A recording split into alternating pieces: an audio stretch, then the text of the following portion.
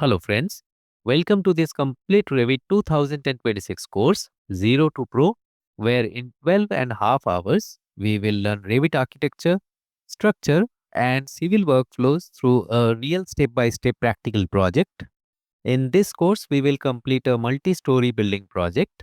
There are a total of 35 chapters starting from Revit installation. If Revit is already installed on your system, you can skip the installation chapter using the timestamps provided in the description section as well as in the pinned comment and directly continue with the next topic. After that, we will cover all important settings such as unit settings, complete interface, and levels in detail. Then we will learn how to create and edit walls, including wall profiles. We will move on to creating plans and learn how to add doors, windows, and curtain walls. After that, we will cover room tags, components, and furniture plan, along with the floor plans and kitchen plans. We will also learn about modified tools and dimensioning, followed by how to add floors, roofs, and dormers. Selection methods will be covered next, along with different types of stairs and how to add railings, and finally ceiling plans. After that, in structure section, we will learn how to create grids and levels and how to add columns, beams and foundations. We will also learn how to add rebars, how to prepare schedules, and understand openings and visibility graphics. Then we will complete our multi-story building project. Using model in place, we will design parapet walls and churches or sunsets. After that, we will learn how to export drawings into PDFs and JPEG formats. Next comes Toposolids, where we will learn how to import DXF files and create Toposolids, and also how to create Toposolids using Sketch. We will cover 3D views and walkthroughs, learn how to prepare door, window, and wall schedules, how to apply paint, and how to generate renderings. After generating renderings, we will learn how to enhance them using AI. Finally, we will learn seed generation and we will create our own Revit template. So, for those who have zero knowledge of Revit, if you watch this video 1 or 2 times, you will completely learn Revit. So, let's begin friends. First, we will see how to install Revit 2026 version. And please note that most parts of this video are AI YouTube dubbed in English. Due to this, there may be some pronunciation or syncing issues at some places. We kindly request your pardon and understanding. So to download Revit 2026, click on the link provided in the description section below. If you have a student account, click on sign in and sign in with your credentials. And if you don't, then create one. Video linked in the I button on how to create an Autodesk student account. After signing in, scroll down and click on select under Revit. Then click on access products. Now scroll down. Here it is, Revit 2026 version. Click on install and accept the terms and .exe file gets downloaded. Just click on it and then click on install and wait until Revit 2026 gets installed. Then click on start and here it is, Revit 2026 version. Now open a template and you can enjoy Revit 2026 version. After installing the Revit software, we have to do some settings. So now we will learn about those settings. So first of all, is the Revit software installed correctly or not? What will we do to know that?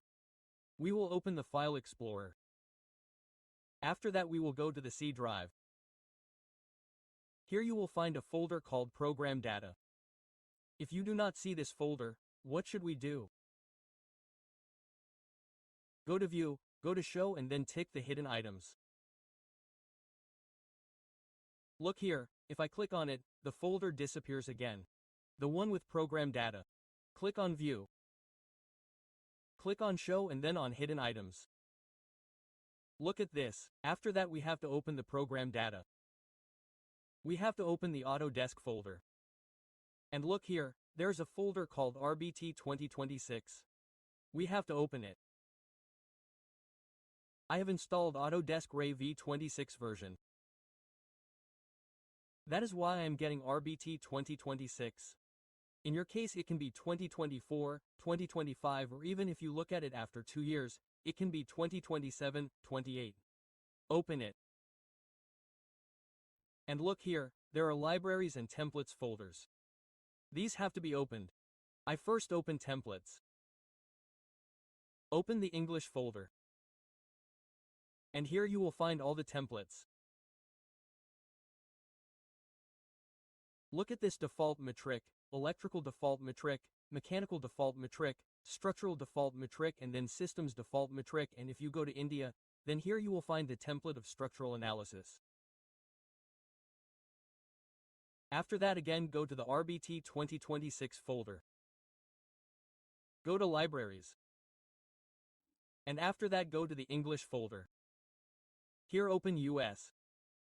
And look here, there are doors. Let's open doors. Residential, and you will find all these families here. Let's back it up again.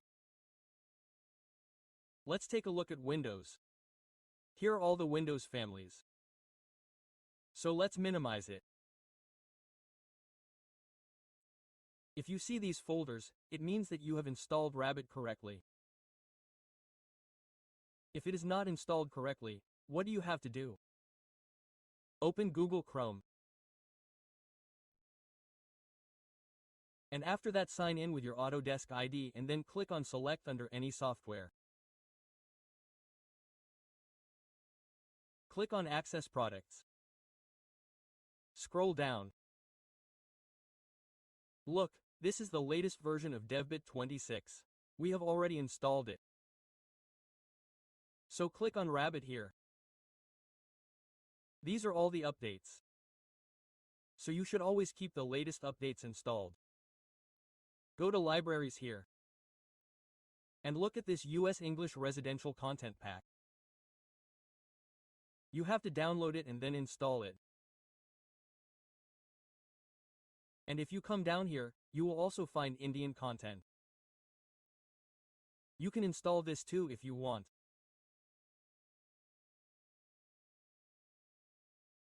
After that, you guys check your folder here. Go to Local Disk C Program Data Autodesk Revit 2026 means RBT 2026, and after that check the Libraries and Templates folder.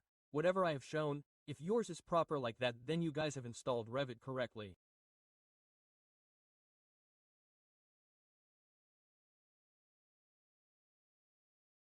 After that, we will have to do some settings. Let's know about those settings. To start the case model, we will click on New here under Models. And here we have many templates available. Construction, architectural, structural, mechanical, systems, electrical, plumbing. What are templates? There are some predefined settings due to which it becomes easy for us to work. So I select the architecture template here and click OK here.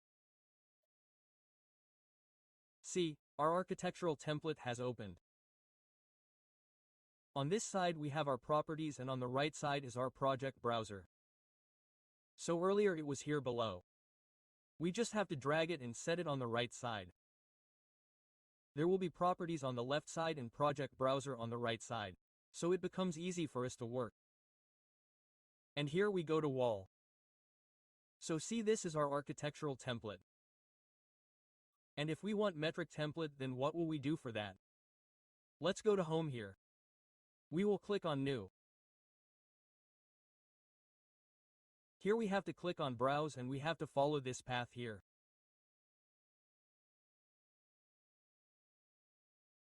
Local List C Program Data Autodesk RBT 2026 Templates, and inside it English, and here we get the default metric.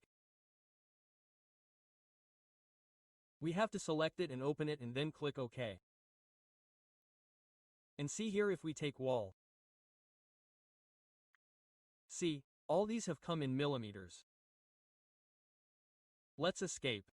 Double escape again and see once. Let's go to Home. We will go to New, and if we look here, our metric template is not permanently here.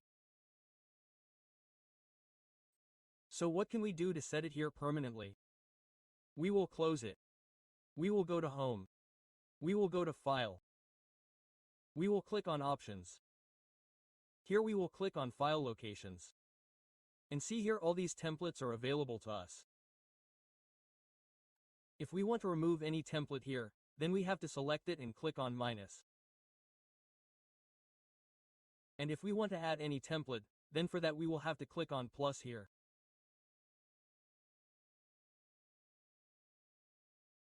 Local Disk C, Program Data, Autodesk Revit 2026 Template English, and here we select the default metric, and after opening it we will click OK. And one more thing we have to do, we have to click on Places here, and this library, we have to set the path of this library correctly. So let's click here, click on the three dots, and see this path here, from Local Disk, Program Files, Autodesk R 2026. Let's open it.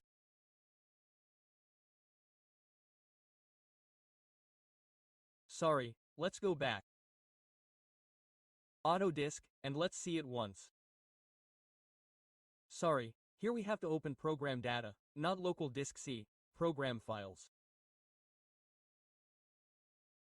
Autodesk Revit 2026 6 libraries, and here we have to select the English folder. And from here, this path is US, we set this path, Local Disk C, Program Data, Autodesk Revit 2026, Libraries, English, US. And we have to open it, and press OK. So we have added a new template, default metric, and by going to Places, we have also properly defined the path of the library.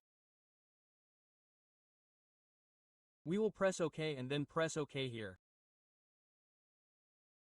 After that we again click on Home. Under Models, we will click on New. Here see the template file. If we click here, our default metric is set here permanently. So we will select the default metric and then we will OK it. So our metric template has opened. Here we will do one thing. Let's click on the wall. And simply create a wall like this. See this? We will double escape. And if we click on the wall, then see this is our temporary dimension. It is set on interior. Here we have to do the settings properly. We will go to Manage. We will go to Additional Settings. We will go to Annotations and then we have to click on Temporary Dimensions. We have to keep these walls on the faces and we will set the doors and windows on openings and OK it. What will happen with this, whenever we will select the walls? See this is on the internal faces. And we can also toggle it. Center Exterior, again Interior Center Exterior, we can toggle this with the help of this point.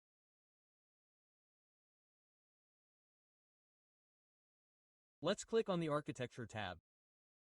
If we need to take door or window here, then we will click on Doors. Look here, we can set the doors whenever we want. Look, whenever we come to set this, it is showing us the opening. Let's click and then escape. So these are some settings that you guys must do after installing Revit software. Now we will learn about the unit settings of Revit. So first of all we will open a template. Here in the models, there is New. Let's click on New. Here in the template, we select the default metric that we had added here and click OK. This is our default metric template. So what will we do for unit settings? Just press UN from our keyboard. And look, a pop-up of project units has opened. Here all our units are preset according to our templates.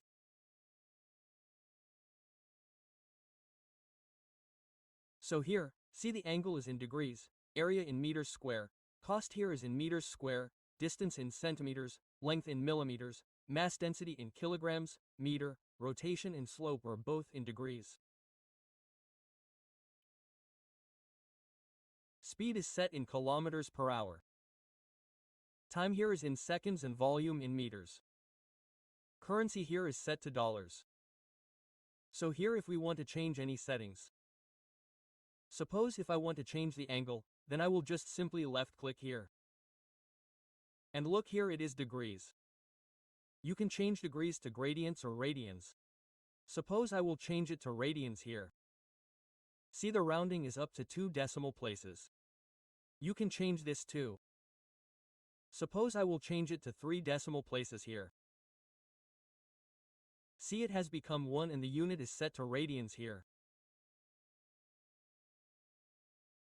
Suppress trailing zeros means see here after the point there are 3 decimals 01 if there is no value after the point here, that is, if it is 0, then it will suppress the zeros there.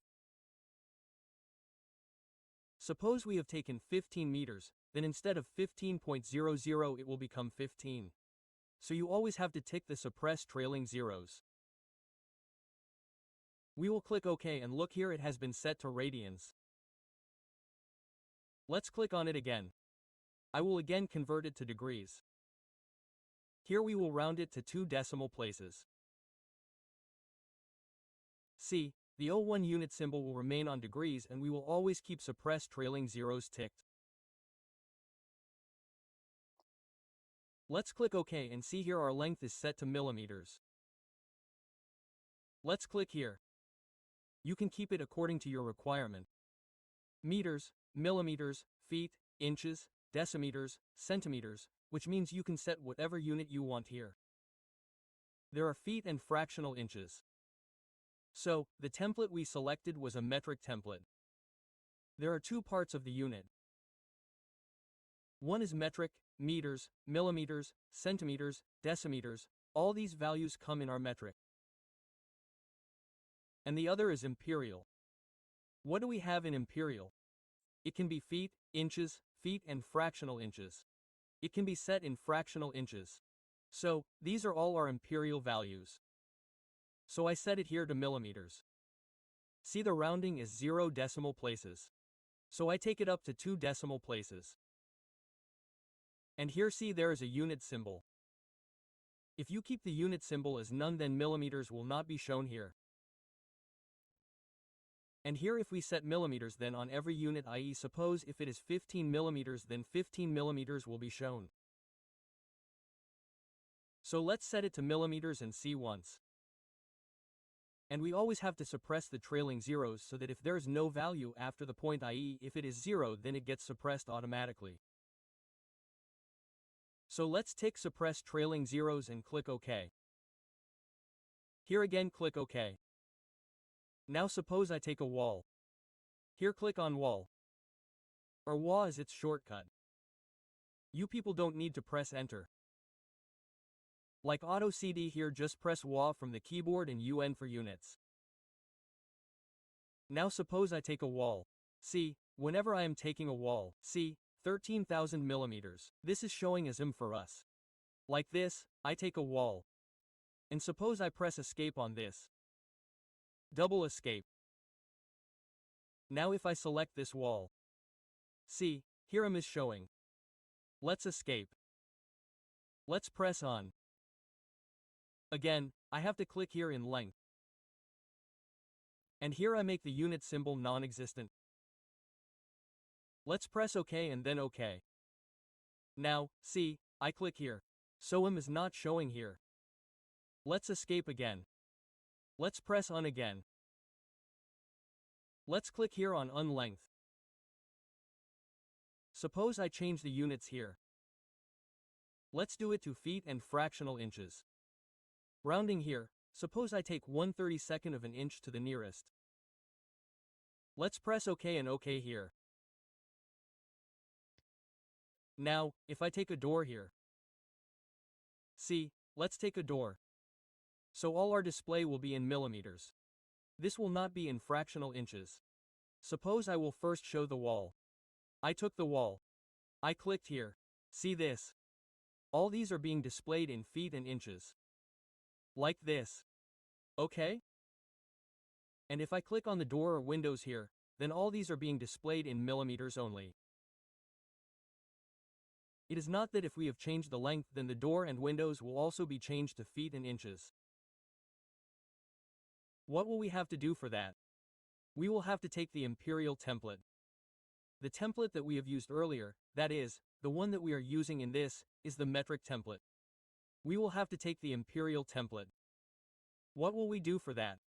Let's go to File here. Sorry, we will click on Home here. Let's click on New here. See, our imperial template is not available here. So we will go to Browse. We will go back. See this, I will show from here.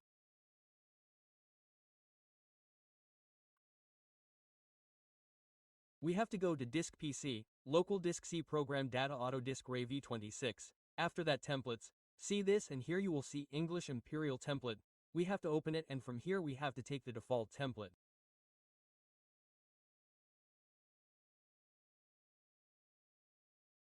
Let's take default and open it, and we will press OK here. See, our Imperial Template has been opened. Now let's see the units here. Let's see the length here. It is in feet and fractional inches. Rounding to nearest 1/32 inch. Let's press OK here. We will press OK on this as well. Let's take walls. See, our walls are showing in feet and inches. That was also showing in our metric template when we changed the unit. Press Escape and now click on Door or Windows. Suppose I take Door, you can click on Door here. Or its shortcut is Doctor. See this. Right now all the doors are showing in inches. Let's escape. Let's see the windows. See, all our windows are showing in inches. So whenever we want to work in meter, millimeter, centimeter, decimeter, all these units, we will have to select the metric template. And whenever we want to work in feet inches, we will have to choose the imperial template. So we will close it here. We will make it no. We will close this too. We will make it no. For the imperial template, we will click on New. See here, our default imperial is not showing. Here, if we want, we can add the default imperial template permanently. How will we do it? Let's close it. We will go to Home. We will go to File. We will go to Options here. We will go to File Locations. See here, all these templates are available. We will click on plus. And look here, I will show you the path of imperial. Local Disk C Program Data Autodesk Revit 2026 templates, and after that go to this folder English Imperial and see here, these are all our imperial templates. You guys can choose it according to your choice. I will take the default here and open it. Then I will press OK on this. Now let's go to Home again. I will click on New. I will go here. See, this is our default imperial template. Let's select it and press OK. And look here, if I hover here, then it is all in inches. So this is the settings of all the units of our Revit. Now we will learn about the interface of Revit. So first of all we click on New and select our metric template, Default Matrix.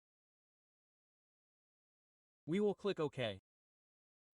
This is our default metric template opened. This is the interface of our Revit.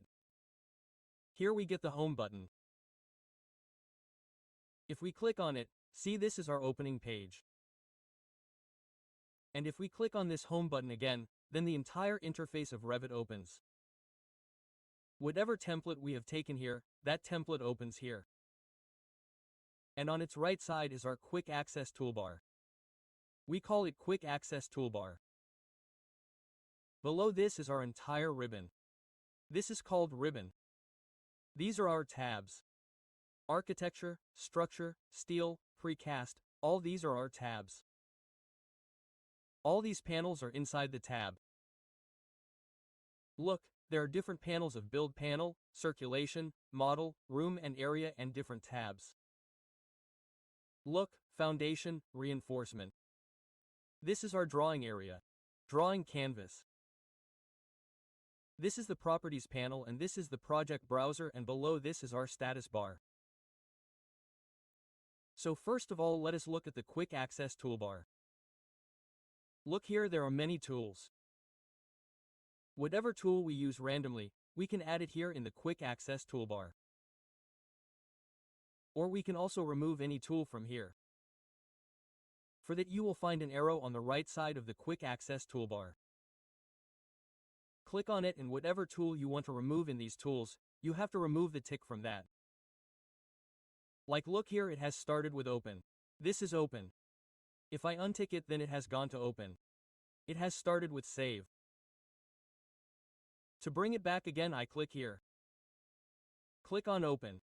And here it has been added to the open quick access toolbar. And to customize the quick access toolbar, you will have to click on Customize Quick Access Toolbar. See this. From here you can select any tool and move it up and down with the help of the up-down key. This is our separator line. Suppose I see, there is a separator line between undo and redo. This line is done. This line. So I can add this line anywhere or I can also remove it.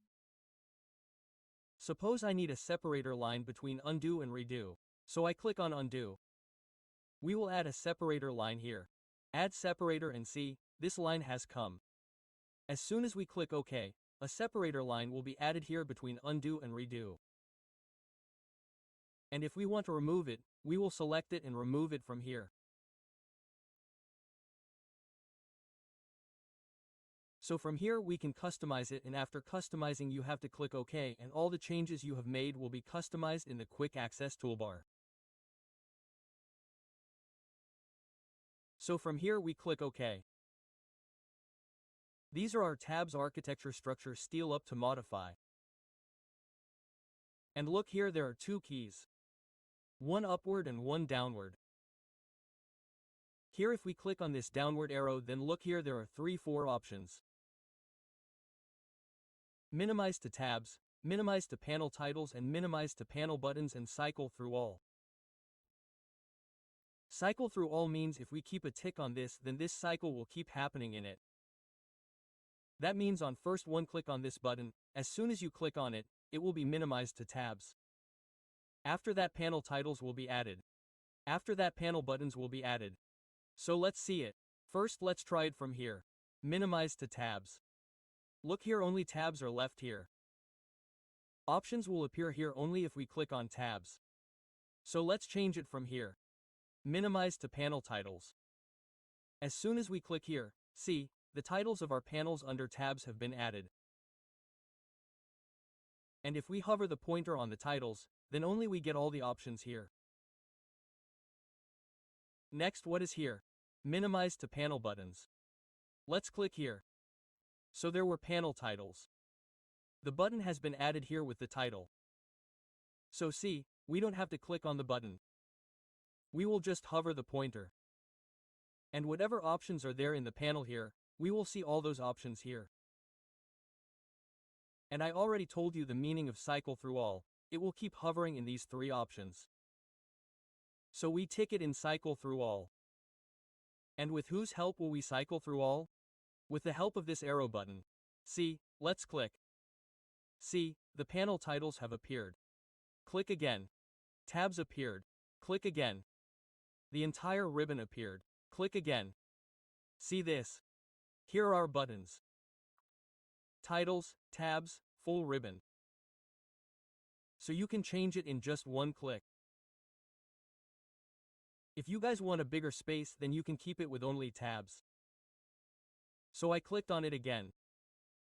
And I like the entire ribbon, so I will keep the entire ribbon here. And see what options are there here. Here's the Properties panel and here is the project browser. If we close this, then we will see from where we will bring it.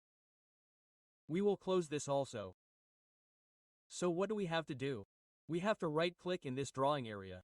See, this is the Properties panel. As soon as we click on Properties, it appears here. We will right-click again. We will go to Browsers. See, this is our project browser. Project browser. Along with this, we have other browsers also. System browser, MEP fabrication parts, PNID modeler. All these options will not be used in our starting. We will click on the project browser here. And this is our project browser set. And we can also change this by going to the View. Went to the View tab. After that, see here, there is an option of User Interface. Click here and here we get all the options. If we turn off the navigation bar from here, see, the navigation bar was here. Turned it off. Turn the navigation bar on again. See, it has come. Navigation bar means we will navigate the drawing. Zoom in, zoom out, etc.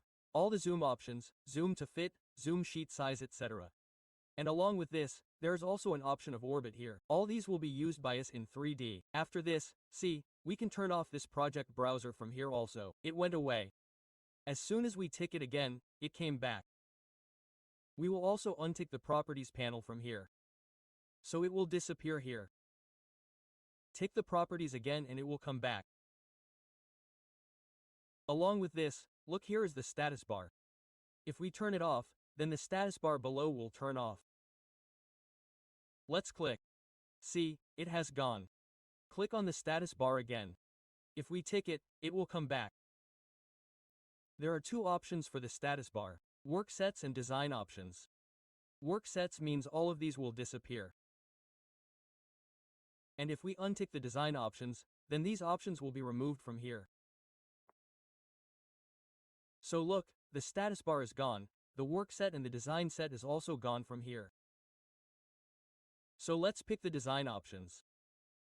We can also pick the worksheets of the status bar. And if you don't want the project browser on this side, then you can set it below it as well. Just drag it. Left-click the mouse and press and hold it. And we will bring it down like this. See, it is being set. We will bring it like this. So as soon as we click here, both of these are set together on the left side. Again, if we want, we can set it on the right side. Just select it and keep the left click of the mouse pressed. This is how we have to drag it. See, if we come here and leave it, then it will automatically be set here. And there is another option to set it. If it is not getting set for you, then what do you have to do with it? Just double click on it. See, it is set. Double click on it here. This will also be set on the right side. We can make it bigger or smaller. See, by dragging it like this. We can also drag the project browser like this. This is done. And for 3D view, here we go to 3D view. Default 3D view. Click here. See, these tabs have been added. This is our floor plan tab and this 3D view tab has been added for us. So, see here, this has been added for our view cube. We will go to the user interface. We can also turn off the view cube from here. Just untick it. See, it is gone. If we tick it again, it will come back. So here we can work in multiple tabs. We can access different views of the same drawing from here. See, the floor plan and whatever 3D elevation is there here, we can access it from here. So this is our Revit interface. Now we will talk about levels in Revit. So first of all, I click on New here. We will take the default metric template. Let's do OK. See here, these levels are visible. And below it is a grid. Grids are used in our floor plans and levels are used in our elevations. So to take the levels, we have to click on any elevation. East, north, south or west. So I click on the east elevation here. Double-click. See here there are two predefined levels. Level 1 and Level 2. And here the difference between the levels, between Level 1 and Level 2, is 4,000 millimeters. I will show you the units. See this length is set to Let's close it. So if we click on any level, see this. So here it is showing this distance. We can change it from here. Or we can also change it by double-clicking on it. Suppose I want to make it 3 meters here. That means 3,000 millimeters, so I will have to enter 3,000 here or left-click outside. See, it has become 3,000. Or we can change it from here also. Just double-click and suppose I make it 4,000 and then enter. Let's take a new level. What will we have to do for that? I will press Escape once more. See, we will click on level or its shortcut is LL. After this, see two options are visible here. One is of line and the other is pick lines. So with the help of both of these we will be able to create levels. So first we create levels with the help of line. For this we have to click anywhere. And see like this our level is being created. See, this is level 3. And here there is an option of create plan view. If we do not keep it ticked, our level 3 will not be visible here. So I will show it to you. Suppose I click here. See, this level has been created for us. But our level 3 is not visible in the floor plan. So you guys will always have to click on create plan view. This will have to be kept ticked. See this. Next we create another level and if we have to match the length of any level, then we will have to use this extension. See this. We will click. And on this side also we can see this extension line. We will click here. See this. See here our level 4 is visible. What is the reason? Here we have kept create plan view ticked. So you guys always have to keep this in mind that you guys should keep it ticked. Let's create another level here. See this, I am using the extension of this line. See this way. Whenever the extension line is shown, you guys click. It is done. And if we want, we can make it right to left also. See this. From here, I click on this side. So this symbol will come to our left side. And whenever we make it from left to right, then this symbol will come to our right. So let's escape. And if we don't want this symbol, then what will we do? We will select this level. See, this is a tick. We will untick it. And here, if we tick it, then this symbol will come to the right side. Same for this also, we can keep it on both sides, and if we want, we will not keep it on any side. And if we want that we do not want to keep it on any side, then we will untick it from both sides. And if we want, we can keep it on any side by ticking it. Let's escape. I select this level. If I want to drag it, I want to make it bigger or smaller. For its length, we will have to press and keep the left click of the mouse. And we can drag it like this. So whenever we drag it, it is associated with whatever we created it with the help of extension line. So all these will be dragged together. If we want to drag it singly, then what will we have to do after selecting it? It will have to be unlocked. Only after that we will be able to drag it singly. See this. Now see, if I match it with the two levels below, the smaller levels, using the extension line. See here, if I click here. After this, if I drag it, then see, it will be dragged together. See this. Let's do the same with this. See, we will be able to drag it together. If we want to drag any level singly, then for that we will have to unlock it. Let's go and we can change the differences between the levels, that is, the length. We will click on any level. See, I click on this level. Here we can see two temporary dimensions. So we can change here. Suppose I make it 3 meters. Let's click outside 3000 millimeters. See, it has become 3000 millimeters. Now let's enter 3000. See this? What has happened now? It has moved upwards. The previous temporary dimension that we had given is no longer active. And if we want, we can change the dimension from here also.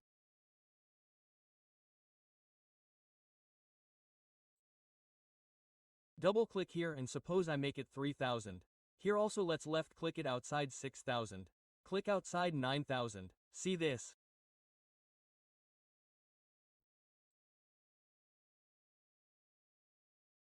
We can change it like this. Let me erase them. Let's do OK. Let's take levels again. Here we will click on level.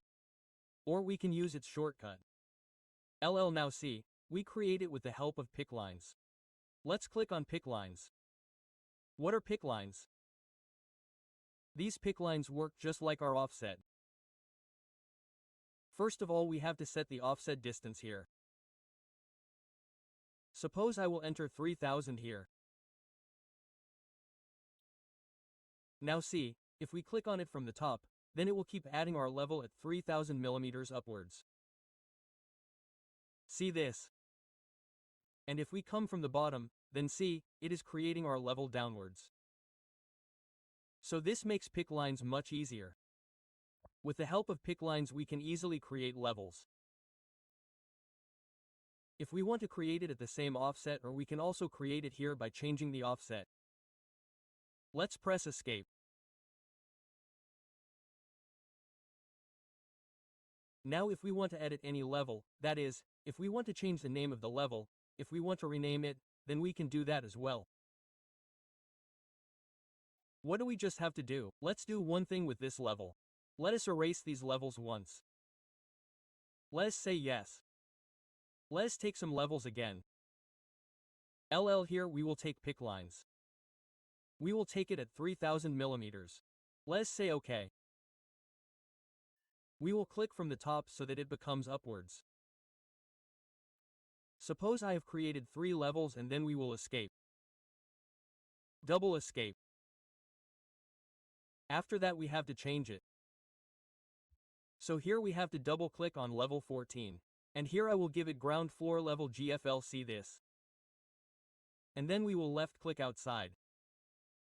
And here it is being said, would you like to rename corresponding views? Meaning, do we have to change the names of the floor plan levels here, or do we have to change it here? If we say no, then it will become GFL here. Changes will not be active here. So let us say yes here. See here also GFL has become. This also has become GFL. Let us double click it. Here I will do it. First floor level FFL, left click yes. Again double click second floor level and left click it outside and mark yes. So what is this? See this ground floor level, first floor and second floor. So if we have to make a drawing of ground floor, then in floor plan we will double click on GFL. See this for first floor level, FFL, and this second floor level. And whenever we have to work on any elevations, then we will double click on elevations here.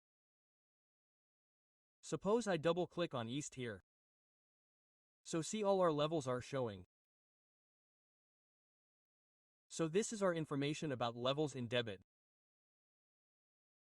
Now we will learn about walls in Revit. So first of all I click on new here. We will take the metric template. Default metric and click OK here. Our metric template has opened. Now we will rename the levels. So let's go to elevations. Click on east. Double click. Here I will convert level 1 into ground floor level. Double click. Here we will give GFL ground floor level. Click outside. Left click and set it to yes. Only then the level 1 that is visible in our floor plan will be converted into GFL here. Let's set it to yes. See this? Double-click here. We will convert it to first floor level. FFL, click outside yes. See GFL FFL, and this height is our temporary dimension. We will convert it into 3000 millimeters.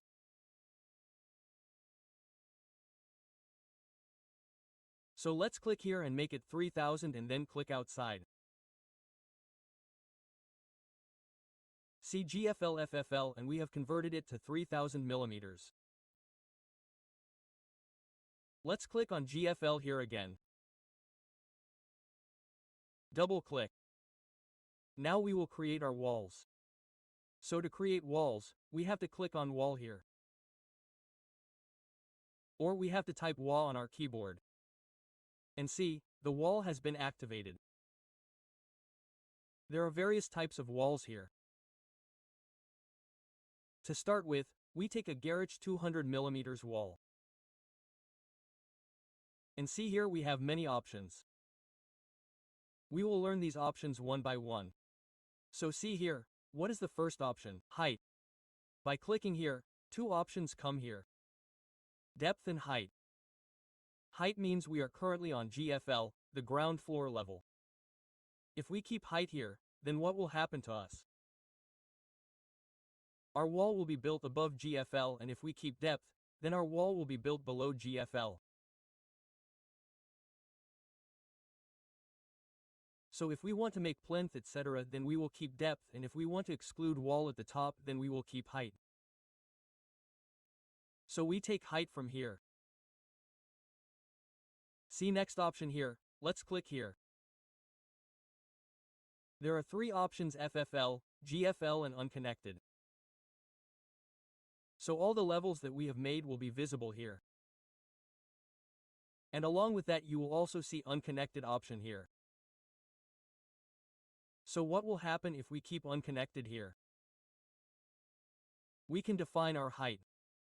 See here, we can edit it. We can keep anything. Suppose I want to keep 4000 here or 3000. We can keep anything. And here if we want to keep it on levels. We are currently making our drawing on GFL. So if I want it to be up to FFL, then I simply have to select FFL here. That means our height will be created from ground floor level to first floor level. And if we keep it unconnected, then we can edit here. But see, if we make first floor level here, then we will not be able to edit here further. So I want my height to be created from ground floor level to first floor level. So I kept height here and selected the first floor level here. Let's make a wall. Simply click here and click second here. Here you can also give dimensions. So I simply make one wall here and press escape here. What will happen by pressing escape? See, our wall which was connected is no longer connected. But our wall layer is still active. So if we want to completely get out of the wall, then for that we will have to press double escape. So I again press escape here. See, our wall is not active right now. Now here we go to elevations and click on north here. Double click. So look, this is our wall. We have just built this wall. And look here, one thing, we had connected it from ground floor level to first floor level in height. So that effect is visible on our wall. Let's escape. If we change the level here. Suppose I select this level. And change the height here. Suppose I make it 4000 millimeters here. And then enter. See, our level has changed, and with that our wall has also changed. What is the region? The region is we had given the height of our wall from ground floor level to first floor level. So whenever we change our level, with that the height of our wall will also change. So again we make it 3000. Left click outside. Let's go to ground floor level again. Double click, and what do we do with this wall? Select it and erase it. We will take the wall again. Here you can click on the wall. The shortcut is WA. Now next, see, there are some options here. Before that, let us see all these options. We will see the location line after completing these options. So, see, here is the option of chain. You can tick and untick it if you want. See this. If this remains ticked, then what will happen to our wall? See this. This is our chain. See, this is continuing. And if we untick it, see this. Now see, this is not our connected chain. See, let us take the wall again. We have made only one wall, and from here we are not able to make a connected wall. But if we keep the chain on here, then see this. Until we do not escape it, this connected wall of ours will keep on being made. Let us escape. See, the next option here is of offset. So here suppose we take an offset of 500 millimeters. We will enter. Now see, whichever wall we click, our wall is being created by taking an offset of 500 millimeters from there. See, it is done. Let's escape. Let's take the wall again. Suppose I take it from here. See, from here. Again, our wall automatically took an offset of 500 millimeters. See this. Let's escape. Let's erase it. We just have to select it by dragging and erase it. Let's take the wall again. See, here there is an option of radius. Suppose I create such a wall. See this. When our corner is being created, there is no radius here. But here if we turn on the radius and suppose I put a radius of 500 millimeters here. We will enter. Now whenever we click next. So see here, this corner radius of ours has become 500. You can also change this. Suppose I make it 200 here. And then enter. Now see, as soon as we connect here, this corner will be made with a radius of 200 millimeters. See, it is made. Let's escape. Let's take the wall again. See, here is the join status. There are two options here, allow and disable. So if this join status remains allow, then see, whenever we are making the wall here, let's turn off this radius. Whenever we are making our wall, this corner is getting joined. But if we disable it, I will show it. Here I disabled it. Let's take the wall again. See, whenever I clicked here, it got disabled here. We could not join. So we always have to keep this option allowed so that our corner gets joined easily. So let's do this. And the last option here is of location line. So to understand this, I will do one thing. Let's make some rectangles.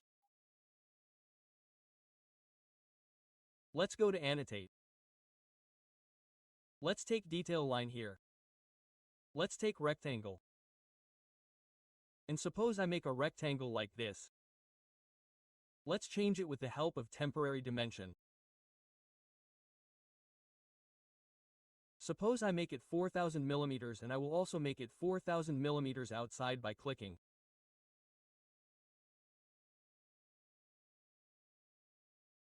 See, let's press escape. Let's go to the architecture tab. Again, we will click on wall. And here there are many options. Wall center line, finish face interior and finish face exterior. And here the same is core center line, core face exterior and core face interior. Here all the options are the same. This is for finish space and this is for core. Meaning, for walls which have more than one layer, their core layer will have this count on the finish face or exterior of that core layer. Let's first understand the wall center line. Wall center line, let's take the location line here. What will we do now? We will create a wall. See, let's click here. And whenever we are creating the wall, with the help of the detail line that we had made in the square, see, our wall is going exactly through the middle of the line. So this is our wall center line. The wall will always go above our center line. Let's escape. Let's press Ctrl Z. See this. Next option, let's take Finish Space Exterior here.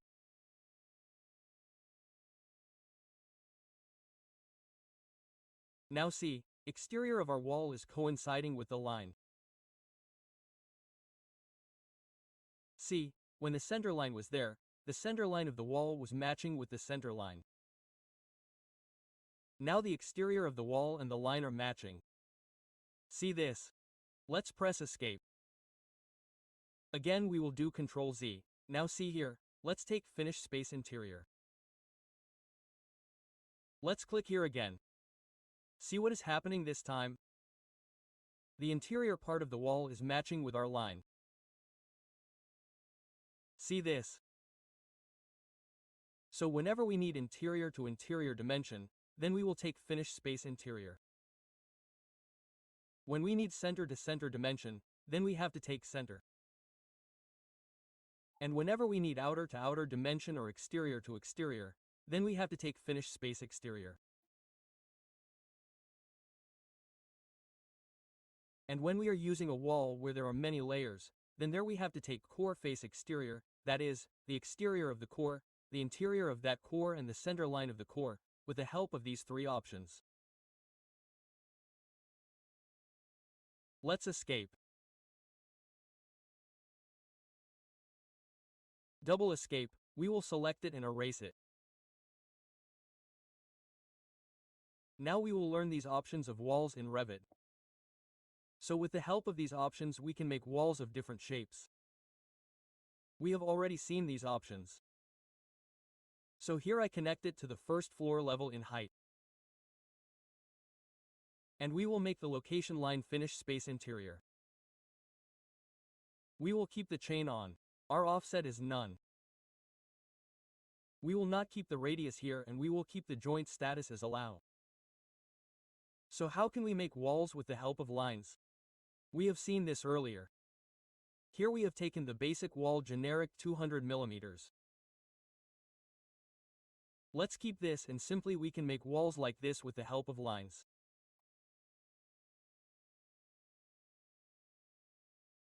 We can just connect it as far as we want. See this. We have created a wall with the help of lines. So we will escape once. So see, we have escaped from here but the wall command is still active. Similarly, we can also make a wall with the help of rectangle. See, let's click on the rectangle. And we will have to click on just two corners like this. As soon as we click, this rectangular wall is created. Let's escape.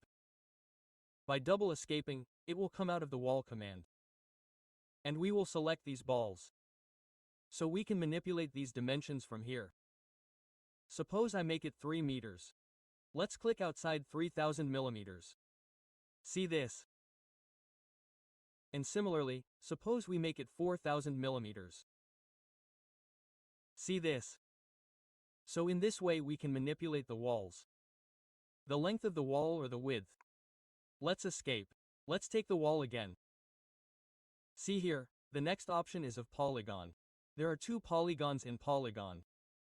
One is inscribed and the other is circumscribed. So what is an inscribed polygon? Suppose I have a circle of certain radius. When a polygon is formed inside that circle, then it is called an inscribed polygon. And when a polygon is formed outside by touching the circumference of that circle, then we call it a circumscribed polygon. Let's see this. Click on Inscribe. Enter the center and see here, we can mention the radius like this. or we can manipulate it later as well. So it would be better if we enter the radius right now. Suppose I have to enter 2000, so I enter 2000 here and press enter. See, it is created. Similarly, let's take a circumscribed polygon here. Enter the center.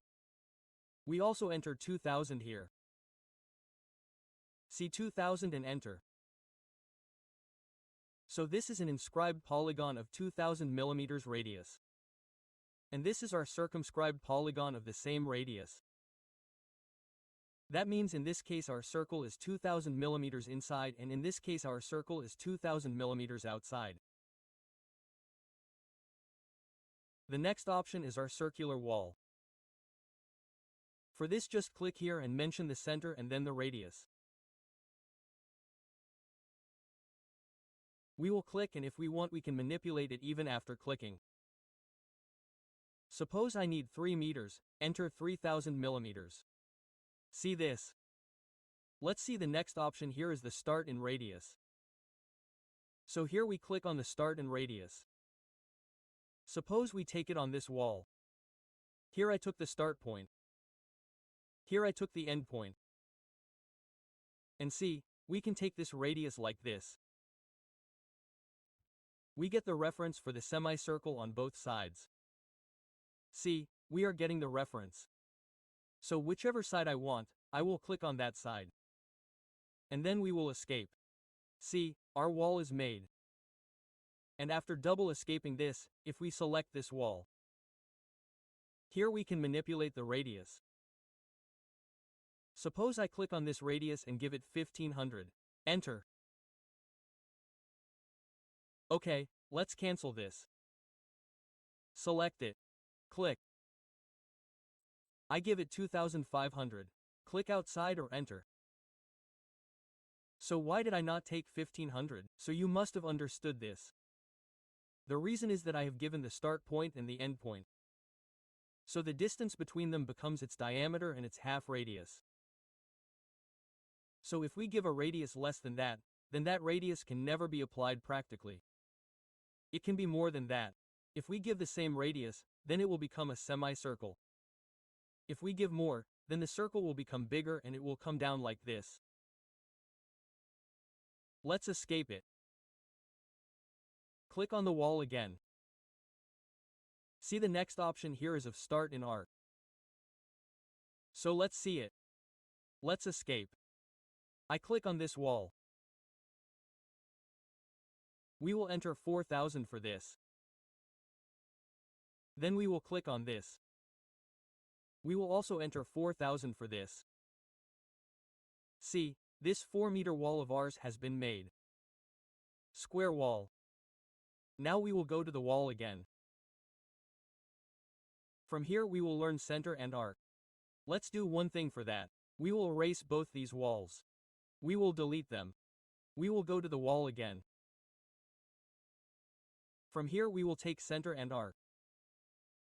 See, let's take this center. Let's start from here. See, the wall is starting and click here. So this is our center, start and arc. Let's see the next option. Tangent and arc. What do we do for this? Let's take a wall. Let's make a wall like this. This is done. And we can also flip the wall. Like if I press the spacebar, see this. This direction of the wall changes. See this. If you press space, then the direction of the wall will always change. See this. So I have taken a wall. Let's cancel it by right-clicking. And let's take a wall here. Look, we have made 2 walls. Now if we want to join them, we will not be able to join them with the help of center and arc. Center and arc will be there only when it is equal distance. This one from here and this one from here will be at equal distance. Only then if we click on the center, then both of these will be connected. Like I am showing here. Taking center and arc, where it is getting connected, we have taken intersection center, took end. See, this is not getting connected. So we can connect such walls with the help of tangent and arc. We will click, take tangent here. See, this tangent wall is being formed, this wall is getting tangent from it. Now wherever I want to connect it, I will click there. Let's cancel it. Let's take it once more. Escape like this point and this point. See, this is tangent to this. And it is connected here. Here we can manipulate the radius. Next option is fillet arc. So let's say apply fillet here. Let's take fillet arc here. Selected this wall. Selected this wall. And see, here we will click the arc like this. And here we can manipulate the radius. Suppose I make it 2500 millimeters. See this? Let's skip. Next is our ellipse. Elliptical wall. So here we will click on the ellipse. We will put the center, major radius and this minor radius. Just click. And after that we can easily manipulate it here. Let's escape. Next, see here, partial ellipse means the elliptical arc. So here we will click on partial ellipse. We will put the center again. See this? Sorry, this is not the center, we have put a starting point. And the next ending point can be put in any direction we want. Suppose I put the ending point here. And after that I have to put its radius. Or we can also manipulate this radius by clicking on it. Let's escape. See the next option. Here it is of pick lines. So for that we do one thing. Let's go to annotated. Let's take the detail line. And suppose I draw a rectangle here. Let's escape like this. We will go to the architecture tab. Again we will click on the wall. See here, let's take the pick lines and see here is the wall center line. So whichever line I select, this wall will be aligned with the center of that line. See here also I clicked. This wall was made. And the center of the wall got aligned with the center of our detail line. Here if we change it to finish face interior, suppose I click here, then see this our wall gets attached to the interior side of the line. Similarly, if we do finish face exterior, then as soon as we click here, see this wall of our line gets attached to the exterior side. Let's Ctrl Z for this.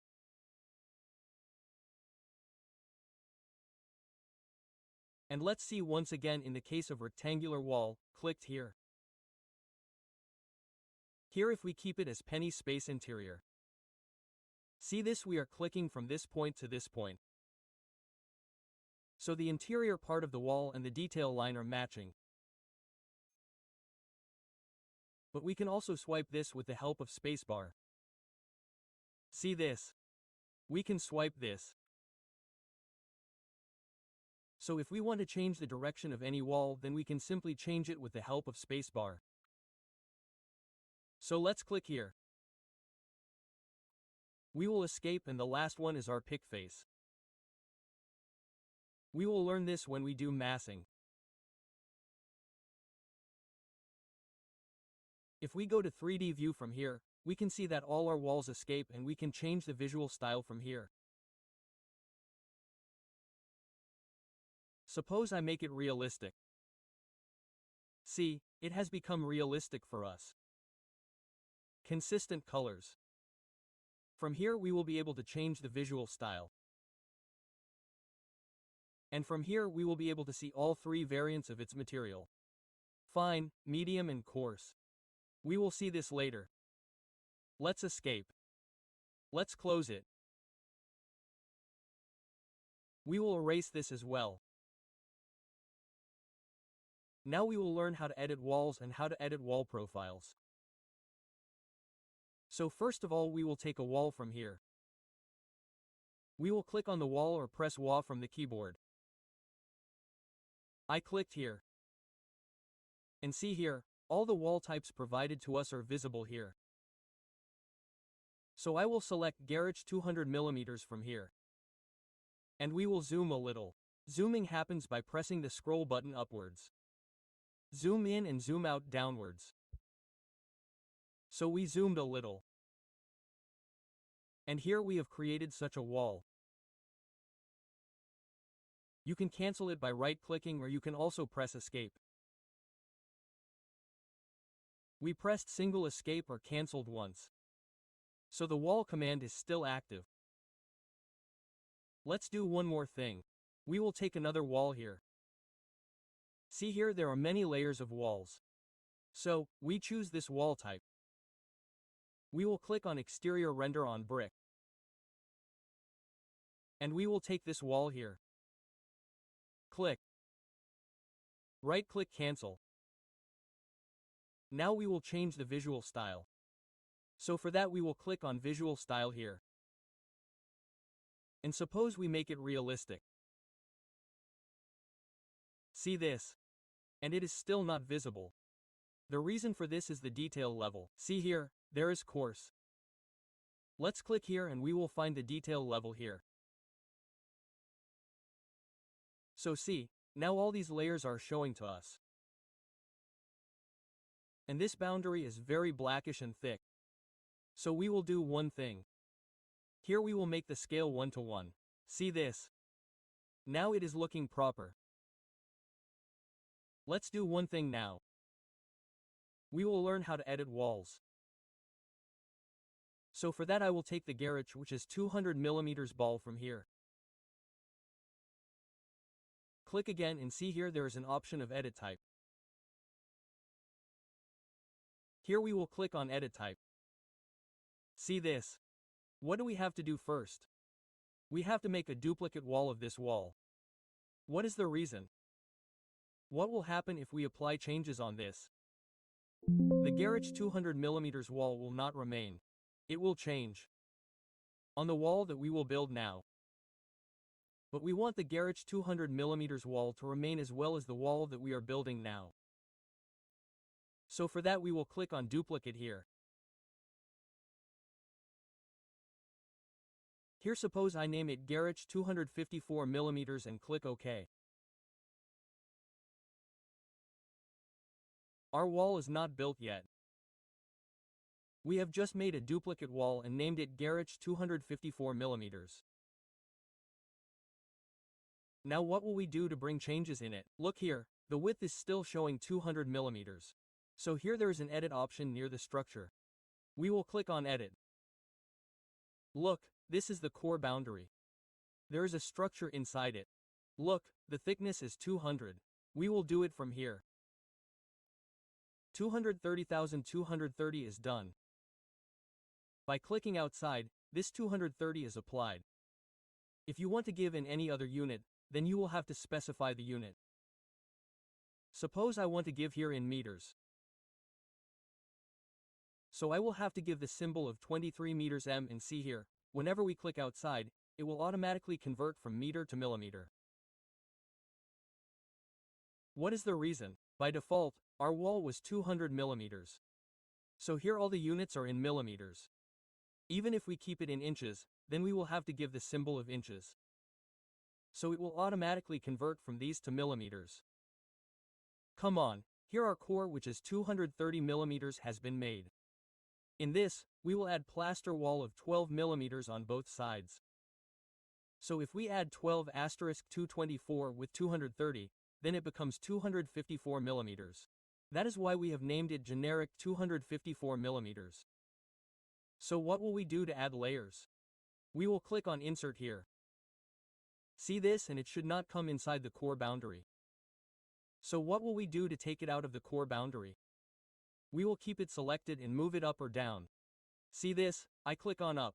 So it has gone out of the core boundary. Here we will add its thickness of 12. See this? And we will not keep this structure. Let us click here. And give it finish 1. This is done. And we will add a layer. We will have plaster of 12 millimeters on both sides. Let us insert it. We will keep it selected. We will move it down. See, this is going down. It has come down. It has come out of the core boundary. We will make it finish one. And here also we will provide a thickness of 12 millimeters. This is done. And we can also provide material of 230 millimeters. We can provide material to any layer. How will we do it? Here under Material, click here. Click on the 3 dots. And here you can see that there is a brick. Let's select Brick Common and click OK. So this brick has come in the middle. We have 12 millimeters plaster on both sides. So we can OK this. Let's click OK now.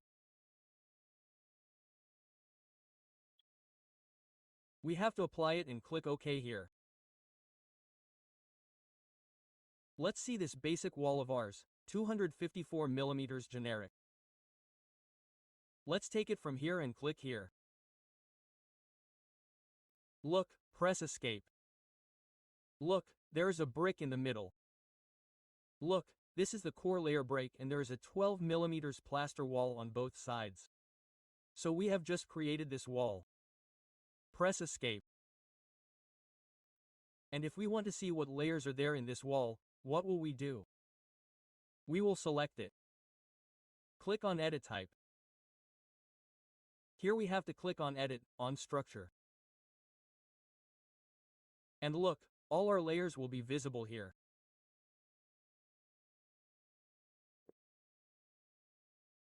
Look, this is the core. After finish the core there is membrane layer, 2 thermal layers and 3 finish layers. Let's make it OK and cancel it.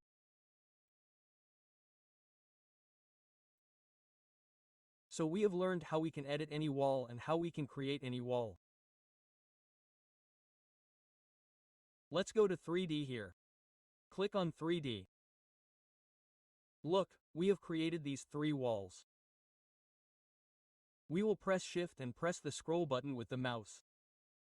And look, we have to move the mouse like this. So this will become our orbit. We have created these 3 walls. If we have to change the profiles of these walls, then how will we do it? Just have to select the wall. Look, there is an option of Edit Profile. We have to click here. And all these options open up for us. These are the tools to modify. So we can use these tools here. Suppose I take a polygon here.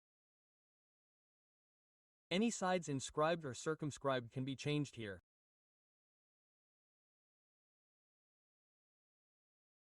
Suppose I put 8 here for the number of sides and take a center anywhere and make this octagon. See this? So, this is ready for us. If we press OK from here, see, our cutout is ready.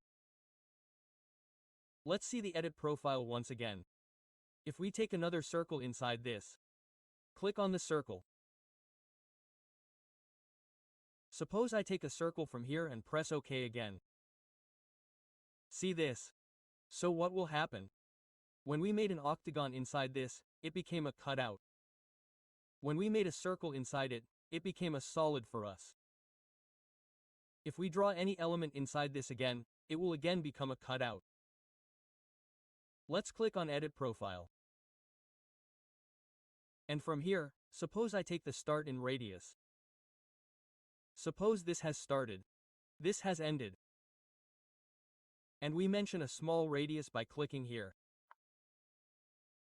See this? And one thing to keep in mind is that whenever we create a profile, there should not be any intersecting element. Like this arc and this line are intersecting. Here, if we press OK, then see, an error will be shown here. So we have to keep one of these two. Only then it will be added to our profile. Let's continue this. Suppose I select this line. Let's skip and select this line once and erase it. Now let's press OK from here. See, our profile has been created. If we escape it, it will look proper. See. So in this way we can define our walls and edit wall profiles. So I erase it. Now we'll create a simple floor plan. We'll create walls and learn some additional properties for walls. First, let's set the units. Look at the length here, it's millimeters. We'll keep it in millimeters. And look at the currency here. We'll also learn how to enter costs for scheduling, etc. So, look at the currency here, suppose it's in rupees. Let's click on it. Look at the levels. Click on any elevation, east or north. Here it's 3 meters. That means we created both the ground floor level and the first floor level at 3000 millimeters. So, let's go to the ground floor level. Double-click here and create our walls.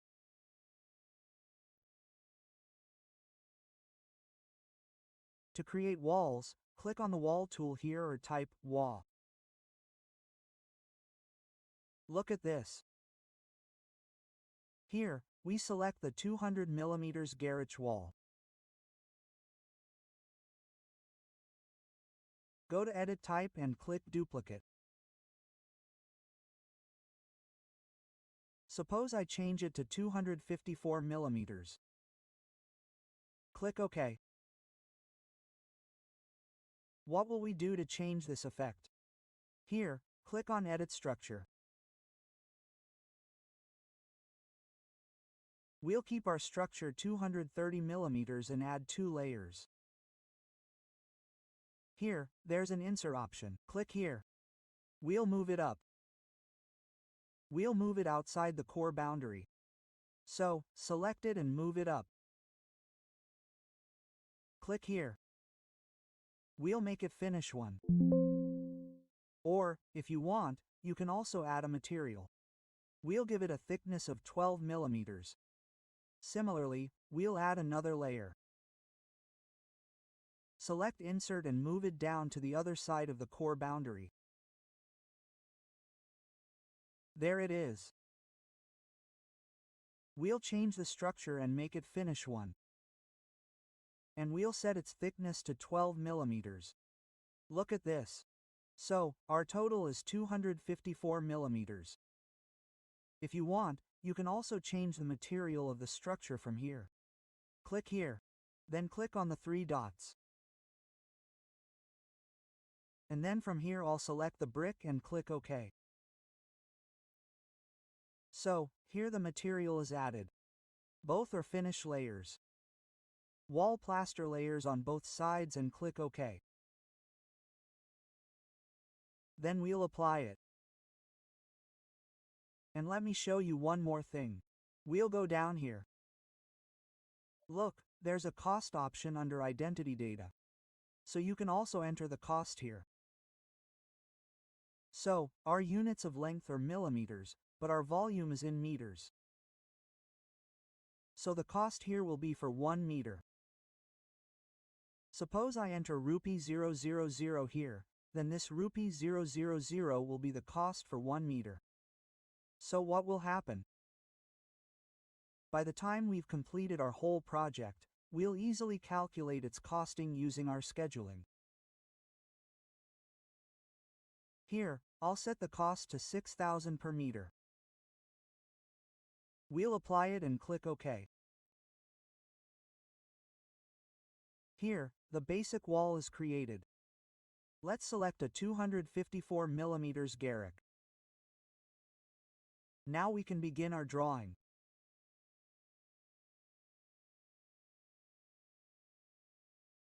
Simply create a rectangle like this.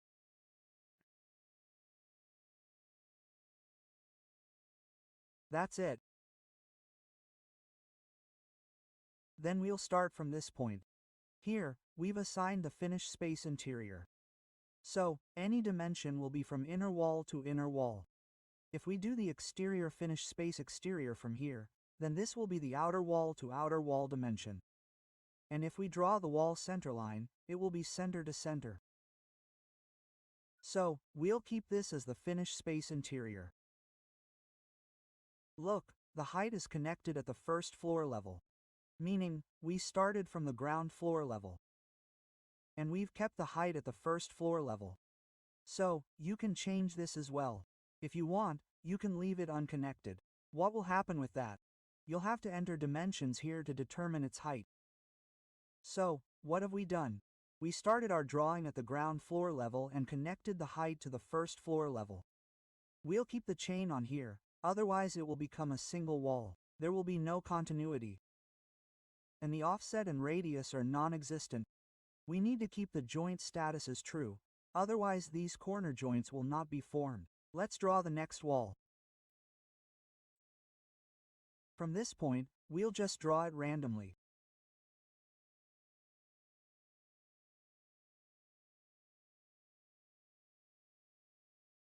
Look, we've connected it.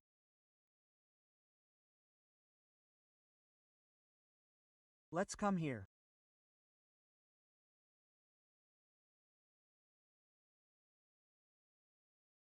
This is our kitchen plus dining. Let's add a bath here. Look, if we press the spacebar, this wall will flip. Here we'll create a water closet. That's it. Let's cancel. We'll start again from here. Press the spacebar. This is where our basin will be.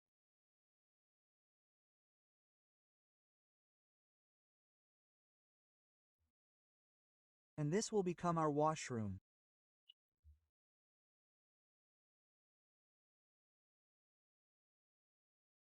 So, we've just randomly created a plan. This will be our entry. This is our living room. There'll be a sofa and a TV here. This is a bedroom. So, we've created a small 1 BHK plan. From here, on this side, the kitchen, and here's the dining area. This will be the water closet.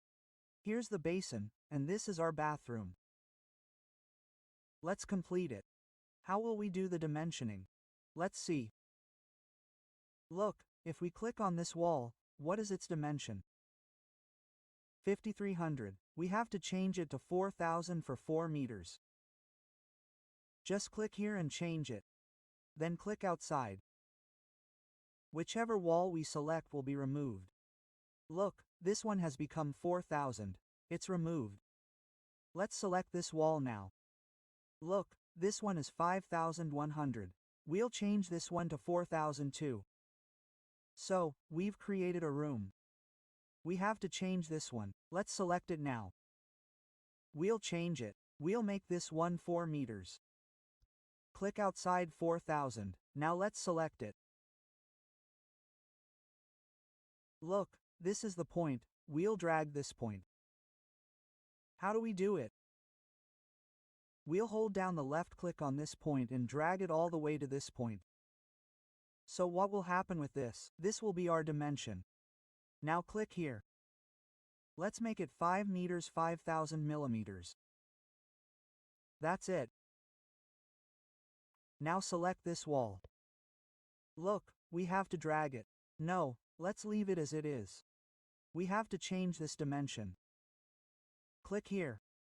We'll make it 3 meters. That's 3000 millimeters.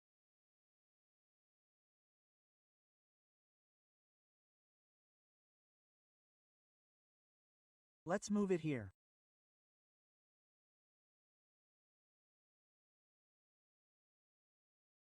Let's press escape. Let's take this.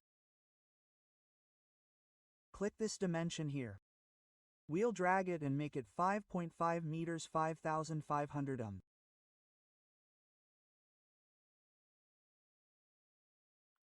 That's it. Now change it.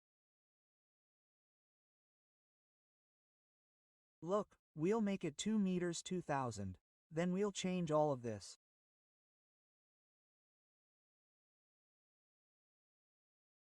We'll make this one 2000. That's great.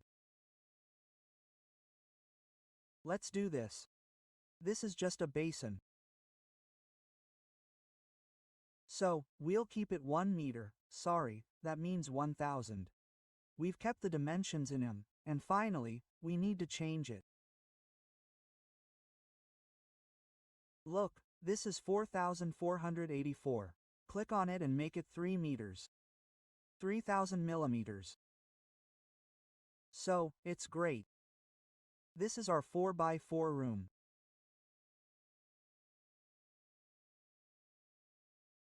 This means our entrance will be from here, and this is our 4/5 meter bedroom.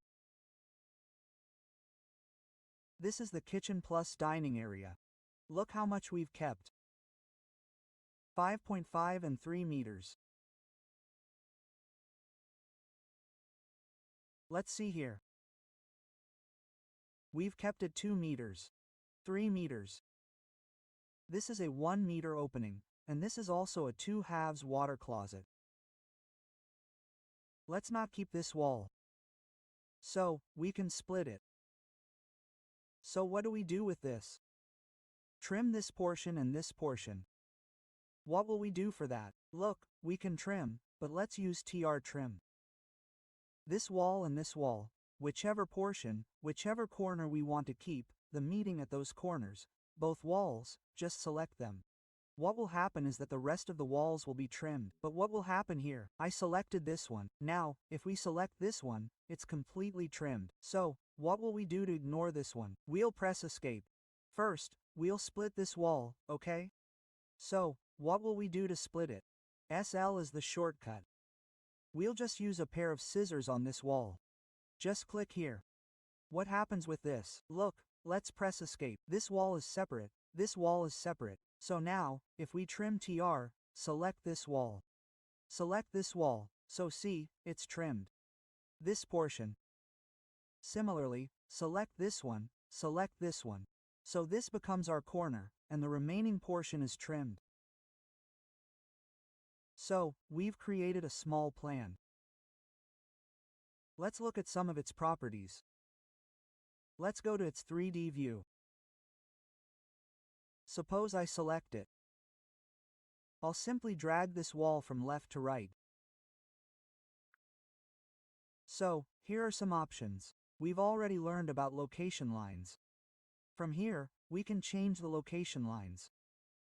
Look, here's the base constant. GFL means ground floor level. This means our base constant is fixed at the ground floor level. We can change it here. If we want, we can set it to the first floor level. Next, if we create a layer, that option will also appear here. Look, there's a base offset option. What is this? If we give it some offset here, suppose I give it 500. We'll click outside. I didn't understand this. Let's go to an elevation. Look, what's this? This is our offset of 500 from the base. Okay? Let's select it again. Look, it's offset 500. If we want to move it down, what do? We need to enter -500. If we enter -500, see, it moves down. So, we make this base offset 0 again. Okay? Look at the top constant. It's similarly the same thing. If we change the top here, this is the first floor. What will happen if we make it unconnected? Here we can change the dimension. I made it 5000, I entered 5 meters. So, see, it moves upwards. I can change it again. I'm saying set this top constant to the first floor level. So, look, it's set. Similarly, we can change the top offset from here. Suppose I entered 500 here. Click here, see, it moves upwards. Similarly, let's select it again. We'll make it -500. So what will this do? It will be offset 500 from the top to the bottom. So, add minus to offset it downwards, and our positive value will always go upwards. So, I'll make this offset 0 again. That's it. So, this is a small plan we've created. We've created only the wall. Next, we'll keep adding the rest of the elements to it. Now we'll learn how to add doors to our plan and how to edit them. To add doors, we'll need to click on Door, here or type Doctor on the keyboard. So, here's a family of doors, metric single flush, activated. And if we click here, various sizes are available. You can select any size you want within this size. Or, if you need a different size, you can select any of these. After that, we'll learn how to edit it. So, for now, I'll select this size, 915 2134 millimeters. There's an option for tag on placement. We'll keep it off for now. And from here, I'll select this size. Now, look, our door is activated here. But our door is not showing here. The reason for this is that the door will be placed only on our wall. So whenever we bring our cursor over any wall, see this. So our door is visible here. See this. And if we see this, if we come from above, then it is upwards. If we bring the cursor downwards, then it is downwards here. And along with this, temporary dimensions are also being shown to us. See, we can take it here also. And suppose if we want to change its orientation, then we can do it with the help of spacebar. See, I pressed space. See, spacebar. See. If we take it downwards on the same wall also. See, its orientation is changing by pressing spacebar. So for now, suppose I click here. Let's first change its orientation using the spacebar and click on it at a distance of 100. So, look, our door is already placed, and here are temporary dimensions. We can manipulate it by clicking on these temporary dimensions. And look, there are arrows here to change the orientation. We can also change it by clicking on them. Look, it's changing up and down, and vertically. Now, after placing the doors, if we want to exit, we'll press Escape. Look, our door is already placed, but our door command is still activated.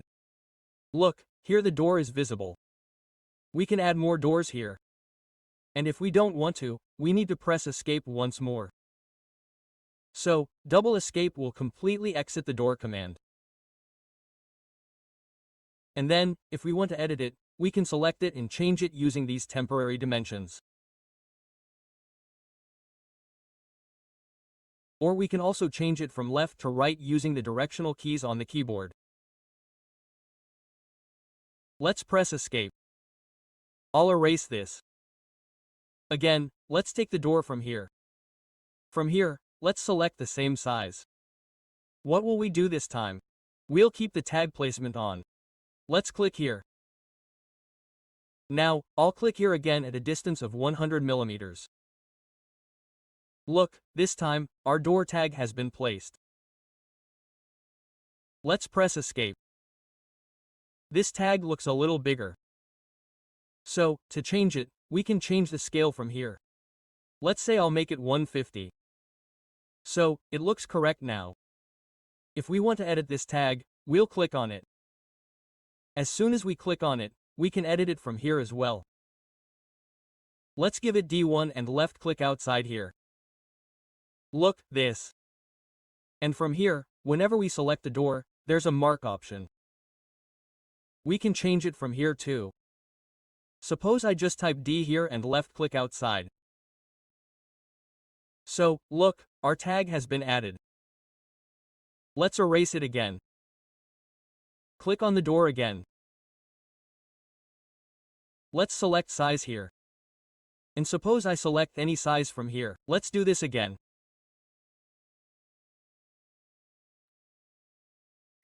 if we want to change its size, suppose I want to make its width 1000 millimeters, then click Edit Type here.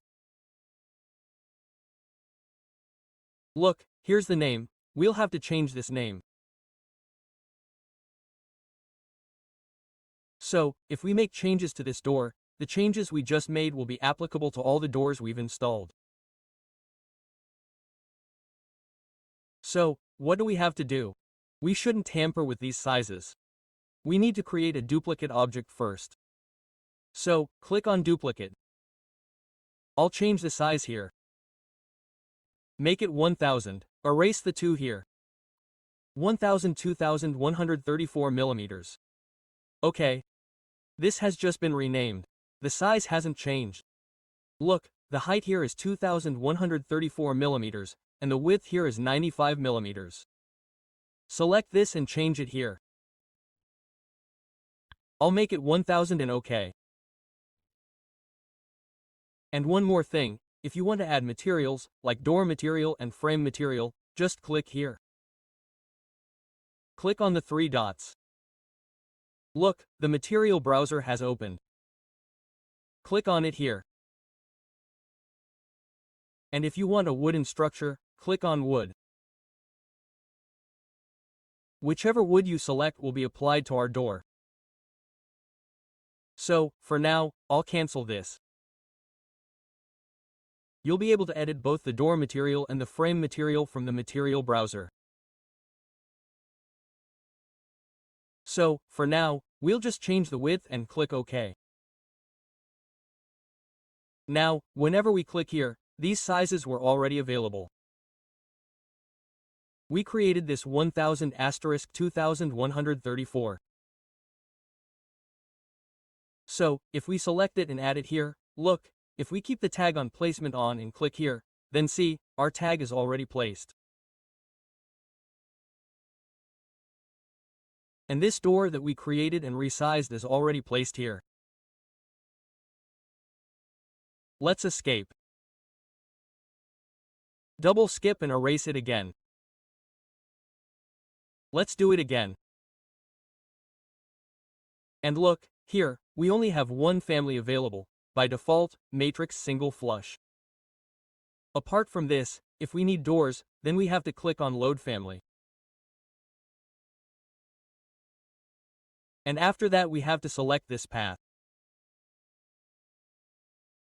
Local Disk C Program Data Autodesk RBT 2026. Whatever version you have, select that version here.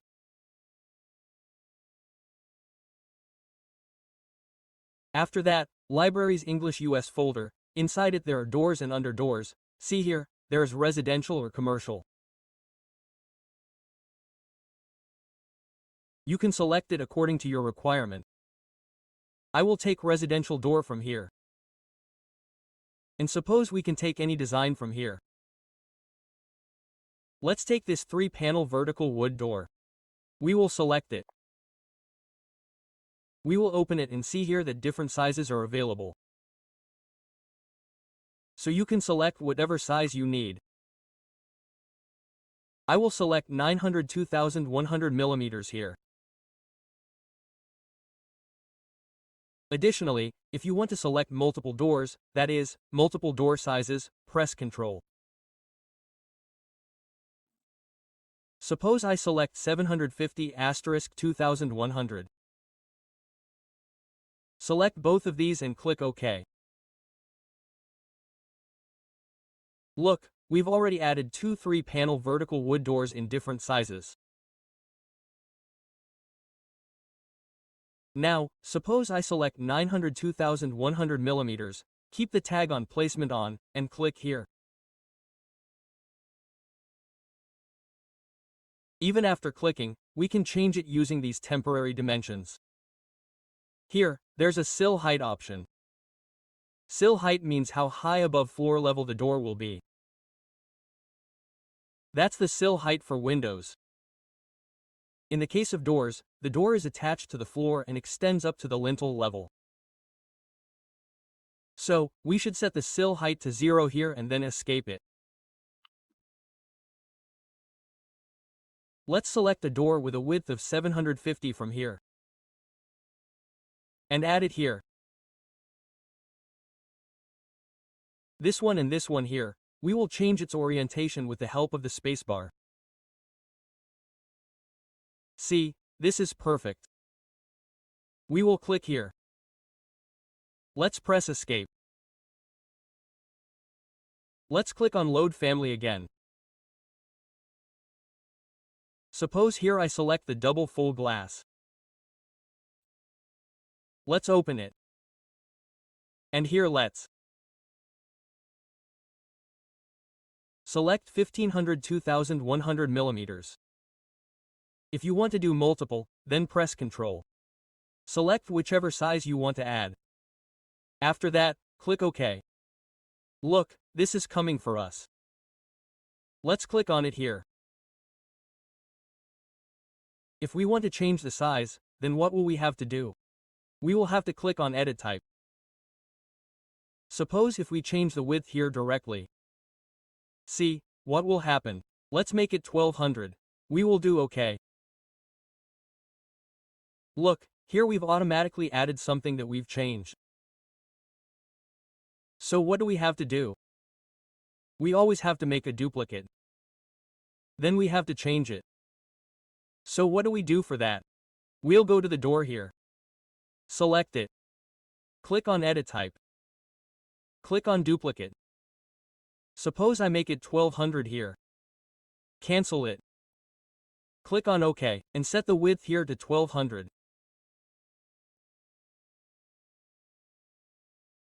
Then press Escape. Erase it. Click on the door again. Look, let's take 1200 here and click on it here. Let's also manipulate it. Press Escape. Press Escape again to select it and move it left and right with the arrow keys. Press Escape. Click on the door again. Click on Load Family again. Let's take some panels here. Suppose I take this. Let's open it and suppose we take its size 300 2100 millimeters, then we will press OK. And suppose I will attach it here.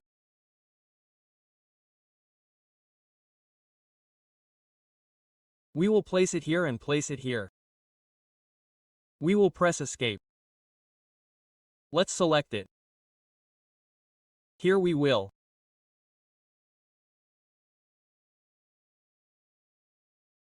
Bring it above it. We will make it 100 by clicking outside.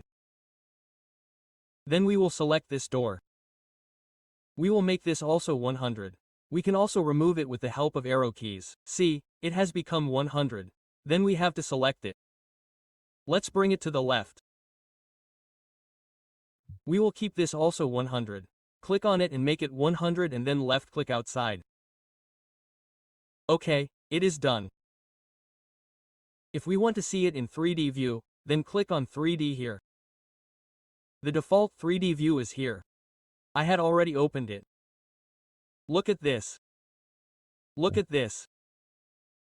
This is our door, with wooden panels on both sides. We've installed these two doors, measuring 752,100 millimeters. This is our 3-panel wooden door with a width of 900 millimeters. So, we've added these doors.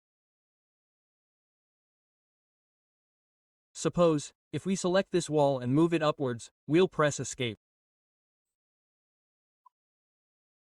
We can select any door and change its level. Suppose, here it's the ground floor level. From here, if I click on the first floor level and move the cursor here, then look, it's attached to our first floor level. We'll change it back to the ground floor level. And we'll select the wall. The wall is selected. We'll attach it to the first floor level.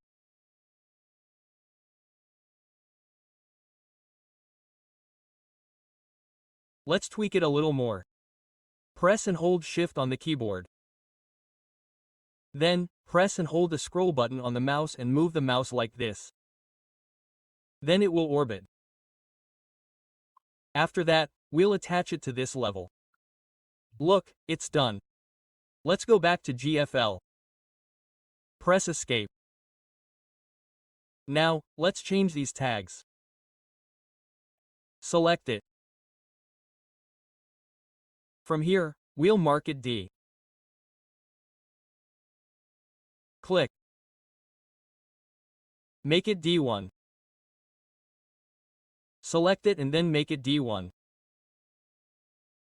Just by moving the cursor to this side, the change is applied here. Click. Select it. And if, suppose, I have a lot of similar doors, selecting them individually can take a lot of time. So, there's an option for Select All, the shortcut for which is SA. What will that do? If we keep any object selected, all the objects that match its properties will be selected simultaneously. For example, these two are the same doors. So, after selecting this, whenever we press SA on the keyboard, this one is automatically selected. Now, let's mark it here. Change it to D2. Let's make this OK. Look, both the changes have been made together. And let's select this one too. We will do it like this. Both have been selected. Let's go to the mark here. Let's make it D3. We will make it OK. Look, all these changes have been made. This is our main entrance. This is the bedroom, this is the kitchen plus dining. This is our bath and here is the water closet. We can place the basin here. And here we have to cut the wall. So we can do it with the help of split. We will type SL. And suppose I cut it at a distance of 1500 millimeters from this wall. Look, the cut has been made. Let's press Escape. Double Escape, then select it and erase it. So we have added all our doors to this plan. Now we'll learn how to add windows to walls. To add windows, we can click on Windows here. Or use the shortcut WN. Simply press WN on your keyboard. And look, here we have some of our window families. These are metric fixed windows, this one is a casement double, and this one is a double hung window. All are in metric units. And there are some sizes here. If you want to add windows other than these sizes, you can edit any of these windows. So, I'll simply take a casement double window and show it to you. Suppose I choose the size here, 1200*1500 millimeters. Select it from here. And as soon as I select it, you'll see the seal height displayed. Seal height means how high the bottom of your windows will be from the floor, and here's the head height. Head height means how high the top of your windows will be from the floor. You can change these from here. So, look, I'm bringing the windows to the top of the wall here. This window is showing. You can bring them from this side, from the outside. This window won't be placed from the inside. And even after placing it, you can flip it using the arrows. And you can also set it using temporary dimensions. You can manipulate any window even after placing it. So, I'm placing it in the center here. Look, just click here with the left click. Look, it's placed. Here, our tag on placement was on, so it's placed with tagging. If we turn it off, suppose I'll place it in the center again. You can place it according to your plan. Windows will always be in the center of the walls. This isn't necessary. So, I'll place it right here in the center. And look, I'll press Escape here. So, here it's attached with a tag, and here we don't have a tag. Let's press Escape, and once we have our windows placed, we're done. With these windows selected, look, there are arrows here. You can flip them like this. And using these temporary dimensions, you can also manipulate the placement of these windows. Suppose I give it 2500 here and click outside like this. So, look, it's changed, and with the windows selected, we can also change it like this using our left and right keys. Look, we're changing it like this. I'm shifting it to the right side with the right arrow. Look, we've placed it right again. So, let's erase it. We'll erase this too. Let's take the window again. Click on the window here. Or press WN on the keyboard. Let's take them separately. If you need windows, what do? Click on Load Families. We'll keep Tag on Placement on. Let's turn it on. Click on Load Families. And look here, this is our path.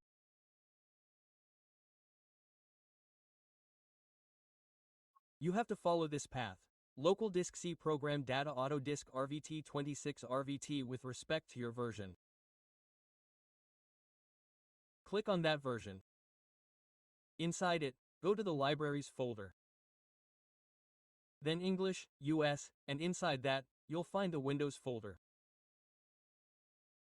Open it and see here, there are windows from various families. You can select from these as per your choice. So, I'll take this sliding here. Double sliding. Let's select it. And also take a designer window here. Just to show it, we'll select it too. Open it. Look, it's there. The sliding window is not there. So, to select the sliding window, let's click on Load Family here. I didn't press Ctrl last time. So, only this designer window is displayed. The sliding window isn't displayed because it went outside the selection. I'll select the sliding window again from here. Just select it like this. Left click. If you want to select multiple windows, you can select them by pressing Ctrl. To remove them from the selection, you'll need to press Ctrl. I'll remove it. Just select the sliding window from here. Look, it's selected. Let's open it. From here, we can select whatever sizes we want. Suppose I select 1200 *1200, 1500 *1200, and 1800 *1200. Press Ctrl to select and then click OK. Now, all three of our sliding window sizes have been added. From here, I'll take this size, 1800 *1200 millimeters. Select it and click on the position we want to add it. We always have to bring the windows from the outside, like this, and this one is at the center, and this one is at the center. It's at a distance of 1600 millimeters from both sides. So, just left click on it. Our tag on placement is on. So, just click.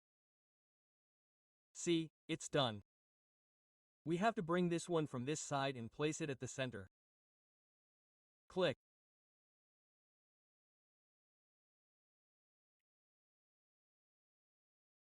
It's done here. Now, let's take a smaller size, 1200 *1200.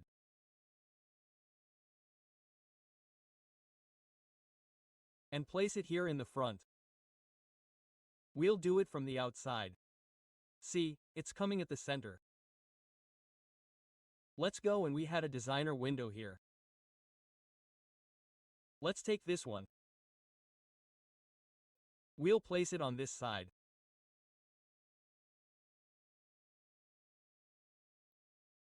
See, we'll place it at the center. See, just click. We need to add a sliding window here as well. I'll take this size, or I'll take 1500 * 1200 millimeters. I'll take it and click here. Look, we've added all these windows. Now, let's take a double-hung window for the bathroom. I'll take this double-hung window. Let's click. I need to make this size a little smaller. So, what will we do to make it smaller? Click on Edit Type. We need to duplicate it. First, click on Duplicate. Let's make it 600 * 600. We'll click OK. And look, we need to change the height here. 600 and then OK. From here, we can also change its type mark. And from here, we can also enter its costing. Suppose my costing for the double-hung window here is 3,500. I'll put it here. We'll click OK. And place it here. We need to bring it in from the outside. We place it in the center. Same here. Look, it's done. Let's press Escape. Let's go to its 3D view. Click here. Default 3D view. Look, all these windows have been placed. Let's press Escape. This double-hung window that we placed, look, its height has decreased. So, let's select it. And to select all the similar windows, we need to use the command Select All.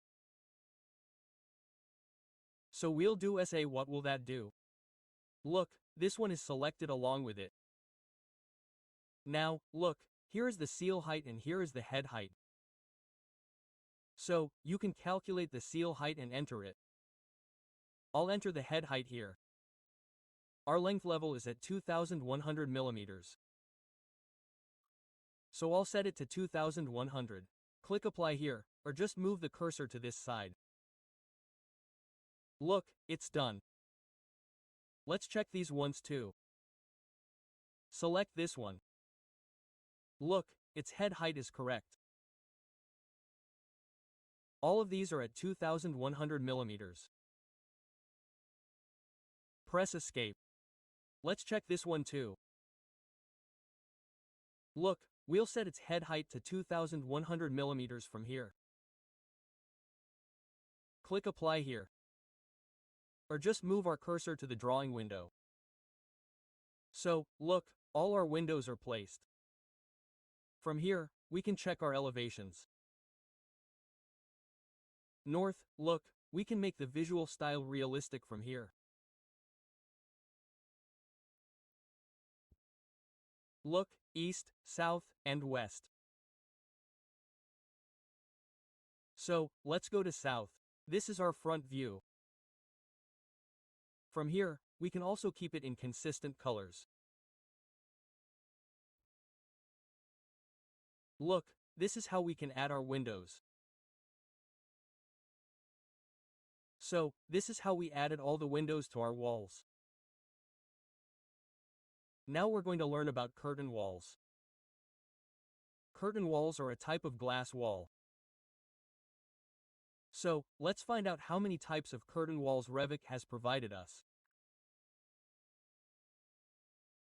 To access curtain walls, we'll need to click on Wall, here or type W on our keyboard. So, look, the Wall command has been activated. Click on Wall Types. Scroll down and see, these are 3 types of curtain walls provided by Revit. First, there's our simple curtain wall. Next, there's our exterior glazing, and third, our storefront.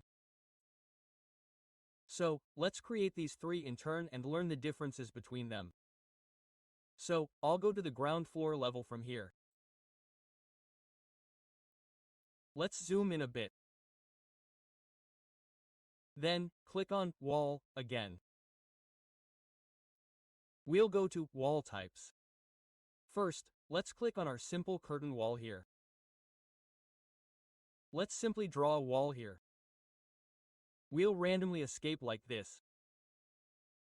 Let's click here again. Next, we'll take exterior glazing. We'll draw this one randomly. We'll escape again. And the last pattern, our curtain wall storefront, we'll take it from here. And draw it here like this. We'll escape. From here, you can see the basic difference between these three. Let's go into 3D. In the default 3D view, you'll see the differences more clearly from here. Look at this. This is our basic curtain wall. This is our exterior glazing wall. And this is our curtain wall storefront pattern. The basic curtain wall is simply a glass element. Look, in the exterior glazing, our grades are provided. Vertical grades and horizontal grades. And what's in the third pattern, the storefront? Glass. Then, our grids are provided, horizontal grids and vertical grids. And our frames are also added to those grids. We call these frames mullions. So, this is our grid, horizontal grid, and vertical grid. And the frames attached to the grid are called mullions. So, curtain walls are created like this. First, there's our glass. We have to apply our grids to the glass, vertical grids and horizontal grids. We can also fit these manually. Otherwise, we can also use our second option, exterior glazing. Once we have our grid, vertical and horizontal grids, we can apply our frames, also called mullions, to them. Or, we can directly use the storefront option of curtain walls. So let's understand some of its basic properties. We'll press Escape. The first option is our simple curtain wall. We'll select it from here. Look, this is the base constant. The ground floor level means our base is attached to the ground floor level, and the top constant is up to the first floor level. If we have more levels here, we can connect it to those levels. Look, there's also an unconnected option here. We can use this too. For that, we'll need to enter the unconnected distance here. For now, we'll keep it attached to the first floor level. And look, here, there are two options, base offset and top offset. Base offset means how high or low from the base our curtain wall will go. Top offset is also the same. How high or low from the top our curtain wall will be created. So, suppose I enter a base offset of 500 here and bring the cursor to the drawing window. So look, it's moved upwards. From here, this distance becomes 500. To visualize this better, I'll click on the south elevation. Double-click. Zoom in. Look, this is our base offset of 500 from the ground floor level. What will the top offset be if we enter 500 here? It will move 500 from the top upwards. Let's move the cursor here. Look, it's moved upwards. And what do we have to do to bring it downwards? We have to enter -500. Look, we've moved the cursor, and this distance of 500 comes down from our first floor level. Let's press Escape. Let's go back to the 3D view.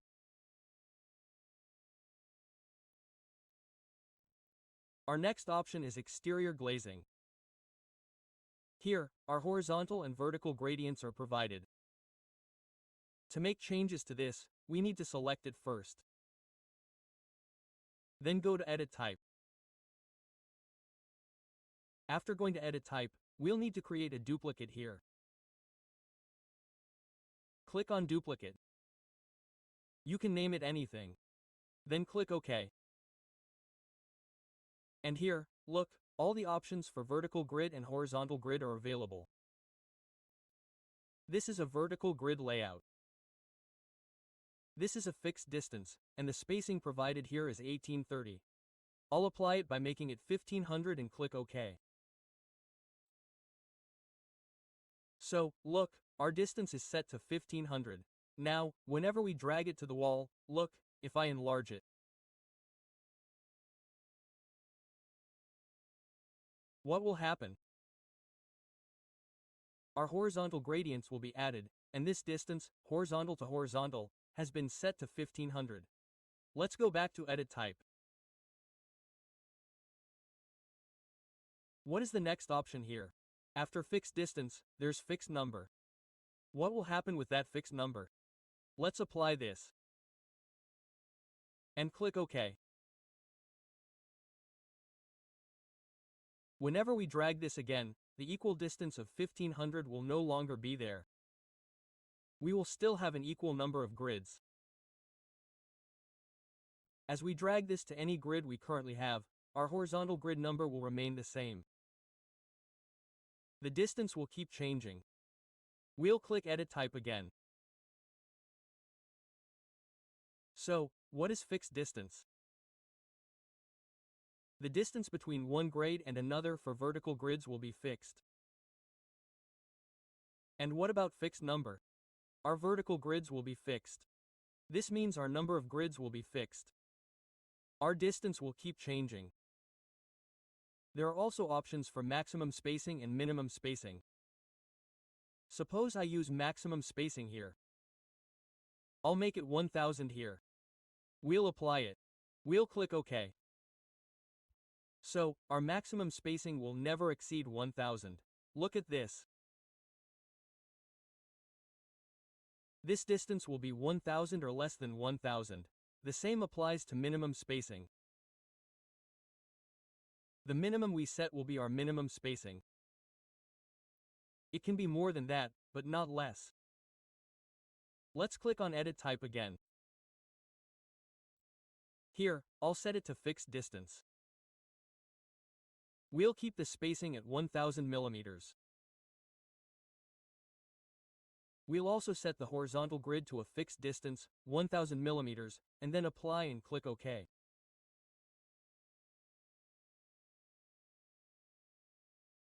So, look, these are our grids. Our horizontal grids are 1000 apart, and we've set the distance between all the vertical grids to 1000 as well. Now, if we want to manipulate the grids, what do we need to do? We'll have to select any grid like this. Look, I'm selecting this grid. I've selected this one. If we want to manipulate this, then first of all, if we drag it this way or that way, or if we want to change it using the direction keys, then what is this showing? Can't move pinned element, meaning it is pinned, so we will have to unpin it first, only then will we be able to make changes to it, so let's cancel it. I select it again. I unpin this element. After that, selecting it again, if I can change it using the direction keys. See, we can change it or we can also make such changes by dragging it. See, we can change it in this way.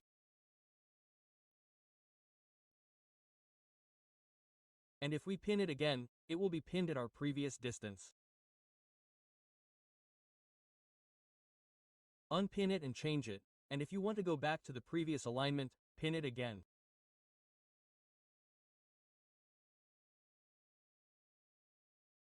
See. In the same way, we can select our horizontal grid lines and change them. We selected it.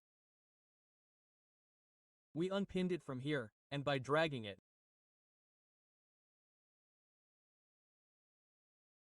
we can change the distance between grids. If we pin it from here, it returns to its previous distance. We press Escape. And this is our storefront curtain wall. To change this, we will select it and click on Edit Type. We need to create a duplicate object. We will duplicate it first. You can name it anything. Click OK. And here too, look at this distance. First, you can keep a minimum spacing in the layout or a fixed distance, whatever you want. I will keep a fixed distance here. I will make its spacing 1000 millimeters. And we will make changes here in the layout as well. Horizontal fixed spacing, fixed distance, and from here let's make it 1000 millimeters as well. And then apply and click OK.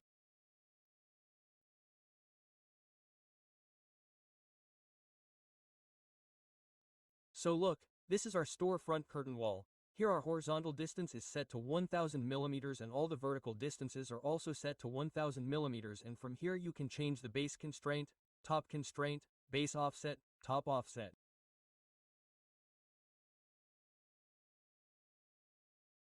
Now we'll learn how to erase and delete grids and radii in curtain walls, and how to add grids and radii. I'll move this around a bit.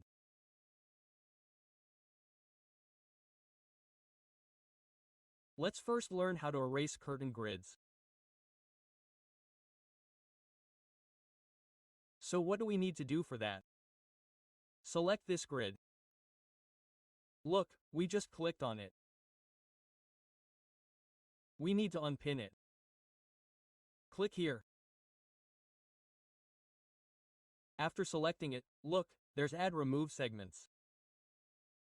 Click on it. And then, whichever segment we click, it will be removed. Look, it's removed. Similarly, if we want to remove a segment from another grid, we simply select it. Like I selected this one. Look, here. After selecting, click on Add and Remove Segments. After that, you simply select any segment you want to erase or remove. See, select it like this. Press Escape. How do you add it? Curtain grid. Here's the curtain grid option. Here, we click on curtain grid. There are 3 options: all segments, one segment, all except, and picked. So, let's learn about all segments first. What does this do? Whenever we hover our cursor over any curtain wall, see this. It will generate segments from start to end. Meaning, it will generate a grid for us. See, I simply click like this. Click this again, click this.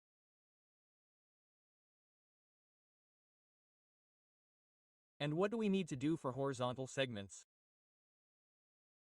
We simply move the cursor over these vertical grids. Look, if we move it to a free space, our grid won't be generated. We'll have to move our pointer to the vertical grid.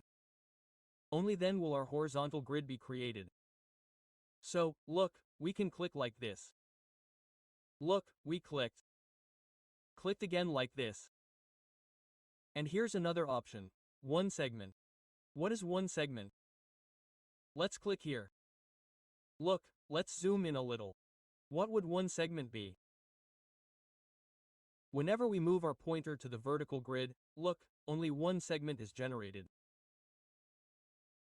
If we move it from this side, the left side segment will be generated. And if we move it from this side, we'll do it once more. Let's do it here. This one for the left side and this one for the right side.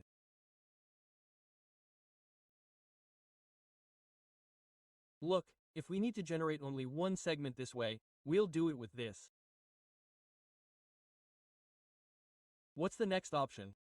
Look, all except pick. What will this do? Select this first and click.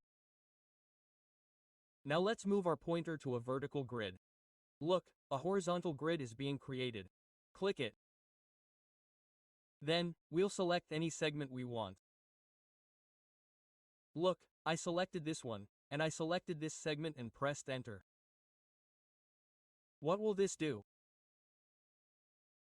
The entire grid will be created, except for the segments I picked.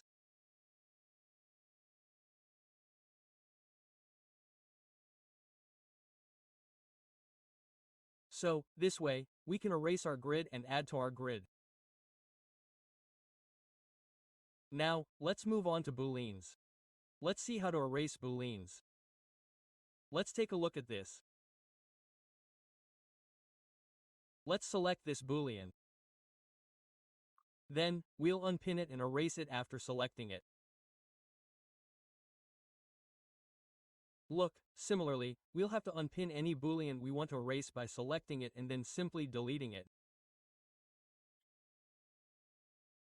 Let's do this. Let's press escape. Look, this is how we select it. Unpin, delete, select, unpin, delete. Now we need to erase these grids as well. So what will we do? Select this grid. Click on Add Remove Segments from here. Then select it again. Look, it's erased. This one is also erased. Now let's select it. It's important to have a proper selection. Look, it's selected. Add Remove Segments and just select it. Escape. So, look, we've also learned how to delete radians. Now we'll learn how to add radians. So, to add radians, look, here's the radian option. We need to take the radian from here. And after that, look, there are 3 options here. The first is for the grid line. Next is for our grid line segments, and the third option is for all our grid lines. So, let's learn these 3 options one by one. First, we take the grid line from here. And look, first, we need to select the radian from here. Whichever radian we want to use, look, this is a circular radian, available in 2 radii, 25 mm and 50 mm.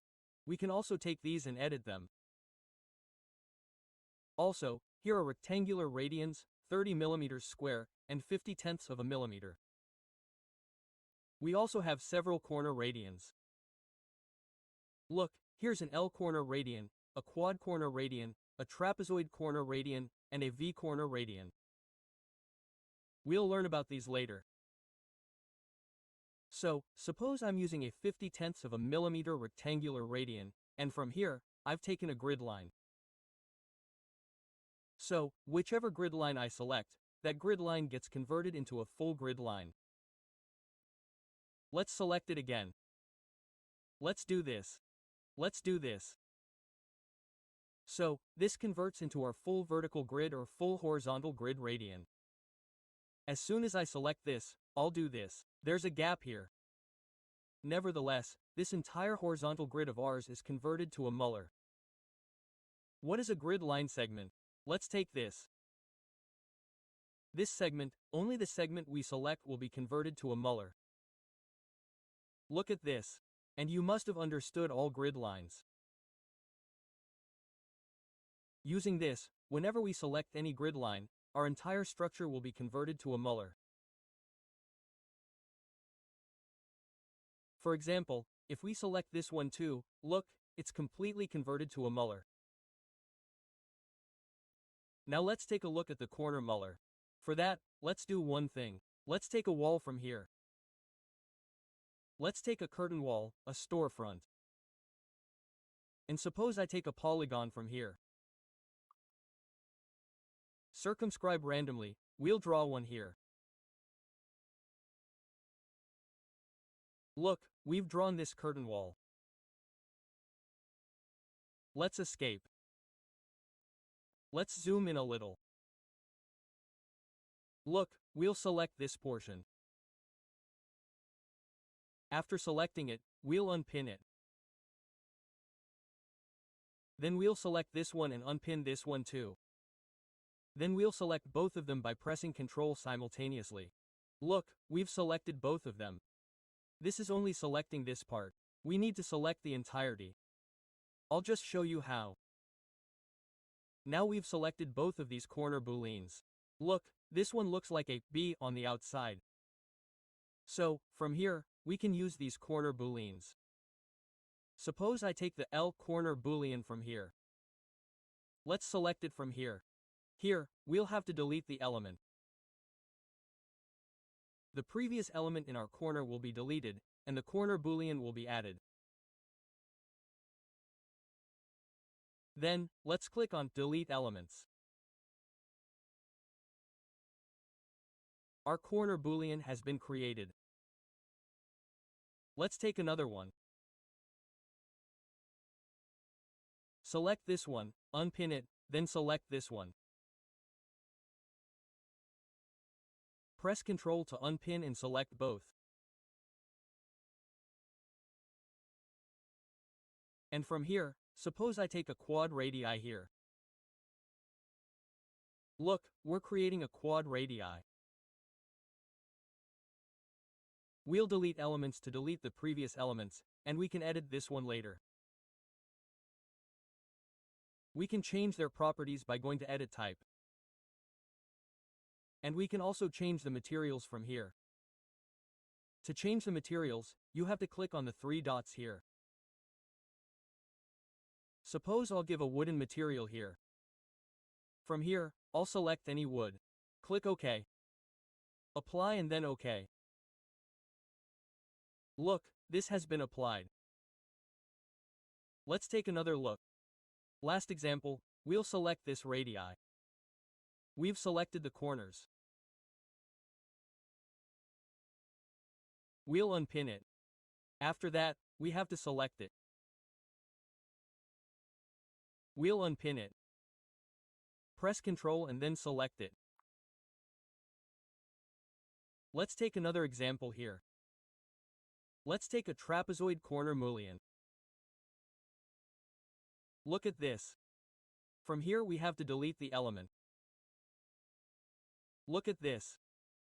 Our corner boolean has already been created.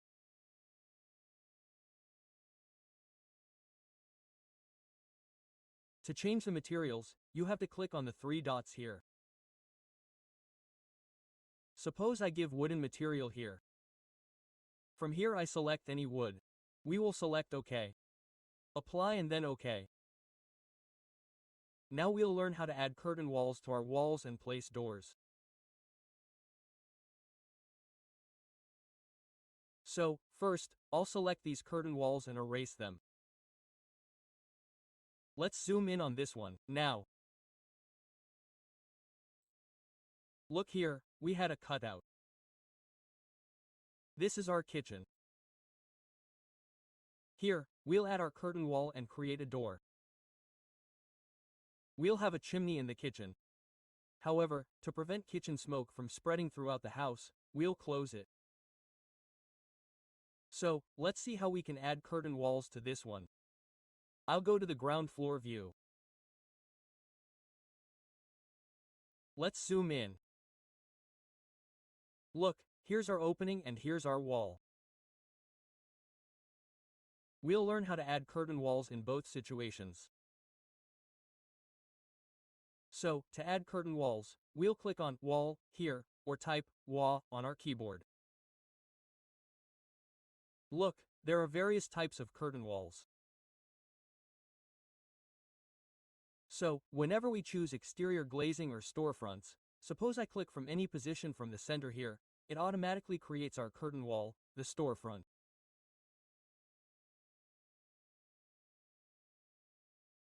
Similarly, if I click from this position up to here, our curtain wall, the storefront, is created here too. Let's look at it in 3D view. Press Escape. Let's go to 3D first. Look, our predefined curtain wall, the storefront, has already been created here. Let's go back to the ground floor level. I'll erase it. Press Escape. Then, select it and erase it. This is the erase. We'll go back to the wall. This time, we'll choose a simple curtain wall. Let's click here on the curtain wall.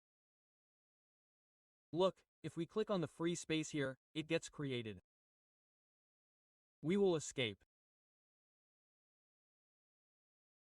But if we click where our walls are, suppose I keep a clearance of 200 millimeters here and a clearance on this side as well and click here. Look here, we will escape. Then we will go to the 3D view. Look, there was open space here. That is why our curtain wall got created here. But look inside the wall, our curtain wall is visible here. So it has overlapped. So here we will have to cut the wall. How will we do it? Here we will go to Modify. After that there is a Cut Geometry option here. We will use it. We will click here. After that, first of all we have to select the wall. The wall inside which our curtain wall has overlapped. We will select the wall. After that, we will have to select the curtain wall. Look, we will move the cursor, so this curtain wall of ours is getting selected. Click on this, and as soon as we click, our curtain wall will be created, and our wall will be automatically deleted.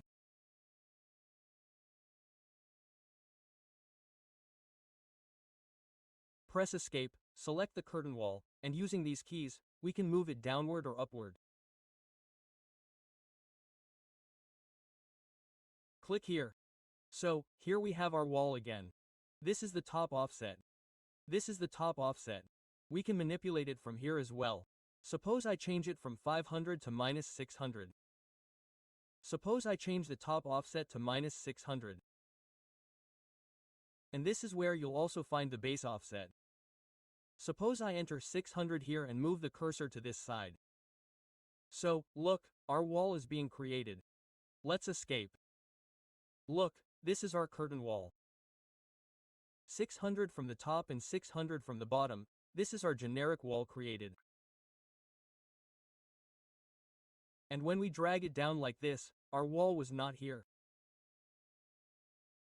So, look, this top offset and base offset will work, but the wall won't be created here. So, let's set it to 0 again. We'll hit enter and we won't keep it. Let's press escape. And we won't keep these curtain walls. So, I'll press Ctrl Z again. Look, let's go to the ground floor level. What will we do first here? We'll extend this wall to here. We can use the trim command to do that. But if we trim it like this, see what happens. TR is for trim. Select it, and if we select it, see, all the walls on this side get trimmed. So, don't do that. Let's press escape. First, we need to split this wall. So, for split, we have the option SL, and here we split it at this point. Look, it's split. Now we can easily use the trim command. TR, select it, and we'll select it. Look, our wall is extended. Press escape. Now we'll add a curtain wall here. So let's go to the Architecture tab. Click on Wall. And from here we'll take a simple curtain wall. Click here. From here we'll take a 200 mm extension. And leave a 200 mm gap on this side as well. Look, here we'll click here. Press escape. And we have to fully create this curtain wall using curve geometry. So we'll go to Modify. Use curve geometry.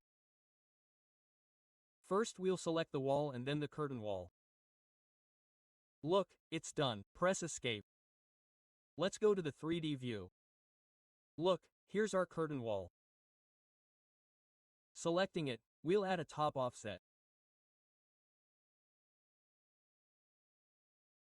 Suppose I enter 200 mm here, click 200 mm, and bring the cursor to the drawing window.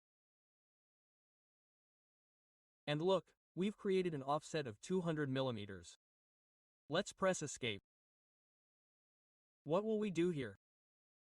We'll add some grids and add radians to the grid. So, first, let's go to the Architecture tab to add a grid. Look, there's a curtain grid option. Let's select a curtain grid. And here, suppose I create a horizontal grid at a distance of 600 millimeters. And some vertical grids. Let's create one here at a distance of 600 millimeters, and one here at a distance of 600 millimeters. And let's create some horizontal grids.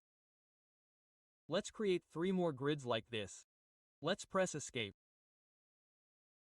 We'll manipulate the distance a little bit here. I'll select this one and make it 550. This one also 550. And this one.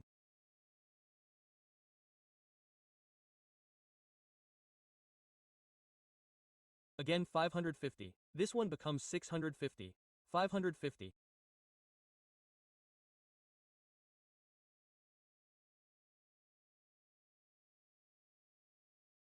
550. That's.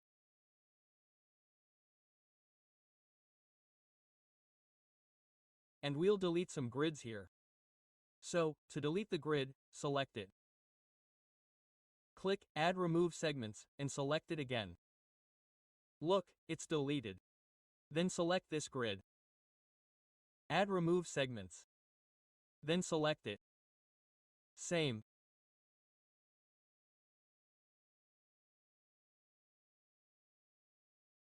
So, it's done. Now we'll fit the radians in it. So, how do we fit the radians? Look, here's the Radius option. Click on Radius. Here, we learned about grid lines, grid line segments, and all grid lines. So, in this case, we'll use the All Grid Lines option. Let's take this one. From here, we'll take a rectangular radian of 50/10 of a millimeter.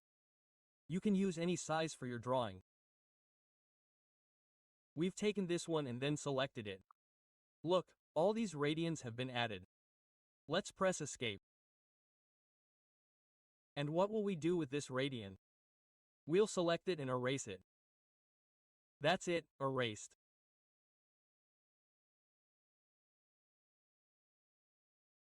Now, if we want to place a door here, let's see how. First, we need to select it. To select it, move your arrow over it. Press Tab. This element will keep switching. Object selection is the same as in Auto CD, and the same thing happens with the Tab option here. Look, it's switching again. And look, it's not selected yet. And let's press Tab Tab Tab. Now, while it's highlighted, click on it. It's now selected. From here, we can convert it to any object. Suppose I make it a solid now. Look, let's press Escape. So, this becomes our solid object. So, we won't be able to use the door here to place it. What do we need to do to place the door? Go to Insert. Go to Load Family. And from here, you'll have to follow this path. Local Disk C Program Data Autodesk RBT 2026. Select this folder according to your version. Libraries English US. Inside it is the Doors folder. Look, there are many doors inside. So I'll take this door, Curtain Vault Double Storefront. Let's select it. Open it. So ours is loaded. Now to fit the door here, we'll need to select it again.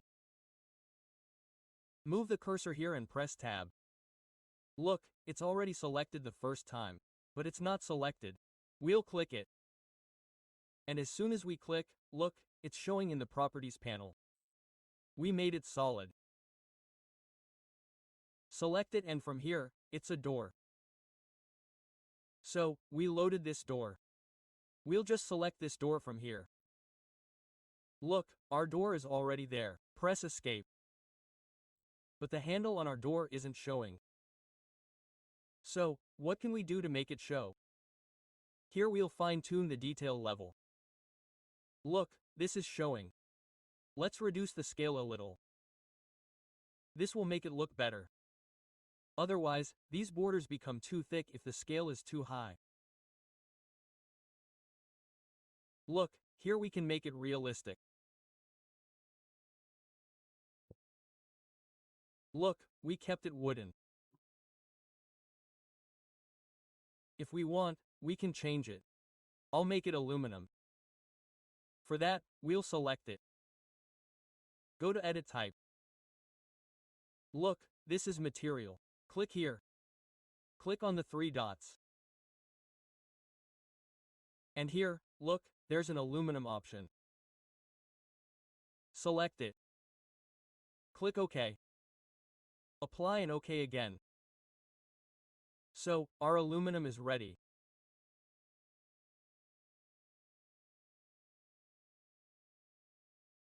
So, in this way, we added our curtain walls inside the walls and fitted the door on it.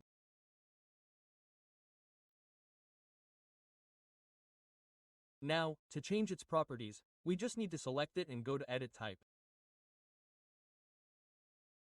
And suppose I want to change the glass here a little. So let's click here. Click on the triple dot. From here, let's reduce its transparency a little. Here's the RGB factor. Let's move it aside a little. Okay, that's it.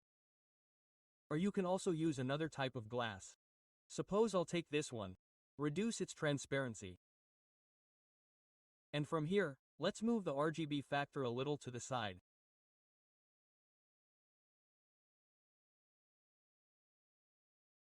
Okay, that's it. Okay again here. Look at this.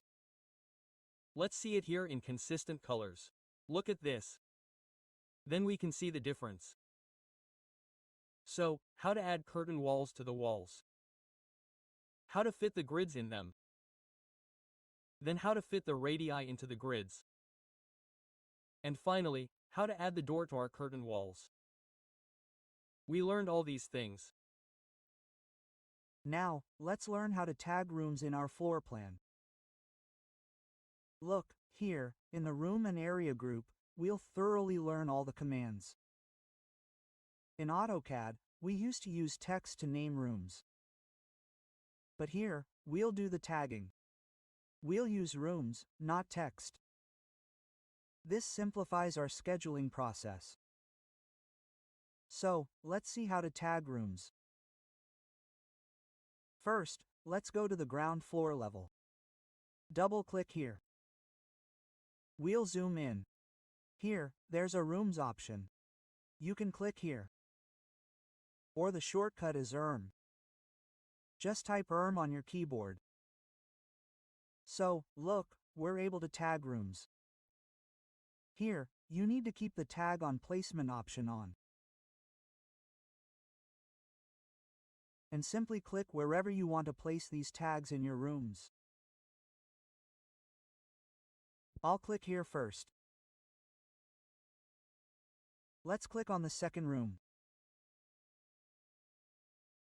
Look, this space here is completely ours because there's no boundary. So, I'll click here for now. Let's click our bathroom here. And then let's click on the water closet here. Look, what do we have to do after that? Press Escape on the keyboard. So, look, our rooms have been tagged. So what do we have to do to edit them? Click on these tags. These rooms are separate. This is showing a cross. These are the rooms, and these are the room tags. Both are different.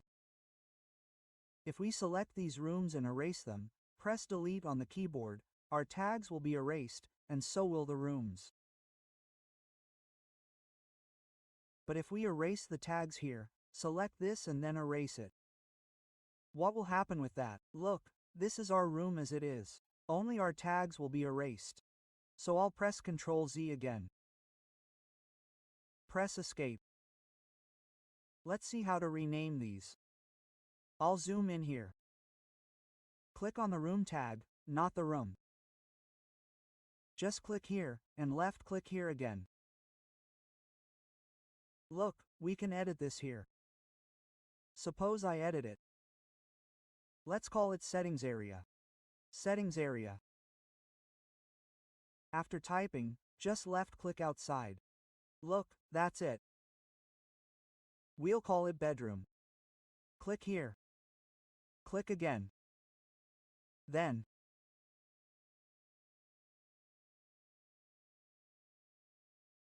left click outside. And look, if we select this room, if we select it like this, then this passage is completely included in the room. So, if we want to give this passage a different name and it remains our room, this means we're keeping the kitchen and dining areas together and separating this passage. So what do we need to do that? We'll need to use a room separator here. To create a room separator, click on Room Separator. And look, here's the draw panel. From here, we can use any element. I'll simply draw a line here. And close it from this point to this point, and then press Escape. We'll double escape so we can escape this modified space room separation. Let's press Escape. Look, now if we go to this room, click on it, and see, it's separated, and this is our separation. So, if we want to separate the kitchen and dining spaces, we'll do a similar escape. We'll use a room separator and, suppose, click on it from this point to this point. We'll press Escape and then press Escape once. So, look, this separation has been tagged. It's separated. We can give it a different tag using room, which isn't my requirement. I'll give it Ctrl Z. We'll give it a different tag. So, for that, we'll click on room again, or type RRM on the keyboard, and give it a different tag. Look, like this. Let's press Escape. So, we've learned both the room and room separator commands. Now let's edit them a bit. Just select it. Then left click again. And here we'll add kitchen. Plus dining. That's done. Left click outside. Click here. Left click again. We'll make it bathroom, left click outside. Similarly, select it and left click again. We'll make it passage. Left click outside, select it. Sorry, select it. Left click again, and then left click outside. Let's press Escape again. Look, all of our names have been renamed. If we want to remove the tagging and the number placement, what do? Select any of them. Go to Edit. And look, the show room number is showing here. Instead of ticking it, untick it. And click OK here. What will this do? Look, all of these together, our room numbers are hidden.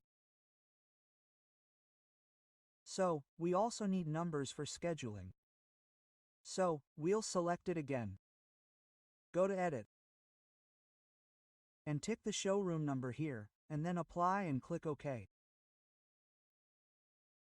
This will add our numbers to the tagging of all the rooms at once. Let's skip ahead. Now, if we want to show the areas of the rooms, we want to show the areas of each room. What can we do? Suppose I select this. I selected the bedroom. From here, we need to click on the drop-down. And here, there's the option for room tag with area. You can click on it. If you need volume, you can also click on volume. So, rooms don't require volume. We need area. So, we'll click on room tag with area. And look, the areas are displayed here. If we want to show the areas of each room, what can we do? We press Ctrl Z. Select S. For similar all, we'll type SAW on the keyboard. So, all these similar tags are selected. After that, we'll click here and click on Room Tag with Area. So, all these areas are displayed.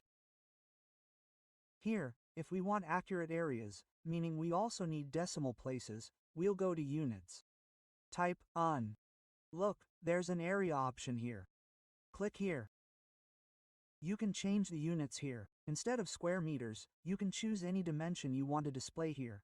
Square feet, square inches, or square millimeters. You can choose from here. I'll simply select square meters here. For rounding, I'll display it to 2 decimal places. And here, we'll also tick the Suppress Trailing Zeros box. What will this do? Suppose this is 6 meters squared, so the unnecessary 6.00 meters squared won't show here. All those trailing zeros will be suppressed. So, let's click OK here and OK this one too. Look, here it's 2.25. This is 16.5, and these are all whole numbers. So, the trailing zeros here aren't showing. Look, there's a Tag Room option. If our tags get deleted accidentally, suppose I delete them here. Let me delete this as well. I didn't delete the rooms. I just deleted the tags. I deleted 2 or 3 tags from here. Now, look here, there's an option to tag rooms. Let's go to Tag Rooms. And here we can place tags individually. Look, like this. And if we want all the tagging to happen at once, suppose I erased 3 tags here, then we'll go to Tag Rooms and click on Tag All Not Tagged. This means all the untagged ones will be tagged. Let's click here. Look here, room tags are available. There are a lot of tags available here. We need room tags. So let's select room tags here. We'll apply them and then click OK. So, look, all our room tags are reapplied. Now let's select them. We'll select all like this, and then from here, click on Room Tag with Area. So what will this do? All our areas will be displayed. Let's see the next option. Here, there's an Area Plan option. Let's take it. Click on Area Plan. Here, we want to keep this type as rentable. And here, whether it's the first floor level or the ground floor level, we need to select which area plan we want to create.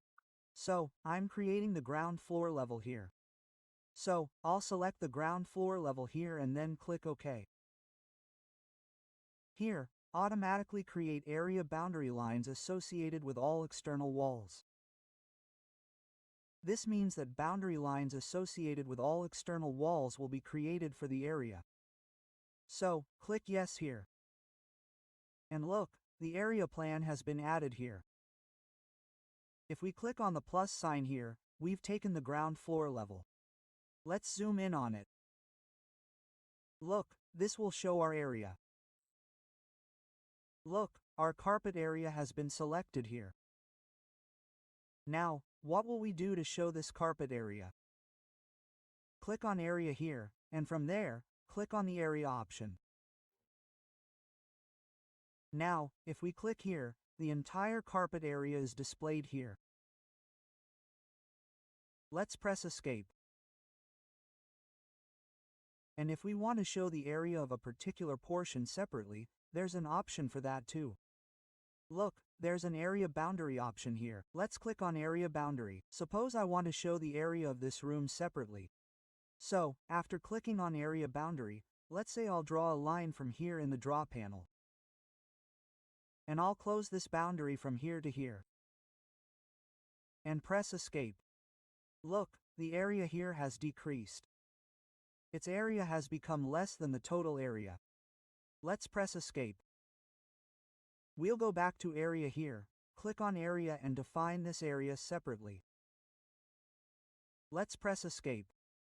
Ctrl Z.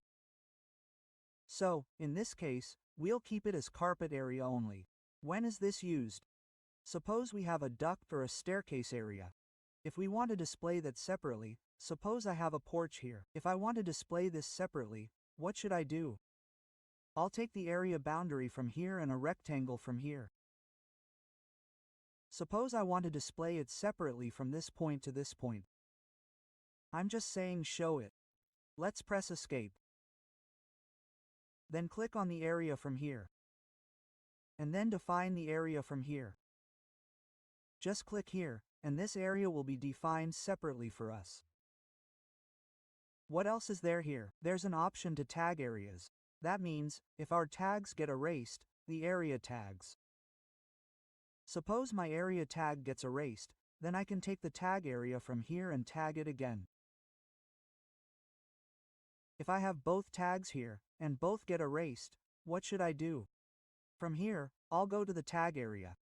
Click on Tag and Not Tag. And then look here, there's an option for area tags. We'll tick it and apply it from here and click OK. So, all the area tags we've applied will be applied here. Let's go to the ground floor level. Let's adjust our window tags a bit. To adjust them, look, the numbers here are a little out of place. So, we'll just click on them. Click here once more. Suppose I change it to W1 instead of 30, left-click outside. And click Yes here. What will this do? All similar windows will be converted to W1. Let's click Yes. Look, they're all W1. Click on it. Click again. Press Escape. Click on W2 once, click. Yes. Change it. And click on W3 once, click Yes. See, all the changes are done. Let's change the ventilators too. Select it from here and click once to make it be click Yes outside. See, all our changes take effect. Then we'll skip ahead. So, we've learned how to tag rooms and define areas. How to use separators. How to create an area plan here. We've learned everything. Now, we'll learn how to add components to our plan, namely furniture and plumbing fixtures. So, first, I'll go to the ground floor level. Double-click here. Zoom in. Now, for the furniture plan, we'll create a separate furniture plan. We'll duplicate this ground floor level. Select it and right-click. Go to Duplicate View. Then click Duplicate with Detailing. Look, a new copy has been added here. Copy 1 GFL, so, rename it. Right-click, and you'll get the rename option. So, I'll name it Furniture. Furniture Plan. Furniture Plan and just left-click here. So, look, our furniture plan has been created separately. So, here we'll add our furniture. So, how do we do it? Here, there's an option for components. Clicking here gives us two options: place a component and model in place. If we're creating and placing our furniture, we'll use the model in place option. And if we're simply adding our furniture from here, we'll click on Place a Component. Or, CM is the shortcut. Type 900 on your keyboard. CM and then press CM once. Look, some of our predefined components are displayed here. If we need any of these, we can take them from here. Alternatively, click Load Family and add our components. I'll show you the full path here.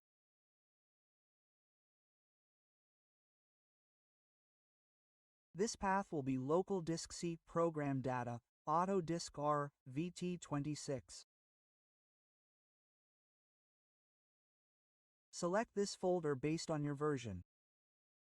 Then go to Libraries, English, US, and then US. Here you'll find the furniture folders. You'll also find plumbing here. So we'll use these. First, I'll click on Furniture. Double-click to open it. And look, there are beds, settings, storage, and tables. There are also some TVs and TV stands. So, we'll add the beds here first. So, double-click on Beds. And look, there are various types of beds available. So, I'll select Standard and open it from here. Now, there are many sizes available here. So, this is our single BHK house. So, I'll add 2 beds here. Let's say we'll select Queen from here. The Queen bed is done. Here. And let's take one from here. Let's take this one, twin or double twin. We'll place this one here in this corner. Look, both of them are placed. To see this in 3D, we need to click on 3D view from here. So we can see it. Let's escape. Let's dig in a little more. Look, we've placed both these beds. Let's close this ground floor level. We'll work on the furniture plan and add some storage here. So for that, click on Components again. Go to Load Family. Go back. And look here, there's a storage option. Double-click here. And suppose I take this dresser and this cabinet as well. 5 Doctor we'll select all 3 together. Press Ctrl and then open. Look, here's the entertainment center. We'll place it in this corner. If we go to the 3D plan, look, let's escape one thing. When we place these beds, if we wanted to change their orientation, either during or after placing them, we had to select them and then press the spacebar. See, this is how the orientation changes. We always have to keep that in mind. Look, our furniture is placed upside down. Its face is aligned with our wall. So, we have to select it. Then we have to press the spacebar. Space, then escape. Look, it's properly aligned now. Furniture.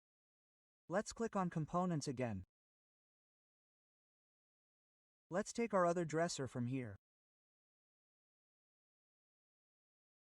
Let's place this one here. Or let's take this one. This one is better. We'll align it with this one. And let's take another cabinet from here. We'll take any of this one. This one is getting too big. This one isn't. Let's do it right. Let's click on it from here. Look, what will we do again? Go to the 3D view, press Escape. Select it and press the spacebar. See, its orientation is changing. Similarly, select space. So, when we orbit it, it will appear properly. We've added a lot of storage here. What else can we do here? Let's see. Let's add a desk here, and we'll also add a chair. So, click on Components again. Go to Load Family. Go back. Select Tables. From here, Tables. From here, I select this one. Select this desk. And then select this one, and this one. We've selected these 3 or 4 tables. Press Ctrl and select them one by one. Open it. Overwrite this one. Okay, we don't need this table right now. And let's see what's here. Let's select this one.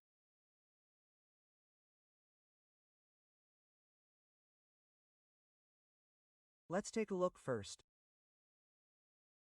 Let's grab this one from here. This student 1, 1525*762 millimeters. Let's grab it. Press space. Space, and then click here. Go into 3D and check if its orientation is correct.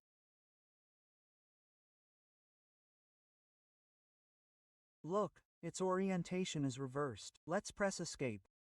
Select it. Space, space, see, it's properly aligned now. We'll place a chair here. You can also place it in the 3D view if you want. We'll load the component family back.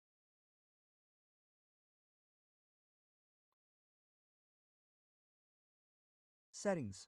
Suppose I grab this chair from here, and from here, press Ctrl, grab this sofa, and open it too. From here, I'll select the chair. Chair, this one, let's execute it. Space, space, see, here we'll click on it. Press Escape. So, look, our chair is placed here.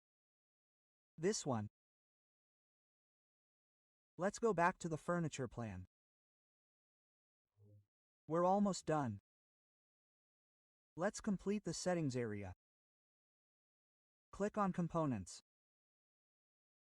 From here, we'll grab the sofas.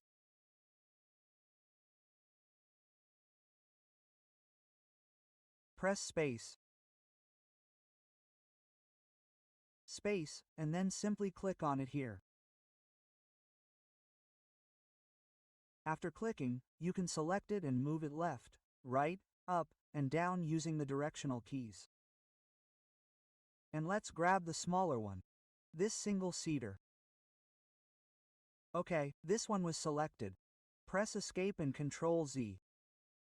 Components again. From here, wheel. Place this chair here, and press a space on this side. We'll place it here. That's fine, press Escape. Double Escape, select it and move it to the back. That's done. Let's take a look in the 3D view. Here, our sofa set is properly set up. Let's select it a little and move it to the front. That's fine. Let's go back to the furniture plan. We'll place a table here. We'll move it a little. We'll place the table here. So for that, let's take the center table as a component from here.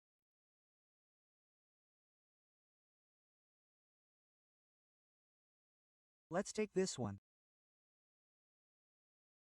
A small table or a little bigger. This one's getting bigger. Okay, so let's keep it here. Let's take a look at it in 3D. It's getting a little bigger. You can edit it if you want. And if you want to keep it, you can keep it.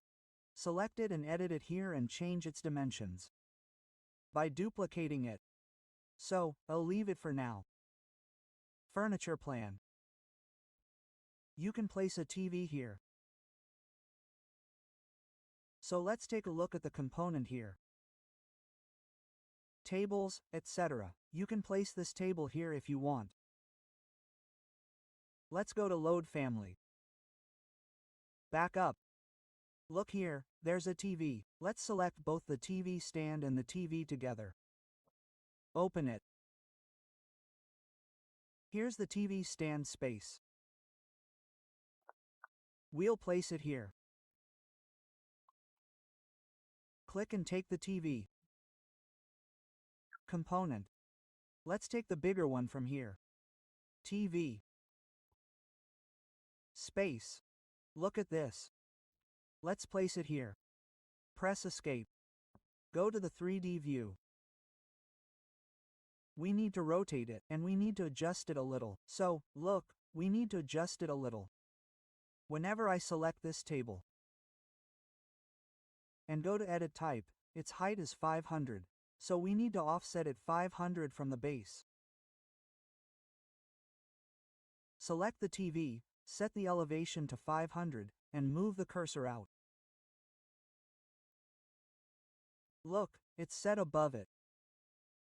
You can also wall mount it if you want. Furniture plan. Here we'll add our dining table component from here. Look, let's take the larger dining table. This one is a little larger. This one is fine. Sixter, yes, we'll place it here. Click Escape. We'll place this W1 tag a little higher. Out here. And adjust it a little. Move it towards the window. That's it. Let's press Escape. We'll move it a little to this side. Look, here's a bathroom. You can also add a bathtub. Click on Components.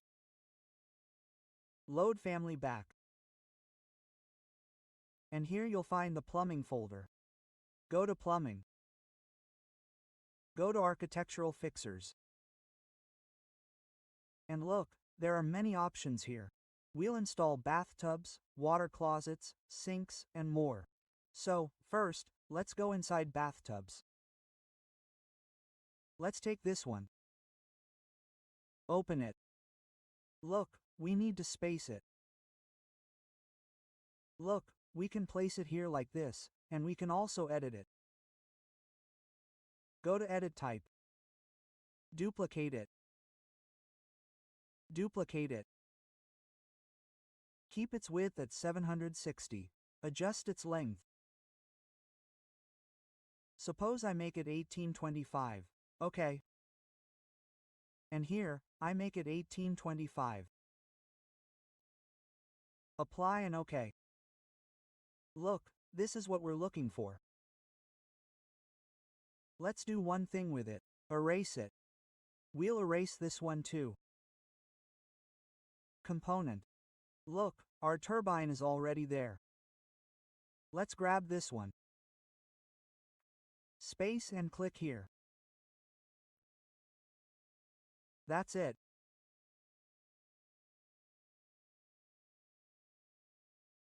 Here we'll add a water closet here, and here we'll pack the component load family for it.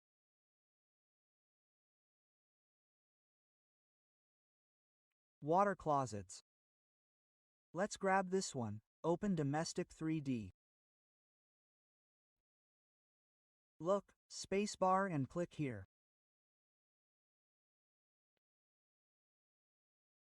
Space here. This one too, done. Click Skip.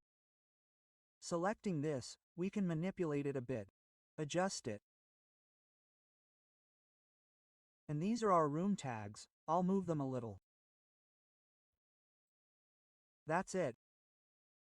Or let's do one more thing. Selecting this, I'll add just the room tag to it. I don't want areas in it. Let's put it here. Only room tag to this one. Only room tag to this one. That's better. Let's adjust a little on this side. Here we'll add a sink, and here we can also add a washing machine. So for that, let's go to the Architecture tab. Let's go back to the component load family. Look, there's an option for sinks. You can take this one from here. You can take this one too. Select and open whichever sink you want. And here we can add sinks simply like this. Here's a 3D review. Let's take a look at the rest of the work we did. Look at this. These are our water closets. These sinks, etc. are installed. Here's the bathtub, this dining table. Let's go back to the furniture plan. And here we can add the washing machine. Component load family. Let's go back to this. Let's go back. And look, here's specialty equipment. Let's open it. Domestic, here we go to mid-range. And from here, suppose we take this one. Let's take it. Open it. Look, we can add it here.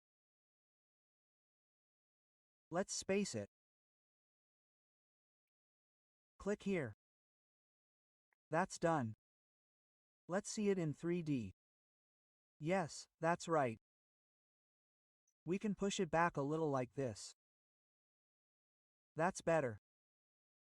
And if you want to remove its tagging, select it, edit the type, and remove the show level from here. Okay. Look, our tag has been removed, and we can put the sink in a cabinet if we want. Let's see how to place it. Go to Components. Load family back. Back again. Here's the case verb folder. Let's open it. And here's countertops. Let's go to countertops. And we'll take one of these options. Suppose I take this. Look, this is a sinkhole. We'll open it. We'll place it in space. Escape. Select it and make it smaller. Look, it's here. Wheel. Adjust. This sink too. Let's go to 3D. Look, this is our sink. So what will we do with the sink? We'll place it like this. Look, here. We need to place the sink on this cutout.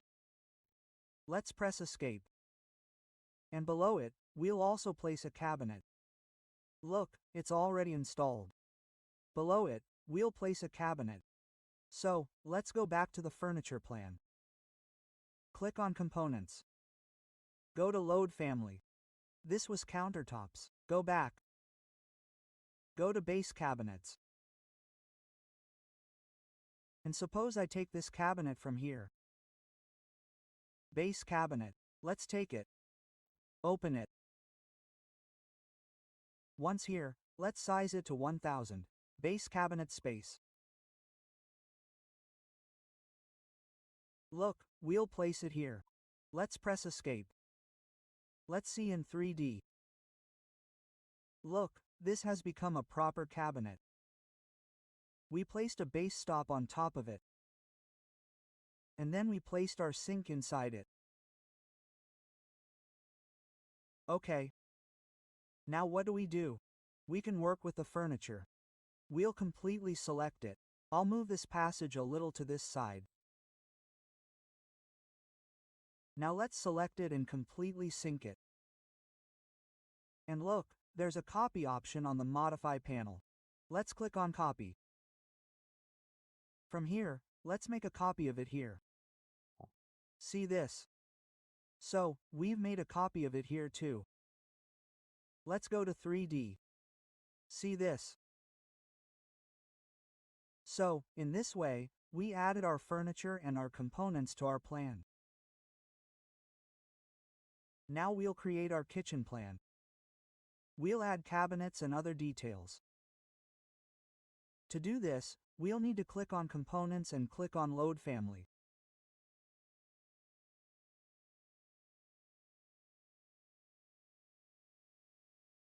Here, we'll follow this path.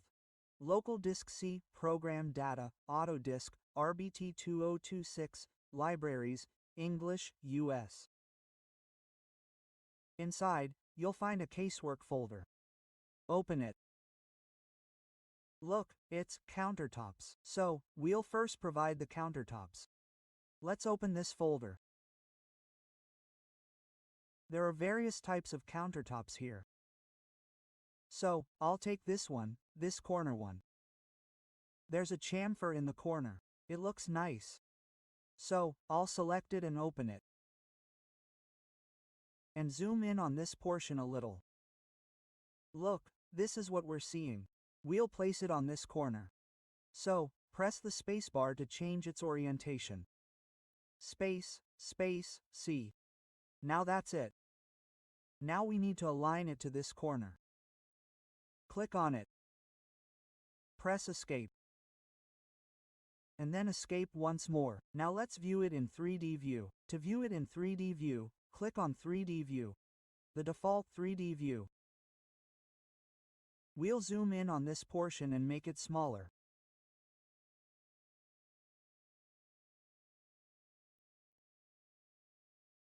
Look, it's overlapping with the window.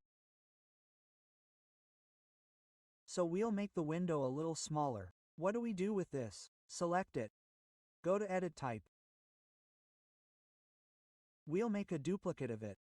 Click on Duplicate. Suppose it's 1000 millimeters. We'll OK the height here, and change it to 1000. Then we'll apply it and OK it. Now, look, it's converted to 1500*1000. But the head height hasn't changed. We've changed the head height. So, we'll convert the head height back to 2100. And move the cursor to this side. Look, it's not overlapping yet. There's a gap here. And this top we've added, look, it has a cutout for a sink. We'll place our sink here. First, let's add a cabinet here on the corner. So, click on Components again. Go to Load Family. Go back and look, here are the base cabinets. Go to that. Open this folder and let's grab this one from here. This is the corner cabinet. Select it. Open it. Go to Furniture Plan. Look, now we'll change its orientation using the spacebar. Space, space, space, and here we need to align it properly and click. Sorry, we aligned it wrong. Let's do Ctrl-Z. Again, space, space, space, see, it's correct. Bring it here, it's aligning. Zoom in. Look, it's aligning properly. Now we have to click on it here. If we go into 3D, this will appear properly. Press Escape. Look at this. Now let's place the rest of our cabinets first. After that, we'll place this sink. So, click on Component again. Let's go to Furniture Plan. Component Load Family. From here, let's take this base cabinet. Let's take it. Open it.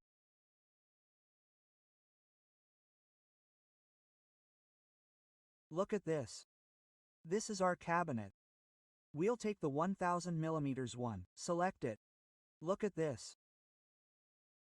And this pointer that is showing, we have to always align it with the face of the wall. So, let's space it. Space it again. Now we'll bring it to this position. Zoom in and see, it's properly aligned. Click on it. We'll place it once more here. Look at this. Click here. We have to place it in this position too. We'll space it. Look at this, let's click here. Let's press escape. Let's go to the 3D view. Look, we've placed our cabinets. Let's go back to the furniture plan. Now, select this countertop and drag it from this position. Let's drag it to the wall. And after selecting this, we'll drag it to this position. Look, it's done. And we'll measure this distance once. Look, here's the distance tool. Measure between two references from this point to this point, so, if we extend it 100 millimeters, this gap will be filled. So, we'll select this cabinet. Go to Edit Type and create a duplicate of it. We'll make it 1100, OK. We'll make this width 1100, apply it, and then OK again.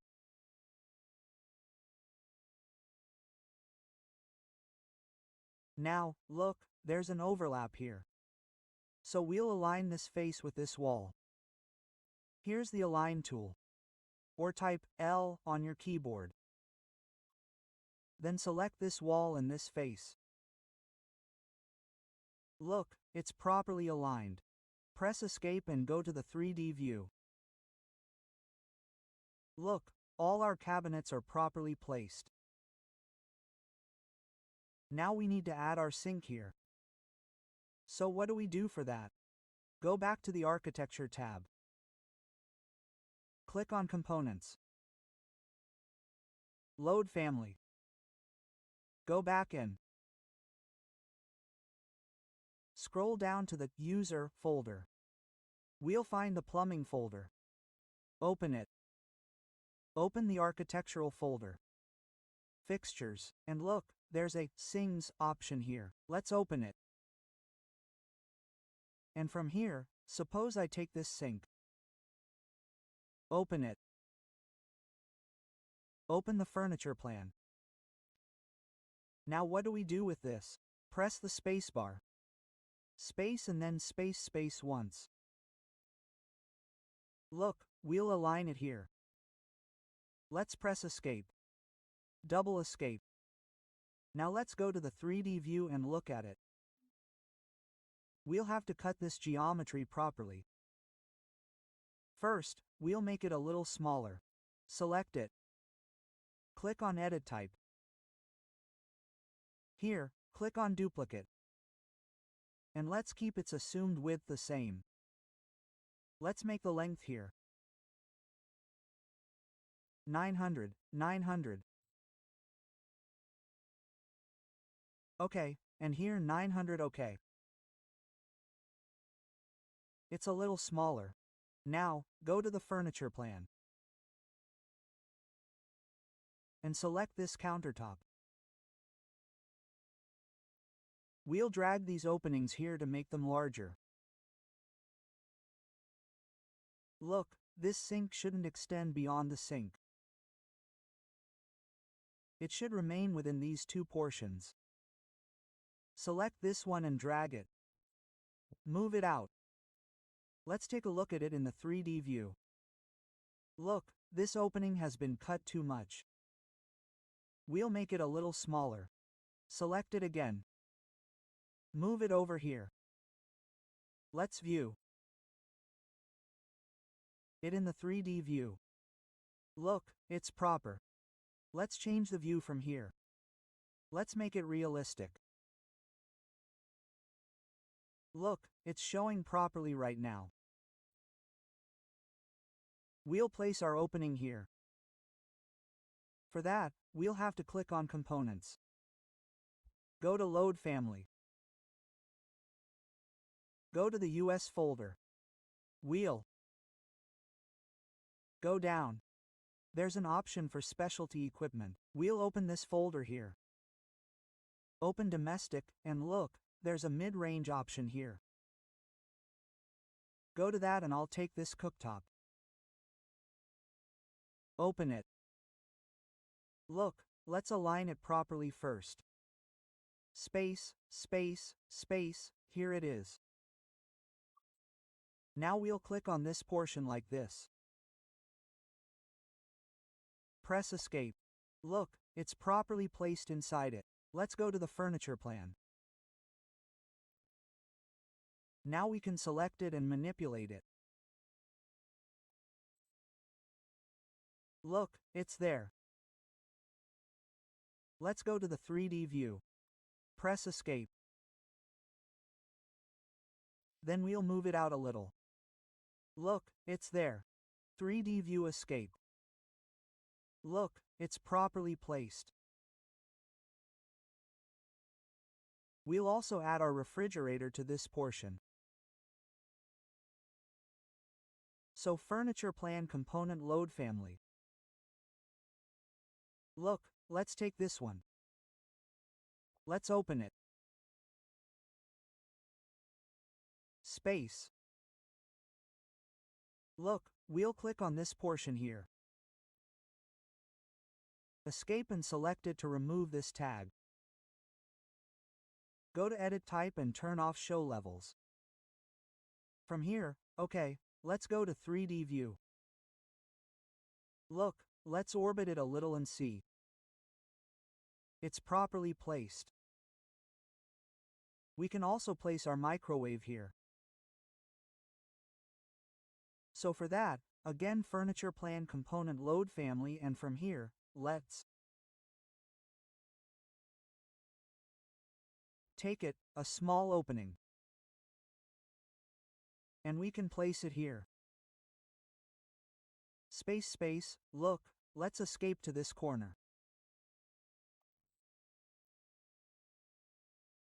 3D view, okay, we'll move it up.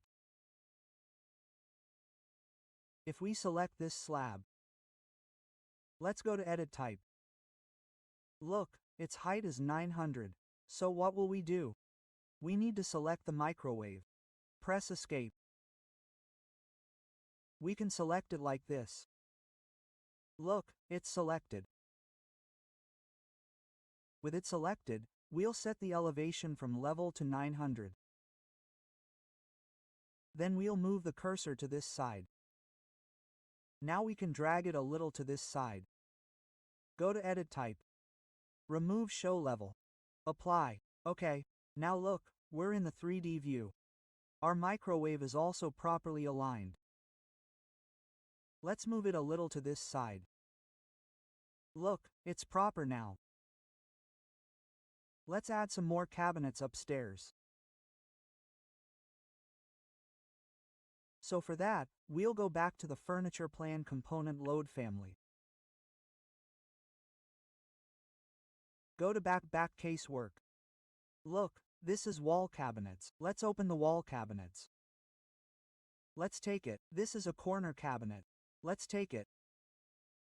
Let's open it. Let's space it. This is where we'll be able to place it. We need to align this.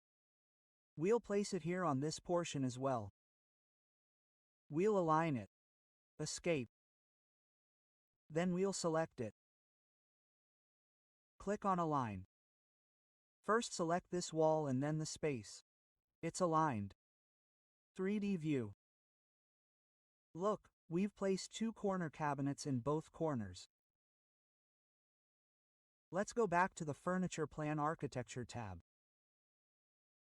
Let's look at the component load family here. Look, let's take this one. Select the base cabinet and open it. And from here, let's set its size to 1000 millimeters. Look, let's click on it here.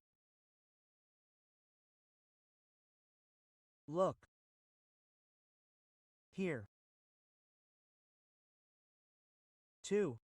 Click on 3D view. We don't have to place it here. Escape. Let's do one thing. Let's change it. 600 millimeters. Yes, 600 will be fine. We just need to align it. Align this face with the space. Look, it's aligned. Escape. Escape.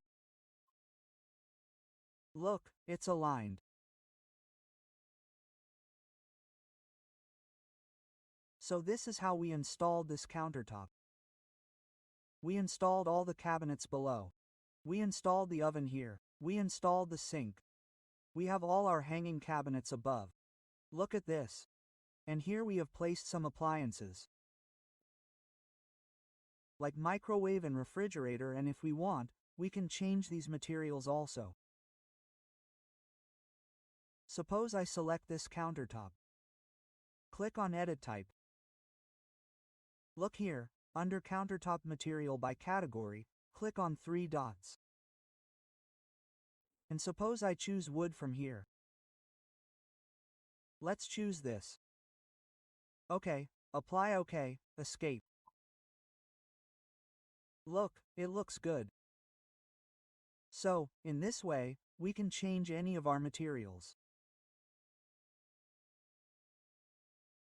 Now, let's learn how to modify objects. We'll learn each command in the Modify group on the Modify tab. So, first, let's learn the Move and Copy commands. Suppose I want to copy this plan itself. So, how do we do that? First, drag and select your plan. Select the object you want to copy. Then, click on the Copy tool here or type CO. See this. After that, click on any reference point. You can also click outside. You can also click on any point or any of its snaps. After that, look, there are some options here. There's a constraint option. If we keep clicking on the constraint option, that is, keep it ticked, what will happen? Look at this. Whenever you copy from point to point, it will be constrained vertically or horizontally. And you won't be able to copy it anywhere. If you turn this off, it will be copied randomly. So if we keep this on, and if we keep multiple on, what will happen? You will be able to copy any number of plans, or whatever object you're copying, multiple times, one after the other, or the third. So, press Escape here, select it and erase it. How do you erase it? After selecting it, look here, there's a delete option. You can also press delete from your keyboard. Otherwise, type DE on your keyboard, or click the delete tool from here. Look, it's deleted. Let's apply all our commands to this plan. So, look here, there's the Move command. How do I use Move? Suppose I take this chair, copy, and let's try it one more time. Selected it, clicked on Copy. Look, from any point, let's move this reference point out here. Let's copy a wall like this. Suppose I select this wall. And if we want to select this too, we have to press Ctrl to select it. We have selected both walls. And then we can copy it here. Suppose I copied it from this point to here. Let's press Escape. Now see what is Move. Move means here. Suppose I select this object or this wall. And then click on Move or type MV on the keyboard. Look, the move is done. And here too there is the same constraint option, vertically and horizontally. If this constraint is on, it will move vertically or horizontally. And here there is the option of 20 joins. Let's understand this. Suppose I move it. I moved it from this point to this point. So look, what happened? It has moved. But this wall of ours got attached to it and moved. If you don't want this, or you want it to just move and remain as it is, what should we do for that? Keep it selected. Click on Move and tick the Disjoin option here. Then move it. Look, from this point to this point, we're moving disjoined. Press Escape. Press Ctrl Z. Let's look at the next option. There's an Align option here. We've used Align before. Suppose I want to align this wall with this wall.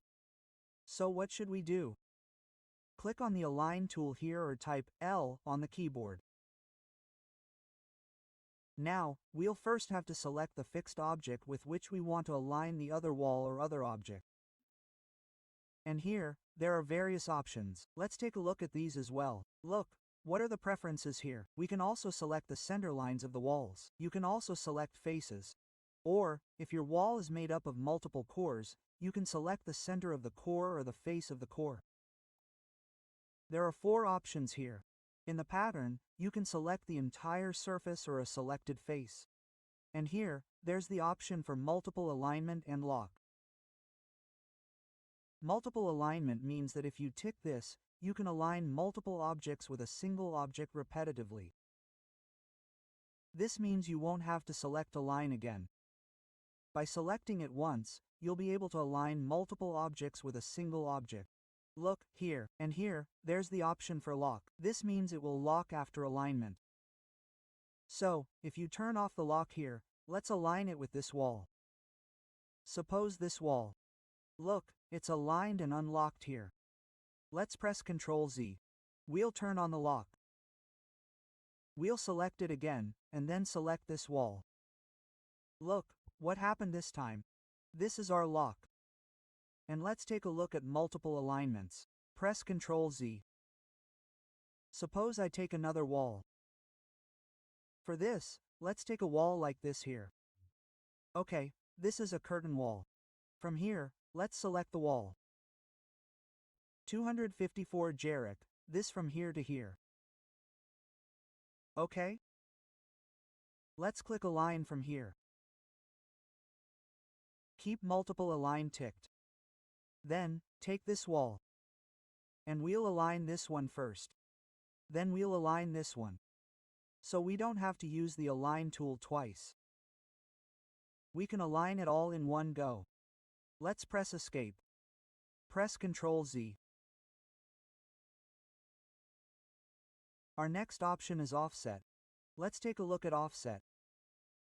We'll press Escape. Select the object. We'll take the offset from here. Click on Offset or type of on the keyboard. Now, after taking the offset, see, many options open up for us. One is graphical and one is numerical. Let's look at numerical first. Let's keep it ticked. What will this do? We'll be able to assign an offset distance. You can change it here. And whichever side we move the pointer from, the object will be offset to that side. Look at this. If we move it from here, it's on the right side. If we move it from here, it's on the left side. What is the copy option? Let's see. If we untick this, any object we offset will be offset, but the main object will no longer be ours. Look at this. Let's click here. This was our main object, the one we offset, it's gone. We've just created an offset. Look at it again from the left side. Let's keep it on. And what's next? There's the graphical option. How is graphical used? Let's see. Let's click on it. This will be our random selection. Look at this object. From this point, I offset it to here. We'll select it again, from this point to here. So, just like we copy randomly, we can do the same with the graphical options. Let's look at the next option here. It's mirror. So let's try mirroring. Suppose I delete these here. Let's take this chair from here. Let's copy it from this point. Let's copy it here. That's done. We'll press Escape. Now, suppose I want to mirror. There are 2 options for mirroring. One is pick axis. We'll select the axis. There will be an automatic mirror with respect to that axis. And the second is draw axis. We'll draw the axis. Our mirror will be created with respect to that drawn axis. In one, we'll automatically pick the axis, and in the other, we'll draw the axis. Let's click on the first option, our mirror pick axis. We'll select the object. After selecting the object, we'll have to press enter. After that, see, our axis is showing. Let's click here. So this side is mirrored. Let's do it again. Or keep this mirror selected. And look, this is our reference line. Let's select it. So this side is mirrored. Now how can we draw? Let's see. Here's the draw axis. We'll select it. We can also right-click and finish the selection. After that, you just have to draw relative to which axis. If you want a mirror relative to an angle, you can mirror it. Look, we selected an angle. So this angular mirror is done. Let's erase this. We can erase it from here. Let's erase this too. Next, there's a rotate option. Let's take a look at it. Select the object. From here, click rotate. Look, there are many options here. Here's place and center. This is our point of rotation. If we center this, it will rotate relative to the center of the object. Select the reference line. Then, simply click on the angle you want to rotate it to, or define the angle here. Look, it's done. So, it was relative to the center. Let's take it again. Select it. Click on rotate. Place means you can place it. You can change it. Look, I used this corner instead of the center. Now, look, I took the reference line straight ahead. And look, this point of ours is fixed. Enter any angle relative to it. It will rotate at that angle. Let's press Escape again. Ctrl Z, let's rotate and take a look. From here, select the rotated object. Click on Rotate. Look, there's an option to disjoin and copy. We've already seen this. It works the same in every command. Let's keep center on.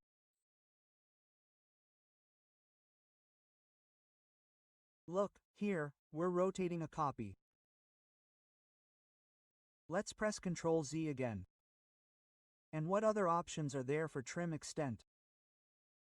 Let's take a look at it. Here, we need to click on Trim Extent. I select this wall and this wall. Look, our extension is done. And if we drag and extend the portion we want to trim, we'll use the same command.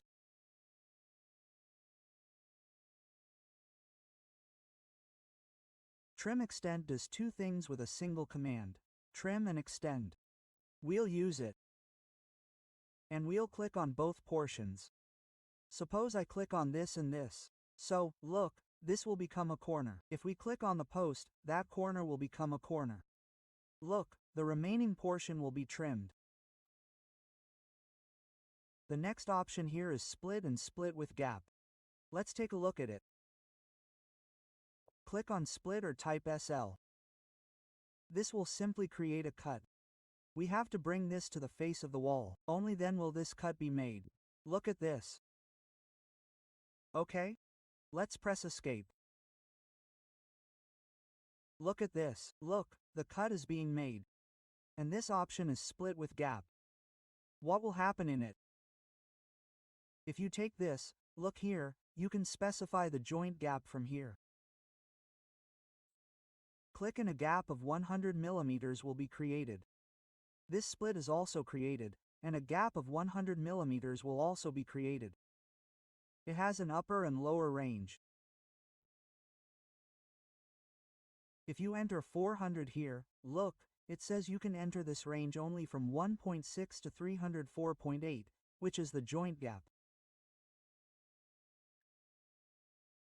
What's the next option? There's an array option here. So let's look at the array. Let's skip. Selecting this, I'll move it a little to this side. Let's Also rotate it, selecting it a little. Rotate the center. We've rotated it 90 degrees from this axis. Okay, this was the copy option. No problem, let's do it again. Select Rotate. From here, we'll have to turn off the copy option. From here, let's do this and this.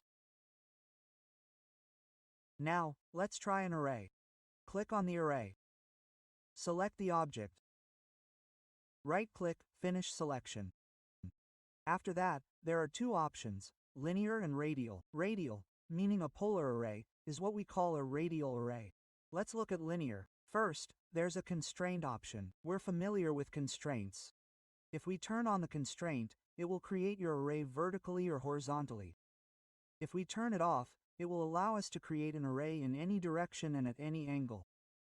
Here, look, there's a Group and Associate option. Let's turn it off and do the array once more. See, how many numbers do we need? Suppose we need 9, and there are two options here. You need to specify the second or the last. If we specify the last, by default we specify the total distance. If we specify the second, we specify the distance from the first to the second, and the rest of the array is created automatically. So, we look at both of them one by one. We specify the second. From this point, let's say I specified the second, and in this way, our 9 arrays are completed. Selecting this, see, all are single elements. Press Ctrl Z and make it an array again. Let's say I give it 6 here. And what do we do this time? Let's keep the group on. And instead of the second, we make it the last from this point.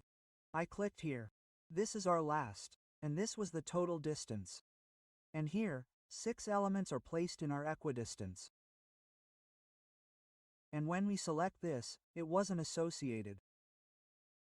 Let's select the array.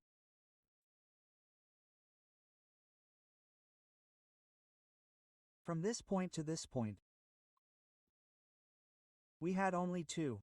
We can change it here. Suppose I gave it 6 centers. Okay, let's press Escape. Look, let's select this. So this is showing ours. This is our array, and we have 6 elements. We can also edit our elements by clicking on it. Let's press Ctrl Z, select it again. And if we want, we can create a circle. How do we do it? Let's go to Annotate. Detail line and take a circle from here. A circle like this from anywhere. Let's array this chair in relation to this circle. So select Array, this is a radial array. We have to take this. Suppose we give 6 elements here. Let's group it. And place our center. I gave this one as our center of the array from this point to this point.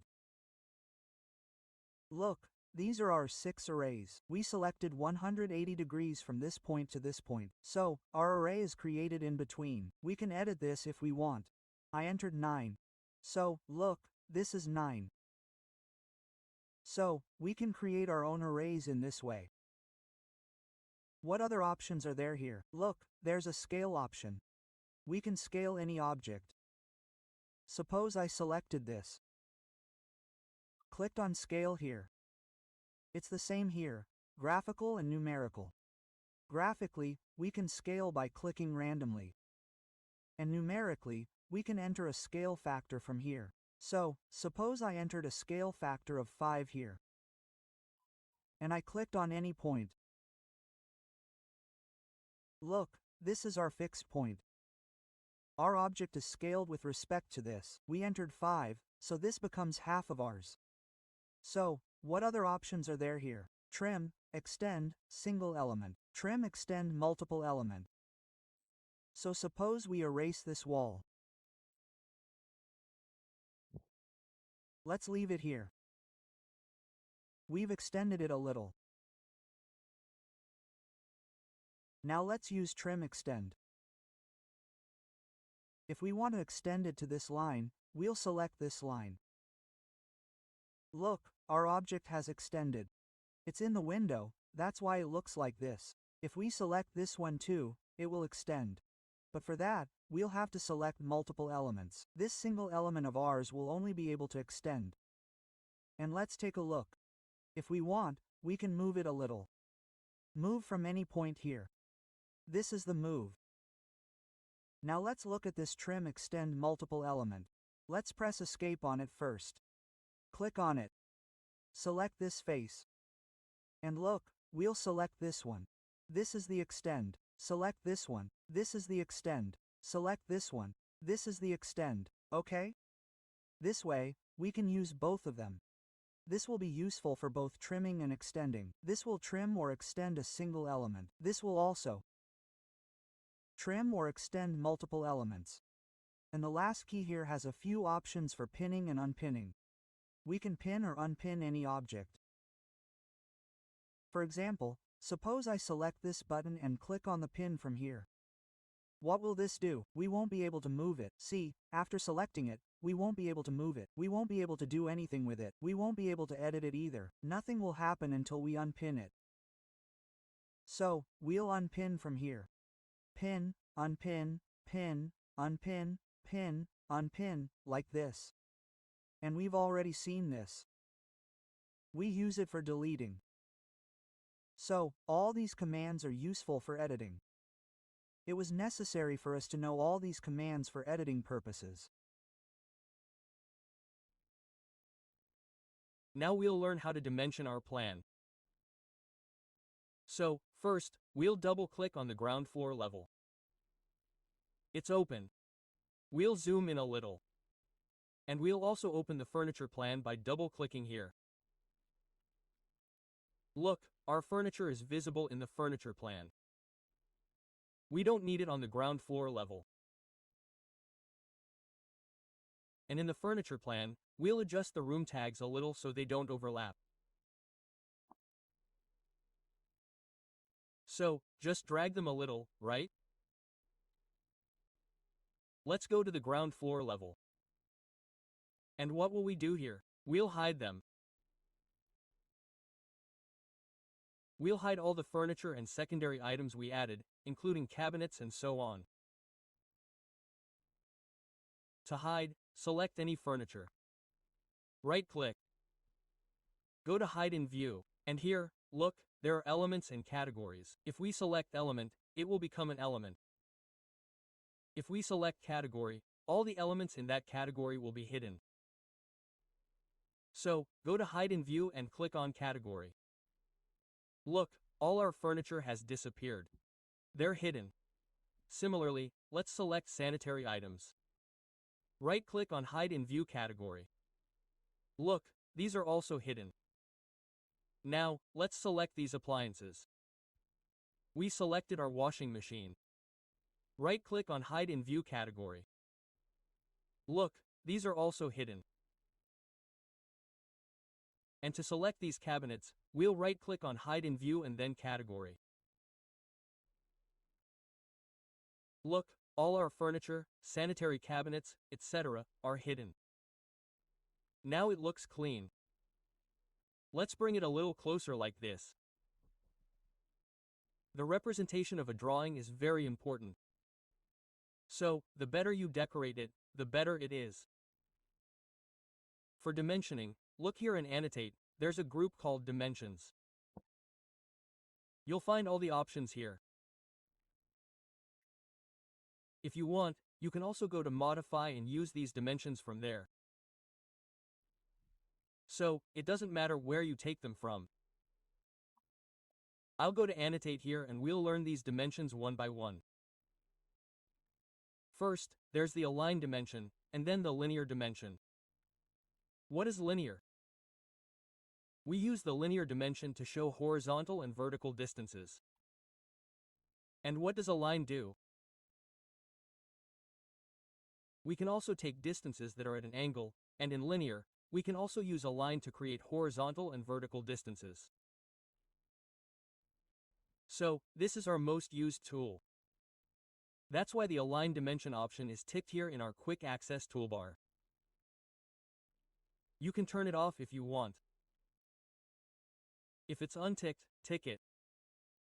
We always use it. So, let's click on Align Dimension. Its shortcut is D. You can type D on your keyboard or click on Align Dimension.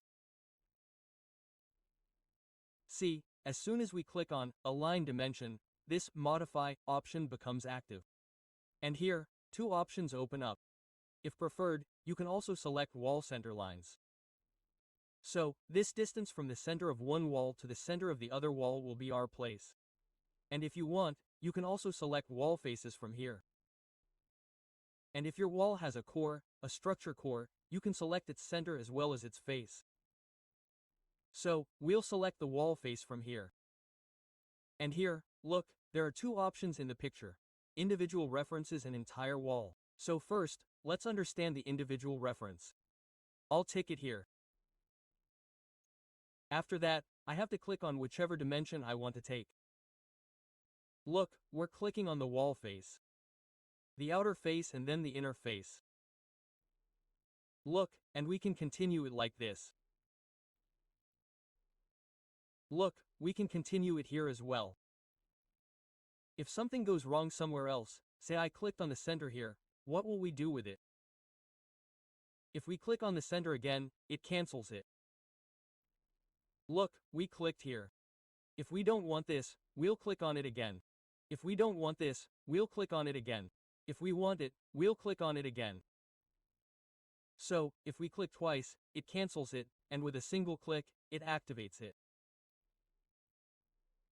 Look, I just show the walls here like this and click here.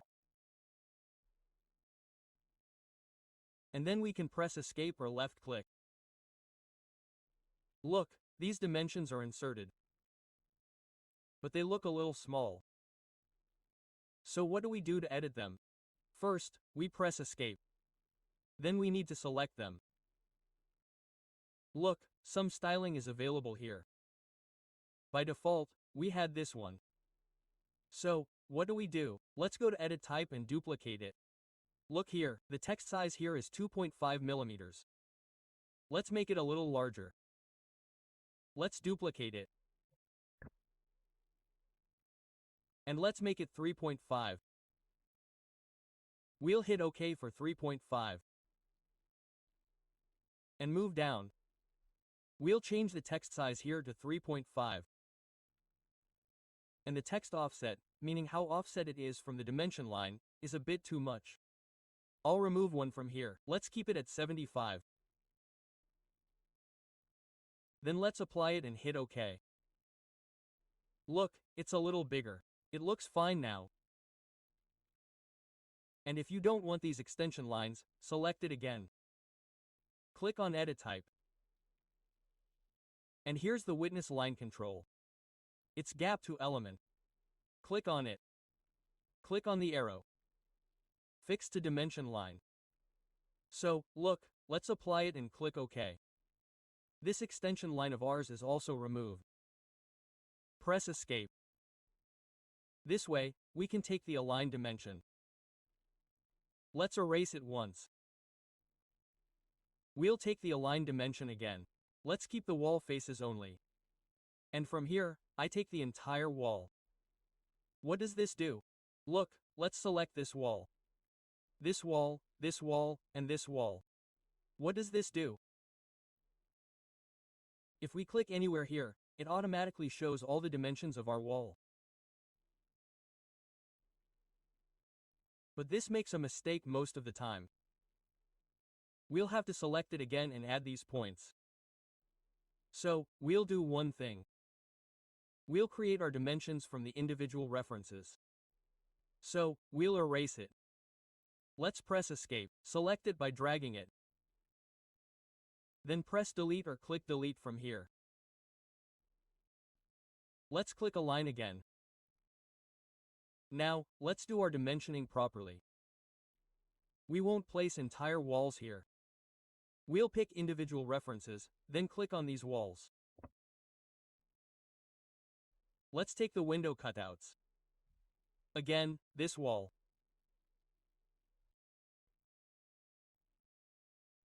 Then, we'll move this ball, this window cutout, up.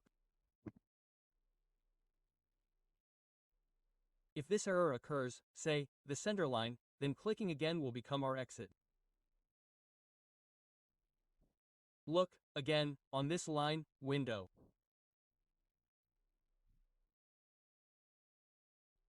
Interior wall, and then exterior wall.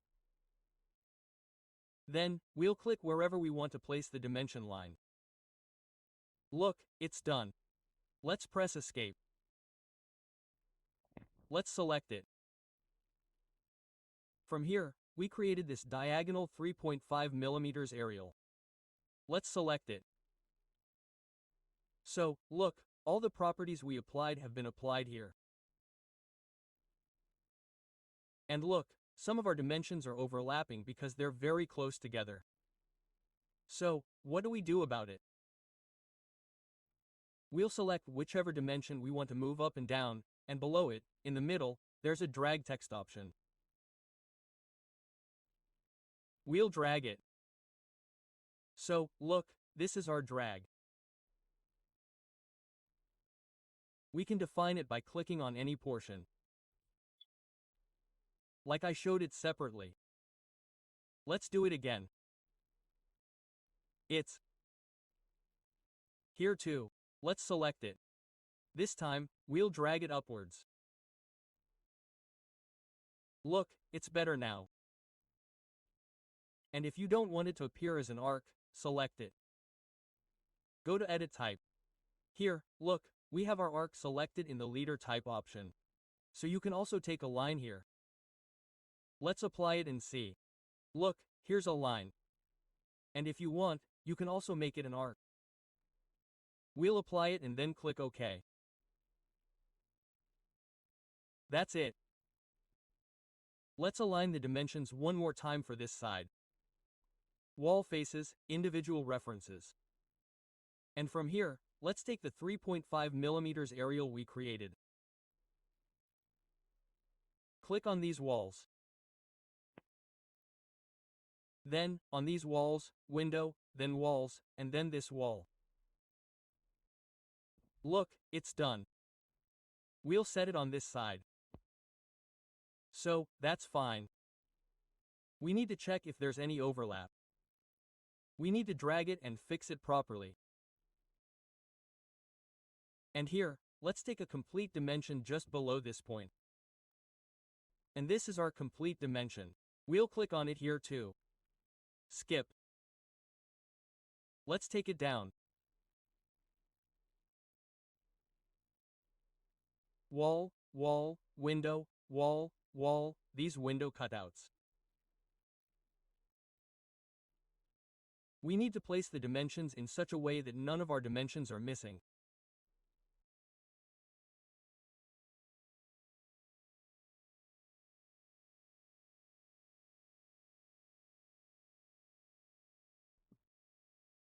All we have to do is click like this, and all our dimensions will be automatically added. And here, we click like this. Look, let's press Escape. We have a lot of overlapping dimensions here. We need to correct this. So, let's select this. We need to drag this point right down in the center. Drag text, we dragged it to this side. Look, let's select this.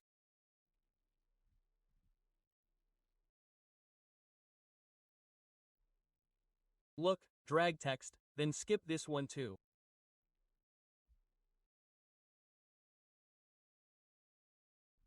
And here too.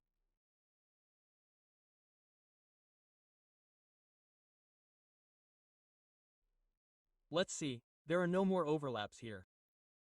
This is our proper setup. And we'll show a complete dimension. We'll align it from this point to the endpoint and show it below. Skip it. We didn't show it above. We don't want any dimensions repeated. So, we just placed it below and on the right side. Let's do this. This wall, this window.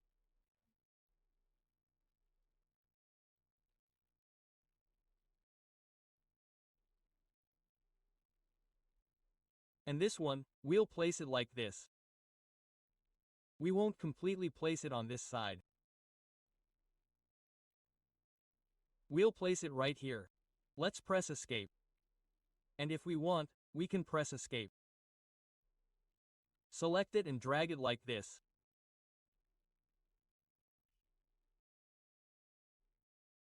Align the dimension again and take it separately.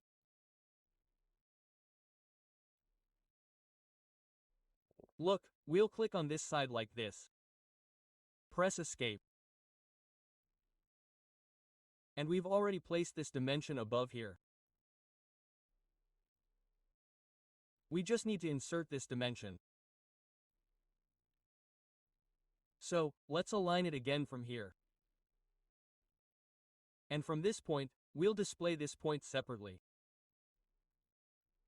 Look, this. We'll move it a little further. We can also move it with the arrow keys. Press Escape. Look, this. So, we need to enter dimensions in such a way that no dimension is missed. And there's no need to follow any exact pattern. You just need to clearly display your dimensions. No need to over-dimension each dimension. Meaning, you don't need to enter repetitive dimensions. Now let's add the measurements inside the room. And let's remove the area tag here. So, select it. We'll use the Select All option here. So, what will this do? All these room tags are selected together. And from here, we'll convert it to just a room tag. We'll remove the room tag with area. Look, all these areas have been removed. Now let's add the dimensions inside them. We'll use the Align dimension again. And just the dimensions inside them. We'll show it like this. Look, we have to show all of this.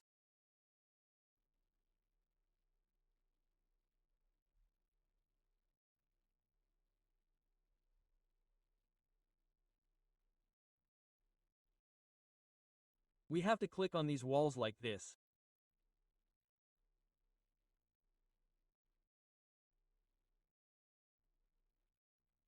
We'll show them separately.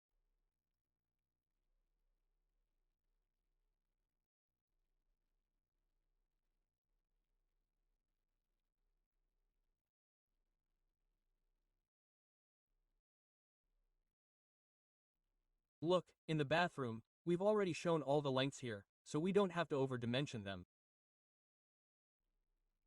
Just like this, we'll show its width.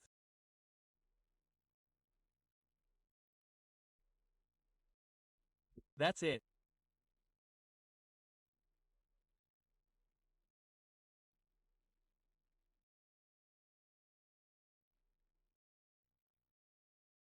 Let's press Escape.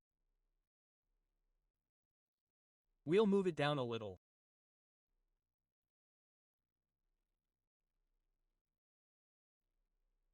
Or let's move it a little here. Look, let's move it a little. That's better.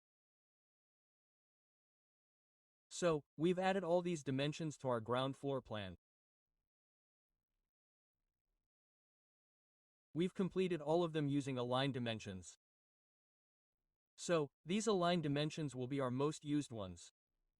But let's also look at the other dimensions. You've already seen Align, and linear dimensions will be used just like Align. What is an angular dimension?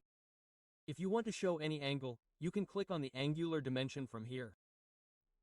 Look, I clicked on this wall and clicked on this. So, look, this is our angle being shown. Just click and press Escape. Next is our radial dimension, diameter, and then arc length. All of these will work for our circular or arc. So, suppose if I want to show this, I can take radians from here. I have to click on this arc. Look, my radius is showing. If I want to show the diameter, I'll select the diameter here. And clicking here will show the diameter. Next is our arc length. Arc length means we can define the length of this arc, or any arc, with its help. And look, here is the spot elevation. To get a spot elevation, we'll need to go to some elevation. Suppose I click on north here.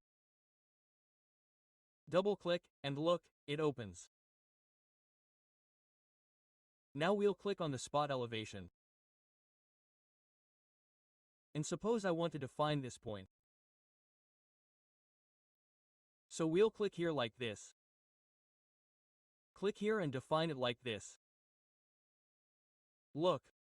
Let's take another look. Spot elevation, click on this point, click here, and click here. With this, we can show any height in the elevation. And what is a spot coordinate? We can define any coordinate. Let's take the spot coordinate from here. And suppose I want to define this coordinate. So let's click here and show it like this. Let's press escape. Look, this is our coordinate being shown here.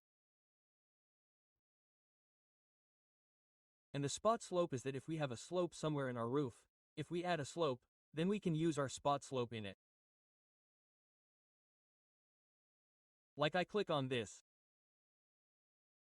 Let's close it. And look, as soon as we bring it here, it is showing us that there's no slope available here. If we had a slope here, then our slope dimensioning would have been created here. So let's press escape. We'll learn how to add a floor to our ground floor level. First, double-click on the level you want to add the floor to. I've opened the ground floor level here. To add a floor, we'll need to click on Floor. Clicking on the drop-down menu will reveal several floor options: architectural, structural, biface, and slab edge. So, we'll add an architectural floor to this plan. From here, you can click on Floor Architectural. Or, if you click on Floor directly, the architectural floor will open. Here, look for Modify, Create Floor Boundary. First, we need to create our boundary. Here, we'll see the boundary line option. To create the boundary line, we're given these options: line, rectangle, polygon, circle, arc, ellipse. These are many options. Pick lines, pick walls. We'll use these options to create our floor. And look here, this is the Finish Edit mode and this is the Cancel Edit mode. From here, we'll finish creating our floor, and our floor will be ready. So let's do one thing. I'll press Escape or Cancel from here. And I'll create a separate wall nearby to explain it to you. After that, we'll add our floor to this plan. So, let's take a wall from here. I'll select the wall type from here. Let's take a 254 mm rectangle and let's say a rectangle like this. And we'll create a wall like this. We'll press Escape. Double Escape. Now, to add a floor, this is our ground floor level. Here, below, we'll have to click on Floor to add a floor. And look at this boundary line. We can add a floor using these lines, rectangles, pick lines, pick walls, etc. The first option here is line. So, let's see how we can create it using line. Simply click on line and draw these lines. It must be a closed boundary. If you create a gap anywhere, your floor won't be created. So, it should be a closed loop. Look, we've created it. And when you're done, click on Finish Edit mode from here. Look, our floor is ready. To see it in 3D, we click on 3D View here. The default 3D view. Look, our floor is ready. Let's go back to the ground floor level. We need to select this floor. How do we select it? Hover your pointer over the wall. Press Tab until the floor is selected. This chain of walls is being selected. Press Tab again. Look, this is our floor. Now click on it. If you want to edit it, you can do so using the Edit Boundary key. If I simply want to delete it, I'll press the delete key here. Let's take the floor again. Here, we can create the same floor in an even easier way using a rectangle. So, let's take a rectangle from corner to corner. You can choose inside walls or outside walls, as you wish. And here's another option. Offset. If you want an offset here, suppose I choose an offset of 500 here. And I click from this corner to this corner. So, look, the floor that is being created, I clicked on our outside to outside point. So, our floor has been created at a distance of 500 from the outside wall. So, let's close it. Let's go to Finish Edit mode and then look at the 3D view. Look, our floor has extended 500 millimeters outward. Press Escape or select it from here and erase it. Go back to the GFL. Click on the floor again. Next, what's the option here? Look, there's a pick lines option. So, what are the pick lines like? Like the line we drew. If we click on pick lines, we simply click on any point on the line and that line becomes selected. Look, we can select it easily. All our lines are selected. Now, click on Finish Edit mode.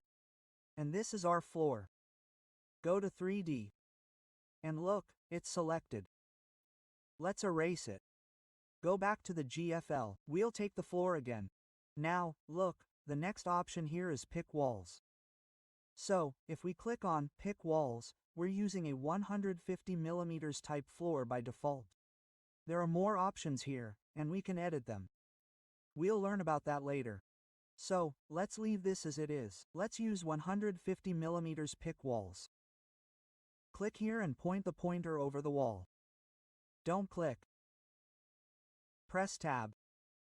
So, let's select it again. Bring the pointer up and press Tab. So, our wall isn't selected yet. It's just highlighted. Click. Look, our inner wall is selected. If we want to select the outer wall, we can flip it from here. See, outer, inner, inner.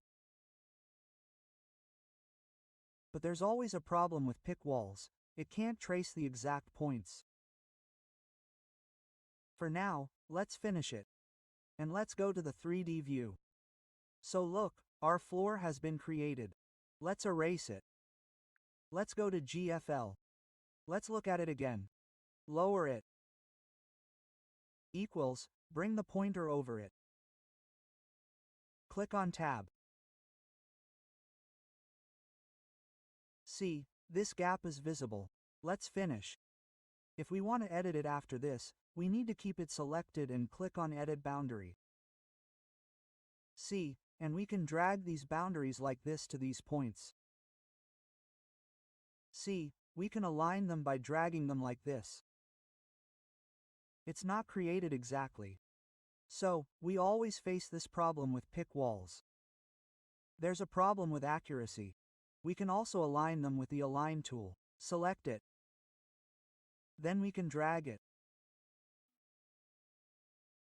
It has to be done at this point. It's not like that. We can place it wherever we want. So I placed it like this and finished it. See, to edit, click on Edit Boundary or double-click it. We can use these same tools to edit this floor. Suppose I create a polygon.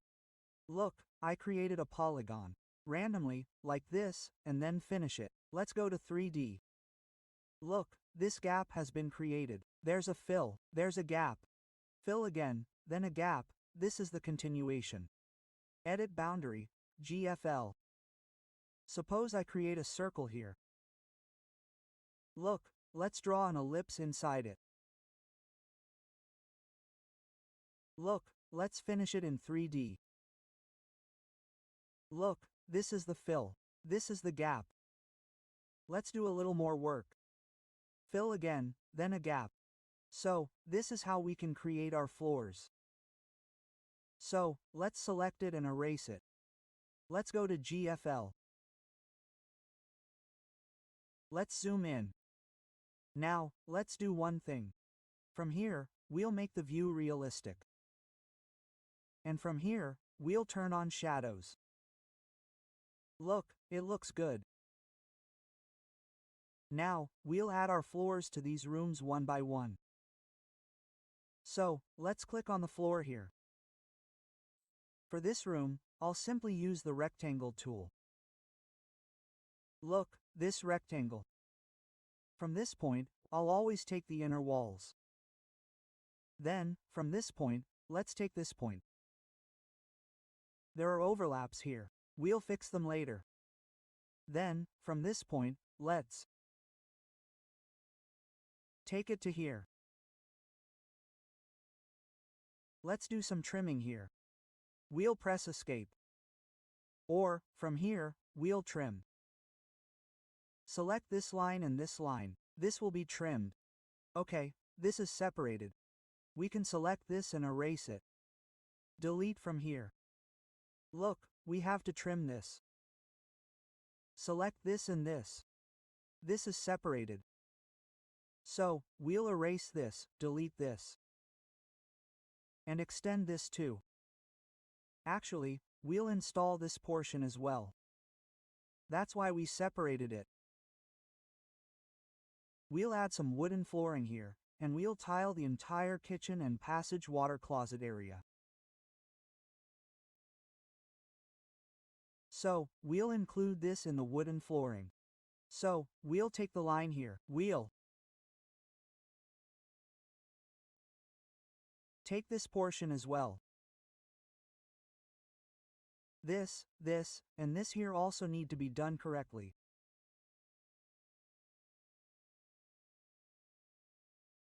We're creating these portions using lines. There are doors here. So, we should have a floor here as well.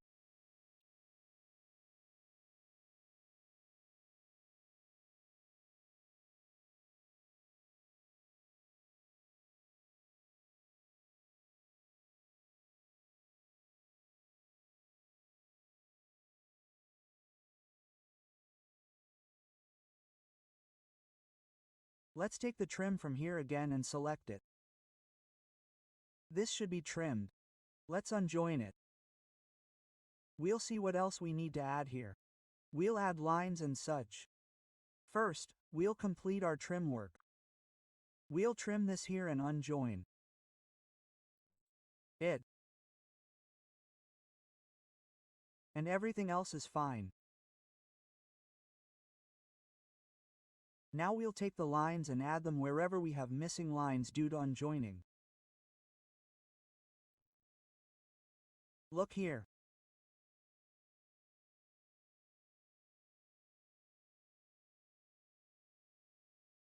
And if we leave our lines somewhere in this portion, suppose I didn't create it here and finished it, then look here, it's showing, error cannot be ignored.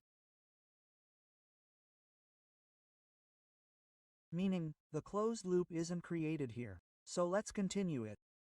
And here it's also showing in which portion you need to complete the closed loop. So we've done it. It's here. And here. Okay, I hope we've completed our loop. Let's finish here. And look, our floral is done. We'll edit the florals later. First, we'll completely create this portion. Let's take a look in 3D. How does it look? We can erase it right now if we want. Let's select it and erase it. Look.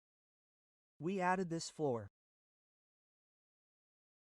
This is our dining area and this is our bedroom.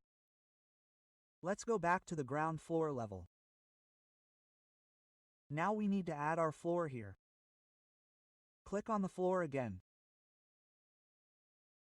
Take the rectangle and add these rooms one by one, the bathroom. Here, the passage here. Let's ignore the overlaps for now. We'll fix them later. And in this portion, something went wrong. We need to take the endpoint snaps.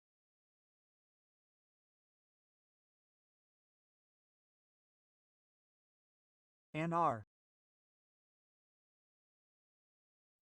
dining and kitchen. Look, it's done. Now we'll take the tray. Select it. And select it. It's separated. This and this are separated. Similarly, we'll trim this and this. This is separated. We'll trim both of these here, along with this. This is separated. Let's press Escape once. We don't need to keep these lines. We'll erase them. From here, I'll take the line and close the loop. Wherever our lines have become unjoined, we need to redraw them. Here, we need to erase this 1. It seems we've completed our loop. Let's finish it and see. If it hasn't finished, we'll see where our loop hasn't completed. Finish it. And look, we've added our floor here too. Let's press Escape. Look at this. We can add the same floor here if we want. But I want to show you how to edit floors and how you can add different floors to each room. So first, we'll add the floor to the living area and bedroom. So, first, we'll edit our floor in the living area and bedroom. To edit, we need to select our floor. To select, move your cursor or pointer over the wall and press Tab. Tab again until it's selected. Look, it's selected. Click on it. And here, our floor pattern is showing. We need to click on Edit Type. What do we need to do first? We need to create a duplicate object here. Click on Duplicate Floor Duplicate. Here, I'll name it Concrete plus Wood. Here, Concrete plus Wood, or let's make it 162 millimeters, 150 millimeters of concrete, and 12 millimeters of wood. We'll click on OK. Right now, only the name has changed here. Here, we need to edit the properties. So, look here, it's Structure. Click on Edit. And here, look at the structure core. We need to place the concrete as the material. Click on it. Click on the 3 dots here. And here, I'll write concrete. And from here, you can choose any concrete material. I'll choose concrete cast in place gray. You can also see its appearance from here. You can also see its texture by clicking on the image. Let's close it and click OK. So, we've converted our structure to concrete. Now we want to add wooden flooring over the concrete. So, we need to insert it here. Insert a layer. Look, it's already inside the core boundary. So, we need to move it outside the core boundary. Select it and use the up and down keys to move it out of the core boundary. No need to move it down, we need to move it upwards. Because our wooden floor will be placed above the structure. So, let's move it up. Look, it's moved up. And the function is not structure. Click here. Click the arrow and give it a finish. This is our finishing layer. We need to edit the material. Click by category. Click on the 3 dots, and from here you can type wood.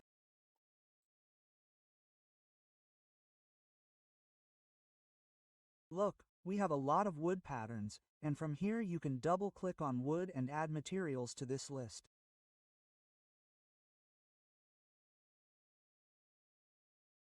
So, if you want to add any material, like the Magini here, we can upload it.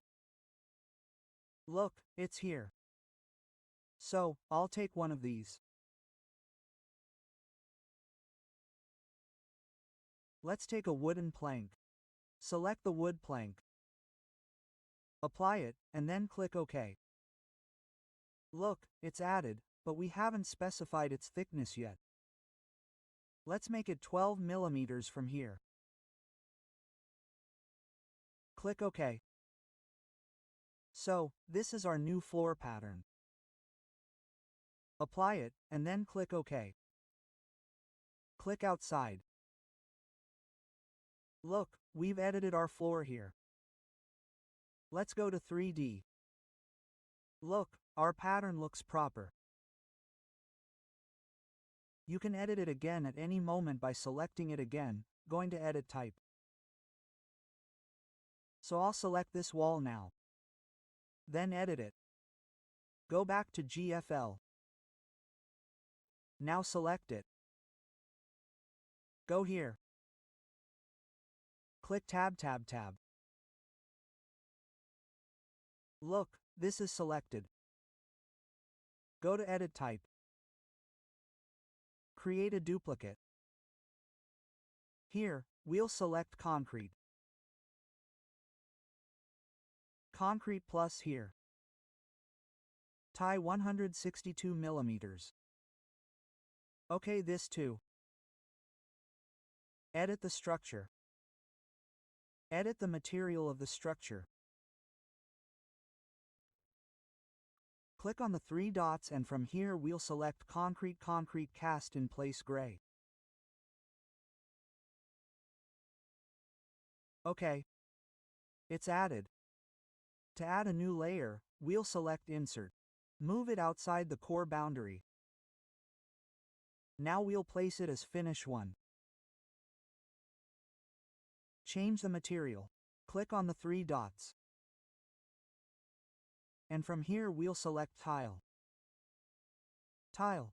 Look, we have a lot of tile options here. If you want, you can double-click on Tile from here and add any tiles that are available here.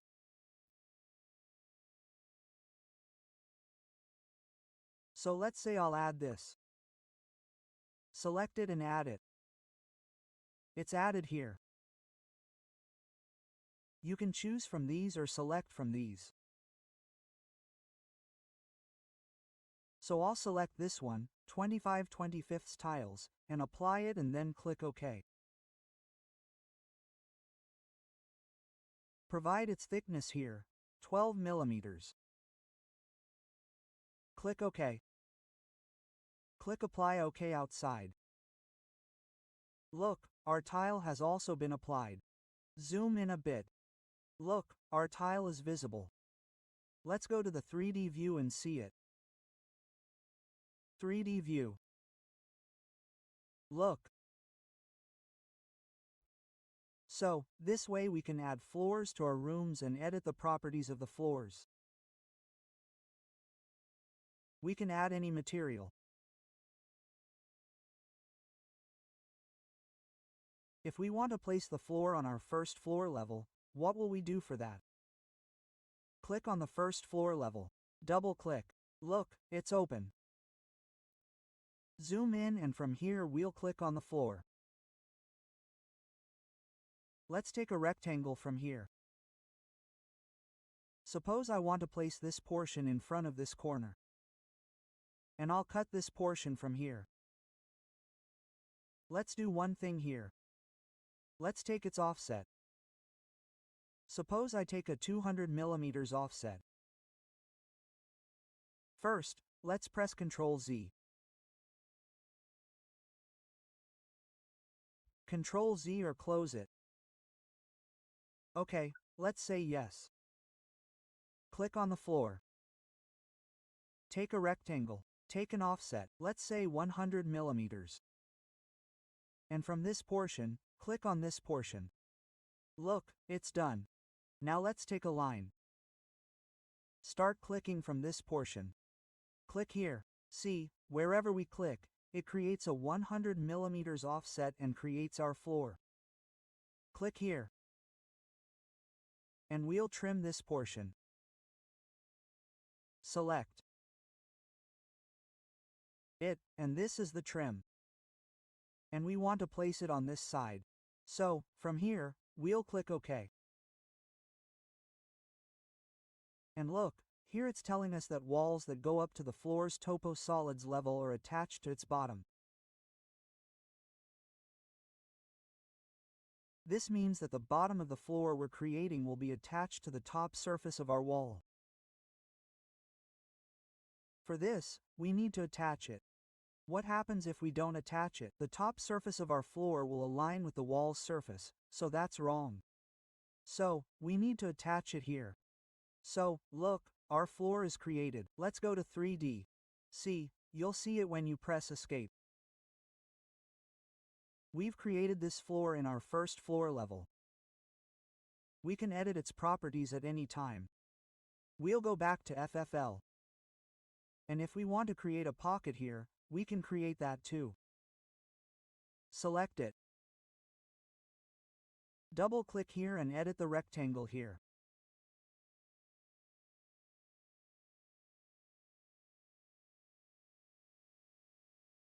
We'll do this. Okay. Attach it. We'll go back to the 3D view.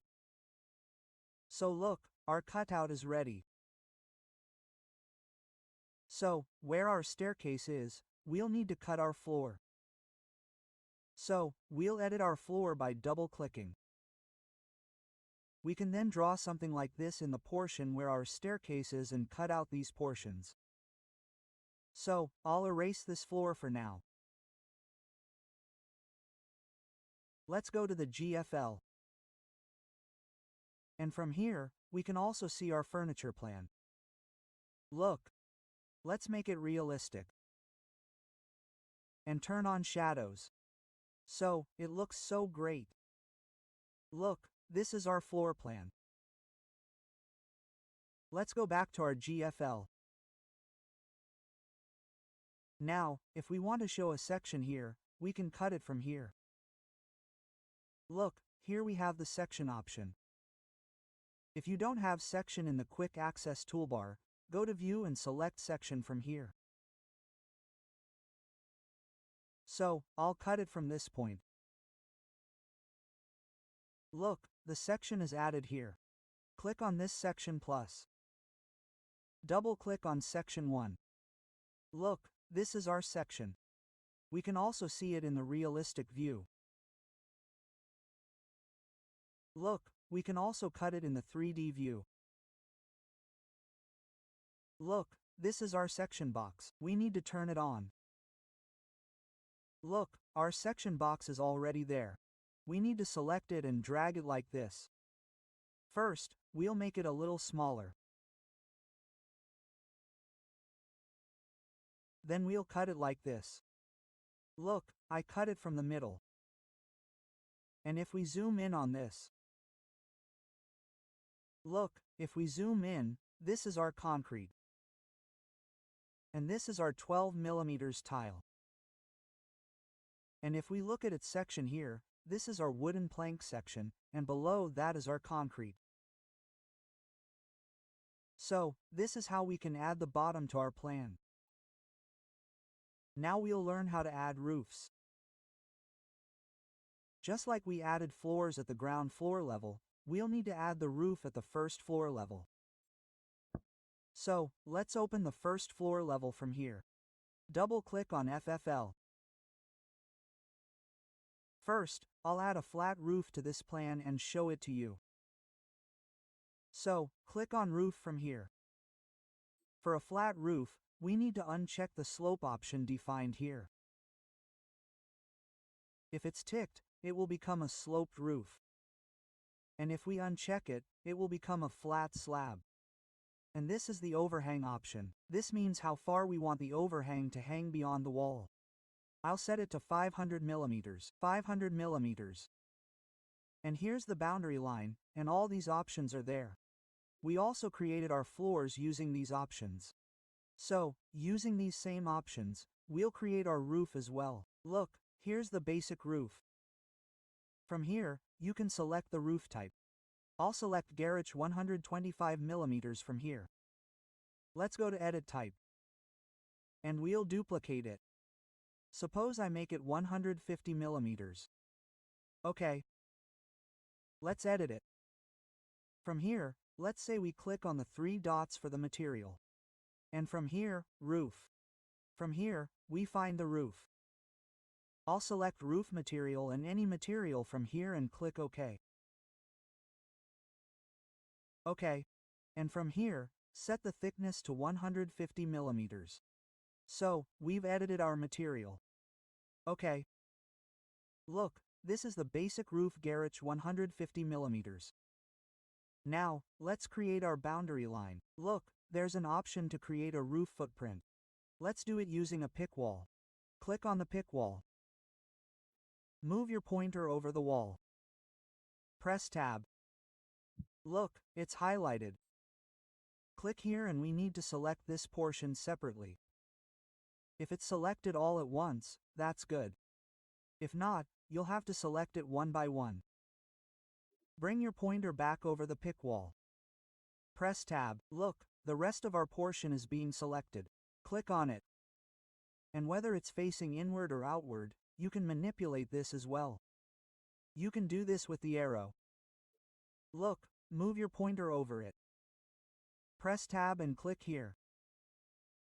There are some overlaps here. We'll fix these with Trim. Click on Trim. Trim Extend to corner and select it. It's trimmed. Press Escape. Erase it. Sorry, we need to trim it again. We'll select this and this. We'll delete the element. We'll select this, press Escape, and delete it from here. Let's finish. Look, this is our profile footprint. So let's finish. There are still some overlaps here. So let's continue. I'll select this. And look, I have to bring it up to here. This actually overlapped. Let's finish. Look, let's go into 3D now. So our roof has been created. If we want to edit the roof at any moment, we can double-click on the roof. Or we can select the roof and click Edit Footprint. Let's go to the first floor level. Suppose I want to make the overhang here 0. So I'll have to select it completely. Look, let's make the overhang 0 and click OK from here. Look, our overhang has become 0 from here. To edit it, double-click again. Select the first floor level. Look at the overhang, 500. We can drag these points. We can drag it to any point like this. Let's do OK. Double-click again. Suppose I want to extend the roof here. So, I select this line and drag it. Look, it's done dragging. We'll delete the element and finish it. Look, let's go into 3D. So, our roof is extended. So, we'll have to create our roof in the same way we created our floors. If we want a flat slab or a flat roof, we can create it this way. And if we want a sloped roof, we'll see how to create it. I'll create a separate plan for that. Let's go to the ground floor level. Double-click GFL. I'll zoom in on this side. Let's create a plan here. Let's take this wall. Select this wall. CS create similar. Look, our same wall is activated. Now let's create a random profile for the wall.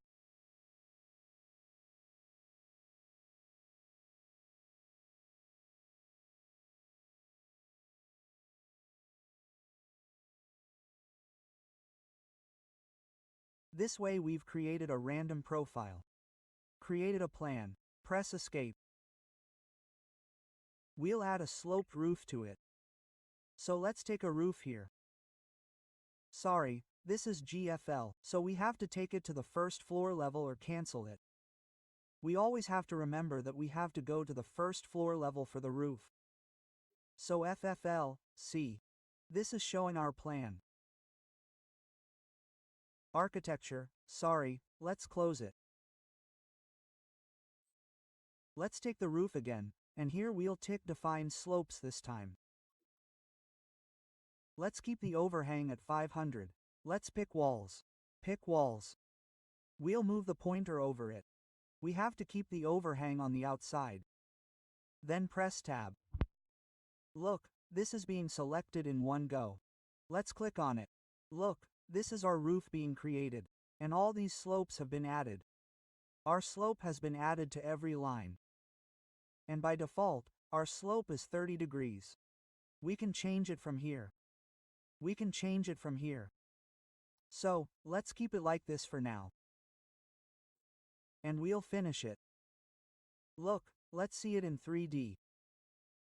So, our roof has been created. Slope roof. Look, to edit it, we have to select it. From here we can edit the properties. From here I can change the slope. Suppose I do 45 degrees. So, look, it's elevated. I can make it 15 degrees. Look, it's sloped, but it's come down. I'll change it back to 30 degrees. And if we want to change it individually at any point, we can do so using these drag points. Look, it's being dragged. If I want to drag it, I can drag it individually. Look, it's gotten bigger in height. And it's the same as it was. Let's hold down Ctrl Z. Let's add some material here.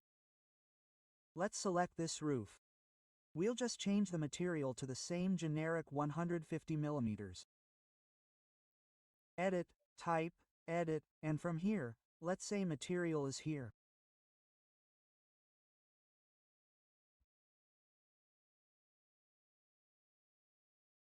Look, there's a folder called Miscellaneous. Let's open it.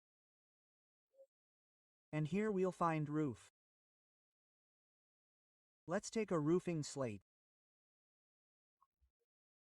We'll add it to the document. Look, it's here. We have to select it. We have to press OK. OK, apply, OK. Look, our roof material has been changed. Now let's learn how to add gables. What do we need to do for that? We need to edit the roof. So, what are the options for editing the roof? We can select the roof and click on Edit Footprint from here, or double-click on it directly. We can edit it from here as well. But I recommend always going to the floor plan and editing it. So, I go to the first floor level. Suppose I want to remove this slope.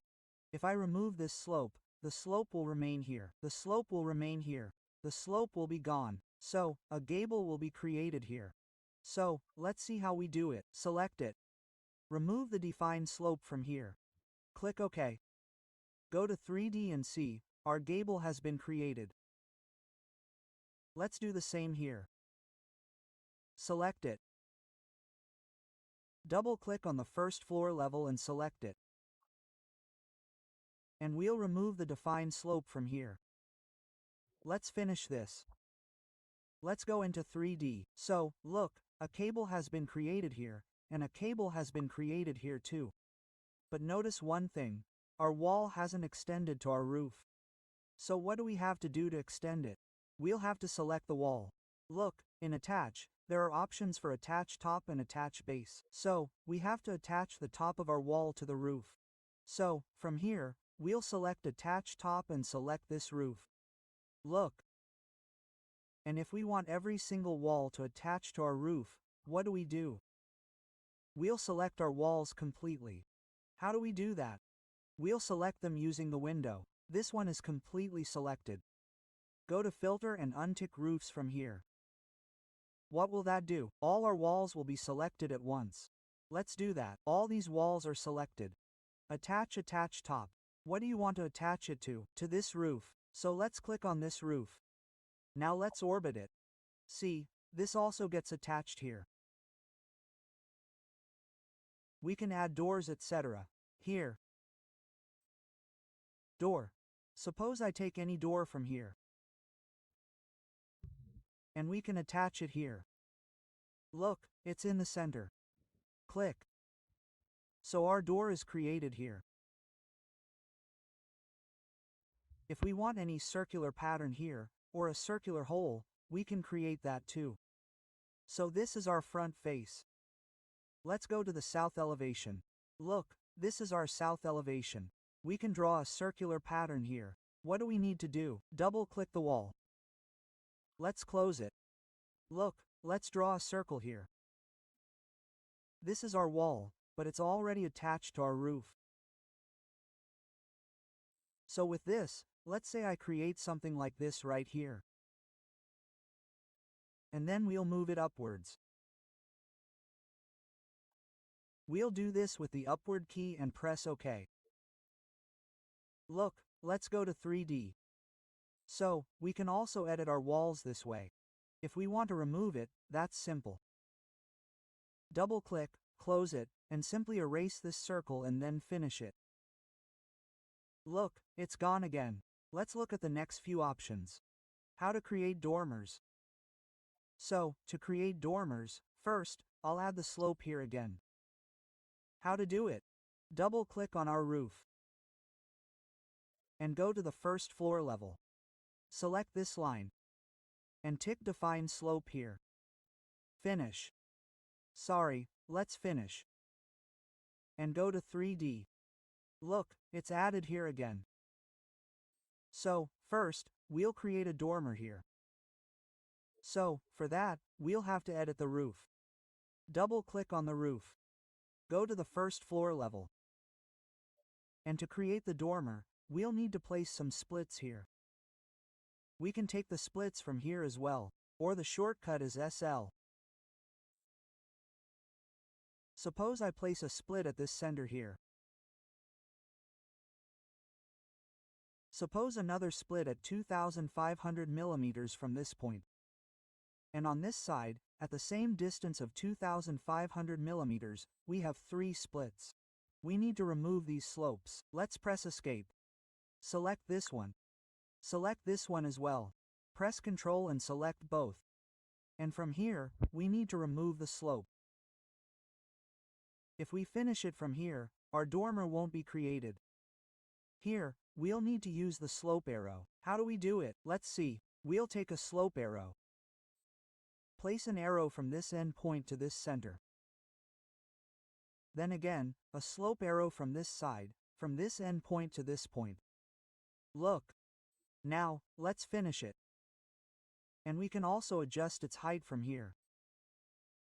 So, let me finish it first and show it. Look, this is 3D. A dormer has been created here. Let's go to the first floor level.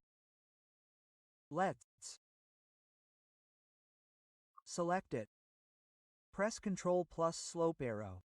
Let's select this as well. And from here, I'll reduce the height offset a little. Let's say 2,000 millimeters. Let's go to 3D. Look, we've just created the proper one. This is our dormer. Let's also see how to add more dormers. We'll add another dormer on this side. So, for that, let's do one thing. Let's go to the first floor level. And here, we'll do one thing and create a roof. We'll take the roof from here. Let's take a rectangle. Let's create a profile like this from this point. You can give it any dimensions you want or you can manipulate it later. So I could simply finish from here. But I won't finish. I'll delete both of these slopes here. I only need slopes on 2 sides, not the front or back. So let's press Escape. Select this one. Press Ctrl to select this one too. And from here, I'll delete both of these slopes. Finish. Let's go to 3D. Look, a dormer is being created here. Now we need to attach this dormer to this roof. For that, we have the option of Modify here. We'll use the Join, Unjoin option. First, select any edge here.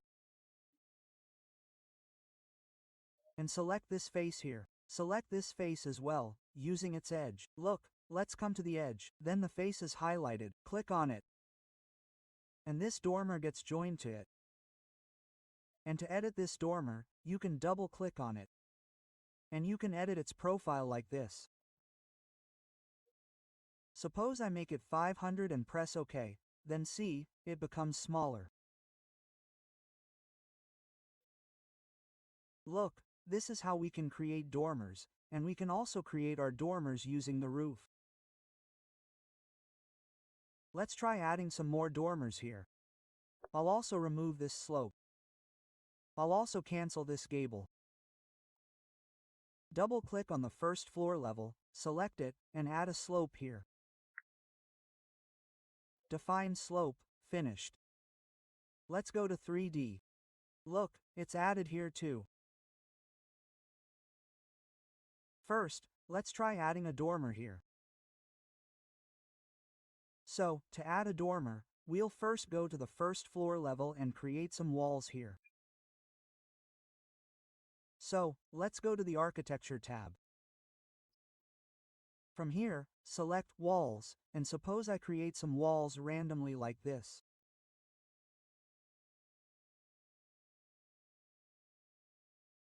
This is what I created.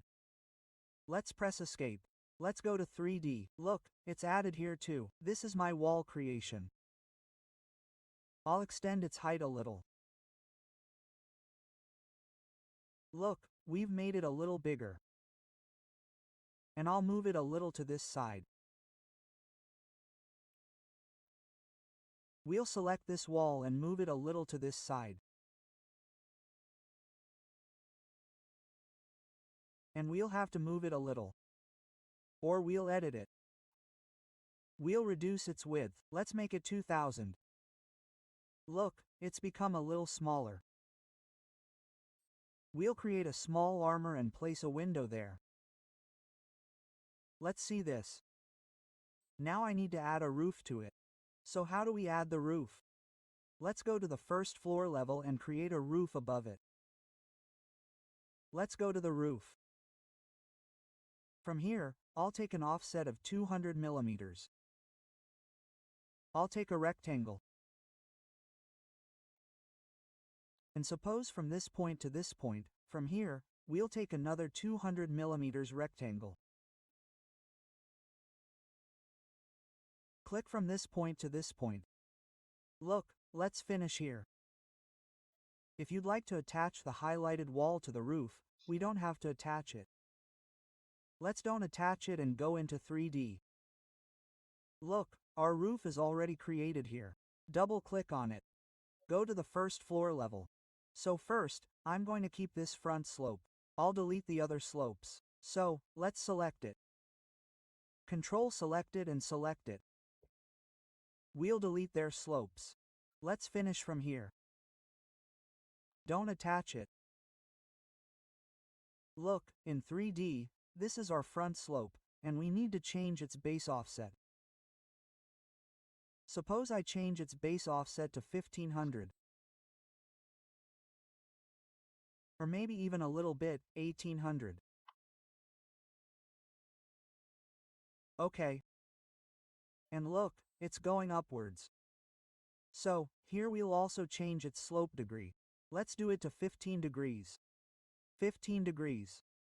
Yes, it will probably attach here. Okay. What do we need to do now? We need to join this roof to this roof. For that, we need to go to Modify. Here, there's a Join, Unjoin Roof option. Select it, and then select this face. Look, it's highlighted. Clicking here will attach it. But there's a problem here. What's the problem? It's not fully attached. That's why we made it smaller, and we should have made it smaller. Let's see what we can do. Let's go to the first floor level. Select it. Make it 1500. Move it 1500.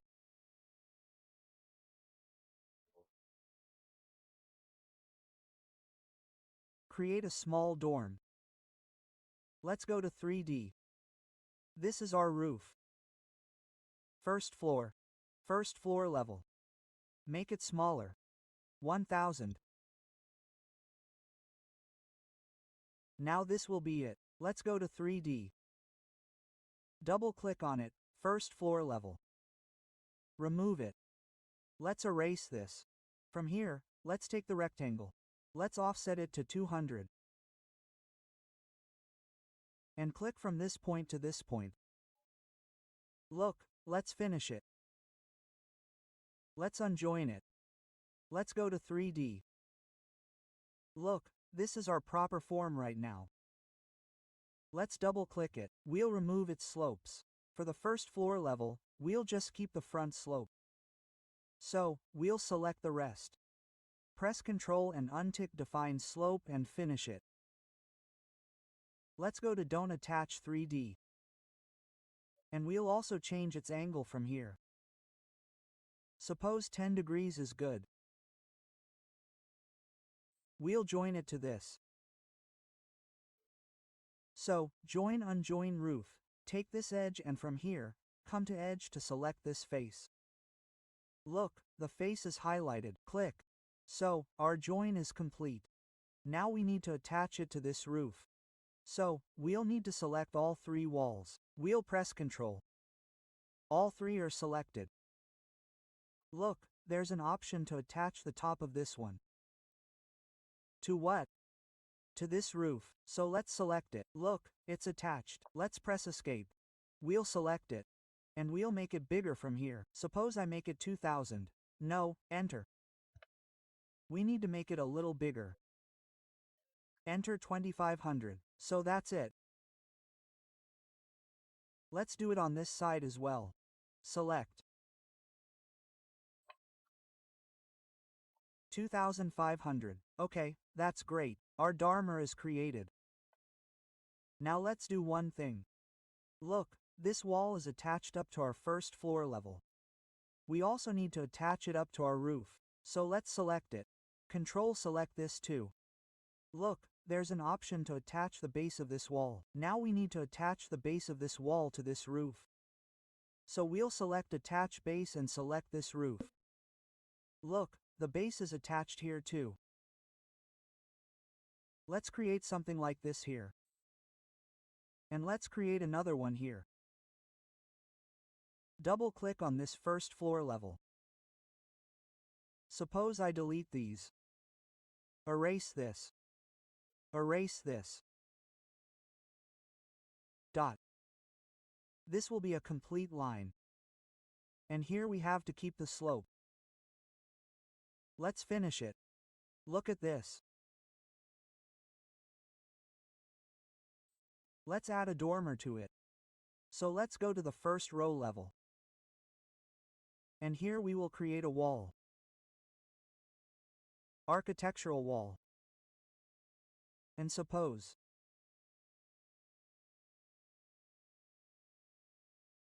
we created a wall like this. Let's escape. Let's see it in 3D. Look, this wall is being created. We have to add a roof to it. So let's go back to the first floor level. Let's cancel the roof. Keep the overhang at 200. Keep the slope as well. Take a rectangle. Let's create a roof from this portion to this portion. Here the overcrowd becomes 0. We will make it 200. Print again. Look at this. Finish it. And we don't have to attach this. We'll close the 3D view. And we'll select this. Look, this is our roof. Let's double click it. Suppose I keep the first floor level and slope on both sides. We'll remove this in front and back. So let's select this. Press Ctrl to select this. And from here, we'll untick Define Slope. Finish. Don't attach 3D view. Look, we have to move this up. So what can we do for that? From here, let's set the base offset to 1500. Look, it's come up. Now we can attach this. Will this work with this? We'll have to make it a little bigger. Let's drag it a little. We'll drag it a little. This was the second one. Let's set it to 15 degrees. That'll be done right now. Yes.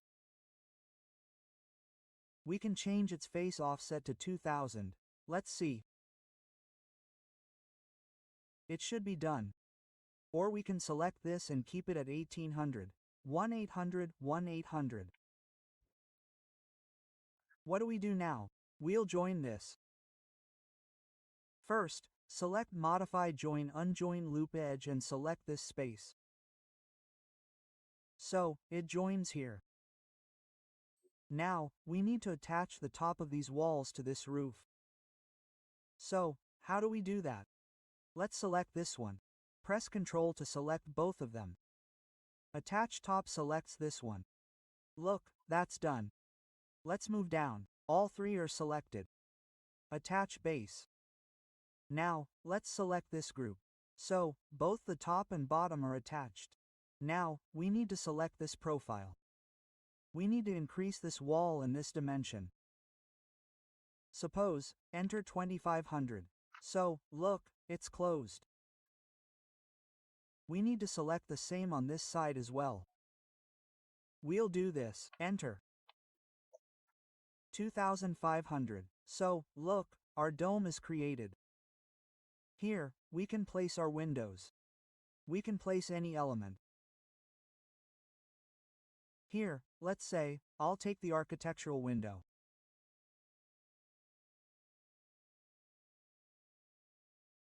If we want, we can also place two windows here. Look, and weave. Place these. We can manipulate this a little bit like this. Okay, so we can create dormers like this. And here, if we want to cut the dormer, we have the option of creating a dormer opening. Click on the dormer opening. First, we need to select the roof we want to cut. So, we'll select this roof. And then we need to create a profile. So, to create the profile, we'll go from here to the wireframe. And from here, we'll select these lines. Select the inner lines. All of these are selected. From here, we'll extend the trim and create a closed boundary.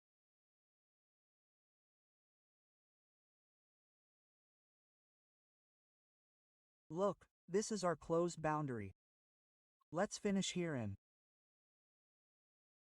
Change it to realistic mode again. And look, our dormer is created. And we've also created a dormer opening. Look. Let's create another profile here. We can place a window. A small window. We can place a fixed window.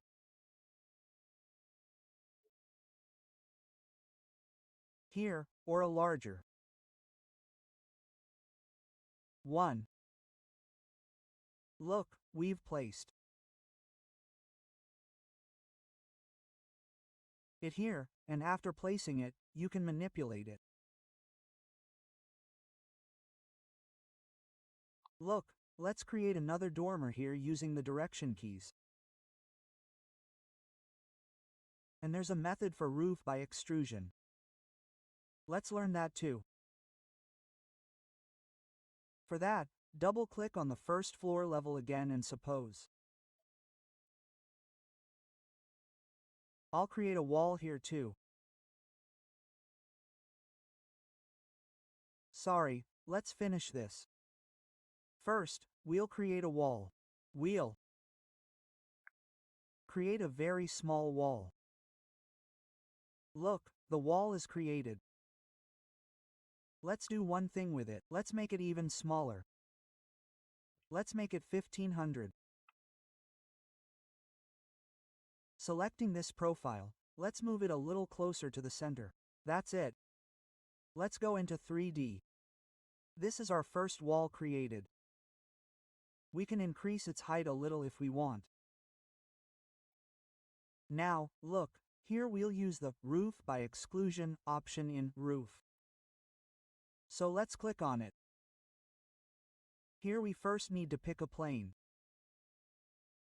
We'll create a profile in that plane, and by excluding that profile, we'll create our proof. Let's see how we pick a plane. Okay. This is our plane. So, which side is this? Okay, let's do this. This is our west. So, let's move to west. Look, this was our wall. Let's close it. Let's do it one more time. There were some problems here. Actually, we made it too big. Let's make this dimension 2000. 1600 is better.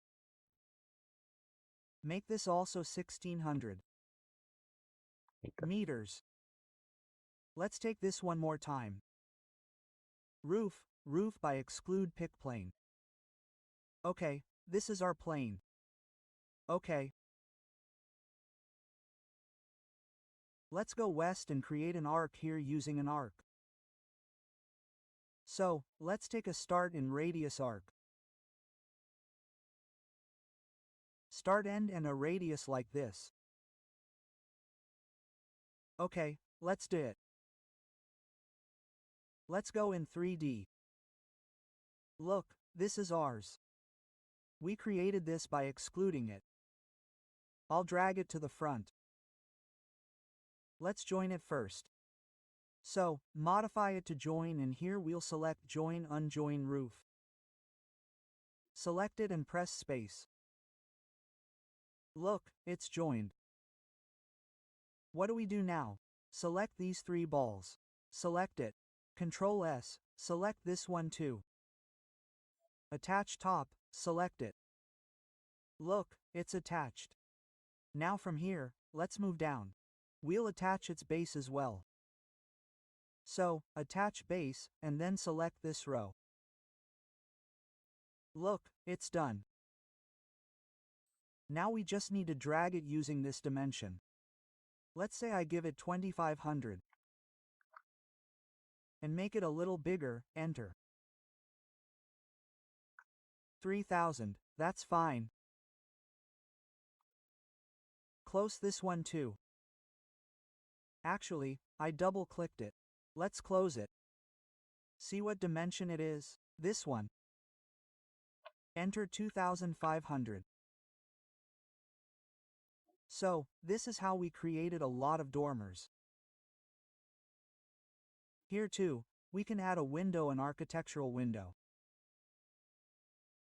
Suppose I take this window from here and place it here. Look, let's move it to the center.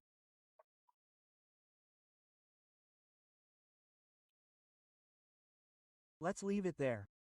You can move it to the center using the dimension. And we need to open the dormers from here. So, click on the dormer opening. This one is our roof. Let me do it one more time. Wireframe. This one inside, and this one below. Let's trim it. Trim and extend, select this, select these.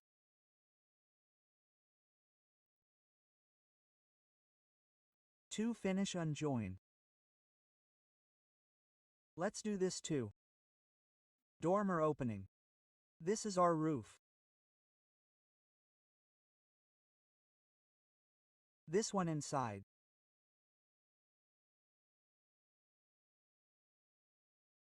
Let's cancel this one. This one. This.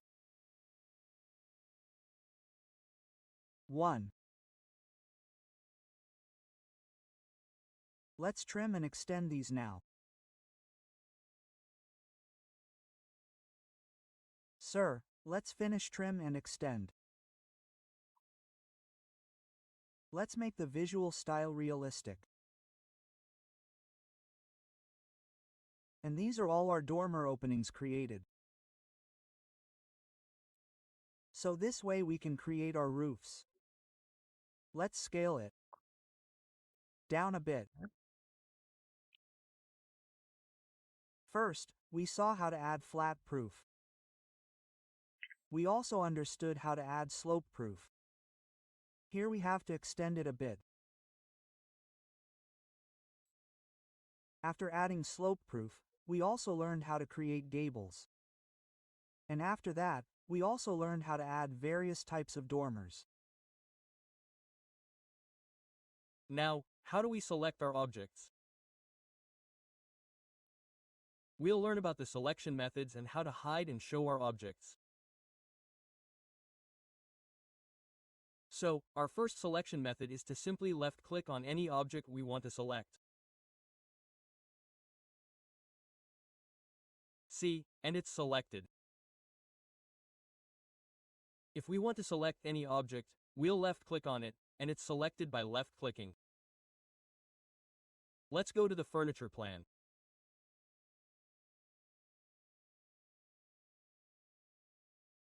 Let's say I want to select this bed, I'll left-click on it. This is our selection method. If we want to select 2 or 3 objects together, suppose I want to select these 3 walls together. So, what will we do? Select this wall. Press Ctrl on the keyboard. Then we'll left-click on this one, and on this one too. Look, all 3 of these are selected. To exit the selection, we'll need to press Escape. Look, this one is selected. Press Ctrl to exit this one, and then Escape to exit the selection. And what do we need to do to select similar objects? Suppose I'll have to select this entire wall. If I select one by one, it will take time. So what do we need to do to select such a selection? We need to select any wall. And then type SAW on our keyboard. This means select all SA. What does that do? Look, all our objects are selected here too. All the walls. So, we selected this wall, and all the similar walls are selected. So, after the selection, we need to press SAW. For example, I select the S mode and select S, S, and S, S. This selects both of them simultaneously. For similar objects, we need to use the Select All option, S, S, and S, S. Let's see what other options are available. Here, I drag the mouse from left to right. So, we're creating a window selection. Just like in AutoCAD, we used to select from left to right and right to left. Window selection and crossing selection are the same here. When we go from left to right, we call it a window selection. Any object that is completely within this window is selected. For example, here, some objects are completely visible, while others are partially visible. So, if I click here, all the objects that are completely visible and highlighted will be selected. Look, they're selected. Window, chair, and this tag, let's escape. And what does crossing selection mean, from right to left? Any object our selection touches will be selected. For example, if I hold it like this and left-click. So, look, all of our objects are selected. We didn't bring them here, but this floor is together. That's why this entire floor is selected. Let's escape. And there's another selection method. We select any object. Suppose I select this window and right-click. Look, there's an option to select all instances. We have 3 options here: visible in view, entire project, and entire project including legends. So, our first option is visible in view, meaning this view we just opened, furniture plan. Our selection will be made only in this plan. There will be no selections in other plans. For example, I'll show visible and view here. I clicked on it. So look, all our similar objects in this window are selected. Let's press escape. Now let's select it again. Right-click. We'll select all instances, again, and select the entire project. What will happen by selecting the entire project? All the similar objects in our entire project will be selected. And in this option, our entire project, along with the legends, will be selected. So let's select this one. And look here, everything is selected. We can also go to other plans and look at them. Look, all these windows are selected here too. Look, it's the same window, so I'll circle it a little and show it. Look, it's selected here too. Let's go back to the furniture plan. Let's press escape and take a look. Select it. Right-click, select all instances, and here we make it visible in view. Now, if we go to 3D, we'll see that we're not selected in this plan. We're selected only in this plan. So that's the difference, the basic difference. If we select and right-click, go to select all instances, and select visible in view, all the windows in this view will be selected. And if we project entirely, if there are other plans, similar objects in those plans will also be selected. Let's press escape. Next, let's see how we can select any object and hide and show it. So, first, suppose I select any piece of furniture. Right-click. Here, there's a hide in view option. 2 options are visible here, primarily elements and category. If we select elements, only that element will be hidden. To bring it back, we'll see the option, Reveal Hidden Elements. Click on it, select the element we want to reveal, and then look, there's the Unhide Element option. Click here and close it. So, it's back. Let's select Hide in View, again, right-click, Hide in View. And if we select Category, here, all the objects in this category will be hidden. Look, all our furniture is hidden here. And what will we do to bring them back? Click Remove Hidden Elements, here. And look, all these hidden objects are highlighted. Select any object. Look, there's the Unhide Category option here. We can unhide the entire category. Or, if we close this, it will remain hidden. The rest will remain hidden. So, I'll select Unhide Category, here and close it. So look, these are shown again. There are some more options here. See, we can hide objects from here also. Look here, Hide Element, Hide Category. So we can do it from here also. Suppose I select this. Click here. Hide Category. See, this gets hidden from here also. Click on it again. Reset it. Then it will come back. Let's look at any object again. Suppose I select this bathtub. Click here. Hide Category here. Click here again. Reset it, then all the objects in these categories will come back. And here, if we apply Hide Isolate to view, then all these will be permanently hidden in this view. So, if we want to hide it permanently, then we can do it. We will not be able to reset this. And if we temporarily hide these, we can reset them again. So I pressed Ctrl Z and reset them from here. There are some more options here. Let's see. Suppose I select this bed again. Click here. Look here, another option is Isolate Element, Isolate Category. So if we do Isolate Element, then all our objects except the selected element will be hidden. So let's look at Isolate Element here. Look, this is left and all the others are hidden. If we want to bring this, then click here. Reset it, and if we want to categorize it, then suppose I take this wall. Press Ctrl Z and take the window. And we also take the door. Wall, window, door. From here I will isolate category it. Look, so what happened? Apart from these objects, all my other objects, including my walls, doors, and windows, are hidden. To reset this, we'll click Reset Temporary Hide Isolate here. This way, we can select, hide, and show our objects. Now we'll learn how to create stairs. So, let's do one thing. Copy the AC plan and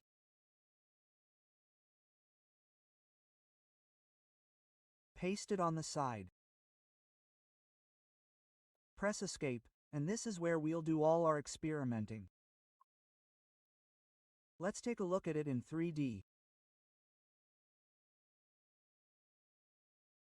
Look, we've only copied our walls so we can see our stairs. So, I go back to the ground floor level. We always have to create stairs from one level to another. Suppose I go to any elevation, say, the south elevation, and double-click here. I'll have to create stairs from this ground level to the first floor level. You see, the distance here is 3,000 millimeters, which means 3 meters. So, here we'll try to create stairs from the ground floor level to the first floor level. So, let's go back to the ground floor level. So, to create a stair, you need to go to the Architecture tab, where you'll find the Stair option. Clicking on it opens up a multitude of options. Here, Modify, Create Stair. There's a Run option. This means we'll use this run to create our stair. We'll create our steps. This is the landing. There's an option for automatic landing. If we turn it off, we'll have to create the landing separately. This landing option is useful for that. There's also a support option. If you want to add support to your stair, you can use the support here. There are several stair options here: straight, full step spiral, and center end spiral. There's also an L-shaped winder and a U-shaped winder. If we create our own sketch, there's also a Create Sketch option. Let's go here. Here, there's a Location Line option. You saw in walls that the location line would be centered, lefted, or righted. It's the same here. Look, the run center means it's centered on the steps. This run left, this run right, and this one goes from the left of the exterior support, and this one goes from the right of the exterior support. And here, there's also an offset option. If we set an offset, our stair will be created at that offset distance from where we click. This is the actual run width.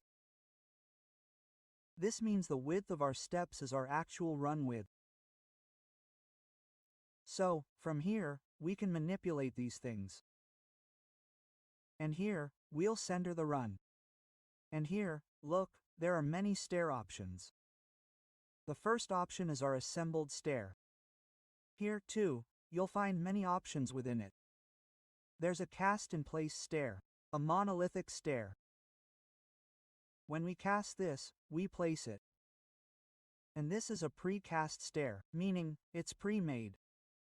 We just have to place it. So, an assembled stair is cast in place. We'll do the casting in place. And this is a pre-cast stair, meaning our pre-made stair is available. We just have to place it. So, first, we take this assembled stair. We can select it and go to Edit Type to manipulate its riser height, tread depth, run, and width. We just have to duplicate the remaining options. And after that, we just have to edit whatever we want here and click OK. So, we won't do this right now. Let's close it. And look here, there are many options in the Properties panel. The base level is our ground floor level, and the top level is our first floor level. I've already told you, going to the elevation, that we'll build our stairs from the ground floor level to the first floor level. We haven't set a base offset, and we don't need a top offset either. We'll build directly from the ground floor level to the first floor level. Here's the desired height. We can drag it a little. Look, it's 3 meters high, therefore, it's locked here. We can't change it. And here, we can control the number of risers. Suppose I can increase or decrease it from here. Suppose I change it to 20, and by changing it to 20, you'll see that the riser height will change. Meaning, 3020ths will become the riser height here. To do this, we need to bring this pointer to the drawing window, and look, it's changed. And here's the tread depth. We can control this from here too. Its minimum and maximum are given by us. We have to insert it within that. So we can use all these options as well. So let's first create our assembled stair. And let's see how to create it simply. So, suppose I click on any point here. And look, we've centered the location line. So, look, this is our stair being created from the center line. So, below here it shows 20 risers created, 0 remaining. If we move down, now it shows 16 risers created, 4 remaining.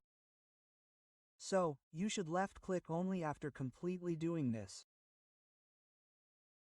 And when you feel you're done, you can finish from here. You can also align it with it if you want. Suppose I align it with this wall. This is done.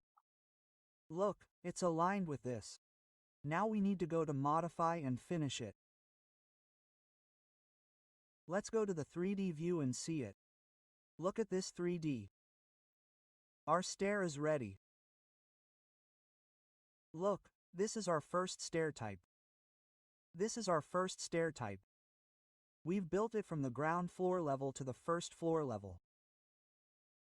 We can erase this railing from here. It's on the wall side, so we don't need it. We've erased it. We can also select the railing and change it from here. Suppose I made it a 900mm pipe from here. So, look, this pipe becomes a rail. I can select it again and change it to a glass panel from here. So, look, this becomes a glass panel from here. So, this is our first type. Let's erase it. Next, we'll click on the stair again. Look, here's a monolithic stair. Let's take it. We'll move to the ground floor level. And suppose I now move the run to the left. We previously created the location line run left from the center. Now I want to move it from the left, so look at the wall. Look, we need to align it with this wall. So, we'll click from here. If we wanted to align it with this wall, we'd have to move the run to the right. We'll see next. So, suppose I create these 20 steps from here. Look, it's done. Let's finish it. And once again, we take the stair from here. We'll change it to a precast stair. And we'll move the location line to the right. And from here, we can control the width. Suppose I need 1200 millimeters. I need 1200 millimeters from the right. I need to move upward from any point where I want it. Look, it's completing. So, wherever you see it completing, click. Look, it's done. We entered its width as 1,200 millimeters, so let's select it. So look, it's 1,200 millimeters, and we entered this as 1,000 millimeters. So let's look at it in 3D. We haven't finished this one. Let's finish it first. Look, both of our stairs are already done in 3D. We can erase the railings and change their types from here. Look, let's erase this one too. Look, this one was precast. That's why we built it for support, and this one was monolithic. Look, we've seen all three types of stairs. Let's go back to the ground floor level.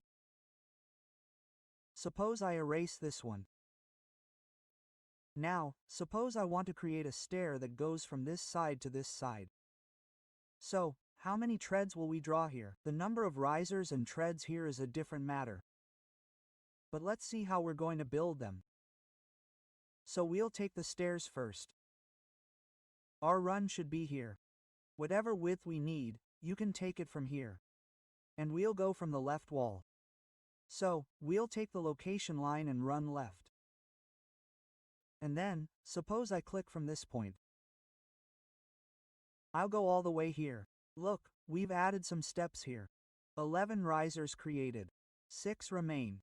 So, I'll click here. I've created 11 risers. To create the next 6, I'll click this point again. And go from the left. So, we have to come to this side. Look, 6 risers created, 0 remaining. So, I'll click here. We created 11 risers here and 6 risers on this side. Now, we can finish it. So, before finishing, we'll align it. So, let's align it from here. We don't have to align the stairs. We always need to align our landing.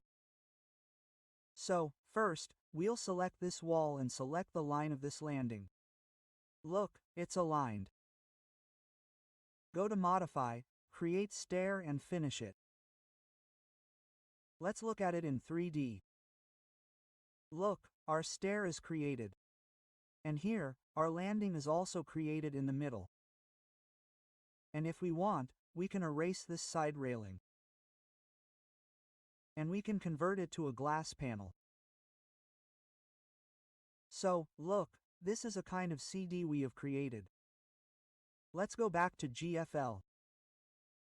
Now we need to create a U-shaped stair. So let's see how to create it. So, click on the stair. Place the location line run on the left.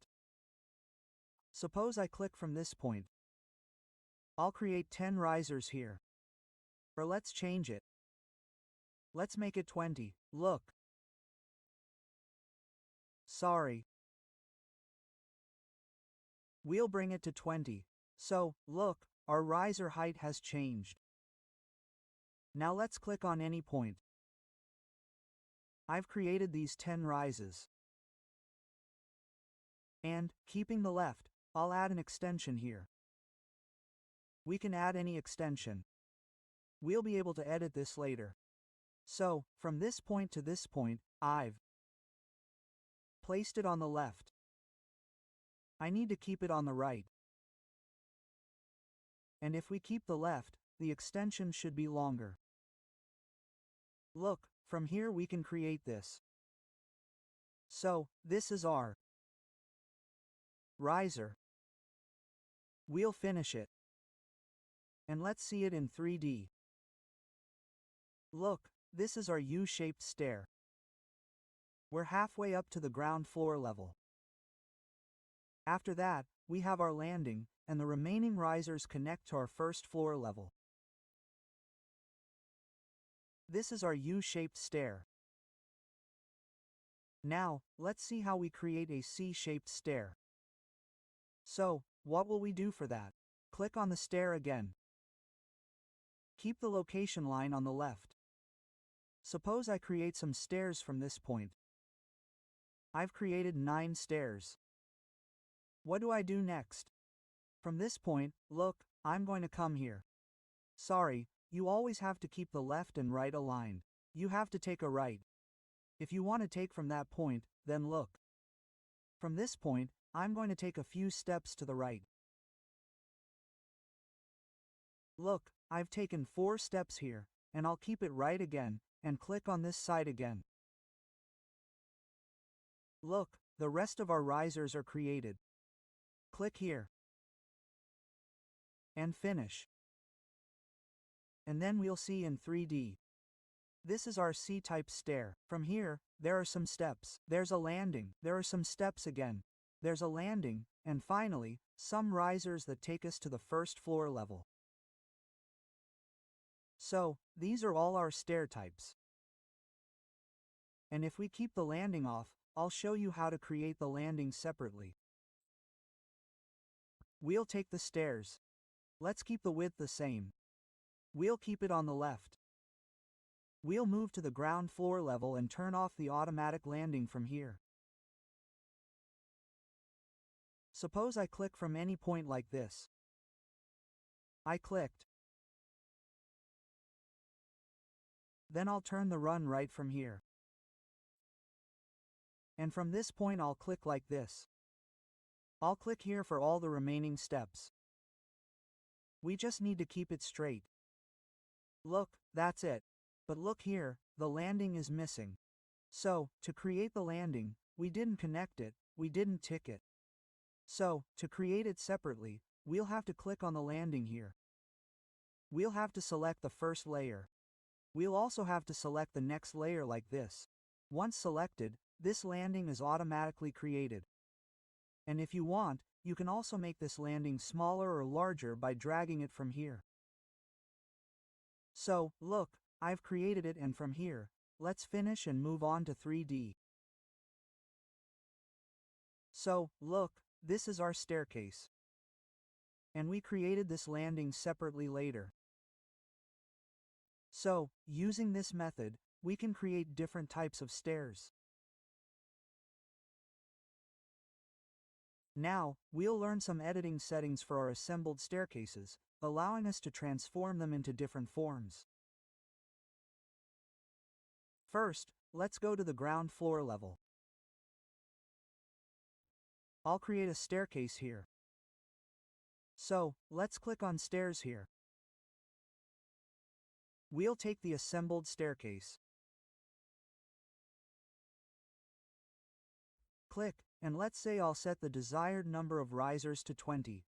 We'll move the pointer here. So, look, our actual riser height becomes 150 millimeters, because our total height is 3000. So, here we'll create a staircase. Let's keep the run to the right.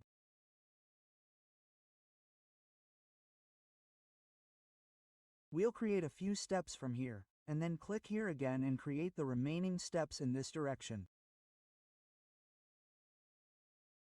We'll keep the automatic landing on so that our automatic landing is automatically generated. So let's come to this side and click and finish it. Let's go to the 3D view. From here we'll go to 3D. Look, our assembled staircase has been created. Now we'll select the railings here and erase them. We don't need them. I selected them by pressing Ctrl and clicking the Delete key. Now let's talk about some settings. So let's do one thing. Let's make 2 or 3 copies of this. So select this one. Click on Copy here or type CO on the keyboard. I've turned on the constraint here. Let's make 2 more copies of this from this point. Press Escape and we'll go back to 3D. Look, we've created this assembled staircase and also made 2 copies of it. So what do we have to do to edit it? Select the staircase and click on Edit Type from here. After that, you'll have to duplicate it. So I'll duplicate it from here. Suppose I'll make it number 1 here. Okay, we'll do it. And look here, the maximum riser height is 190. You can change it if you want. Our actual riser height here is 150, so we can change it only up to a maximum of 190. And if we want to go beyond 190, we'll have to change the maximum riser height from here.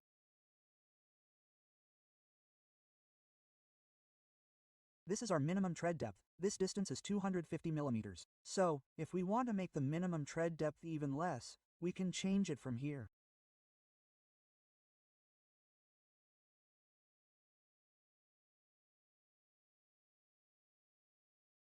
And this is our minimum run width, which means this width is a minimum of 1000. If we want to make it less than 1000, then we can edit it here and change it. Look here, there's a run type option. Before we look at this, let's first look at the supports. So, here we have a right support, a left support, and a middle support. So this one becomes our right support, and this one becomes our left support. If we want to add the middle support, we need to tick it. Once we tick this, a support will automatically be created below it. Let's see, let's apply it and click OK. OK. Look, let's select it. And orbit it a little. So, look, our middle support has also been created here. Let's edit it again. So, I selected it and click Edit Type here. Look, the first right support here is Stranger Closed. We can change its type from here. Look, if we don't want the right support, we can change it to None. Let's apply it. So, look, our right support has disappeared from here. We had placed Stranger before. And here we have another option, Carriage Open. Let's keep it and apply it. Look, the carriage has been applied here, and this is our carriage width. From here, we can also change its width by changing these dimensions. This opens our second type properties window. From here, we'll make the changes and click OK, and then apply it from here. Let's close it. Look, we can also add an offset here. Suppose I want to keep a right lateral offset. This means that we need to move this support we created on the right, the carriage support, a little inward. So, from here, we can also add an offset. Suppose I keep it 30 millimeters here and apply it. So, look, it has moved inward a little, and let's increase it to 50 so you can see it clearly. Let's apply it. Look, it moves further inward. So, on the left side, we have the stiffener closed, and on the right side, we have kept the carriage open and set the right lateral offset to 50 millimeters. So, we can apply these changes to both sides. For that, I'll have to open the carriage on the left. And from here, I'll set the left lateral offset to 50 millimeters. And if we need a middle support, we'll tick it here, and if we don't, we'll untick it. Then, apply it and click OK. Look, our change is done. Look, you're getting a good idea of the offset. Now, let's make some changes to it. Select it. Click Edit Type. Duplicate it, and in one duplicate, we'll number it 2. Click OK.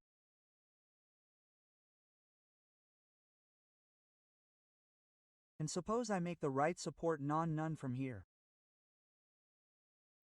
And the left support None from here. And from here, I'll turn on the middle support. And then apply it. I'll click OK. I'll click OK.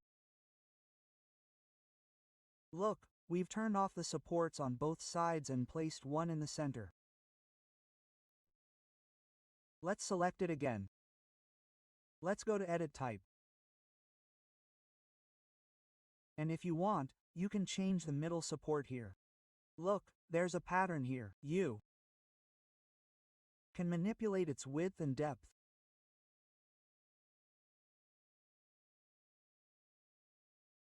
Let's close it. If you want more middle supports instead of just one, or multiple, you can change it here as well. Suppose I increase the number of middle supports to 2, applied it, and then pressed OK.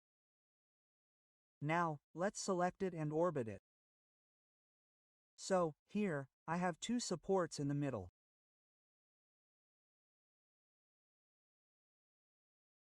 Let's see what other changes we can make to it.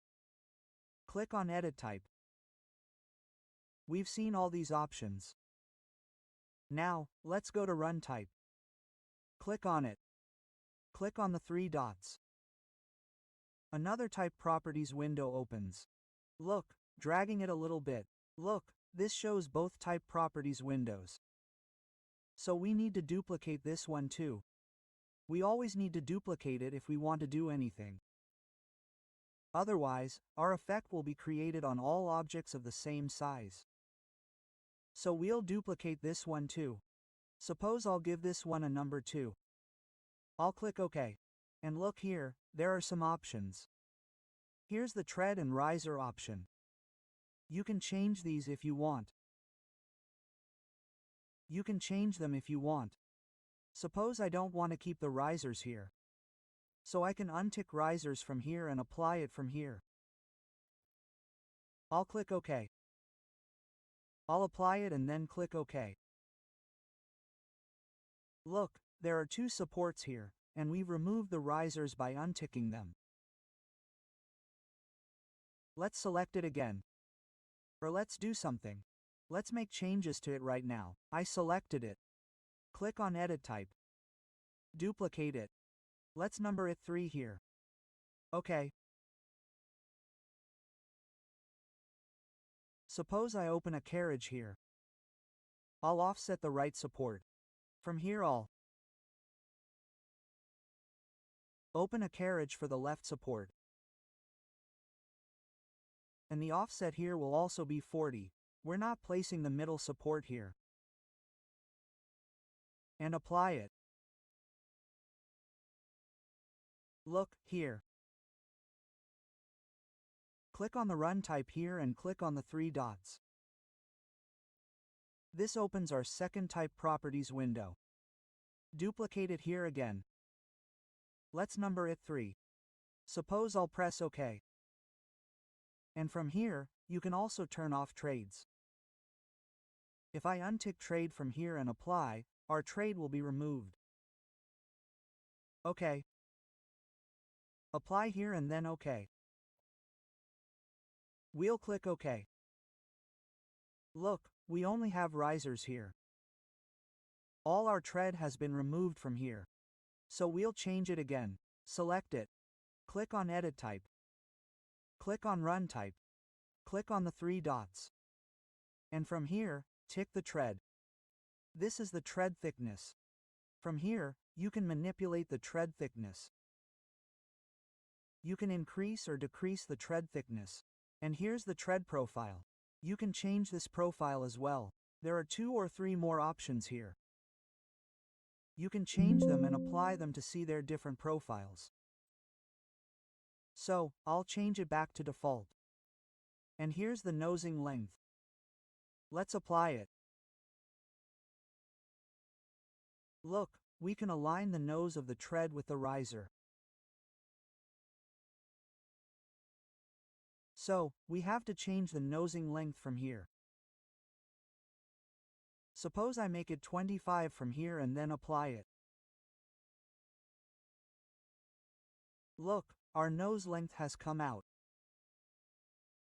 And you can also change the nosing profile from here. Many settings are given here. If you want, you can also apply the radius here. Suppose I make it 30 millimeters. We will apply the radius. Look, our radius has also been added here. If you turn off the risers from here, apply it. Then all the risers will be removed from here. And look at the nosing profile here. Do you want to apply the nosing profile only to the front, or there are other options here too: front, left, right, front and right, front and left? so you can select any portion from here and apply it. What will this do? Look here, the 30 mm radius we added to the left and right nosing has been applied to all three portions: left, right, and front. You can restore the risers by ticking any point here. You just need to apply it.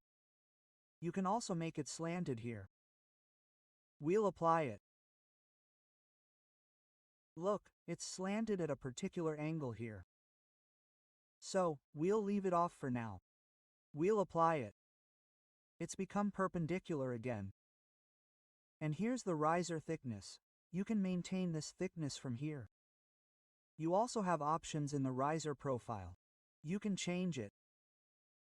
You can apply it. Look, I'll change it back to default. And you can also enter the riser and tread connections in different forms from here. Look, the extended tread is an under riser. So if we apply this, we'll see that it changes our settings. You can enter costs and other options here to make scheduling easier. So, I'll turn off the riser here and apply it from here. So, look, we've prepared another stair pattern. Let's do this and click OK. We'll apply this one too and click OK. Look, we've prepared many patterns. And if you want to change the material, select any stair. Go to Edit Type. Go to Run Type. Click on the three dots. And here you'll find the trade material. Click on the three dots. And from here, change whatever material you like. You can also select metal from here. Or you can also select wooden material from here. Look, here. I'll select this one, cherry. I'll click OK and apply it.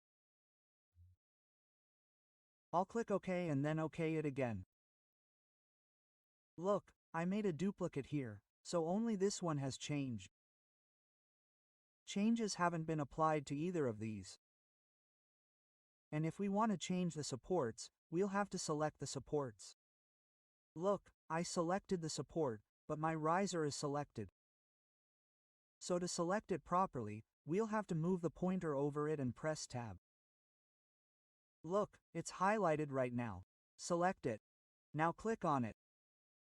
Go to Edit Type, and from here we can change its material as well. Click on the three dots. Suppose I apply cherry to this one too. Or apply another material, like wooden plank. I'll click OK. Apply and OK. Look, we've applied this different material to our support as well. And look here, it's applied to all the supports. Because we didn't duplicate the supports, our material has been applied to all the supports. This way, we can edit our assembled stairs and change them into different forms. Now we'll learn how to build a spiral staircase. Apply some materials, and then we'll see how to build a stair junction. So, first, I'll go to the ground floor level. Double-click on the GFL. Let's move to this side. Zoom in a little. To build the stairs, we'll need to click on Stairs. Then, look, there are different stair types available. So, we'll create a cast-in-place monolithic stair. Select it from here. I'll set the number of risers to 20, and look, our riser height will change here. Look, it's 150. And we don't have to use straight stairs for the run. Here, there's an option called Full Step Spiral, and alongside it, there's Center End Spiral. So, that's the difference between the two. If we want to create a completely spiral staircase, we'll use it to create a full step spiral. If we need a landing within the spiral, we'll use it to create a center-end spiral. First, let's look at the full step spiral. Click on it. Then, we'll first enter the center. Look, the location line is to the right of the run. We can enter the offset from here.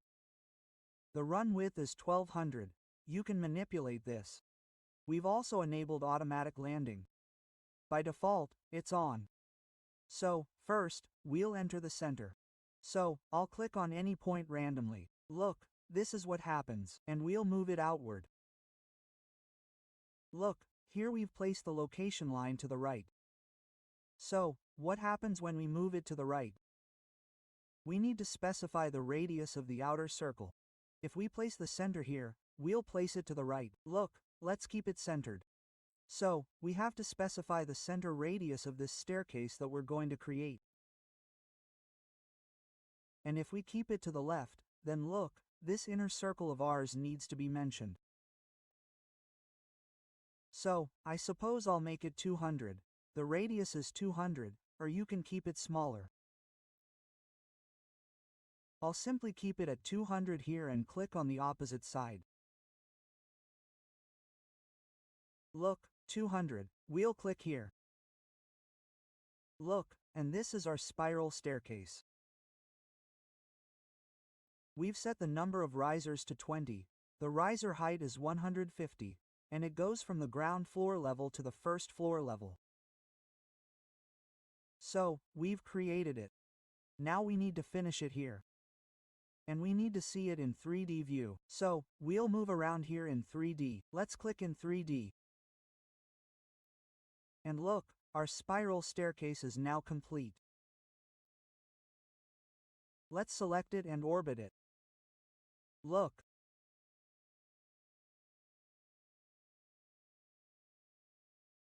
We can select the railings. I'll select both railings by pressing Ctrl. And from here, we can also change the railing types. Suppose I make it a glass panel. Look, this glass panel. So, the railings have changed to our glass panels. So, in this way, we've created our first staircase. You can also see it in consistent colors. Look, this is our spiral staircase. If we look at it from above, look, it's a perfect circle.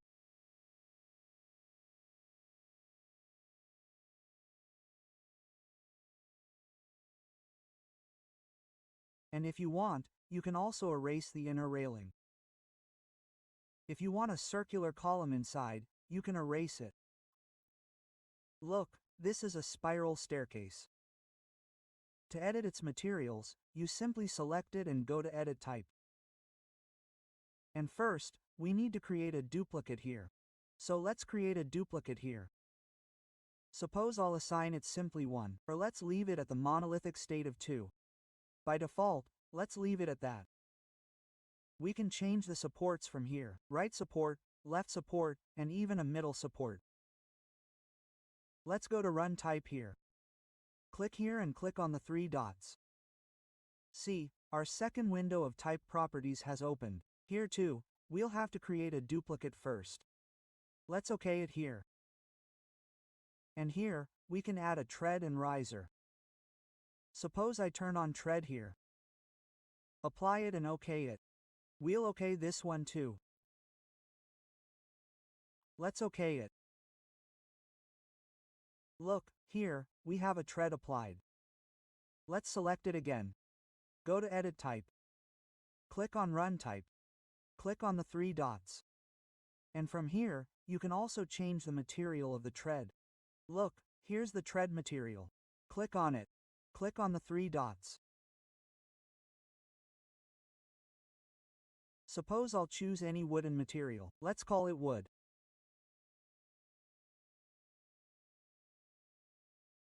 Walk flooring. Let's do OK. Look, it's added here. The tread thickness is 50. We can reduce it a little. Let's make it 15. You can also change the tread profile from here. And look, here's the nosing length. You can also enter the nosing length from here. Suppose I'll enter 20, 20, and let's take some radius from the nosing profile here. Suppose the radius is 20 millimeters. And if you want to include the riser, you can also include the riser from here. We'll apply. We'll do OK. Apply OK. Look, all our nosings are installed. And look, our radius is also installed. If we look at it in realistic view, it will be more clearly visible. Look, this. We didn't add the riser material, so our riser looks like this.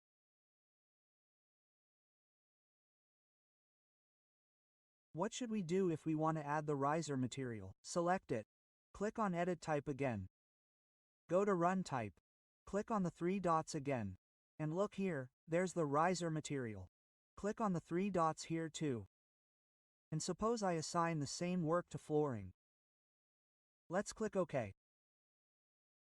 Apply and then OK again. Look at this. So, this way you can add any material. You can use tiles for flooring.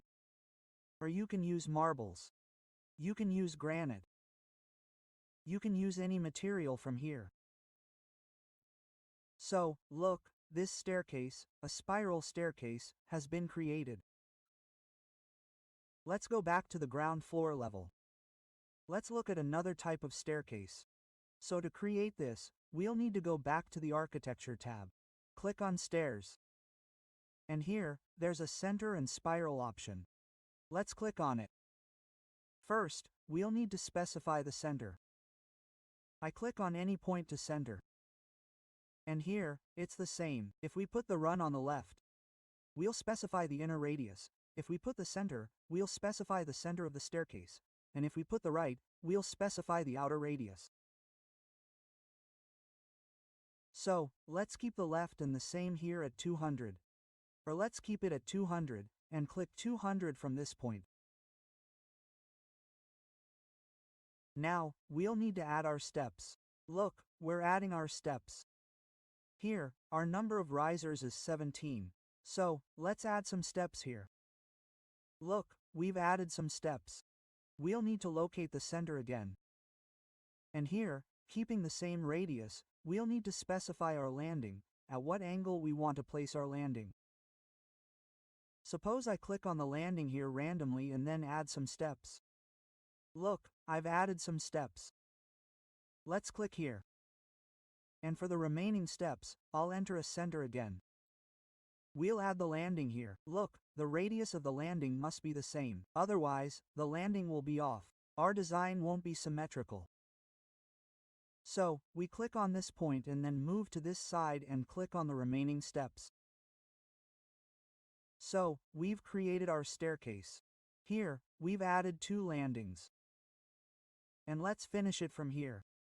After finishing, we'll go to the 3D view. And look, our staircase is created here. Look, here we can clearly see our landings.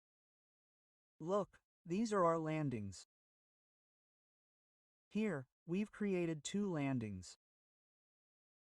I'll select the inner railing and erase it. And after selecting this railing, I suppose I'll make it a 900 mm pipe. I've converted it to a pipe railing. You can convert it to glass pipe or any other railing options available. And look, we've created our second staircase type as well. There are a few steps here. After that, we have a landing. There are a few steps again. Then our second landing, and finally, with the help of a few steps, we reach our first floor level. And here too, we can change our materials. Select it. Click Edit Type. And just like we added materials to our second staircase, we can add them here too. So, I'll close it. Let's do one thing. Select it and from here, convert it to the monolithic state we created. So look, our previous material is added here. Let's see what the next option is. Let's go back to GFL.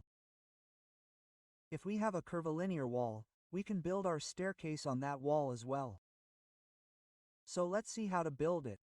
Let's take a wall. And let's say I take the start and radius from here. Let's take the start and radius like this. Look, let's escape it. Now, if we want to build a staircase in relation to this, we can create that too. Let's see how to build it. Click on the stair. Suppose I don't want a cast-in-place stair. I want an assembled stair. So we can keep it assembled. Suppose I select this. Then we need to take this step. Suppose we take the center and spiral from here. And first, we need to locate the center. Look, we have our center. And what do we do next? From here, we need to move the location line to the right, because we'll specify our outer radius. So, suppose I'll specify it from this point, or from this point. Look, let's click here. I've added some steps here. It's added. And then click on the center again. Look, from here to here, I've created the landing. And suppose I'll add the remaining steps here. We'll skip 2 or 3 steps. We'll create another landing. From here to here, and the remaining steps, we'll click here. Look, there are some steps. 1 landing, and then a few more steps. Then another landing, and then with the help of the remaining steps, we reach our first floor level. Let's finish this. Let's go to 3D. And let's check it in the 3D view. Look, we can erase the railing on this side. We can convert this railing into a glass railing. We can select the glass panel and go to Edit Type. We can duplicate it. Let's click OK. Go to Run Type. Click on the 3 dots. Suppose I turn off the riser here. Let's keep the tread. Suppose I can also add glass as the material here. Suppose I add glass here. Our treads will be made of glass. Suppose I use this. Or let's use clear glazing. Let's click OK. And we can also change the tread profile here. Suppose I convert it to this. Add a nosing profile. 30 mm. Let's keep the nosing length 30 mm for this one too. And let's keep it only for the front. We need to apply the nosing profile only to the front, not to the other sides. Let's apply this and click OK. And let's close it. So, look, our glass treads are created. Look, we added clear glazing. If we erase this wall, and I erase this one too. If you want to add a railing again, click on Place Railing on Stairs from here and simply click on Stairs. So what will this do? This will add a railing to your stair. After that, you can select the railing by pressing Ctrl and convert it to any type. I'll convert it to glass. Look, this glass panel. So, this is our completely glass rail. We see it in consistent colors. So, it will look more clearly for us. Look, we also added some landings here.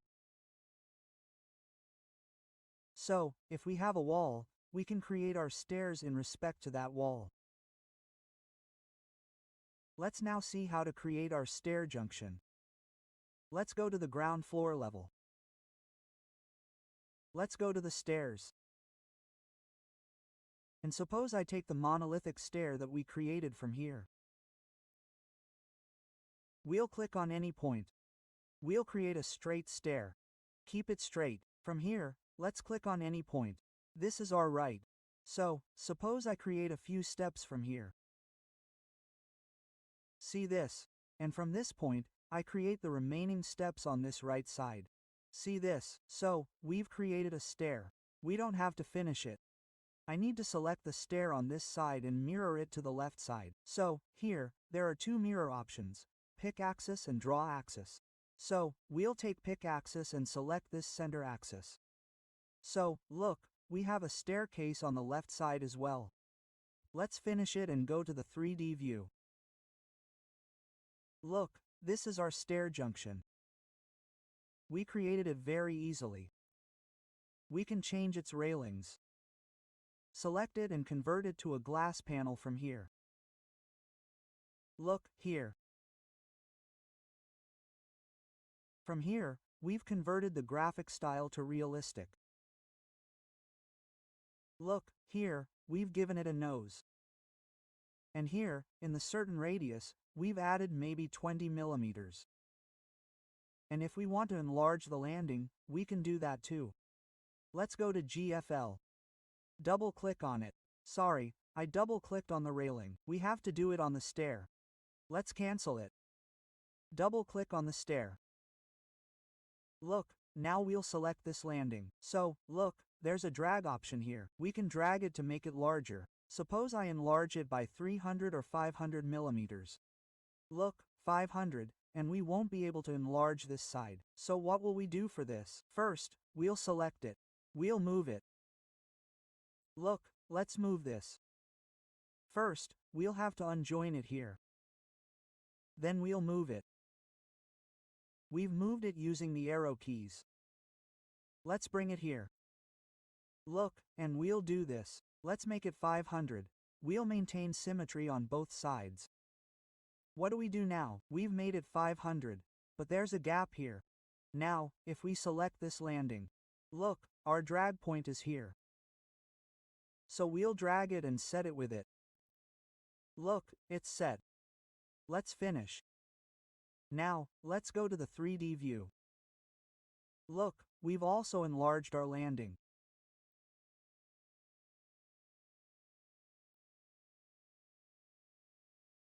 Let's do it again in consistent colors. Look, this is how we can create our spiral staircases. If there's a circular wall, we can also create our staircase by aligning it with that wall. We can also add landings to a spiral staircase. Finally, we learned how to create junctions and add materials. Now we'll learn how to add railings. There are two options for railings, sketchpath and place on stair ramp.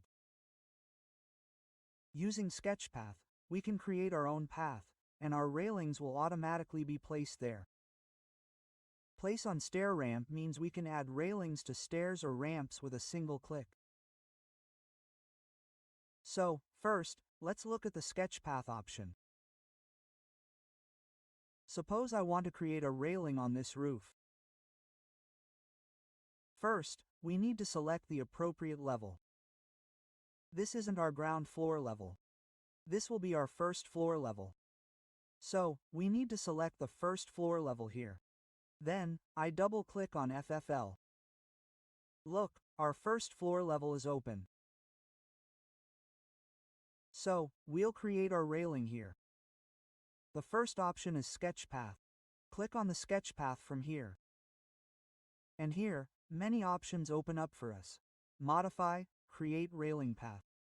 So, using these tools, we can create our railing path. Here, we'll finish our edit mode.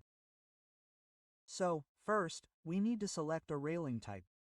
Look here, 900 mm pipe, 1100 mm glass panel, and many other types. Let's say I'll take the 900 mm pipe from here. Let's select it. And here's the base level. Here's the first floor level, because we selected the first floor level. If you want to change the level from here, you can do that too. Suppose you want to make it the ground floor level, you can do that from here. Whatever levels you've created in your project, you'll see them here. So, I'll keep it at the first floor level. And look here, there's a base offset option. This means our railing will be attached to the first floor level or offset from it. It can be on either the top or bottom. To set an offset below, we'll enter a minus value, and to set an offset above, we'll add a positive value. And look here, there's offset from path. Meaning, if we set an offset here, the line we create will be inserted inside it. The railing will be created within this line. So, if I create an offset from here and draw from the inside, I won't get the railing on the boundary. My railing will be created at a certain offset. Let's see. And look here, there's a chain option. Let's see what happens if we uncheck chain. Look here, I left it unchecked and, suppose, I clicked from this point to this point. So, our drawing doesn't continue from here. I'll have to click on this point again. I'll go all the way here. I'll have to click here again, so this won't be a continuous drawing. If we keep the chain on, we can convert it into a complete loop by clicking one at a time. So, let's finish it here and see in 3D how this railing is made. Look, let's tweak it a little more. Look, first of all, our railing is attached to the first floor level. So, we need to add an offset equal to the roof thickness. So, look, this is the base offset. Here, I need to enter 150, because we gave the slab thickness as 150. After giving 150, you need to bring your pointer to the drawing window. Look, it's properly aligned now. But notice one more thing. If we look at it, it's center aligned. Look, it's center aligned. Meaning, half the pipe is facing outward and half is facing inward. So you'll need to enter an offset from here as well. Let's say I enter an offset of 50 from here and then press enter. Move the pointer to this side. Look, it's moved inward. It's offset by 50. And look, here it is attached to our boundary line. If we want to move it inward, we can do that too. What do we need to do this? Select the ray link and double-click on it to edit. Or select it and select Edit Path. Click here. Let's go to the first floor level. And with this line selected, let's say I'll drag it a little here. Drag it inward. Similarly, we'll drag it from this side as well. Look, we've dragged it from both sides. You can also use dimensions. And from here, you'll finish. Now, let's move to 3D. So, look, our offset from this side is maintained. And you can change the type of railings even after adding them. You just have to select them. From here, select whatever type you want to convert them to. Suppose I want to convert them to a glass panel, so I'll select the glass panel from here. Look, this railing of ours has already been converted to a glass panel. And if we want to move it a little further in, we'll select it. Let's set the offset from path here to 100 and move the pointer to this side. Look, it moves properly inward. So, we can edit them like this. Let's erase it now. We'll do it again. Let's go to the first floor level. Now, suppose I want to make it completely inward, with some offset. So, I'll take the railing from here and sketch the path. And simply, suppose we take the offset from here. Or we can take it from here as well. Both are the same values. So, suppose I give it 50 here, and we can draw a line from here. Look, if we draw a line this way. Look, whenever we click here, it's moving inward at a distance of 50. Okay, we haven't enabled the chain option. We always have to keep it on. We have to click on this point again.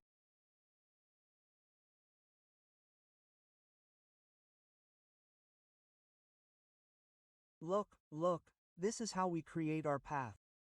Suppose I finish it here. There's some error here. We didn't enable the chain option here. That's why there's an overlap here. We need to trim it. Let's continue. Let's use the trim option from here. And select both of them. Look, it's done trimming. It's fine here. Let's finish it. Let's go to 3D. Look, this is our railing facing inward. But we need to give it a base offset. Let's select it here, 150, and bring the pointer to the drawing window. So, look, it's facing inward, and it's properly aligned with the face of our roof. Look. Let's do it again. Let's select the railing and erase it. Now we'll completely draw it. So, for that, I'll click on the railing again, sketch path. Suppose I increase the offset a little, 100 millimeters, and then we can also pick lines from here. Pick lines, so look, it's coming outward. So we have to take it from the inside, and we can also pick lines like this. Look, this way we can also create the path of our railing. Look.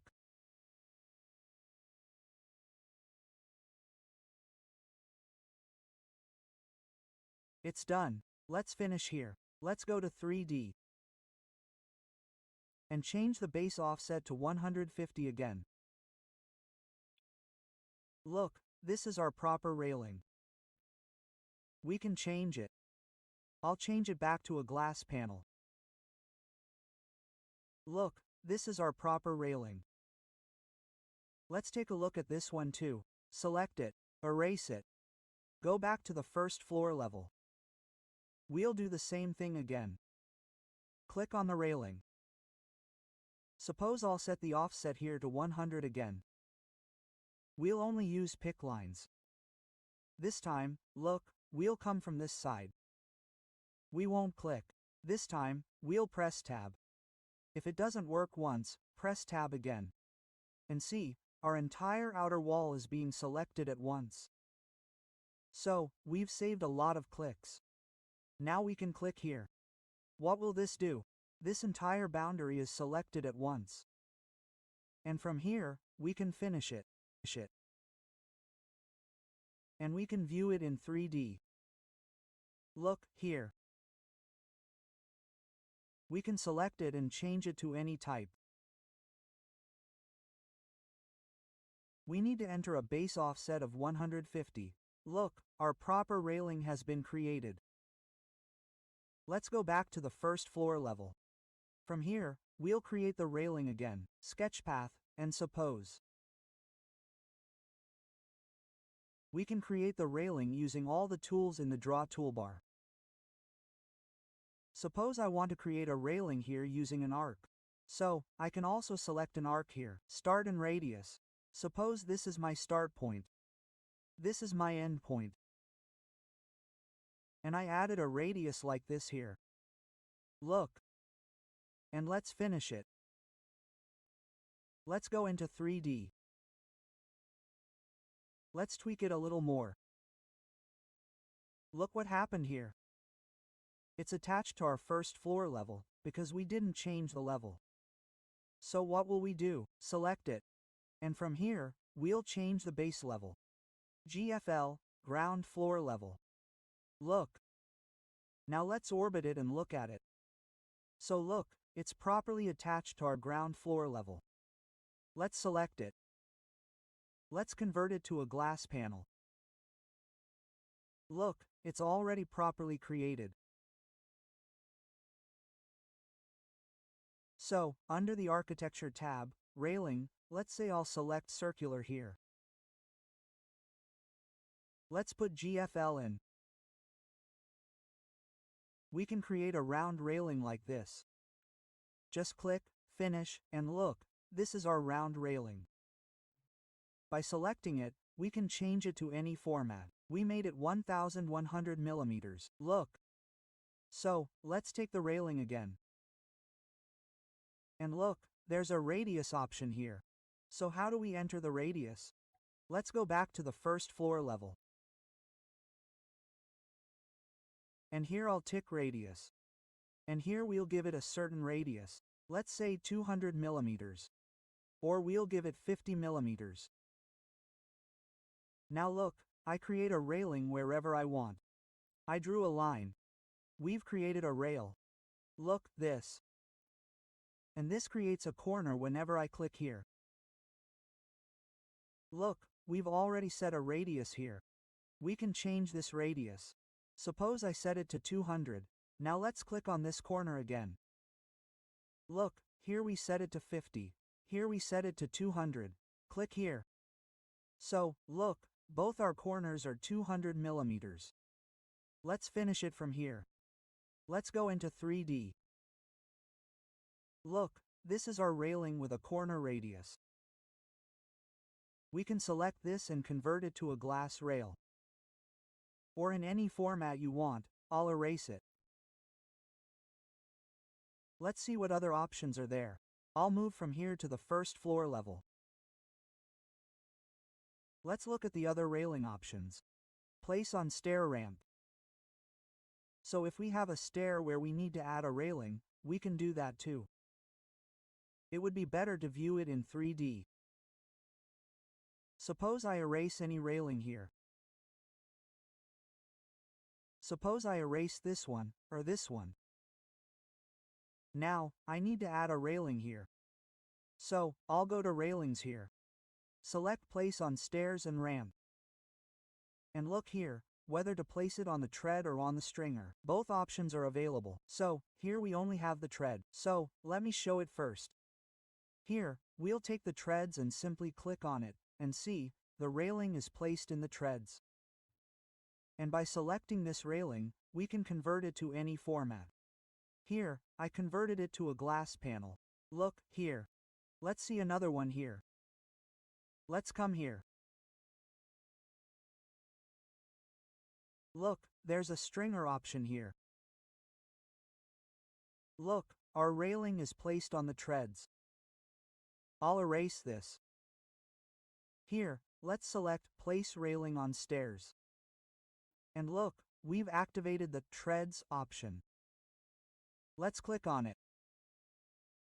We didn't erase the railing on this side. We did that too. Now, let's take the railing again. Place it on the stair tread and simply select the railing. Look, this railing is placed on our tread. Let's erase it again. Place the railing on the stair. Now, let's take the stringer. Now, let's select the stair again. This time, it's not placed on our tread. This railing has been added to our stringer. So, we can select it and convert it to another format. From here, we just need to convert it to a glass panel, or convert it to whatever format we want. Let's do this too. Glass panel. So, let's do it in the tread or in the stringer. We can manipulate this too. Let's go to the ground floor level. Suppose I create a staircase here. Here I select stairs. Let's select straight stairs. Look, there's a railing option here. If we click on it, we get both options, whether to place the railing on the tread or on the stringer. We can manipulate this from here. And there are many options here too. Which rail to add, and if you want, or if you don't need a railing when creating your stairs, you can also use the None option here. Select None and click OK. Suppose I create a straight stair here. Click here. Finish and go to 3D. So, look, this is a stair with no railings available. To add a railing, we'll have to go to the Architecture tab. Place the railing on the stair and select it. Place the treads and select it. And look, this railing is placed here. After that, we need to select the railing and change its type as needed. Here we changed it to glass panel. There's another option. Look here, let's see how to edit railings. And for that, let's do one thing. I'll align it with this wall. From here, we'll select the align space on this wall and select it. Look at the space, it's aligned with this. Let's press escape. Now, look here, we need this railing on this side, but since we have a wall on this side, we don't need this railing. So, if we select the railing and erase it, it's completely erased. So, if we want to erase part of the railing, how do we do it? Let's press Ctrl Z. Select this railing and double-click on it. Look, this is the railing's path. We can do this in 3D if we want. Or we can edit it by going to the level where it was created. We can do it from here too. Look, we're doing it in 3D so it's easier for you to understand. Look, what do we do now? Suppose I select this line and delete it from here, and then select this line again and delete it from here. Now, let's finish it. So, look, this railing is left here, and this railing from this side is erased. So, we can delete any portion of any railing this way. Suppose if I want to erase any portion of this railing path, we can do that too. We just have to select it. Let's double-click. And suppose I select this line. I'll erase it from here and finish. Look at this. So what happened? This portion has just been erased. So you can edit any portion as per your need. Now we'll understand each and every setting of the railing. So, let's edit this railing a little. So what do? I'll double-click on it. Let's go to the first floor level. Double-click on FFL. Then I'll do one thing. I'll create an opening here. So, I just drag this point and create an opening here. Let's finish it. Let's go to 3D. So, look, our opening has been created.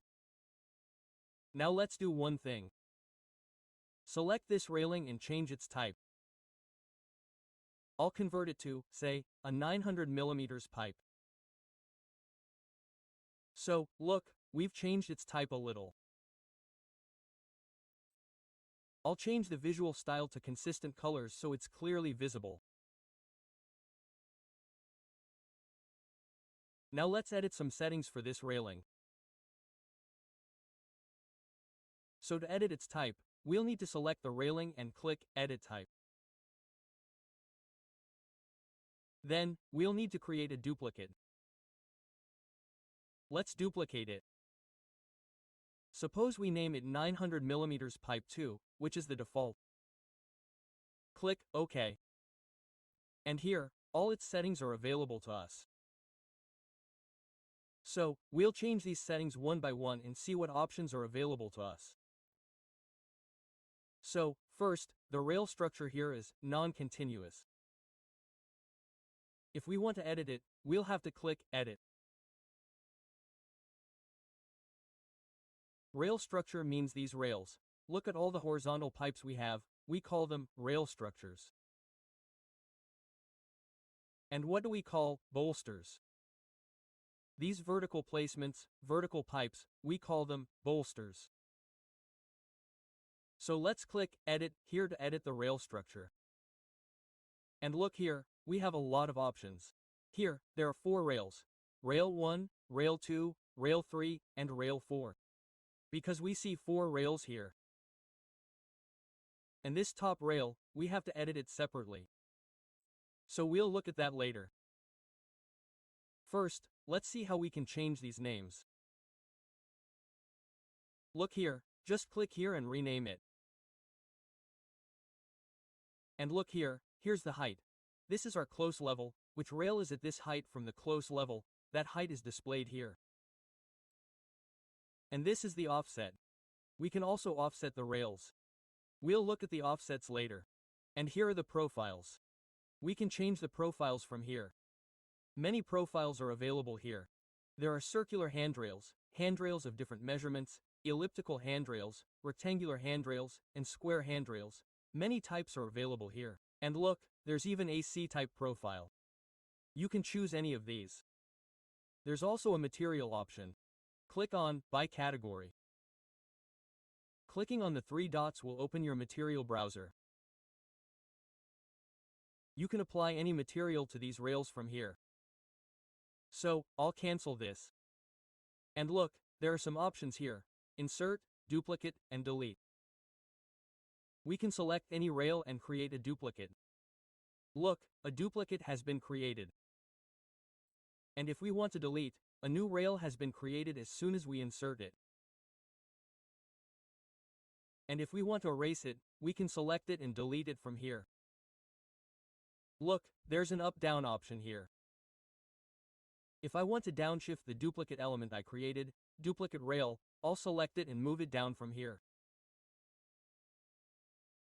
See, to edit it, we'll rename it from here. I made it 5. Let's select it again and take a duplicate. Let's downshift it and make it rail 6. Look, we've added 2 rails here. So, let's change the height factor a little. We'll keep the bottom one at 100 mm. Then we'll make this one 200, this one 300. This one 400, this one 500 is fine, and this one 600. So, we've spaced each rail at a distance of 100 mm. Let's do that now. Apply, OK. Apply, OK. That's 2 more railings added. Let's make it more realistic. Look, we had 4 rails earlier. Here we've added 2 more rails. And we have 6 rails here. We've spaced them 100 mm apart. Let's edit this again. And notice one thing, it's perfectly centered. These balusters are perfectly centered. What do we do now? Select this again. Go to Edit Type. Look at the rail structure here, let's edit it again. Suppose we add some offsets here. Suppose I make it 50 here. And copy this 50, and in these spots, we'll add 50 to 50. Ctrl-C and Ctrl-V for paste. Look, we've applied an offset of 50 to the spots. We'll apply OK, apply OK. Look, what's happened now? Look, our rail is offset 50 from our baluster.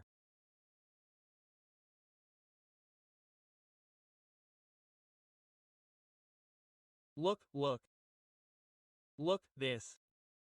It's not connected to our balusters right now. It's at a distance of 50. So what do we do? Select it again. Click Edit Type. Edit. Suppose I make it at a distance of 10. We'll keep it at 10. Copy it.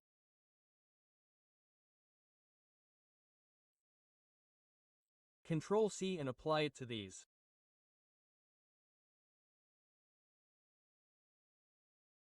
Look, we've changed the offset from 50 to 10. Apply. OK. Apply OK. Now let's look at it again.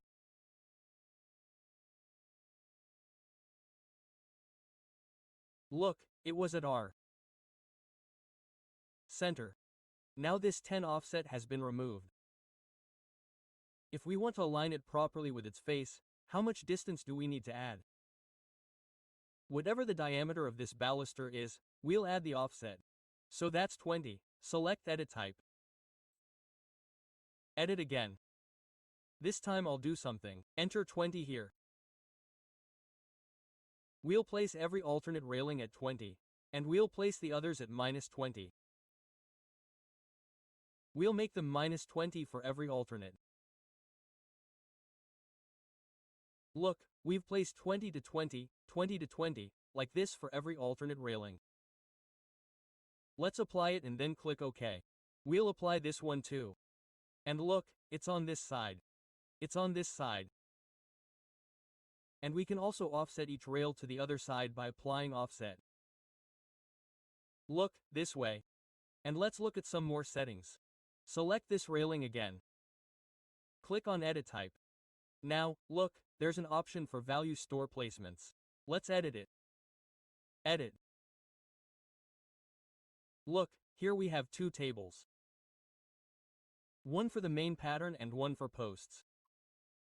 So what's the difference? The regular bolsters, that is, the ones in the middle, we call them regular bolsters.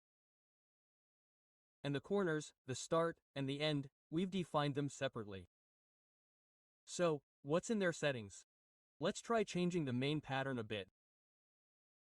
You can change the name by simply clicking here. This is our baluster family or baluster type, and we can select it from here. Suppose there are many options here. We've chosen this steel flat upright. Look here, there's a base. Our base means what will the base of this baluster be attached to. If the host is here, it will be attached at the level we created it at. That means the base level, the first floor level, and an offset of 150 from there. So, this will be our main element. If we keep it hosted, we can also change it from here. Look, we can place it on the top rail element if we want. And this is the base. Where will it extend from the bottom? So, suppose I place it at rail 6 because I want it to be at rail 6. I made it 6. Look, there's also a base offset option. It should be placed right at the base. Or we can add some offset from there. We can also specify that from here. If you add a plus, it will go above the base. If you add a minus, it will go below the base. Suppose I give it -50 to show you guys. Look, this is the top element. Just like the base here, here is the top element. I place it at, suppose, rail 1. I want it to go from rail 6 to rail 1.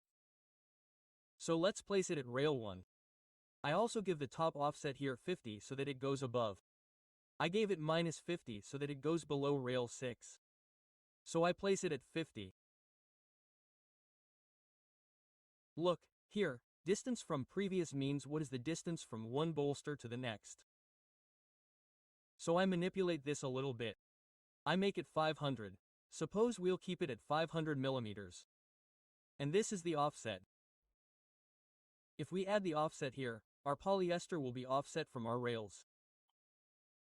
So we'll look at this as well. Let's apply it first. Okay, apply, okay. Look, we had an offset of 50, so it came down. We had set it to -50, sorry, that's why it came down. Here we had set 50 at the top, so it went 50 above. And its pattern has also changed. You can see it. Let's edit it again. Select Edit Type and edit the bolster placement again. And look here, our posts are the start post. This is our end post. And all the bolsters in the corners are called corner bolsters or corner posts. So we can change these as well from here. And if we want, look here, we have many types available. If you need more options, you can use them as well. How about we see? Let's cancel this one. Cancel, cancel, cancel. What do we need to do for that? Go to Insert. Load Family. And here, look, you have to follow this path. Program Data Autodesk RBT 2026 Libraries English US Railings. And inside this, you'll find a lot of options like balusters, supports, terminations. We need balusters. So let's open this one. And from here, let's pick any baluster. Let's pick this one. Let's open it. If you need more than one, you can also press Ctrl. Now, let's select it again. Go to Edit Type.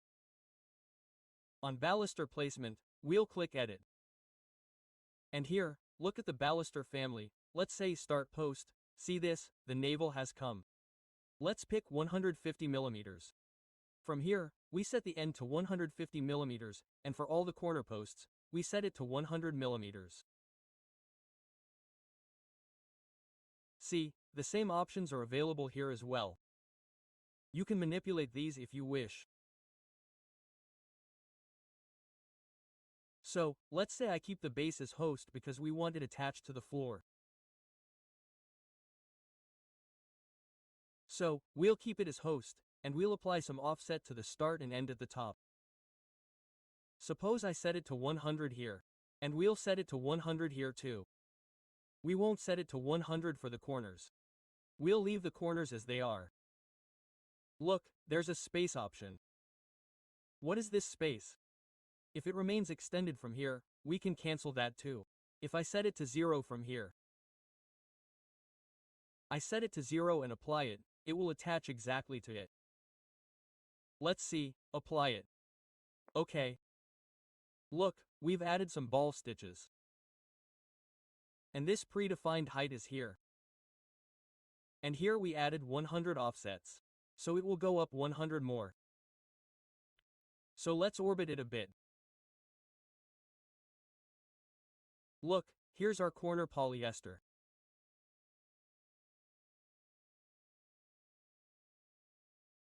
And it's completely attached to it. Let's see what other options are available. Select it. Click on Edit Type. Go back to Edit. And if we add an offset here, let's show you how to add an offset to a regular polyester. Suppose I add 200 here. Apply. Okay, apply. Okay, look at this. What does this offset mean? Look at this. It's moved outward.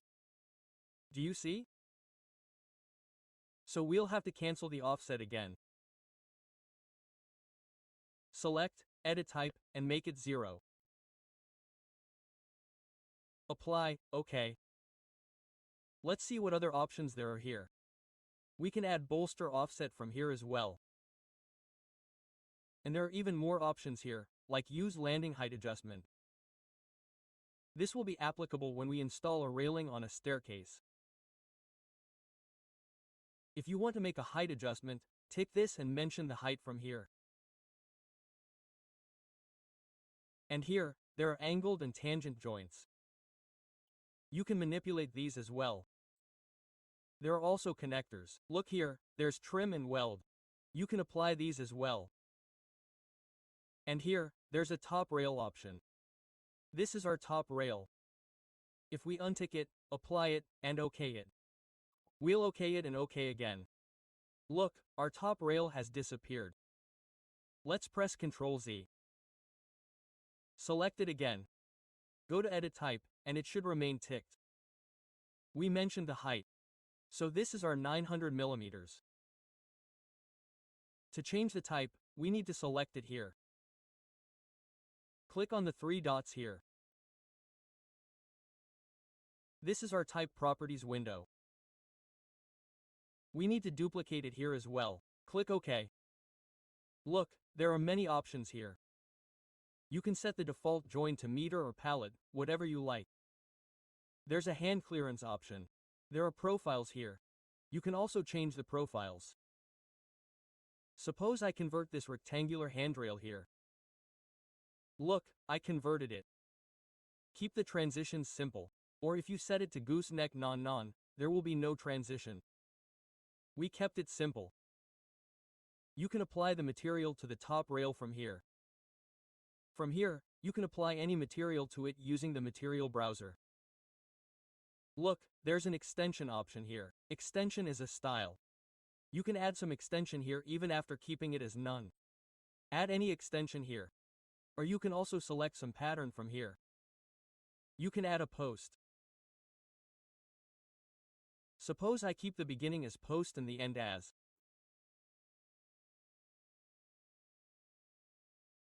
floor. Let's understand the difference between the two. I will make this also 200. Let's apply. OK. Apply OK. Look. This is our extension. You can see the difference between the two. This one is extended till the floor and this one is extended till the post only. And we had given 200 millimeters on both sides. If we increase this, let's see what effect it has.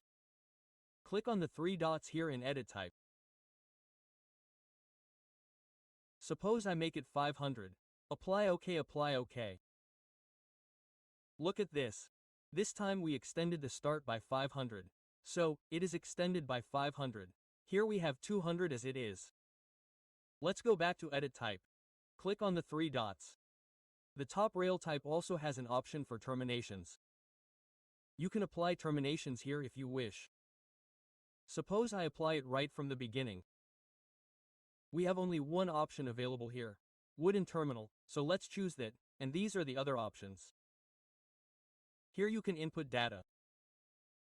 You can also add price tags so that your scheduling comes out proper. So let's apply it and then click OK. Apply OK. Look, our terminal has also been added. Here, look, this is our wooden terminal. Look, it's added. So, this way, we can edit our railing to our liking and manipulate it to make changes. Now we'll learn how to add grids to our plan. So, first, I'll uncheck the section box here. Look, from here, let's go to the ground floor level. Double-click on the ground floor level GFL. Let's go to this side. And see, there's a grid option. Here we find the grid option, and its shortcut is GR. Typing GR on your keyboard activates the grid command. So, let's see how to create it. I'll click on grid from here. And simply click from here to the top. Look, here we have a grid created. We've created a vertical grid. Let's increase its scale a little. Look, it's a little larger. Now we can create multiple grids. Or we can copy it. We can also create it using pick lines. If we simply create this using lines, let's say I want to create my second grid at a distance of 4,000 millimeters. So I can set it to 4,000 here. Look, let's click here. We'll use the extension. Our grids should be exactly the same. Then it looks good. So I click here and, look, use the extension and click. So, grid 1 and this is our grid 2. Here, our vertical grids are being created in number systems. Let's create our third grid. Suppose I create this one at a distance of 6,000 millimeters. From this point to this point next, let's say 4,000 millimeters again. Look, we create another grid. Suppose we created this one at a distance of 4,000 millimeters. So, these are some of our vertical grids. If you untick it from here, press Escape and select it. If you untick it from here, see, this bubble of ours is hidden. If you tick it from here, it will come down. If you want it on both sides, then tick the bubbles on both sides. I simply keep this one on top, so I untick it from here. And to extend it, you have to extend it using these points. See, if we drag this point like this, it will move up and down. If we want to drag a single grid, we will first have to unlock this lock. See, after that we will be able to drag it easily. So I will align it again with the other grids. And types are also available here. So you can choose any type from these types. Now let's create our horizontal grids. So to create grids, we can type GR. Or if we select a grid and type CS, then create similar, then press Escape. This is our selected grid. Look, let's keep it selected, CS, so our grid is activated. Now, let's create it from this side to this side. Look, this is our grid being created. So, I'll place it here on this coin. Now, look, we created 5 grids here. 1, 2, 3, 4, and 5. These were our vertical grids. Now, we want to name our horizontal grids alphabetically. So, I'll click here, and let's say I'll make it a so. Let's click outside, and look, this is our grid. Now, when we create the next grid, let's say I click anywhere. Let's say the distance is 4,000. Let's move to this side. Look, this automatically moved from A to B. Let's place it next again like this, and we can also copy it. Suppose if I copy any grid, I select it. We'll copy it from here. Suppose if I click from this point to this point, then this automatically creates our 4th grid. See, we have kept multiple on, so we can copy it again. If we keep constraint on, it will move vertically or horizontally. So we escape it. So look, we have created our horizontal grids and our vertical grids. Let's select it. Let's drag it a little and move it up. And we can manipulate these points by dragging them at any time. We will be able to manipulate their lengths like this. And if we want to edit anything in the grids, just select the grids and go to Edit Type. And with these properties, we'll be able to edit them. Here, you can change the pattern of the end segments. You can also change the colors of the grid from here. So, let's leave it as it is. And whenever you make any changes, always create a duplicate and then make the changes. Apply and then click OK. So, look, we've created our grids.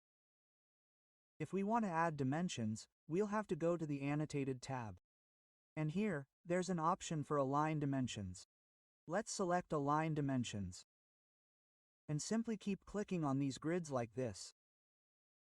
See, what will this do? These distances will automatically appear. Just click here. Okay, that's it. Let's take the distance from 1 to 5 as 1. Click here too. Same here.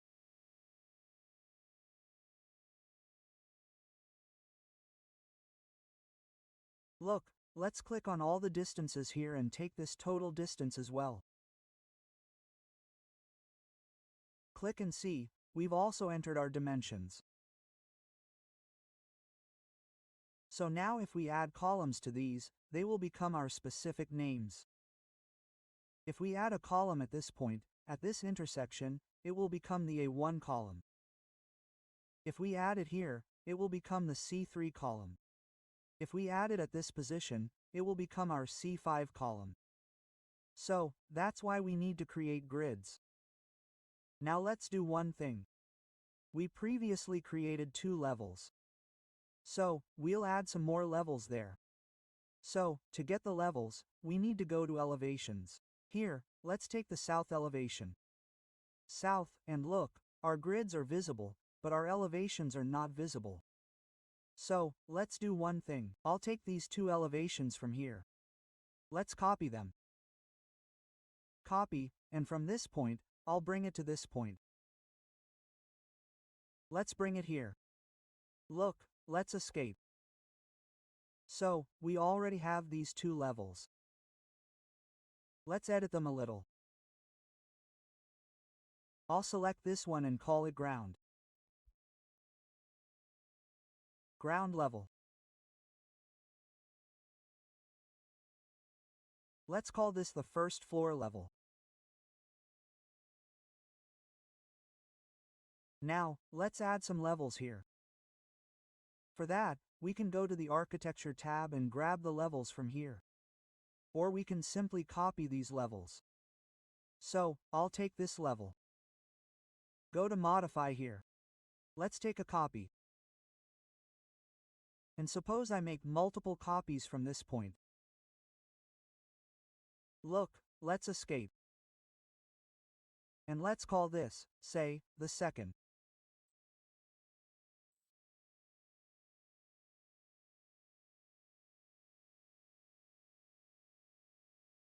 Floor level, let's call this the roof, and let's call this, say, the top floor.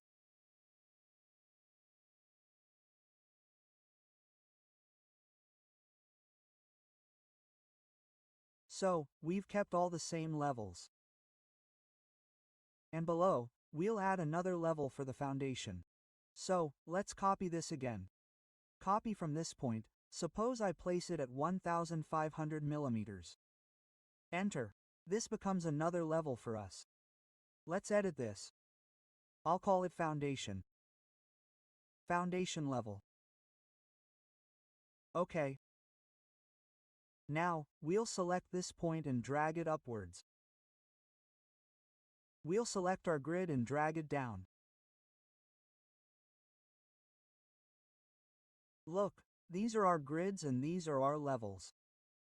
We added some levels. Now let's try adding some columns. So, to add columns, let's go to the ground floor level. Look, here we'll add a column at each intersection. So, to add columns, let's go to the Architecture tab. Here, the column options are structural columns and architectural columns. We won't use architectural columns right now. These can be simple break columns, where we're not using reinforcement. So, we'll select the structural column where we have proper reinforcement. So, let's click on Structural Columns. And here, we see only one universal column. So, let's load from here. Let's go back to Load Family. Look, in the US folder, you'll find the Structural Columns folder. Open it. I'll show you the full path one more time. Local Disk C Program Data Autodesk RBT 2026 Libraries English US, and we open Structural Columns. There are many patterns here. There's wooden, steel, precast, light gauge steel. We need concrete, so let's select concrete here. And look, there are many options here too. There are drop caps. Here, let's say a simple square column. Here, we can select a simple square column, or we can select a rectangular column. Let's select it from here. Open it. And wherever we want to place it, we simply click here.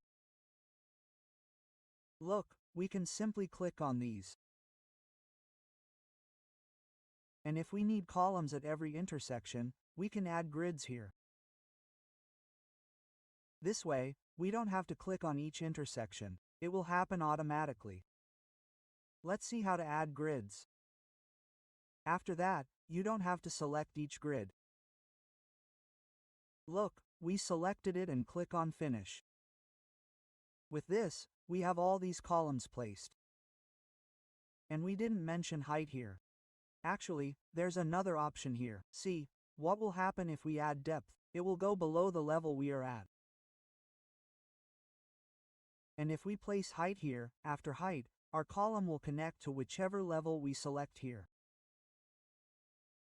So, let's take a look at what we've created in 3D. Let's go to 3D. Look, let's escape. Let's orbit it a little. We can see it from the south elevation here. Look, we've created it from the ground floor level to the first floor level. Look, The base level is JFL and the top level is first floor level. So, if we change it from here, let's say I make it roof, then look, the column I selected has extended to the roof. If I select all, press Ctrl Z, select a column, and type select all SA. Look, all the columns are selected. Now, from here, we can extend it from the first floor level to the roof. All the columns will extend to our roof. Look, let's look at it in 3D. Look, they're all extended. And if we want to extend our columns from the ground floor to the first floor, from the first floor to the second floor, from the second floor to the roof, or from different columns, we can do that too. Suppose I keep it only at the first floor level. Look, this. And keep it selected. Copy it from here. Copy to clipboard. And here's the paste option. Align to selected levels. Let's select it. Now we need to align it with the second floor level. Second floor level. Okay. Look, it's come up to here. It's selected. Paste align to selected levels. Let's do it all the way to the roof. Roof. Look, this. Okay. So, it's copied all the way to the roof. We won't extend every column at the top. We'll do that later. Let's do it on the foundation levels. Let's also select these columns here like this. The grid is selected. So I can take it like this. All these columns are selected from the window section. Let's copy and paste it again. And from here we'll align it to the selected levels. And from here we'll take it to the foundation level. Look, this. Okay, let's do it. And look, this goes down from the foundation level by -3000 millimeters. So, to connect it to the ground floor level, we'll make it 1500, that too in the plus direction. So, let's make it 1500, 1500, and as soon as we move our pointer here, it's connected. Press Escape. Let's go to the 3D view. Look, all our columns are defined separately. Let's go back to the ground floor level. So, we've created our columns. If we want to change the orientation of the columns, we can select them and use the spacebar to change their orientation. We can easily change them like this. And if we want to add some different columns here, we can select any column, go to Edit Type, create a duplicate, and convert it to other columns. Now, let's see how to add beams next. So let's add beams. To add beams, we need to go to Structure. And look, there's a beam option here. We can click on the beam. Here, we see a universal beam, a type of beam. So, we can load the family from here and go back. We took the column from Structural Columns. Now, we'll go to Structural Framing. So, here we'll find Concrete Beams. Let's go to the Concrete folder. Here, we see beams available. We'll take rectangular beams. Select it. Open it. And in whichever portion we need a beam, if I click here, suppose I need a beam from this point to this point. So, I can add the beam by clicking here. But a warning message is coming up. Why is it coming up? Let me explain. So, let's go to 3D and select this beam and erase it. So, let's go to GFL. Right now, we don't see the structural plan here. So, what should we do to bring this structural plan here? Go to View, Plan View, and click on the structural plan. Look, here we need the ground floor level. Let's click OK. And look, this is our structural plan, our ground floor level is already there. So, if we draw in this level, we'll also see our beams. So, for the beams, let's go back to Structure. Click on Beams and grab the beams from here. Suppose, 300*600. If you want to edit these, you can edit them from here. You can duplicate the edit type. Suppose I give it 300*450. We'll call it plinth beam 1. Let's click OK on PB1 and change it to 450. Apply the height. Now, this is our PB1. Now we'll connect these beams. Suppose I click like this. And from here we've kept the chain on. This point has the midpoint, and this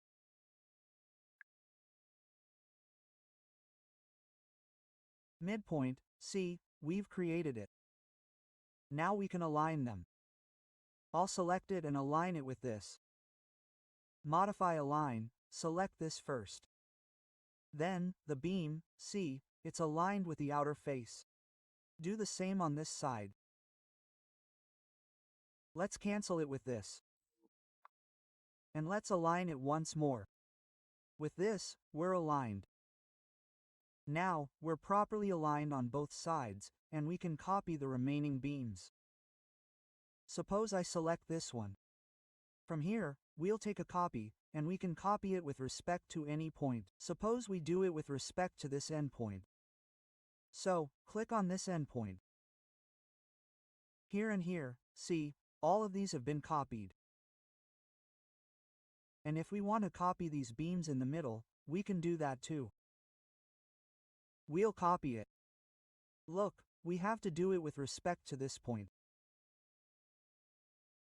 Look, if we do it mid to mid here, it will align our center. Look, here.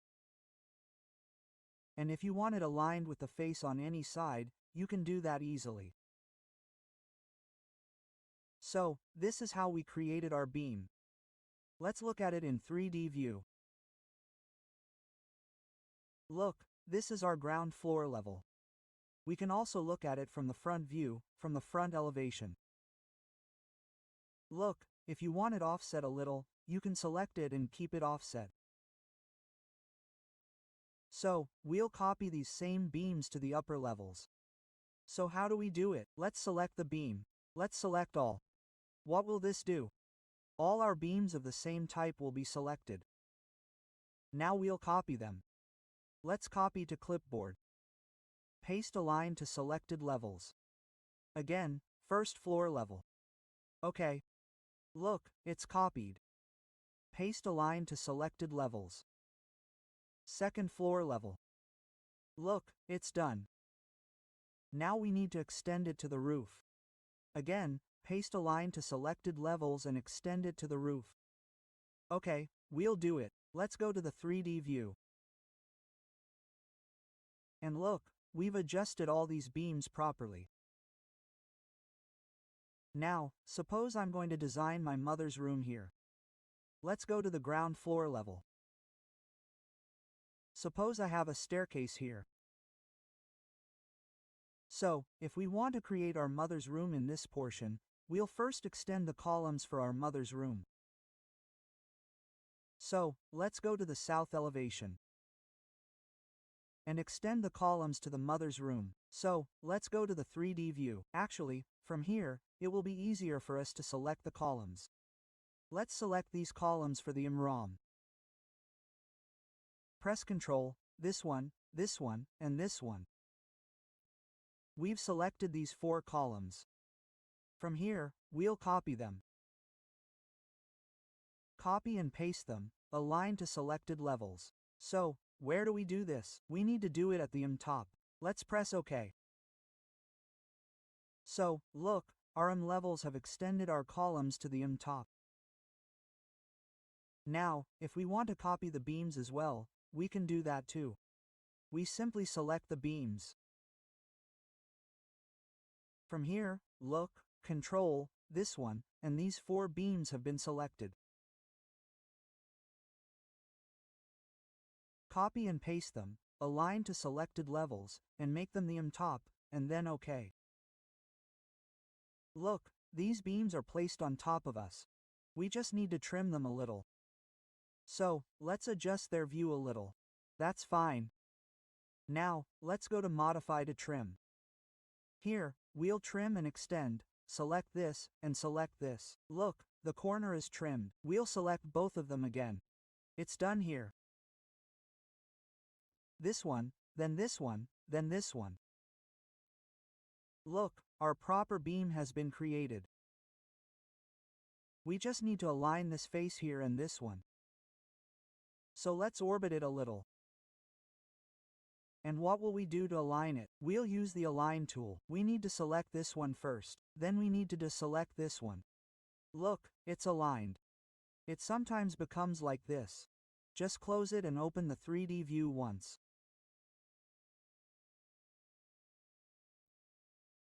Look, this is our proper structure being created.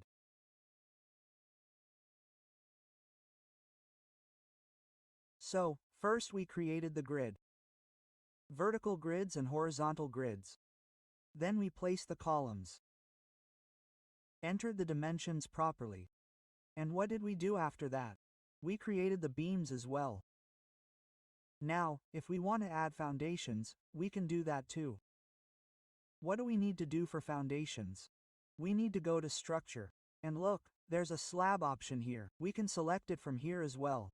Suppose I select the structural foundation slab. And suppose I go to the ground level. Here, we can select it and edit it. And from here, let's select a rectangle. And here, we don't need to select the GFL. We need to select the foundation level. Foundation level. And from here, we can also specify an offset. Suppose I specify 300. From here, I click the offset and from this portion to the corner. We can also edit it. After editing, we can duplicate it.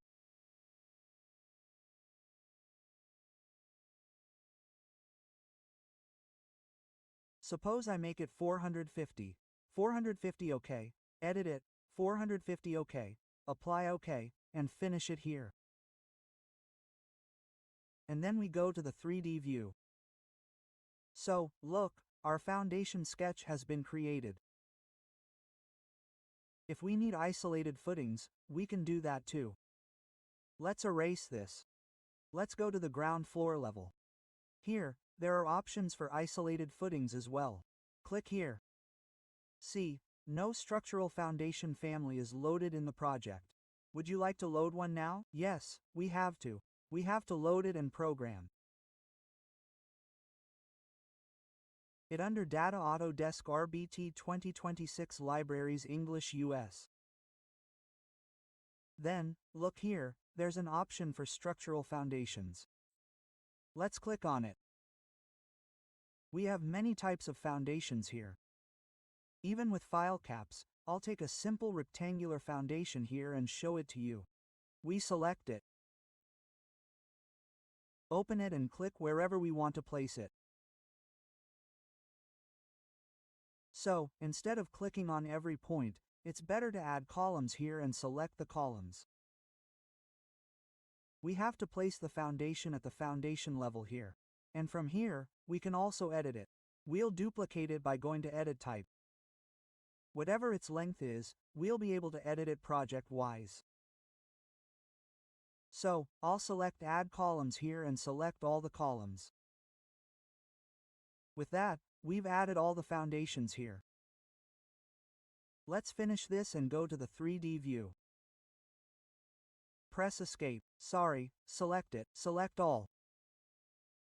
This way, we have to take it from the ground level to the foundation level. Look, we've created our complete structure properly. Here, we first added the grids. Then we added some levels. Next, we added the columns to the grids. Then we added the beams. We also aligned the beams. With that, we added columns and beams for the main room. And finally, we learned how to add foundations. So that covers the basics of our structural parts.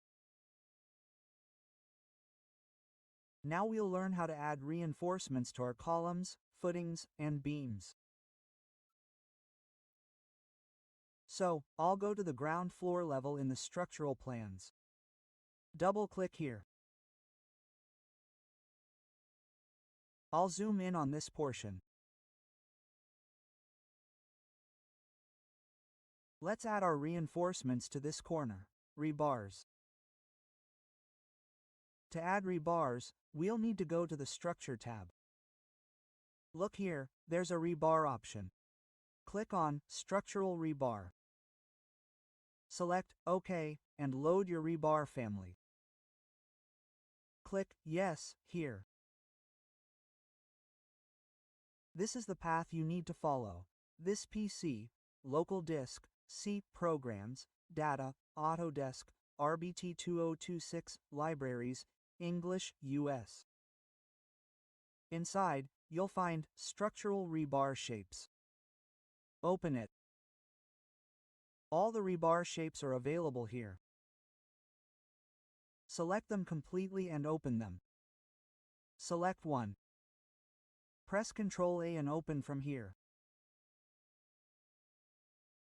Look, our rebars have been added. Click on these three dots. This will launch your rebar shape browser. Click here. And look at the rebar shape browser.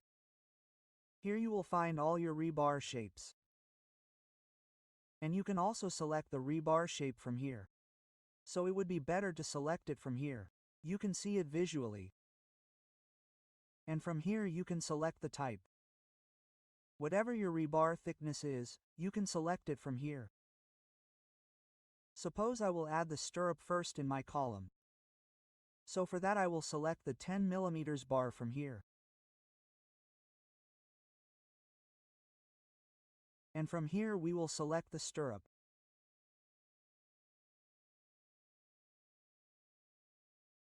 Look, let's take this one. We have to select it. There are two options here, expand to host or by 2 points. Using by 2 points, you can click and select it. Look, let's press Escape. Ctrl Z. Let's select the rebar again. OK. Look, this is our rebar, and if we expand to host, it will automatically be set inside. Here, you need to select the cover reference for the placement plane, and from here, you can select the plane. It can be perpendicular to cover, parallel to the work plane, or parallel to cover. Look, this is our proper view. You just need to click here. So, our stirrup has been added. Let's see it in the 3D view. For that, let's press Escape. Select it. Let's go to the 3D view.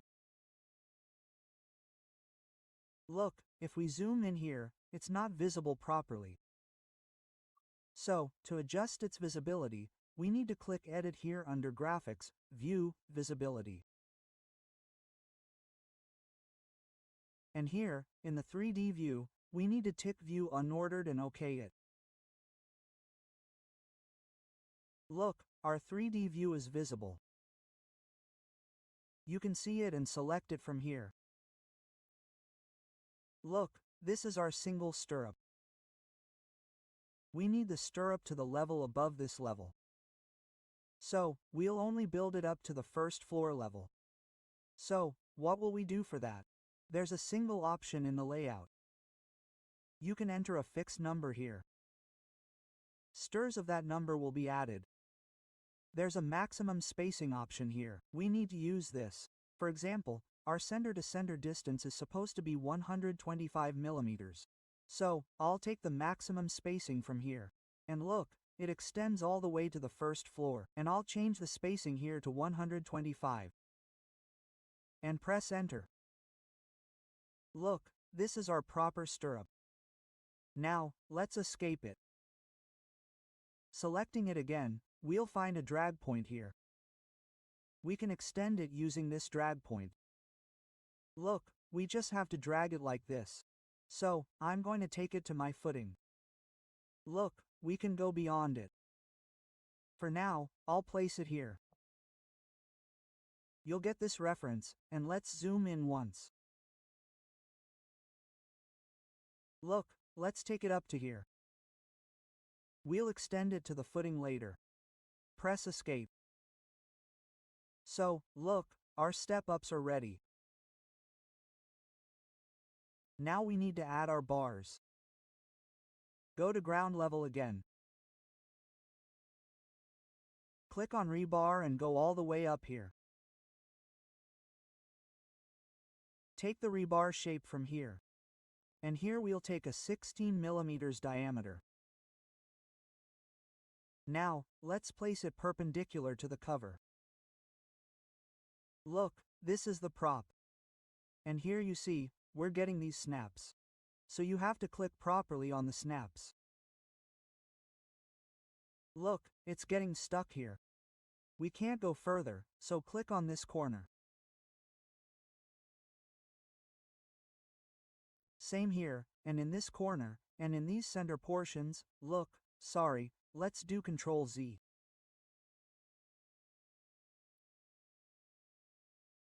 Here.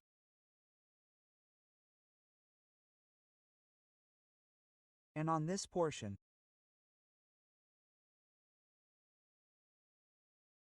Look, we've placed our column bars here. Now, let's select them. Here, we can select one and then select all. So, all these same type of bars are selected. Now, we have to go to 3D. And look, here, these are not visible. So, we have to click on Edit under View Visibility. And here, we have to tick 3D View under View Unoccupied. We will press OK here. So, look, our bars are visible. Now, we have to bring them down. So, from here, we can change this distance. Suppose I make it 495 degrees.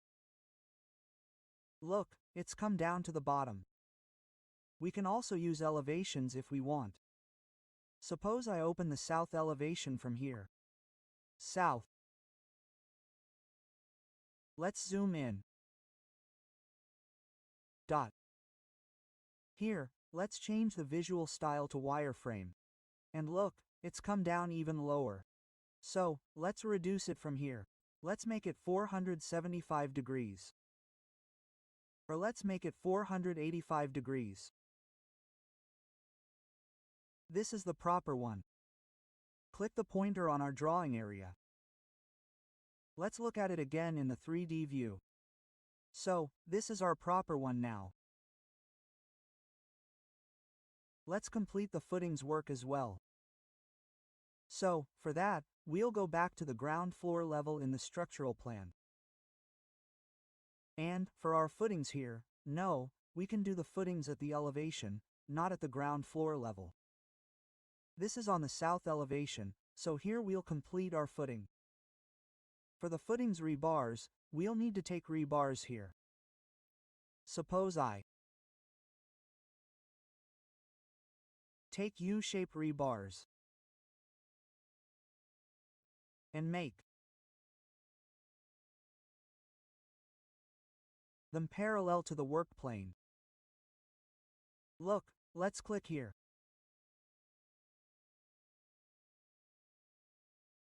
And again make it perpendicular to the cover and click here as well.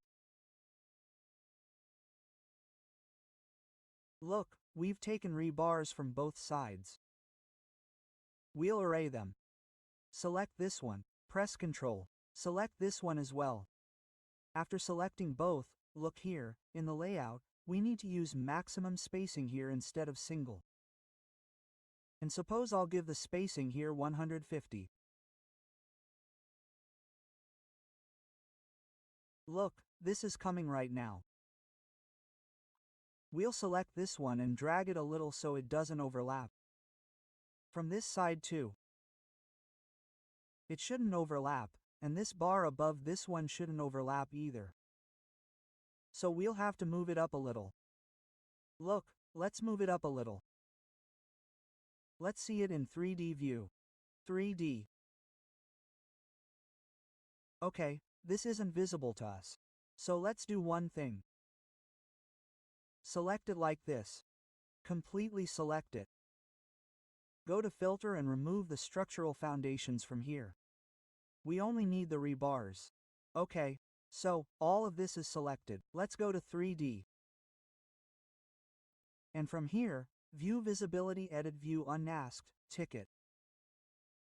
Okay, so, look, our cage proper is visible now. Okay, let's select it and orbit it. Then this proper will be visible to us. Look, we can move it down a little more. You can manipulate it anytime like this. Let's look at the height. Yes, this is proper. We can also move it down a little more. Dot. Look, this is completely visible to us. Now we can extend these rebars. So let's see how to extend them. For that, we'll go to the ground floor level or do something else. Here too, we can select it and double-click. Let's do it again. We'll zoom in for ease. Double-click. It. Look, now we can extend it. So, from here, let's take a line. From this point, let's extend it 300 millimeters in this direction. Enter. We'll finish this. Let's go to the ground level. Look, we can also rotate it by 45 degrees. So, to rotate it, we'll select it. We'll select Rotate from here. We want to rotate it with respect to this point. Click and, suppose, we want to take a 4-5 degree rotation from here. So, to go clockwise from here, we'll have to enter -45. So, look, ours has rotated by 45 degrees. We can mirror this on this side. So let's go into 3D. If we want, we can erase it. Delete it, select it. From here we'll mirror it. Mirror pick axis, and then go south. And from here, this is our axis. Look, this is our axis. Let's select it. Let's look in the 3D view. Let's do it again.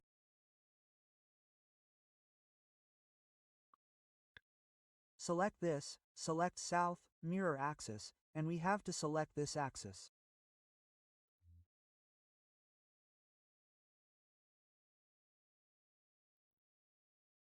Look, it's mirrored on this side too. Let's go into the 3D view. So, look, we're extended 45 degrees on both sides. Now, if we want, we can erase this, and erase this too. We'll mirror both of them. So, select this, select this. Press Ctrl to select both. And the south elevation won't work for us. We'll have to choose east or west. Let's choose the east elevation. Well, we have a lot of drawings here. Let's take a look at the west. From here, our work will be done. We'll make this a wireframe. Look, this is our selected one. Now we'll take a mirror from here. And this is our center axis. Let's select this one. So, it's mirrored on this side as well. Let's take a look at it in 3D. Look, this is our proper mirror. We can close these views. And we need to extend both of these as well. Let's double-click this one. We can extend this one here as well in the 3D view. From this portion, we'll enter 300 on this side. And then finish. Let's do the same, double-click this. Line from this point to this side.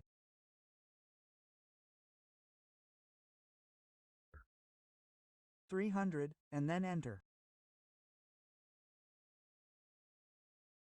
Let's finish this one. So, our extensions are also proper.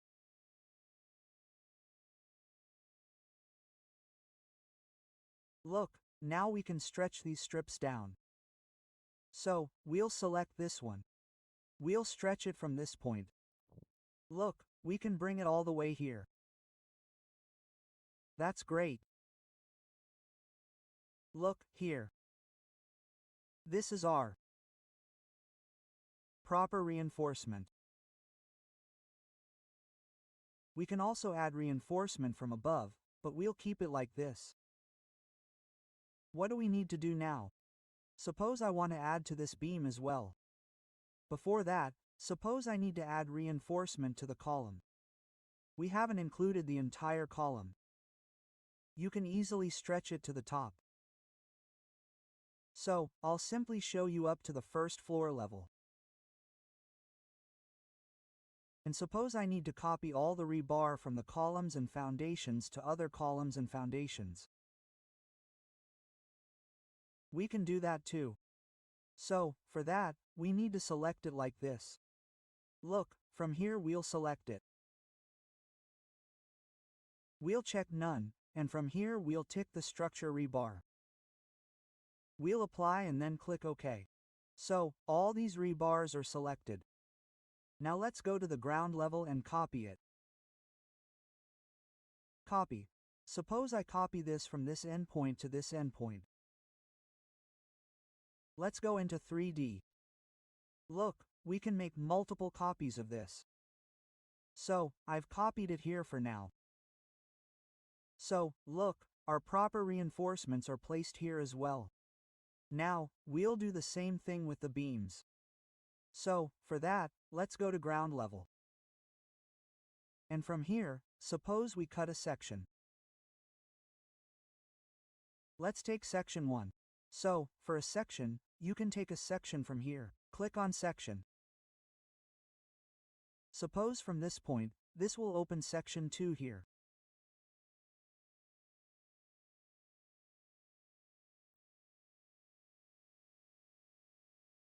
Look, we have to do our work in these beams here.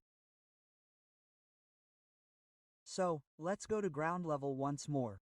Select this. And drag it to here. Section 2. Look, now it's easy for us. We're only seeing the beams. This will make it easier for us to work. So, let's place our rebars here. If we first place the structural rebar stirrups, it will be easier. We can expand the stirrups to the host, okay, or we can also do it by 2 points. From this point, okay.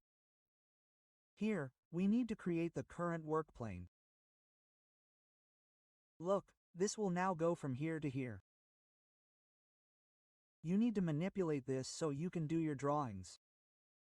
So, it's placed here.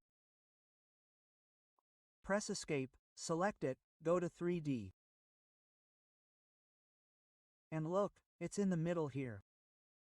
Click on View Visibility Edit. And tick View on Obscure. Click OK. So that we can see it.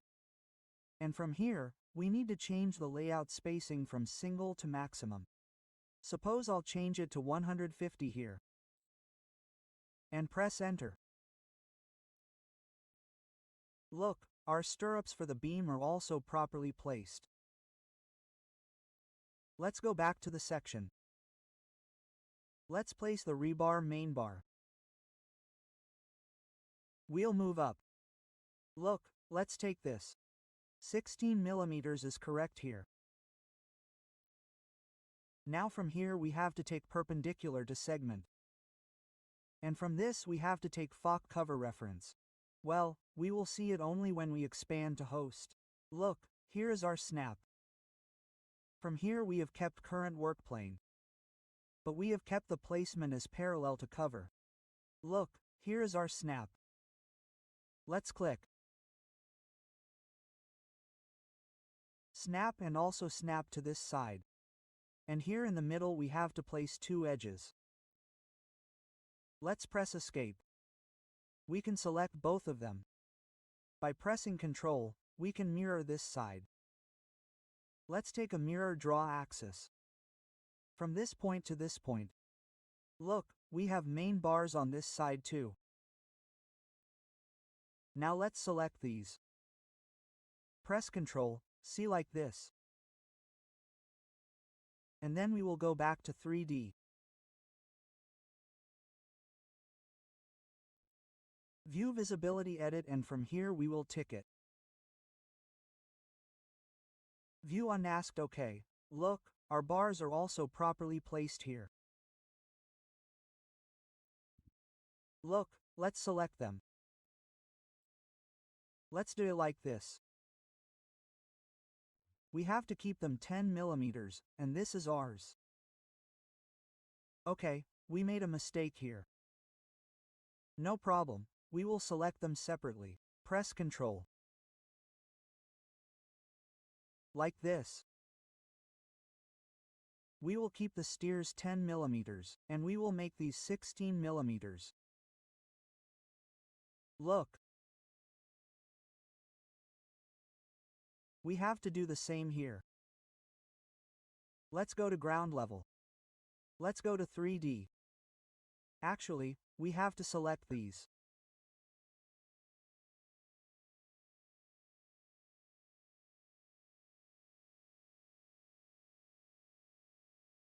We will make the bottom 16 mm. That's better. And we can select all these structural elements like this. Look, let's remove the filter. Okay, and we will make this 16 mm. Now we are correct. Our steers are 10 mm, and the rest of our bars are 16 mm. We can erase it here if we want. Let's go back to the ground level. We can select it like this. Look, we'll filter it and select the structure rebar from here. Apply OK. We'll erase it. Let's go to 3D. So, look, everything here has been erased. Select this and erase it. From here, we'll copy this and all the other elements again. So, let's go to the ground floor level. Select them completely like this. Take a filter. Remove the structure columns. Apply OK, copy, and copy from this point to this point. Let's go to 3D again. Press Escape. We'll select this again. Press Ctrl, C, it's selected. Again, copy the ground level from this point to this point. Let's go to the 3D view, so look, our proper structuring is done. We've used rebars as reinforcements in our columns, beams, and foundations.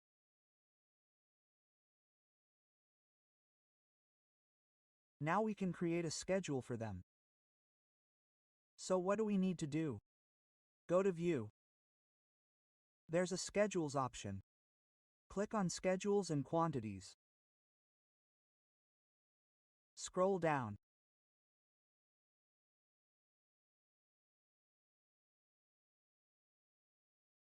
There's a Structural Rebar option. Select it. From here, you can name your schedule. Click OK. And from here, there are available fields.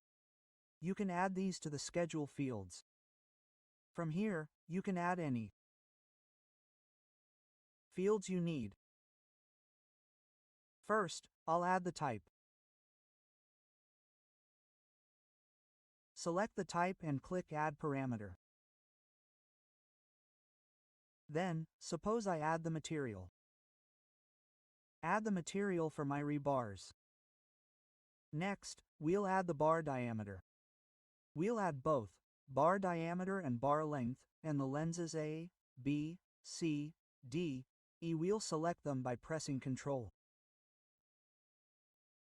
Add A, B, C, D, and E. After that, we'll add quantity. Add quantity. Add total bar length.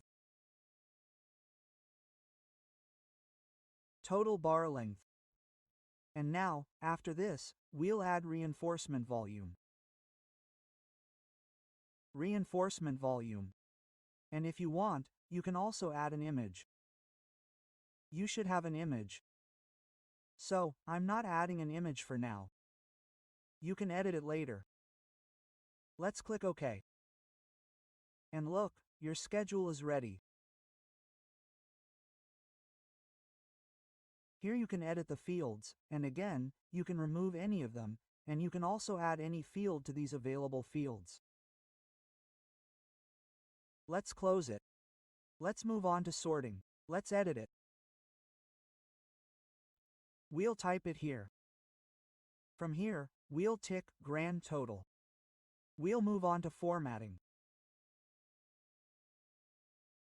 Suppose I need the total for quantity.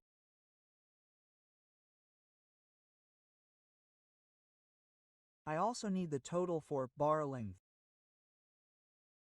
And I also need the total for reinforcement volume. Let's do this, and we'll move down. Look, we've been given all these totals. This way, we can create our rebar schedule. From here, you can also add materials. You can easily add any material you need from here. So, let's close it. This way, we can also create our structural parts. In Revit, we can easily add rebar reinforcement wherever we need it, foundations, columns, or beams. Furthermore, after adding it to one element, we can copy it to other elements. For example, if I want to copy this beam upwards, I can do it very easily. I just have to go to the section view. Select it from here like this. Then go to the 3D view. So, look, all of these are selected. Let's copy it from the section view itself. Look, this is our top pin. We'll copy it from here. We'll copy it from this point to this point. Let's see it in the 3D view. So, look, this has been copied very easily in the beam on our first floor as well. So, this should be your concrete structure. Only then will you use rebar. So, put the rebar in this complete concrete structure and practice. Now we'll learn all the commands in the openings panel. There are many options: biface opening, shaft opening, wall opening, vertical opening, and dormer opening. We've already learned about dormer openings. Here, we created some dormers, and these openings were created using dormer openings. So, first, let's look at biface opening. This helps us create openings on any face, whether slanted or flat, of a roof. So, for biface opening, we'll need to click on it. Then, suppose I want to create an opening in this face. So, I've selected biface. Then, I'll need to select the face where I want to create an opening. To do that, I'll need to go to its boundary. Look, it's highlighted. You can see it's highlighting the different faces. So, if I want to create an opening, I have to click on its edge. See, let's click here, and then we can create an opening using any of these tools.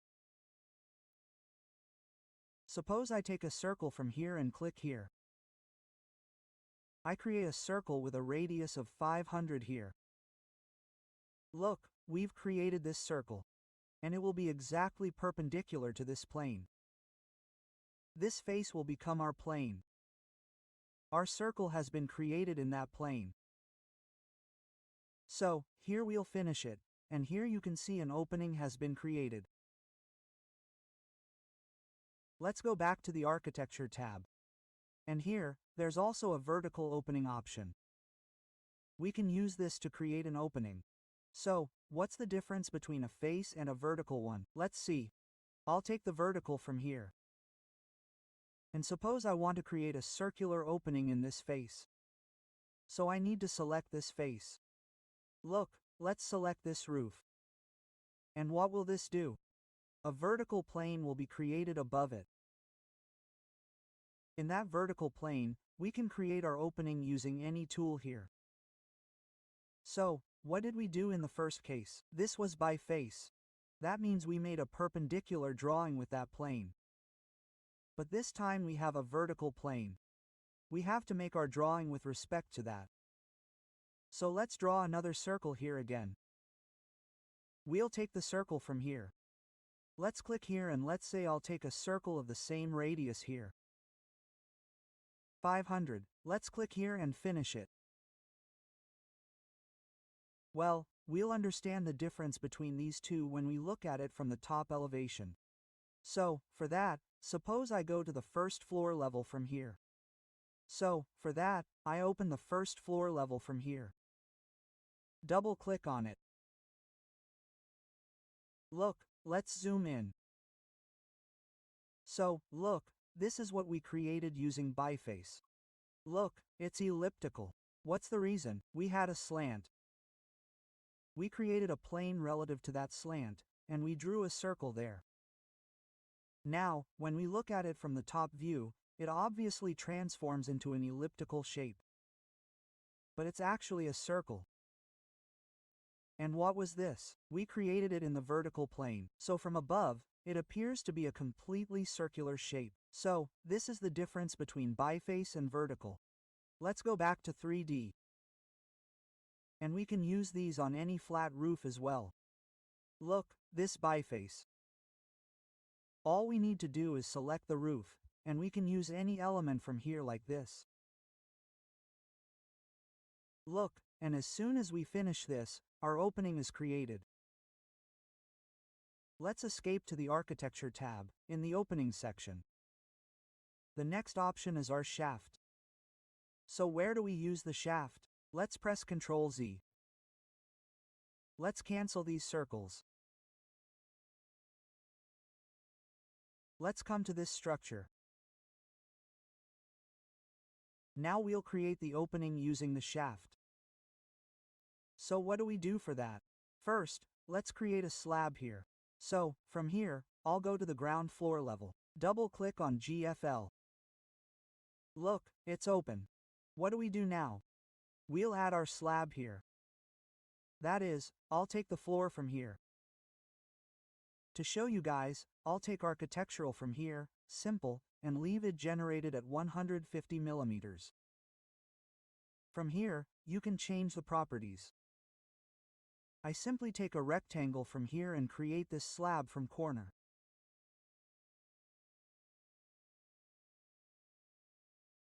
To corner. Look, that's it. Let's finish it. Now let's go to 3D. Look, our slab has been created. If we press Escape, it will look proper. Look, we can select this slab here. And we can also give it an offset. Suppose I move the cursor from here to 50. What will happen? Look, this 50 millimeters will be attached above the beam. And the remaining depth will be below our ground floor level. So we can do it this way too. And if you want the upper surface of the beam and its upper surface to be attached, we need to select it again and set the offset to 0. And bring our pointer to the drawing window. Look, we have created the slab here. We can also copy this slab upwards. So what do we need to do for that? We need to select this layer. From here, we can select the copy option. Copy to clipboard. From here, we'll copy it to the align to selected levels. Let's click here. And we'll copy it to the first floor level, second floor level, and roof. Let's click OK. So, look, we've attached the roof to all our levels. Let's press Escape. Look, we'll close it. Let's create it here too. We can go to the side. And from here, we'll create the slab. We'll take the floor again. Let's take a 150 mm geometric rectangle. And from this corner, we'll click on this corner. We'll finish it. Let's move it to 3D. Look, at which level have we created it? We've created it at the ground floor level. And we'll take it to the top. So, it's selected. We'll cut it from here. We won't copy it. We'll cut it and then go to the paste option. Align to selected levels, and from here select the middle top and click OK. Look, this has been copied here. Let's add the floor here as well. Now let's go to the Architecture tab. And from here we need to learn the soft opening. So what can we do for that? Let's go to the ground floor level. From here we'll take the soft opening. And simply create a rectangle from here. Suppose I add an offset of 150, and I'll click from this corner to this corner. Sorry, let's make it minus 150. I want to take it minus 10 inwards. So let's click here. Look, this will become our opening. Let's finish it. Let's go to 3D. Look, this is a box being created for the soft opening. If we press Escape or click the pointer outside, see, our opening has been created. If we want to extend it, we simply select the box here and use this drag point to extend it up or down. Look, we move it up to the top. Press Escape. So, see, this has created openings in all the portions of our first floor, second floor, and roof. And we don't want an opening here because this is our ground floor level. So, we don't want an opening here. So, we need to select this box and drag it up. See, this way we can use our soft opening. Wherever we have a staircase position, we can easily create openings using the soft opening. So, the last option here is a wall opening. So, let's learn wall openings. We'll use these walls. So, let's go to the ground floor level. And suppose I'm going to create my wall opening here. To create the wall opening, click here. First, we need to select the wall in which we want to create the opening. So, I'll select this wall simply by left-clicking. Then, we need to create a rectangle. I need to assign a first point. We'll click and hold with the left mouse button. Drag. Look, to select our second point, we'll have to drag it like this. We click here. And look, our opening is being created. We can manipulate these openings using these temporary dimensions. So, let's say I make this one 4000. And this one 1450. So, look, it becomes symmetrical. Now, to see this opening, we'll press Escape and move to 3D. Look, this opening has already been created. If we select it, our opening's properties open. This is the top offset. This means this distance is showing here. From here, we can change the top offset. Suppose I make it 800, C. And I'll make it -800. See, this is proper now. If we want to take the base offset, we'll have to give it a plus. Suppose I make it 500. See, this way we can create these openings and manipulate them.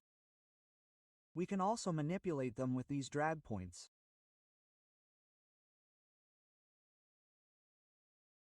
Let's say we have a circular wall. We can do this in that too. Suppose I create a wall here. Select it. Create similar CS. And suppose I take an arc here. Click on the first point and second point here. Let's go to the Architecture tab, Wall Opening. Select this wall. Suppose I start dragging from this point. And click here like this. Now, look, here's the angle. In the case of our circular wall, we need to define the angle here. To manipulate it, let's change the angle here. Let's make it 90 degrees. And on one side, let's make it 45 degrees. So, ours becomes symmetrical. Let's go to 3D. Look, here's our circular wall. We need to select this opening like this, and we can change these properties. Suppose I make it -1000. We can enter the base offset here as 300. So, look, these changes are taking effect here. And from here, our base constant is GFL. This base is attached to our ground floor level. And our top constant is attached to the first floor level. So we'll be able to manipulate it from here. Now we'll learn about visibility graphics in Revit. You used layers in AutoCAD. So, visibility graphics are also pre-made layers in Revit. By making changes to them, we can add hatches to our lenses, add colors, and assign line weights. They have various different properties. So, we'll learn about them now. So, first, I'll go to the ground floor level from here. Double-click on GFL.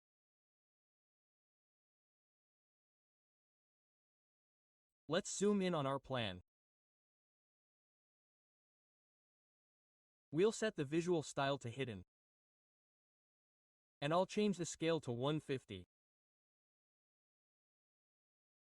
And we'll turn off shadows here. Now let's work on this plan. Let's do one thing. Open the furniture plan as well. Double-click it.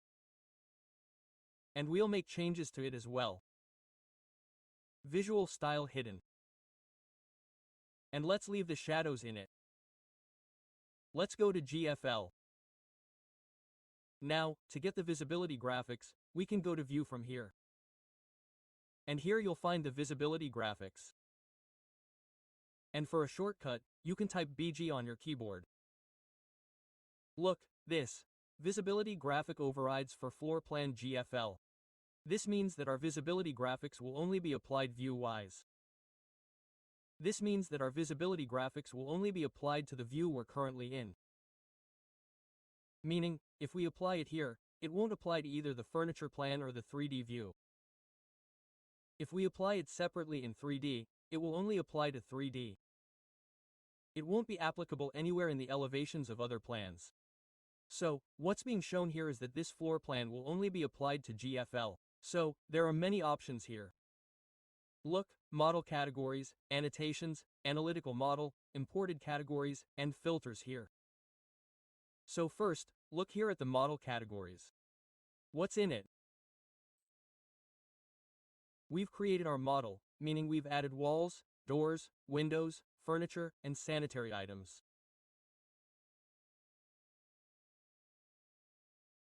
All the components we've added are pre-populated here. We can make changes to all those layers from here. And what's in the annotation categories? look at the tags here, like our room tag, window tag, dot tag, text. If we need to change anything in these layers, we'll do it from the annotation category. What's in the analytical model? Any changes to links, nodes, analytical segments, or loads here, we'll use the analytical model category. What's in the imported category? If we've imported anything from outside, we'll need to make changes to those categories from the S tab. And what about filters? This tab is used to define and modify all document filters. We'll work in the Model category and Annotation category. Scrolling down, a list of filters appears. Clicking here reveals the element we want to select. This is a group of elements. If we select Architecture, only the layers of the architecture will be visible. Similarly, if we tick Mechanical, Electrical, and Piping for the structure, only the layers used for piping will be visible.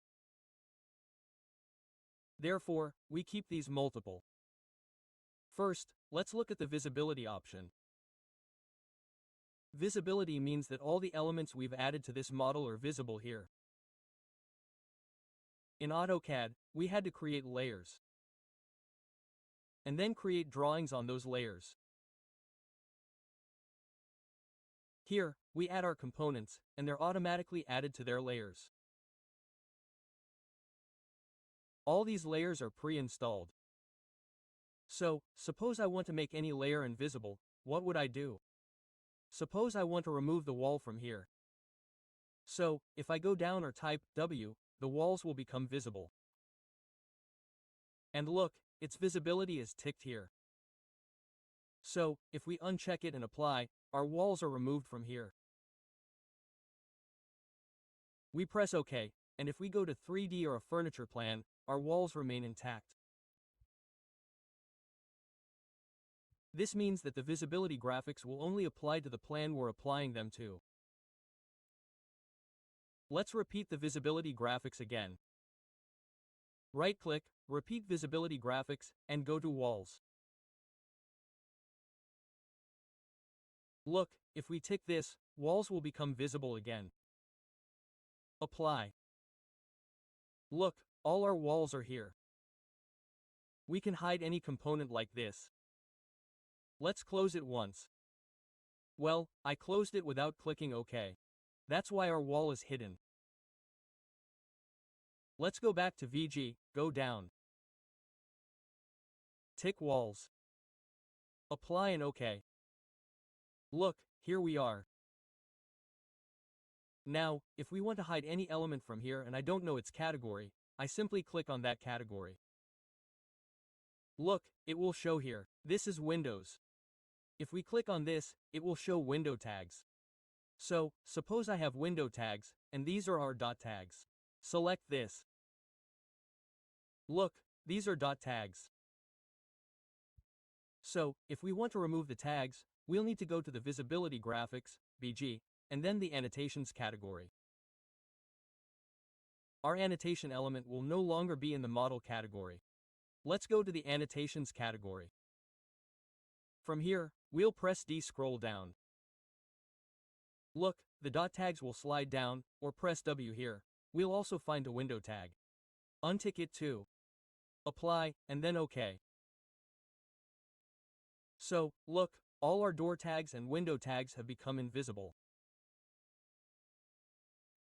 To bring them back, right-click, repeat Visibility Graphics, and go back to the Annotations category and tick them. W, window tags, T, dot tags, apply, OK. So, look, all our tags are visible again. Let's VG again. Visibility Graphics, VG. Now, from here, you know that this is a visibility option. If you want to hide or show any component, you can do it from here. Next, look here for the options for Projection Surface and Cut Surface. Let's understand these two first. What are these? Projection Surface and Cut Surface. let's close them. What do we call a projection surface? Suppose I go to this 3D. We'll go to its top view. Let's zoom in. Suppose I select the railing. Right-click, hide in view element. We'll also select the roof. Right-click, hide in view element. We'll select this too. Press tab and see our false ceiling. It's selected. For compound ceiling, right-click, hide in view category, and it will be completely hidden. And we'll select all the lights as well. We won't right-click, hide in view element. If we select category, it will be completely hidden. Now, let's change the visual style to hidden. So, look, this is our top view. This is our 3D view. We're currently at the top of the 3D view.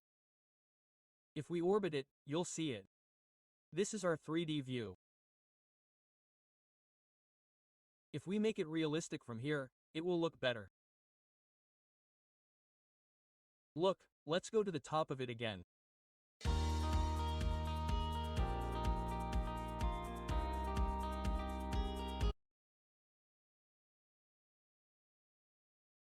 And we change its visual style to hidden. So, look, we hid some of our 3D elements. We hid everything that was attached above our first floor level. And this is the top of our 3D view. And this is our ground floor level. So, what's the difference between this top and this one? Look, you can't see the windows or doors at the top of this one because our top is level 1, meaning from the ground floor level to the first floor level, which is 3000 millimeters. So, at that height, we won't be able to see doors and windows. That's why it's not visible here. Our ground floor level, GFL, is a section at a certain height from the top or bottom. That's why we show hatches in walls.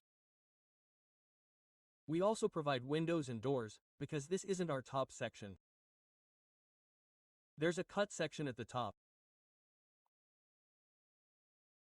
This is what we call a cut, and this is what we call a projection surface or surface 0. And the ground floor level we create is between our lintel level and sill level. That's why we can see the cut sections of all our windows and doors. Sill level means all our windows. The bottom height of the windows from the ground floor, or any other floor, is our sill level, and lintel level means the top height of all our doors and windows, which we call the lintel level. So, we have a section cut between the lintel level and the sill level. This is where we create the ground floor level. Here too, if we want to see what level it is at, we need to go down to the graphics panel and see this, view range. Click Edit. See, this cut plane is offset 1200 millimeters from the bottom. Generally, our lintel level is at 2100 millimeters. And our sill level can be 900 millimeters or so. So, let's apply. Okay. This is our cut section at a height of 1200 millimeters, and this is our projection surface at a height of 3000 millimeters. So, this is the basic difference. Now, let's go back to GFL. Let's use the Visibility Graphics VG. So, GFL means cut section. So, whatever changes we need to make them in our cut section, not on the projection surface. So let's try some changes here. We'll make changes to the walls. We'll drag this down. This is our wall. Look, there are lines here. In the cut section, there are lines and patterns. If you want to click on the lines, click on their properties. Click on Overwrite. And here we get options. If we want to change the line pattern, let's say I'll select anything here. I'll select dash here. I'll select any color here. I'll click OK. And here is weight, meaning line weight. I'll also select the thickness of the line. And I'll click OK from here. I'll apply it. So, look, these effects are showing here. And if you want to change it again, I'll click on it, and from here I'll click on Clear Overwrites. So, we can change line patterns, colors, and line weights from here. This isn't just for the wall. We can make changes to all the layers here. Let's do this. Okay, now let's move on to patterns. Click on Overwrites. Look, we can add patterns here. Meaning, if we want to add hatches, we can do it very easily from here. Suppose I add a solid hatch here.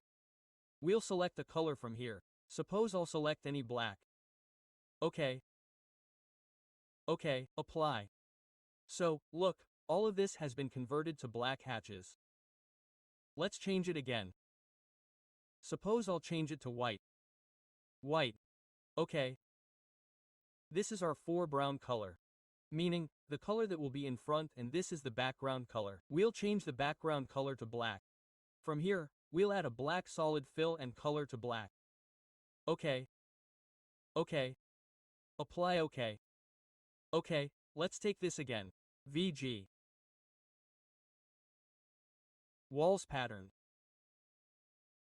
Okay, here we've made both solid. That means the foreground is also solid white, so the black solid behind us isn't visible. Here we'll change it. Let's make it into a break. The breakwork will be in front, our breakwork will be in white, and the background will be solid black. Let's do that. Apply OK. Look. Now we can clearly see this effect. So, we can make changes like this. Let's go back to VG. Visibility graphics will go to walls again. Let's go to patterns. And from here we can also make it invisible. Suppose I untick foreground here. I'll say OK, apply. So look, only the background hatch, the solid fill hatch in black, is showing. So from here we can make changes by ticking and unticking it. We can make it visible or invisible. So, here's how we're going to add hatches from here. Let's do that. OK.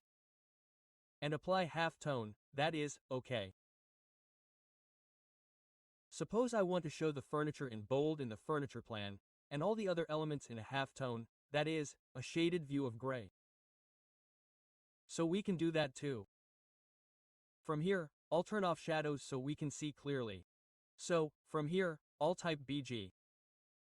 Let's go to Visibility Graphics Walls and look here, let's convert it to halftone. Apply it and then OK. Look, this is our proper look. And we'll also make all our tags, etc., and all our doors and windows halftone. So, let's highlight all our furniture, let's say, furniture and all our plumbing fixtures, in the plan. So, what do we do for that? Again, Visibility Graphics, BG. From here, we'll go to the door. Look, door. Let's halftone it. Let's go to Windows.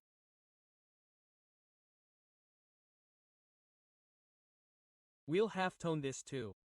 And then we'll go to Annotation Categories. From here, we'll take the dot tags. Look, dot tags, we'll halftone them. Let's go to Window Tags. We'll halftone these too. We also have Room Tags here. We'll halftone these too. Look, Room Tags, we'll apply halftone to these too.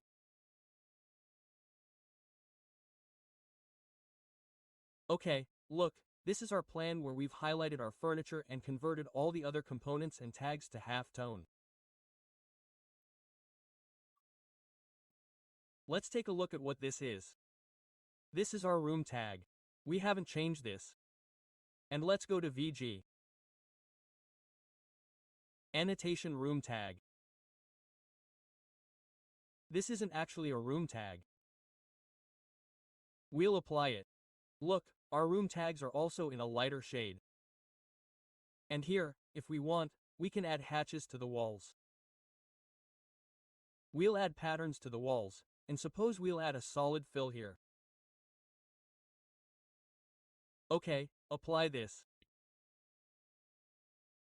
So, in this way, we can also make the room tags bold so they're properly visible. So, this way, we can present our furniture plans better and finish them. Now, let's move on to our 3D element. We can add visibility graphics here too. Type BG. Now, let's go to walls. And here, we shouldn't use the cut section. They won't be effective. Whatever we do here, we'll have to do it in the projection surface. This means that if we want to change or add anything to the furniture, we won't be able to use it in the cut section. Because our cut section is at 1200 millimeters, and our furniture's projection surface is also below that level, we'll need to use the 3D projection surface to make changes to the walls. Same thing here. Going to lines, we can use any line format. We can also add colors from here. We can also assign line weights here. Look, all these changes are done. To change them again, just click here and click on Clear Overwrites. Okay. Look, there's a patterns option here. Let's go back to patterns. Let's do the same here. We'll do a big job. I'll keep the foreground color white. Okay. In the background, we'll make it a solid fill. Let's change the color. Suppose I make it black. Okay. Okay from here. And look, there's a transparency option here, because this is a 3D element. So, we can change its transparency by clicking on Overwrites. From here, I made it 40. Let's click OK.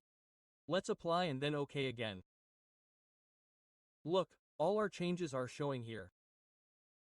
If we zoom in here, we can see what we had here. Clearly. We can also see it by orbiting it. Look, we can also see it by orbiting it. Look, we've added transparency here. That's why it's showing like this. So, we can change its transparency again.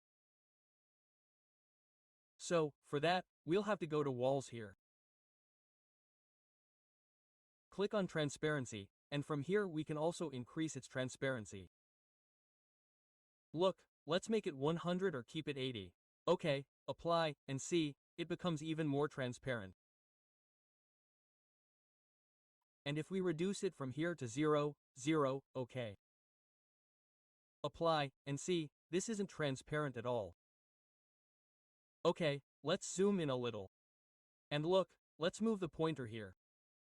So, this hatch of ours is also visible properly. White brick hatch over black. So let's go back to Visibility Graphics. VG. And if we want to change it again, just click on Patterns and click on Clear Overwrites here. OK, apply, and OK. Look, we can also add color field rooms. Suppose I go to the Annotated tab here and take the color field legend here and assign it to this side. We'll keep the space type as rooms, and we'll name the color scheme. This means we'll be assigned a color scheme. Okay, let's do that. Look, all our colors have been assigned. This makes our drawing more presentable.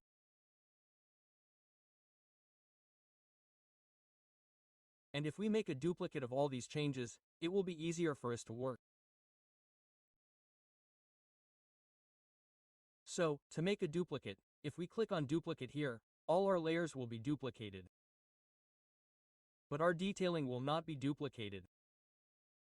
Detailing means all the annotations, dimensions, and tags we've added will not be duplicated. If we want to duplicate everything, we'll have to choose Duplicate with Detailing.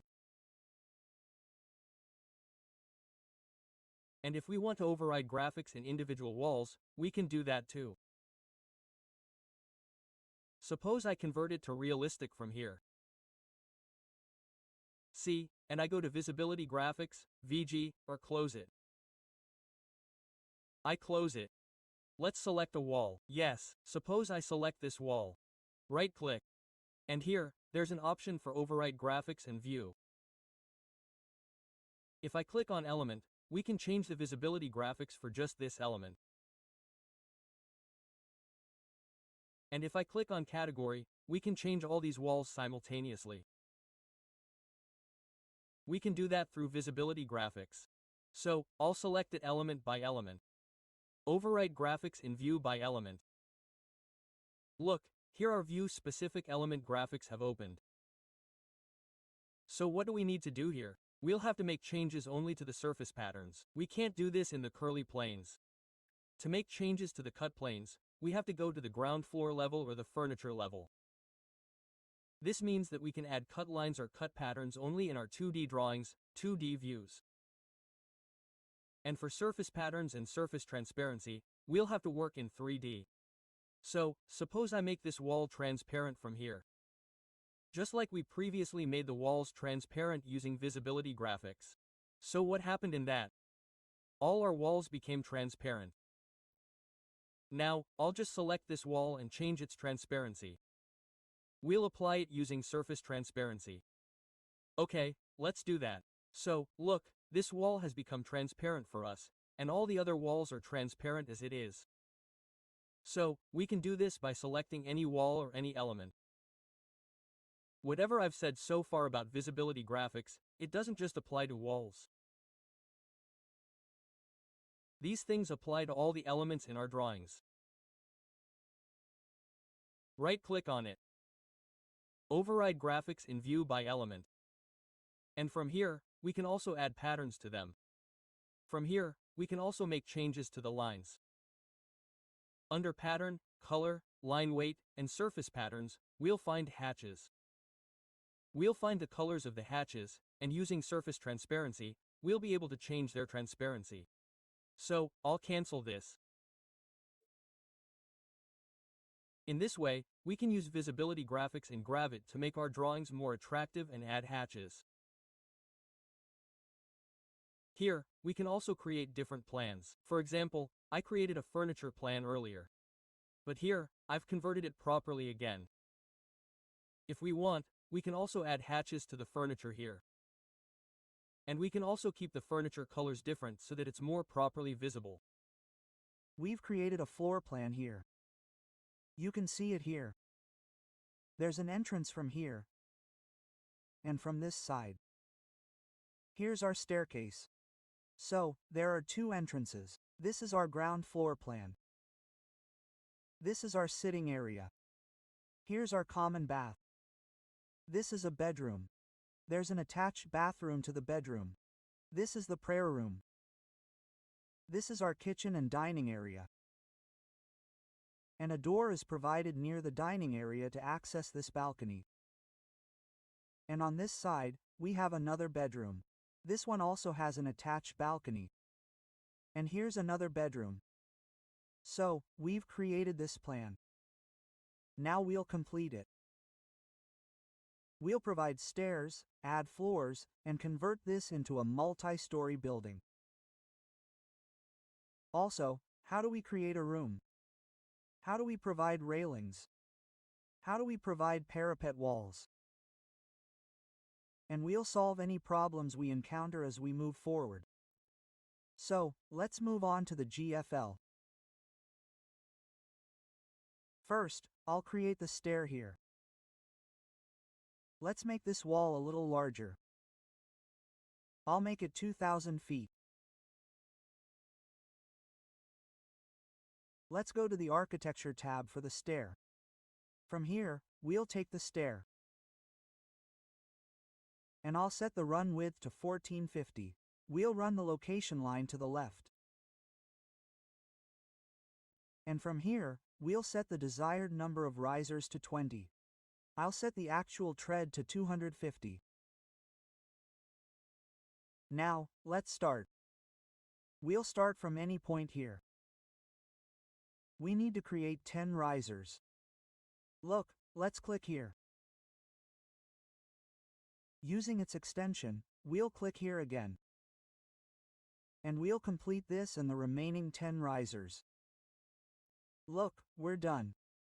We'll align it. Click it with the Align tool, then click it again. Let's finish it. Let's go to 3D. So, look, our stair has been created. We'll erase this railing on the side of the wall. Look, this is our proper railing. So, with this stair, we'll reach the first floor level. After this, we'll add our floor. We'll go back to GFL. From here, let's take the floor architecture. And from here, let's take this 162 mm concrete plus style. We created this previously. And from here, you can also create it using pick balls or pick lines. I create it using simple lines. This adds precision. Pick lines and pick walls don't always match the walls. They need to be realigned. Revit should solve this problem.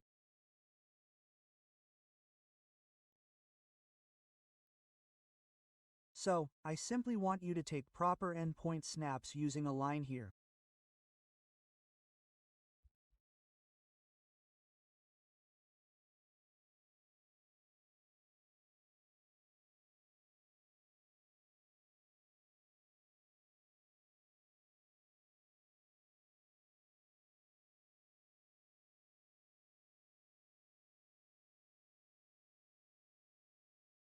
Let's do that. We'll finish it and move on to 3D. Look, we've added our floor. If we zoom in, we'll see these tiles are showing. Here we added the material by going to Edit Type. Now we'll provide its roof, meaning the slab. We'll add this too using the floor. So what will we do for that? Let's go to the first floor level. Let's zoom in on it. And take it again. Architectural floor, keep this selected. We'll take a concrete plus style 162 mm line again and recreate it.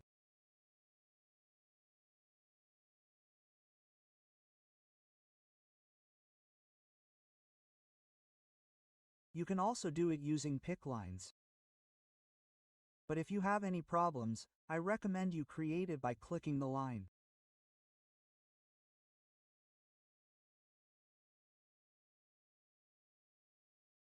Let's get to here. I'll add a little round here. Let's take a start and radius. This is our start point. This is the end point and we'll add a radius here. Let's escape this radius. I'll set this radius to 2500. We'll take the line again and continue it. Look, this is our closed loop.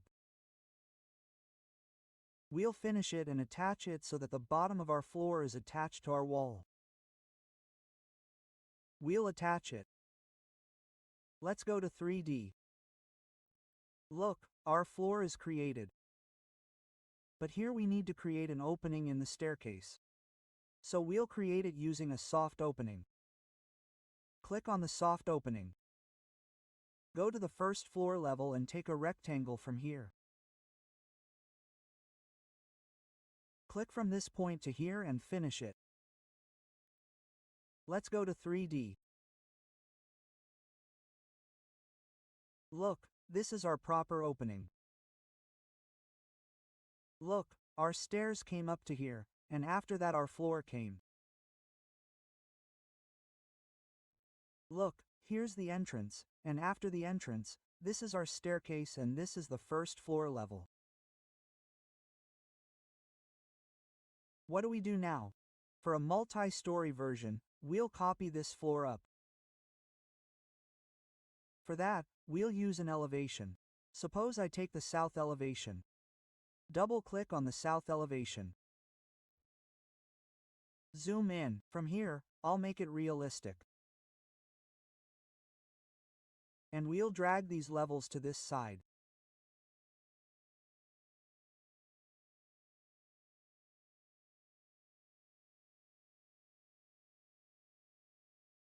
We'll drag this one out a little. Look, it's done. Now, let's do one thing here. First, let's add some levels. So, we can click on the level here. Or, double-click. Here to pick lines. Our offset will be 3000.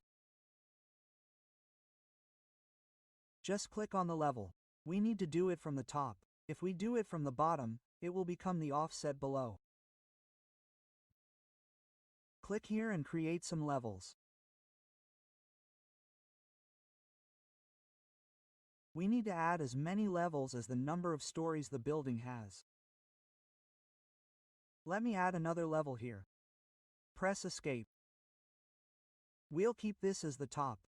So, we don't need a height of 3000 here. Suppose I'll change this height to 2400 here. Look, we'll rename these levels. This was our first floor level. We'll make this the second floor level, so let's make it 2FL. 2FL, and these are 3FL, 4FL.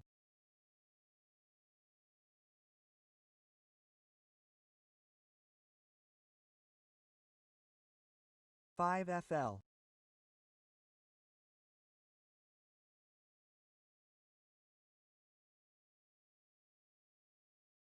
Five FL, this is 6 FL.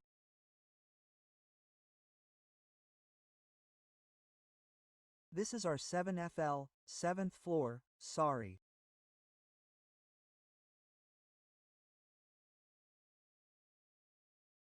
7 FL, and we can also make this the top or even 8 FL.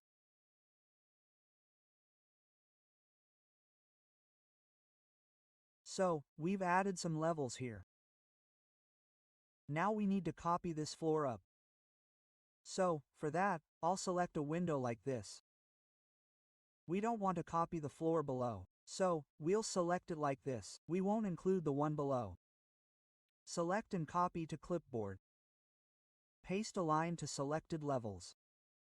And here we'll add it to a single floor. First floor level. So from here, you have to select FFL and click OK. Look, it's copied here. Let's go to 3D.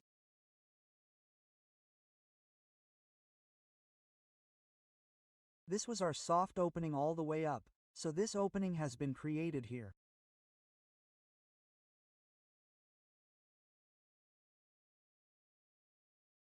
Okay, that's better. Here we have one more thing to do. We have to add railings. We'll add railings here. We had an entry here on the ground floor level. But this is our first floor level, where we create a small balcony. So, to create a balcony here, I'll take this wall, an unconnected wall. Select it, create similar CS, go to the first floor level, and create a round wall here. Let's take a start and radius. Start point and this radius escape.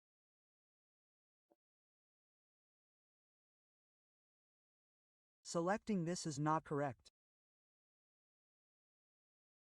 3D, look, this is our proper level, and we can add a glass rail on top of it.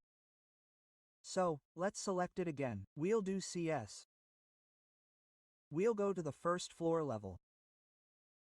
And from here, we'll take the start and radius again. This is our start point. This is our end point, and this is our radius. Look, it's done. Let's finish it. Let's go to 3D. Okay, we created this ground floor level. No problem, we'll select it and cut it. Let's cut it from here. We'll go to Cut to Clipboard Modify again. Paste a line to selected levels, and here we'll select the first floor level. FFL, look, it's here. Let's select it once. Look, our base offset is 600, so we'll select this one too. And from here, convert the base offset to 600 millimeters. Look, our proper railing has been created on the first floor level. What other changes do we need to make? We don't need a door here because this was our entrance. We'll have a wall here on the first floor level. So we need to erase that. Look, this is our proper now. Let's go back to the south elevation. First, we need to select all the walls. So, we can select the walls like this. And look, our staircase is also selected, so let's go to Filter. We'll check None here, select all the walls here, and then apply OK. So what happened with this process? All our walls are selected. Now we'll attach it. Attach the top. To what? We need to attach its top to this floor. So, we need to select this floor. And then we'll go to 3D. So look, this is our proper attached. And if we come to this side, we'll see that our staircase is also properly aligned with our floor. If we zoom in, we'll see that it's properly aligned. Now we'll complete our multi-story building. So, let's move on to the south elevation. Now we'll completely select it using the window section. We don't need to select the lower floor. We need to select only the upper floor and our entire floor plan. Copy to playboard, paste, align to selected levels, align to selected levels, and here we need to completely select 3FL to 7FL. We'll press Shift and click 7FL. All of these are selected. Our multi-room will be in 8FL, so we won't select that. Let's press OK. Look, all of these are copied. There's one problem. This wasn't copied to 2FL because we accidentally took it from 3FL. So this is already selected. Let's paste it again. Align to selected levels. And here we'll select 2FL and click OK.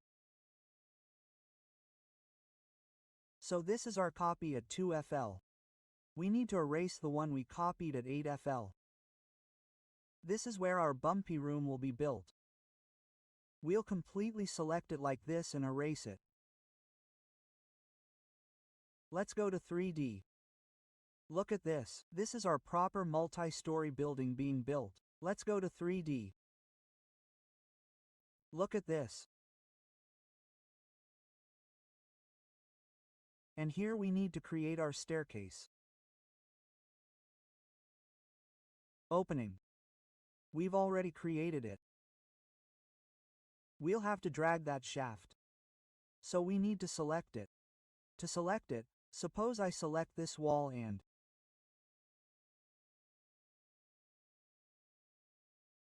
right-click Hide in View Element, so it's hidden. Look, this is our shaft opening, we need to select it. Move it up a little, it shouldn't extend all the way down. This floor will remain ours. So, we don't have to cut this. We just drag this point and click all the way up. So, look, our staircase is completely cut here. The opening has been created. Our staircase has reached the top floor.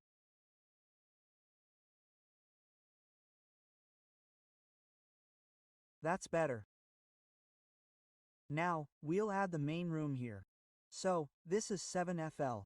We'll have to create the main room on 7FL. But look, our 7th floor plan isn't showing here in the floor plans. So, for that, we'll have to go to View. Go to Plan Views. Click on Floor Plan. After that, select the plan you want here, 7 Apple, and then click OK. So, look, the 7 Apple floor plan is already here. It's already open. we can do one thing with it. We can wireframe it. And for the underlay, we can place it at the ground floor level, first floor level, or anything else so we can see the wall below. So let's go to the Architecture tab. For the walls, we use the WA 254mm garage wall, which we use to create our walls. Let's take this. Take a rectangle and set the height to 8 fluid at the 8th floor level. And simply click on it.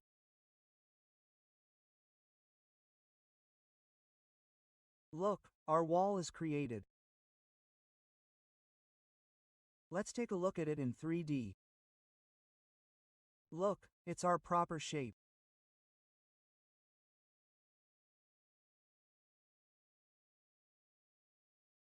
So, there should be a door on this side. So, we can select any door here. If we do CS, it will become create similar. And we need to attach this door here. Let's click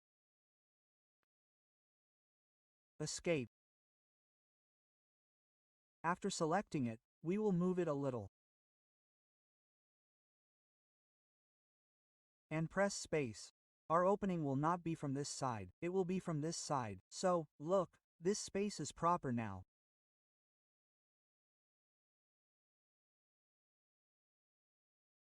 Let's place a slab on top of this.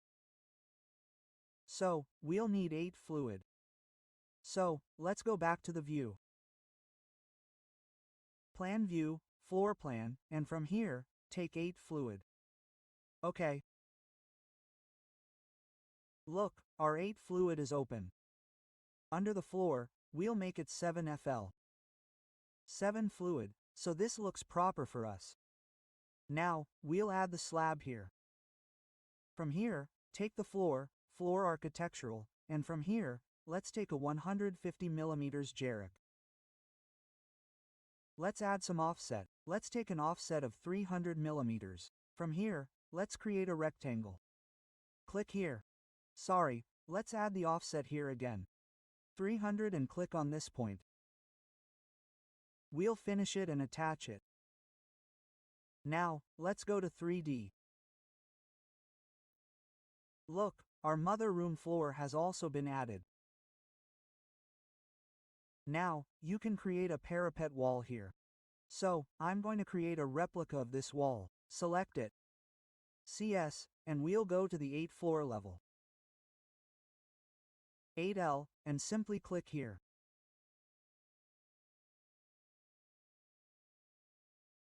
If you want to create an offset, you can do that. Let's say we take a 50 offset from here. So, look, this will create a 50 inside. Sorry, this 50 is being created outside. Let's press Ctrl Z, let's press Ctrl Z again. And take a turn. From here, let's make it -50. Enter will. Come from this point. Actually, look at this.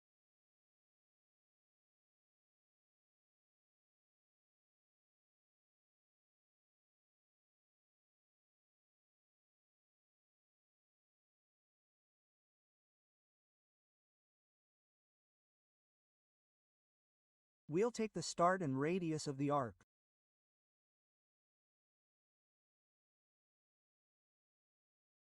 Here, we'll enter the end, and this radius will be the line again, and we'll complete the rest of the parapet wall up to this point.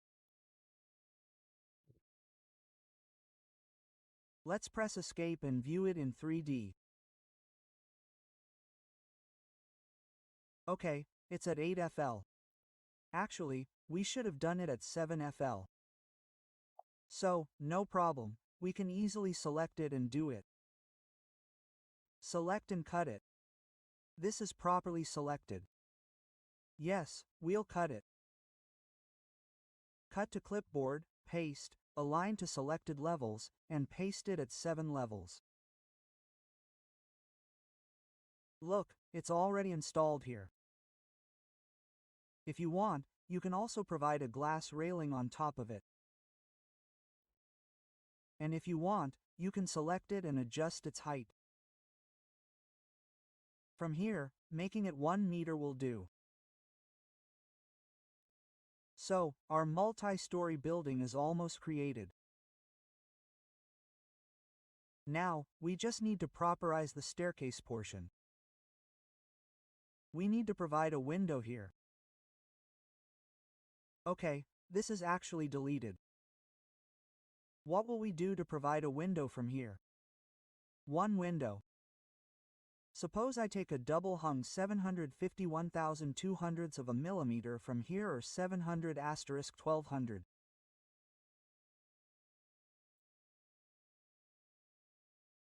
Suppose I move it a little more to this position. And click like this. Look at this.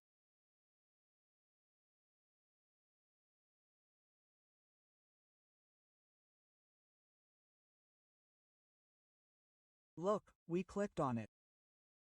But there's a problem here. Look, this slab of ours is coming in the middle. So we'll have to cut it. So what do we do for that? Suppose, from here, we need to select our safe opening.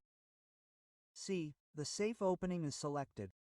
After selecting it, we can go to any level.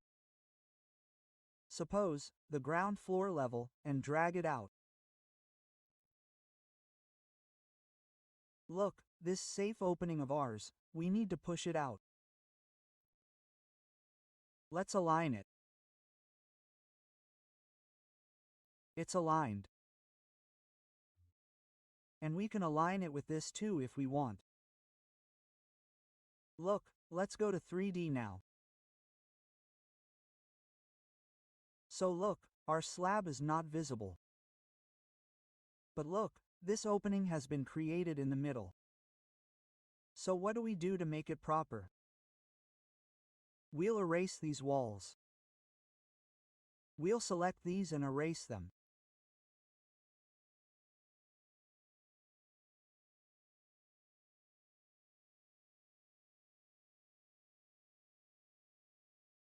And here we only want a single wall. So let's select this wall. And we'll change its base constraint from here to GFL. GFL, look at this. Okay, let's do it. Look. So our proper has been created. There's some wall issue here. No problem, we'll fix it. First, we'll place the window here. WN, window 700 * 1200 millimeters, double hung. From here, we'll go to south. Or from here, we'll place it on north. WN, let's place it like this here. Let's skip. Let's see which view this is. That's right. Look. Right now, our proper is the landing. We're placing the window above the landing. So, let's go to north again. Select this window. And from here, we'll set the seal height to 1500 and 900. So we can place it at 2400 so that it is exactly in the center. And we can copy this at different levels.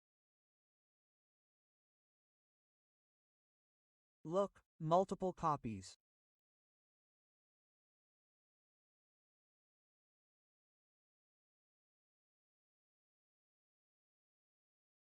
Let's escape.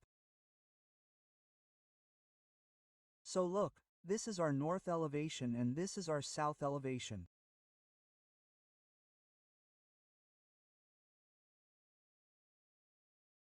And here's our 3D view.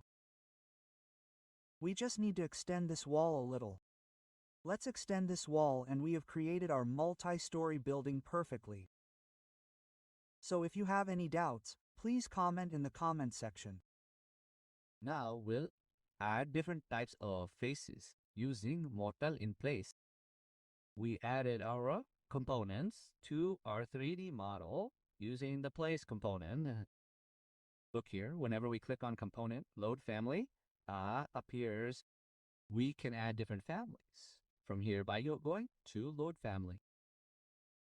But if we don't want to add, but want to create our own components, we can do that using model in place, model in place. This means we'll have to model in place. So let's create different types of faces, use model in place and see how we can create them. First, we need to click on model in place under component. And look here, there are categories for various types, meaning you'll find walls and doors here, windows, columns, roofs, ceilings, floors, curtain walls, casework, cable tray fittings. Every single category is available here. You can select it and draw it here. There's also a filter list here. You can filter it if you want that. So we can create anything from here. We can also use these components. Or to create a general component, we'll use a generic model. So look, here's the generic model. We'll select it and click OK. From here, you'll enter a name. You can enter anything here. I'll leave it as is and then click OK. And look, all our 3D forms are here. Look, the extrusion or press pull we did in AutoCAD is here. Is here. That same extrusion is blended. The blend, which was the loft in AutoCAD, will have two profiles. We'll match two profiles and create a 3D element. This is called blend. Revolve. Revolving any element or sketch with respect to any axis pali creates a 3D element. Sweep is a profile and add a path. So we'll need to perform a 3D sweep of the profile with respect to the path. This creates a 3D element. A swapped blend is a mixture of sweep and blend. This means you'll have various profiles and paths to blend with, and there are also some void forms. If you want to create a void in 3D, you can use these tools, just like we used to do in AutoCAD using cells.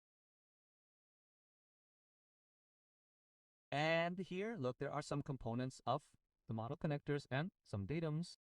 And here there's a work plane. We'll learn these. So first, let's look at extrusion. Suppose I'll create a simple frame using exact extrusion. Let's zoom in a bit. Suppose we'll create this small one. Extrusion means you have to create a profile and convert it to 3D at a certain height. Extrude it. Then click on extrusion. And then first we have to set a plane. You can choose pick a plane. You have to select the plane. And if we click on set work plane, you'll find all the options here. Look here. We have all the grids and levels. So you can select any of these levels or grids. By default, GFL is here. After selecting it, we'll click OK. And draw anything anywhere. Suppose I take a circle and finish it here. So look, if we orbited it, it's attached to our ground floor level. We can also manipulate its height. We can manipulate it with these keys. Or from here, we can also change the extrusion start and extrusion end. Closure end, meaning we can do it from here. Start means our ground floor level. If we want to go above or below it, we can do that too. If we want to go below, we'll have to add a minus sign. Look, let's go and edit it, select it, double click on it, and you'll be able to edit it. Suppose I create another circle inside it and finish it. Finish it. So look, this time a hole has been created in it. So let's go to our canopy. We'll erase it. We'll zoom in a little. And here we'll create a simple canopy. So let's go to create. From here, we'll click on set plane. You can also pick a plane. We'll set the word plane. Here too, you'll find the option to pick a plane. And there's another option here. If you select any line, your sketch will be placed in whichever work plane that line is located. So in most cases, we should use pick a plane. So from here, we'll select pick a plane and click OK. And to pick a plane, we always have to bring our cursor to the edge of the wall or whatever plane we want to select. So look, let's come to the edge. So it's being selected. We'll select it. It's already selected. Now, whether it's selected or not, what can we do to know this? First, we can show this plane. Look, as soon as we show it, our plane is showing. So we'll create our drawing here. Now let's click on expression. We've selected the plane. And here we'll create the canopy simply with a line. The line is already selected. You can create any element too using the draw panel, and you can create it in 3D or in any elevation. So this is our east side. So I'll go to the east elevation, double click on the east. Look, our plane is also showing. Zoom in and click here using the line endpoint to endpoint. We'll keep the thickness on the side. 100 and 100. And look, we're getting an extension here. Click on intersection, enter. 150. Again. Extension and click again. Look, our profile is created. This should be our closed loop with no intersecting elements anywhere. Only then will it be finished.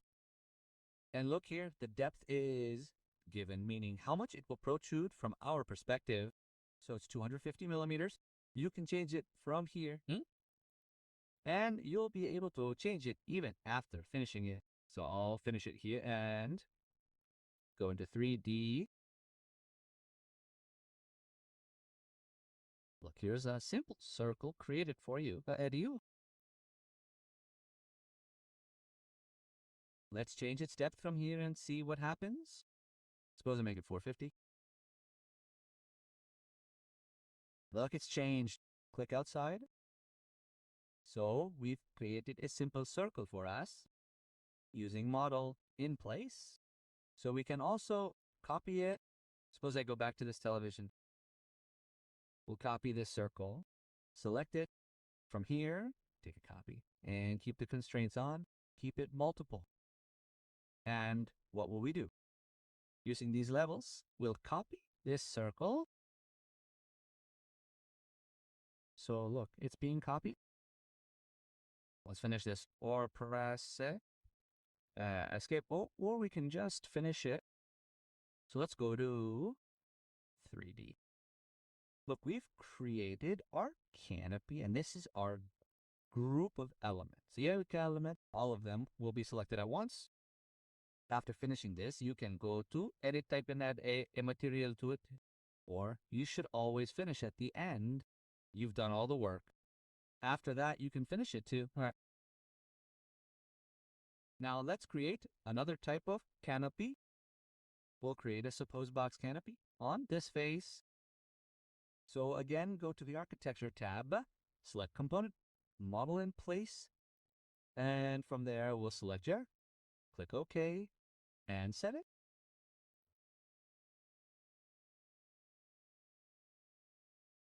Then we'll click Extrusion, set the plane, and from there we'll select Plane and then move our cursor to the edge. Look, it's being selected. So we've selected it. So our plane is showing. Let's go back to the east elevation. Look here, we'll create it using a rectangle. Let's take the box arrangement as a rectangle. Click corner to corner. Always keep the snaps. Now let's add an offset here again. Click an offset of 100 again at the same points. Look, you can manipulate it in or out with the space bar. I wanted it outside, so I clicked, and we'll finish it from here. Let's go to 3D. Look, our box frame has been created. We can change it here. We'll make the outside edge 450, 450, and click outside here. Look, here we have created another type of frame. We can select it from here, apply a material to it, and then copy it. So our material will be applied to all of them. So we won't apply the material right now. Let's go to east and copy it again. Copy.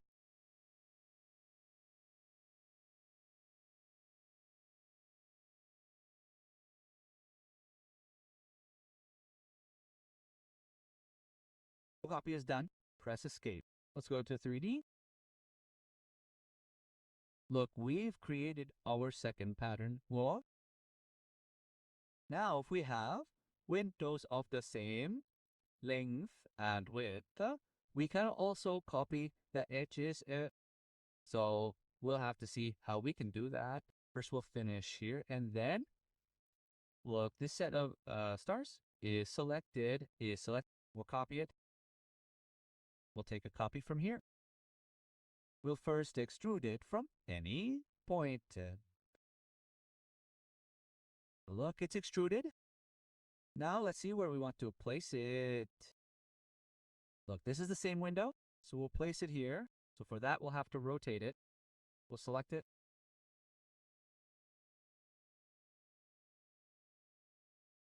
We'll rotate it from here. We'll click on any point. We need to rotate it 90 degrees from here. Look, it's 90. And it's gone somewhere. No problem.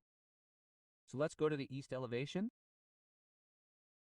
And look, we'll move it now. We'll move plane to plane from this point.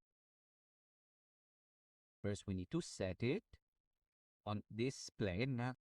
Look, let's click here. So it's attached to our plane. Let's move it again in 3D.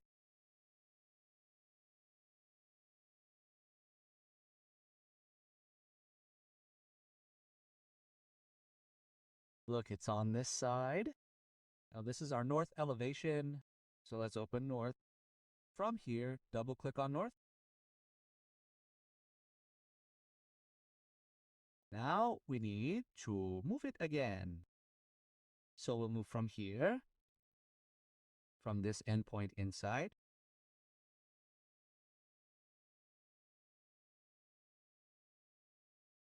Click on this point. Let's see it in 3D.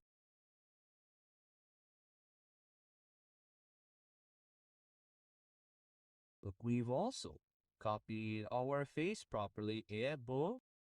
So first we need to create it and finish it. We need to copy it outward. Then we need to rotate it. After rotating, we need to align our set of curves with this face. Then we need to move it and place it in place. We can also copy our curves this way. Ooh. Let's move on to the next set of curves. Suppose this is our staircase. Here, we'll create a paper box type curve and take a look. For that, we'll go to the Architecture tab, click on Components, go to Model in Place, and from here, select the generic model again. Click OK. This is our north elevation. We'll take the extrusion from here. First, we need to set the plane. Set work, plane. Pick up plane, click OK, and from here, select this plane. Look, our plane is selected. Now let's move on to the north elevation. Create it here. Suppose I'll hide it. Turn off the plane. Don't show it. Hide it. Now we'll take the rectangle again from this point. Sorry, let's take it again. You have to click on the rectangle snaps properly. From this point to this point, we'll add an offset of 100. Again, from this point to this point. Notice before clicking, if we space it, it flips inside out. So we have to extrude it, click and finish it. Go into 3D, look. This is our uncle being created. Let's make it suppose 450. Now we have to add a taper here. So let's see how to add the taper. For that, we have to go to this fuzz, to the west fuzz. So from here, we'll open the west elevation. And from here, we'll change the visual style to hidden. Look, this one is showing properly. Now we'll go to create again. And from here, we'll use void forms. Let's do a void extrusion here. We need a void in the extrusion. You need to do a wide extrusion here. Pick a plane. Okay. And this is our plane. Let's select it in 3D. It'll be better. Our plane is selected. Now let's move to the west. And here we need to draw a line for the paper. Let's start from the midpoint. We'll extend it from there. Let's extend. Now we'll exit from this point.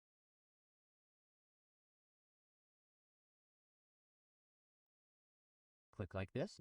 This is how we've created a profile. We'll finish it. It will look better in 3D. And we'll drag it to this side. Look at this. And drag it to this side too, so it can be completely cut. Look at this. This portion will be cut and this will remain. So let's finish it and look. Our paper face box frame is ready. So we can create our frames this way too.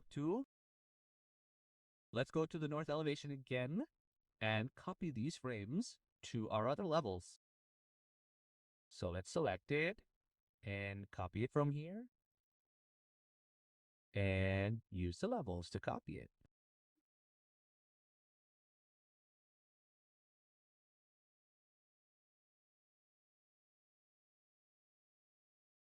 Let's press escape. Let's go to 3D. So look at our paper face box that we just created. Next, we'll create something using Loft. So here we'll create the architectural component, model and place. And then select it there then. Now let's take the extrusion. Set a plane, pick a plane, and select this plane. Now, look, it's selected. Now we need to create the box shape first by taking a rectangle. So which side was this? It was west. So let's go to west. Look, our plane is selected. We'll take a rectangle. Endpoint to endpoint. Offset 100. Again, the same endpoint to endpoint. And finish here. Look, our frame has been created. Let's go to box frame 3D. We'll make its extrusion angle 450. Now we'll create a slightly lofted profile on it. So for that, we'll go back to create. Look here, there's blend. The blend option is blend and loft. So click on blend. First, we need to set the plane. So pick a plane. We need to select this plane. And then we need to draw on it. So I'll orbit it a little. Let's create it right here. We'll take a rectangle. First, we need to create the bottom profile. So let's click from this point to this point. Okay. This is our bottom profile. Now for the top profile, there's Edit Top. Look, click on Edit Top. And now we need to create our top profile. So let's take an offset here. Let's take 100 offset. And click on both of these points again. Space it out. We need to bring it in. Look. That's better. We'll align it. Align it with this. And select it. Reduce it a little. Make it 250. Look, these two profiles are our bottom profile here. And this is our top profile. Tile. Now we've created both profiles. We just need to finish them. And look, our loft has been created. If we click on it outside, it will look better. Look, let's finish it. Look. So after finishing, if you want to manipulate it, you need to select it and click Edit in Place. And then you can edit it. So I'll leave it as it is. And we can also create lofted chest like this enough. So I'll move in this direction and copy it. Just select, copy, and copy it using our levels. Yan.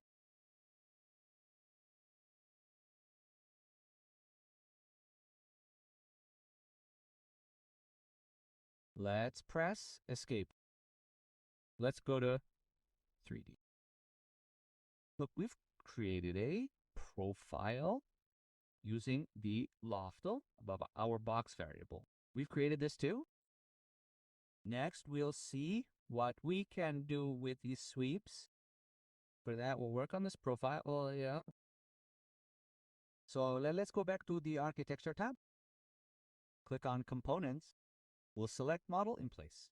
From here, we'll click OK. We'll click OK again.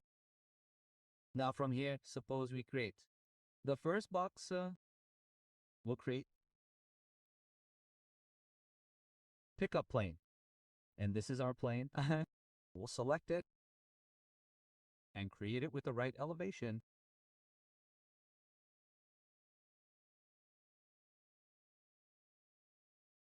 We'll take the rectangle end to end point, offset of 100. We'll make the end point to end point.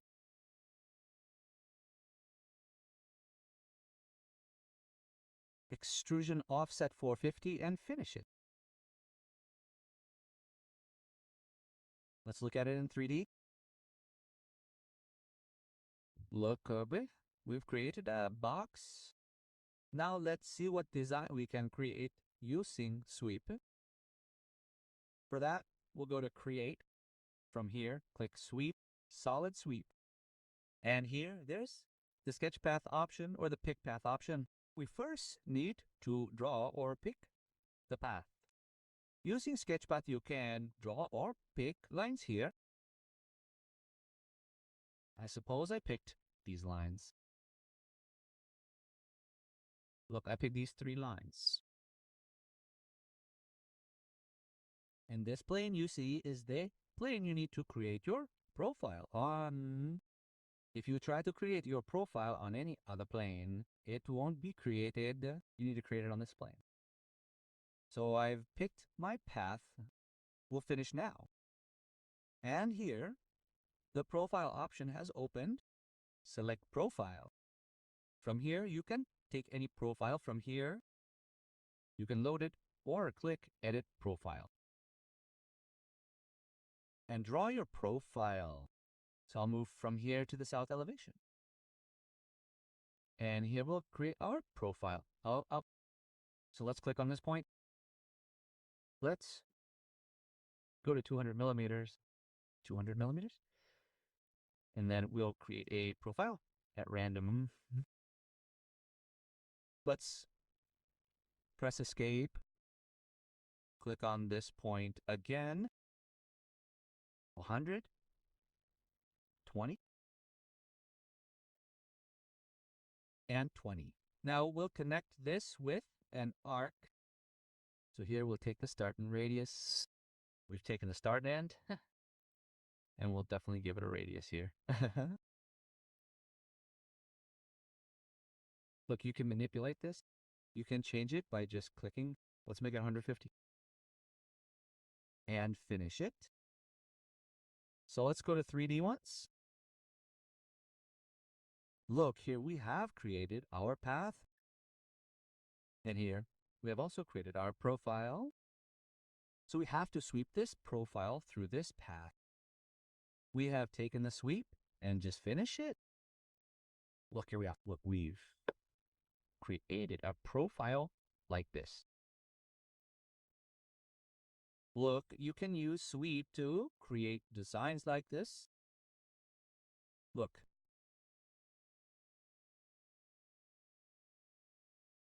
Let's go to the south elevation and we'll copy it. We need to select it. We need to select this too. We'll copy it by pressing Control and copy it through the levels.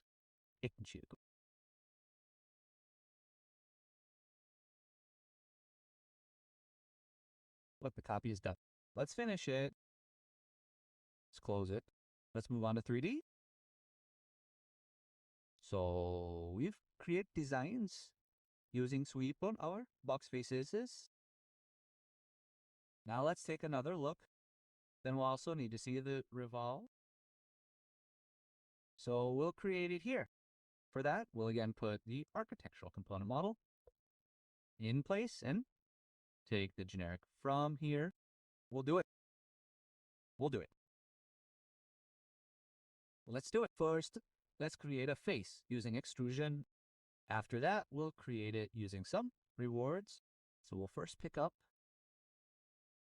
the extrusion plane. The pickup plane is our plane. We'll select this.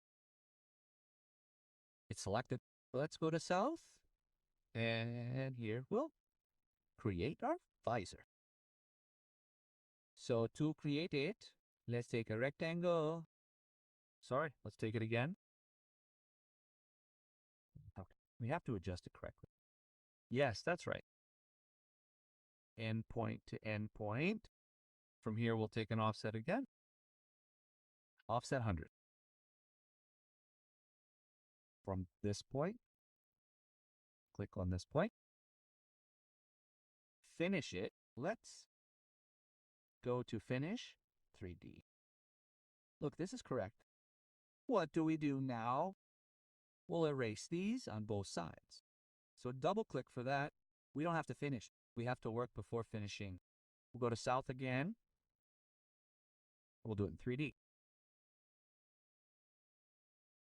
We'll take a line.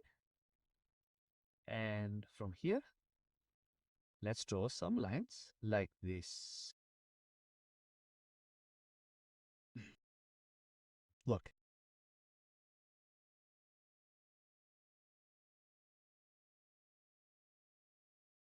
We're done. Let's press escape. And here we'll add some splits. So, split this, split this.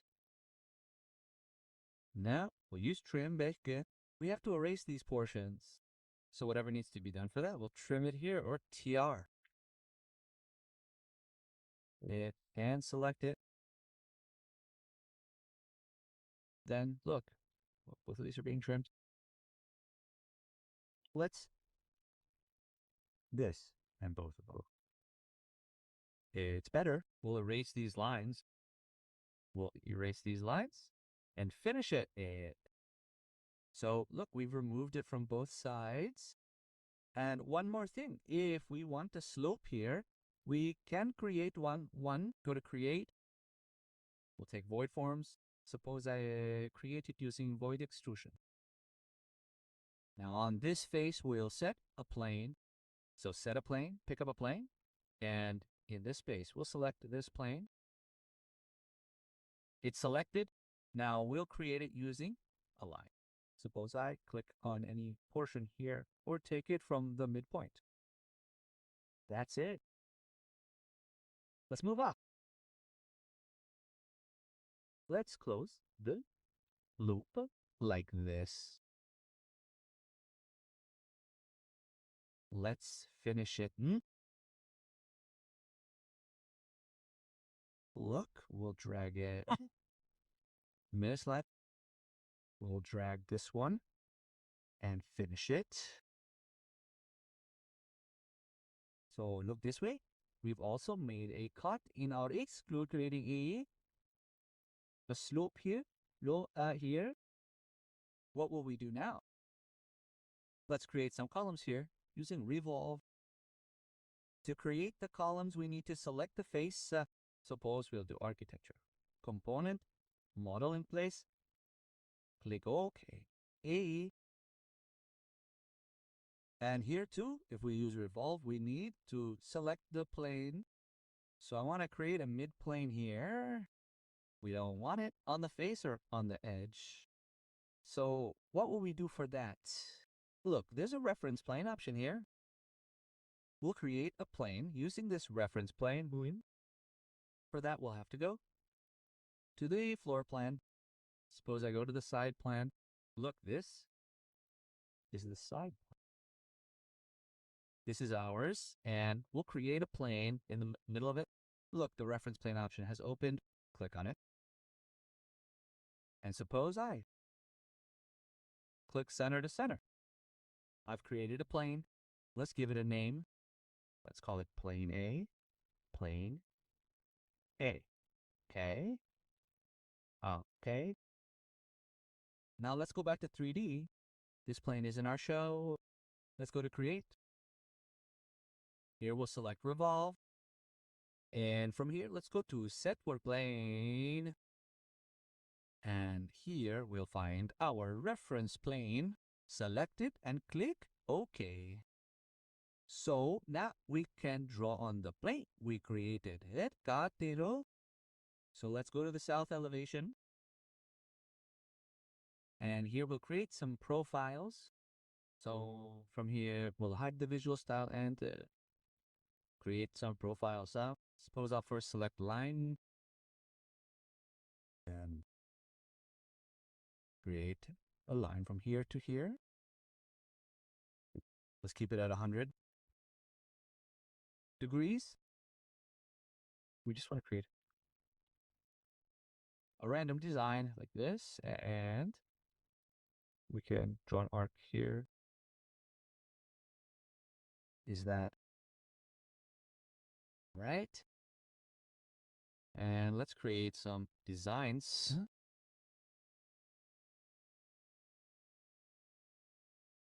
Sorry, let's take a line. Control Z, let's take a line. Let's copy it. Sorry, escape, copy it, copy it.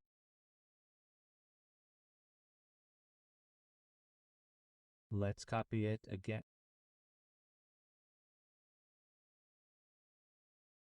And we'll create a profile like this. We'll draw some arcs above and connect them to the line. Look, we've created a profile like this, so isonomy. You can manipulate it if you want. Let's leave it. So our profile is created. And now we need to provide an axis line. We'll take an axis line from here. That means the axis with respect to which it will revolve. So let's take an axis line. And suppose this is my axis line from this point to this point and finish it. Let's view it in 3D from here. So we've created something that is on our mid-plane. Look, and to edit it, just double click here, and we'll be able to edit it.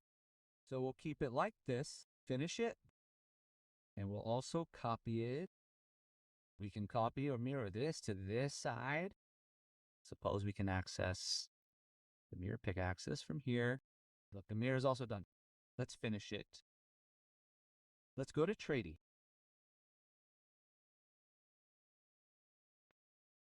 So in this way, we can also create our columns. We can use the columns as per our design. So I created this randomly. So let's erase it. And we will copy this in the south elevation using copy levels. Let's skip ahead. Let's go to 3D.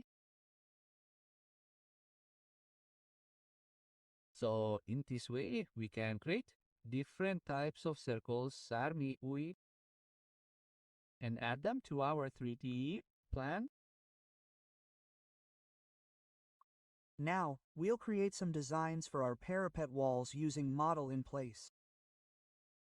First, look, when we select a parapet wall, its height is 600 millimeters. So, we'll have to enlarge it a little first. So, I'll go to the front view.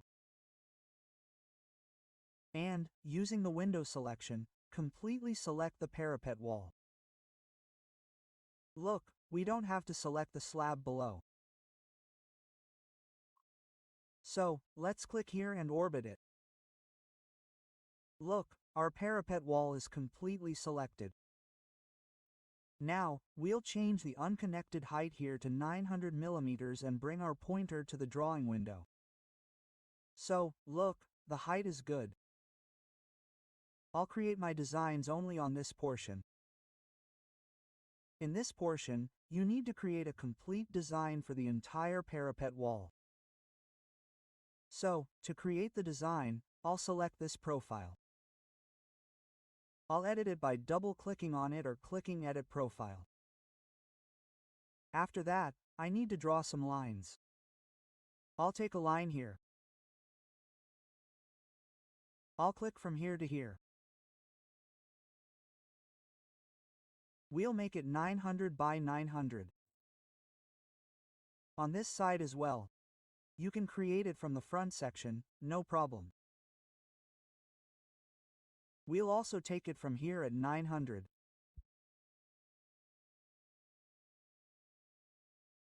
And we'll create it in the middle here as well. Suppose, I'll add an offset of 450, 450, and look here, we're getting the midpoint. So, let's come from this side. And create it like this here. Sorry, let's make the offset 0 again. And click like this. Press Escape, select this line, and make it 900. That's better. And here too, we'll create some lines. Let's say lines midpoint to midpoint, and here too, let's escape the same midpoint to midpoint. We'll use exclamation point here. So, exclamation point here and exclamation point in this portion as well. Now, we'll use trim. So, we can trim from here or use TR and select both these lines like this. Look, it's trimmed. We need to do the same on this one and below these two lines as well. Look, we'll select both of them. We don't need this one. Same here, this one and this one. Look, this is a profile of ours, where we don't have any intersecting elements. Now, we can create a circle here. Let's take a circle. Let's take it from here. Let's take 250. We can edit it even after creating 250. I've done it, I'll escape 250. And suppose I copy this circle. Select Copy. Suppose we do it with respect to this point. Copy from here, and that's it. So, we've created a profile. When we finish it, look, our parapet wall has been created like this. Now we'll use Model in Place and create some designs here. For that, go to Components, click on Model in Place. From here, we'll select the generic model. We'll do it. And suppose I want to do some plaster work on this circle. So, for that, suppose I'll select the sweep command. We'll create something using the sweep. So, let's select the sweep command, not the sketch path. We'll select the pick path and the path of this circle like this. Look, we've selected both of these semicircles, so the entire circular path is selected. We'll finish it. Now we need to create our profile. So, let's click on Edit Profile here.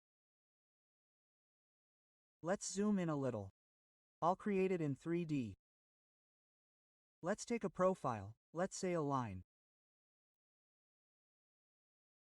From this point, let's take a 25. Intersection. On the outside, let's take a 30. And we'll give it a little overhang below. Let's say I'll give it a 40. Or 50 intersection. Click on this intersection point and click on this point. We've left a small overhang here. You can also place it on that side. Design elements can be different for each individual. You can design any kind of design.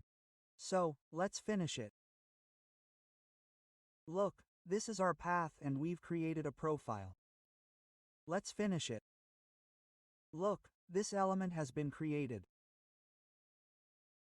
We can copy it here too. So, let's finish it. First, let's copy it. Let's take it to the front view. Let's zoom in. Let's copy this now. Select this. Copy. Suppose I copy this with respect to this endpoint. Look, this endpoint. It's copied here. And this endpoint. Let's press Escape and orbit it again. Look, we've created a design that we can do with plaster work. Let's add some more plaster work here. Let's go again, take the architectural component model in place, click OK. OK, and create it on this face here. Let's take the extrusion work. Extrusion, tick a plane, and we'll select this plane. And then we'll create it with a line. Let's take a line. Let's start creating from this point. Something like this. You can also create it from the front view. I'll create it from 3D.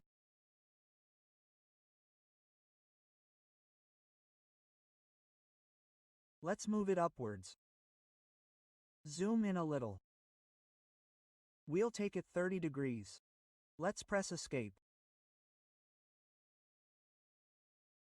And on this side too, we'll take it 30 from this point. 30.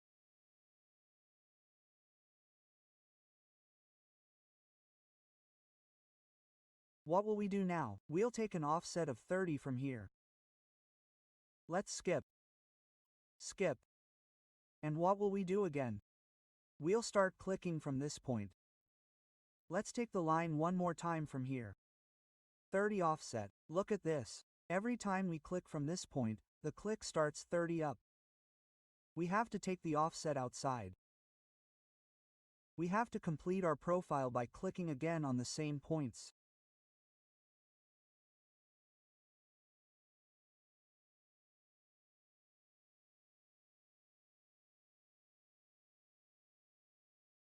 Let's make the offset 0 now. 0 escape.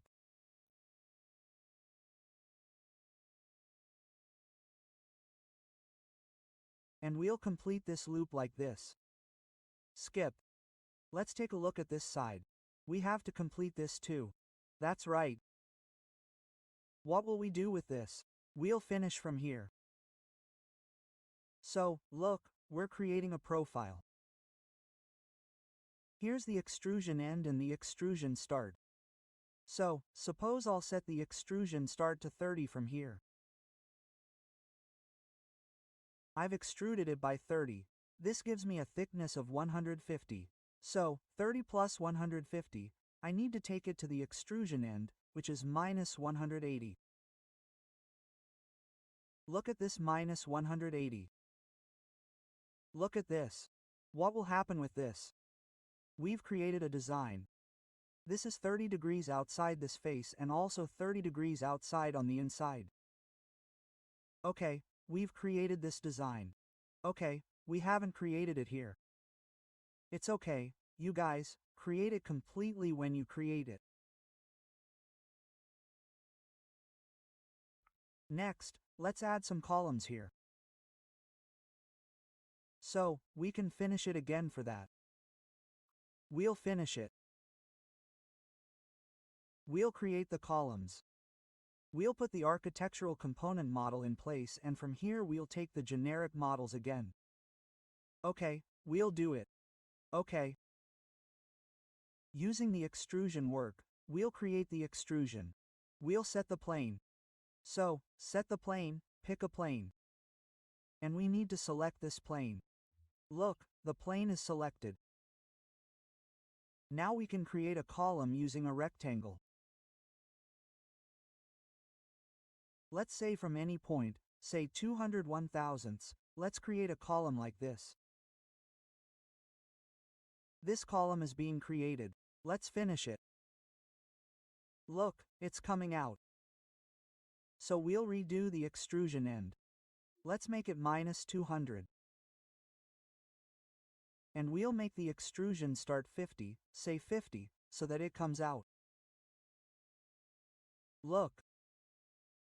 So, a column like this is created. We'll add some designs here. Then we'll copy it. So, let's do something for the design. Let's go to create. Let's take a sweep. We'll create something using the sweep. We need to sweep, pick path, and completely select this path above. Look at this path. Let's finish the path after selecting it. Now we need to create a profile. So click on Edit Profile. And look, this is a plus sign, and a plane is displayed next to it. We need to create our profile within that plane. So, I'll create something here using a line. Suppose 35 degrees, let's take it up.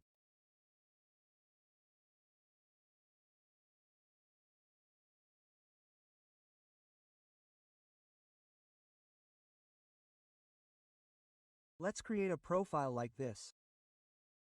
Now we'll finish it.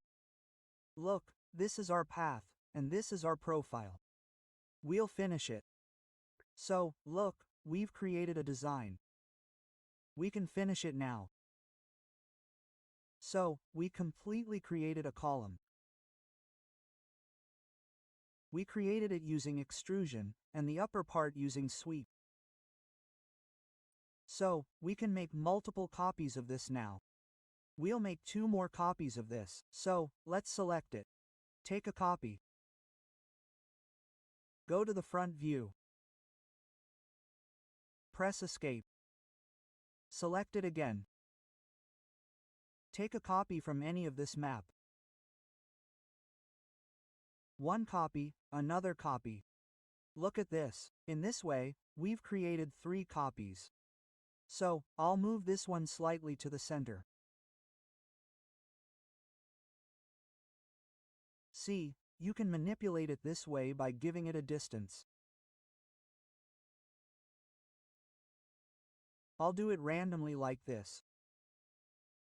So, we've created some columns. Now, let's select these three. We can copy here again. Let's take this from the front.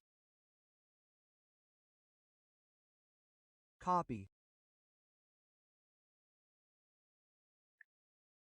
From this endpoint and click on this endpoint. Let's copy it here too. Now, let's make it an orbit. Look, our design is being created. Now, we can add some railings here. So, suppose I'll add railings to this surface and go to Architecture. Again, put the component model in place and click OK. Once again, click OK and select the extrusion. Now, we need to set the planes. So, pick up planes and take this plane by zooming in. Look, the plane is selected. Here we'll create some circles and exclude them. So let's take a circle. Suppose I create the circle at this midpoint. 20 is correct. Press Escape. Select it. Move it down a bit. Now make a copy of it. Suppose this one is actually a little too close in relation to this midpoint. Let's move it down. Select both. And make a copy. Copy.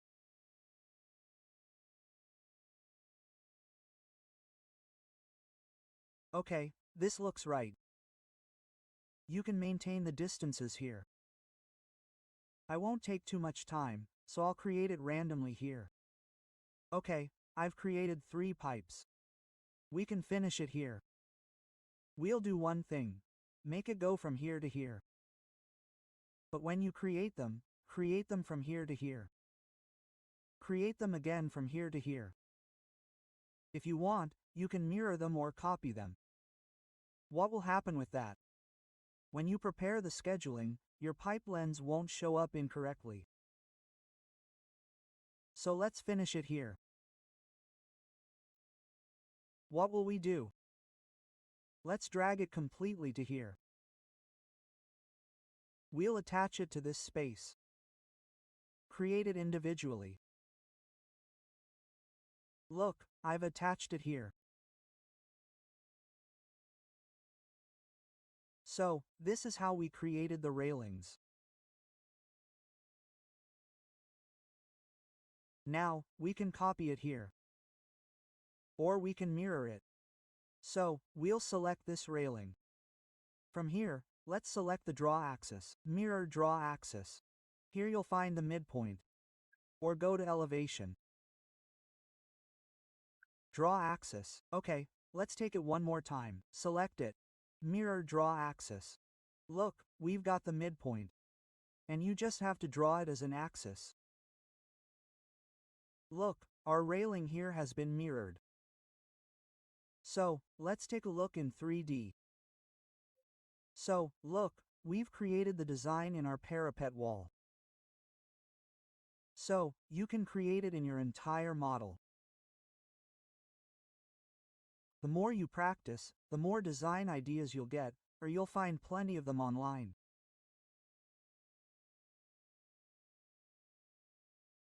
Now we will learn how to convert our plans, elevations, sections, furniture plans, or ceiling plans, whatever we have created in Revit, into PDF, images, or DWG files. So, for that, I will go to the ground floor level. GFL, so double-click on GFL. Look, our ground floor level has opened. So, suppose we want to print any plan from here, which means we will definitely create seeds. If we want to convert our drawings to PDF without creating sheets, or to images in JPEG, or any other format, or to our own auto CD file, whether it's DWEG or DXF,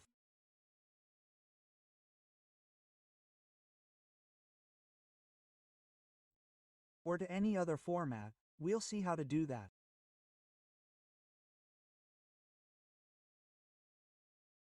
So, suppose I first want to convert this plan to PDF. So what will we do for that? Let's go to File. Look here, there's a print option. You'll find many options here. Print, batch print, meaning there will be a large number of drawings. So, we'll print them using batch print. And here you can convert it to PDF. You can take a print preview. And there's a print setup. You can control whatever setup you want from here. So, first, let's go to print preview. Look here, we created a lot of drawings. We're currently learning Revit. So, everything I've taught you here is in one file. So, they're all being printed at once. We don't need this. So, let's close it from here. Look here, these cameras are what we call cameras. You have to select them and drag them closer. Or we can do one more thing. Select these cameras, right-click, select Hide in View, and then hide them by category. We don't need this.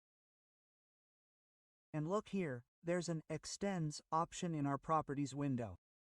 So, you'll find two options here, Crop View and Crop Region. You have to tick them. Look, I've ticked both of them. So, here I get a crop region. Look, I've got the crop region. What do I do now? I'll select this crop region and drag it using these drag points. Look, this way. Whenever I dragged it this far, whatever drawing was on the left was hidden from here. I'll drag this one in the same way.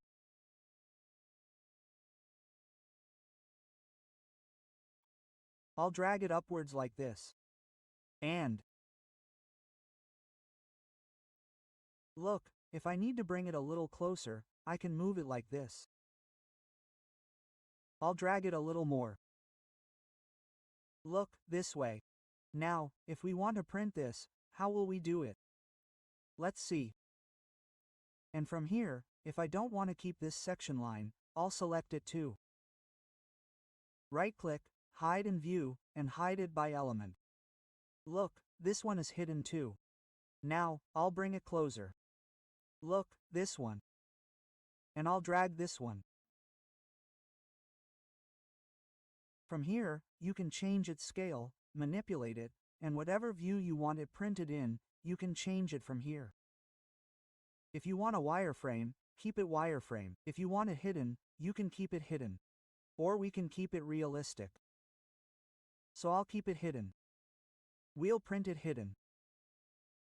So let's see the print preview now. How does it look? Go to File. Go to Print again, and from here, click on Print Preview. So, look, this has completely changed from what we saw last time, and this time we see that it has completely changed. Last time, when we were printing, all the drawings were completely visible on our page. So, look at this now. This is the drawing we want to print, this floor plan. Only this floor plan is being printed. So, from here, we can print it. Here, we have to click on Print. And look, here, we have to keep Microsoft Print to PDF only. Or if you have a printer set up with this, your printer will be displayed here. You can print directly from it. And look here, we're giving you the option to save it. So, I'll browse. And let's say we'll create a folder. Let's go here. Let's create a new folder here. We'll export it. So, I've created a new folder here. Inside this folder, we'll save our drawing.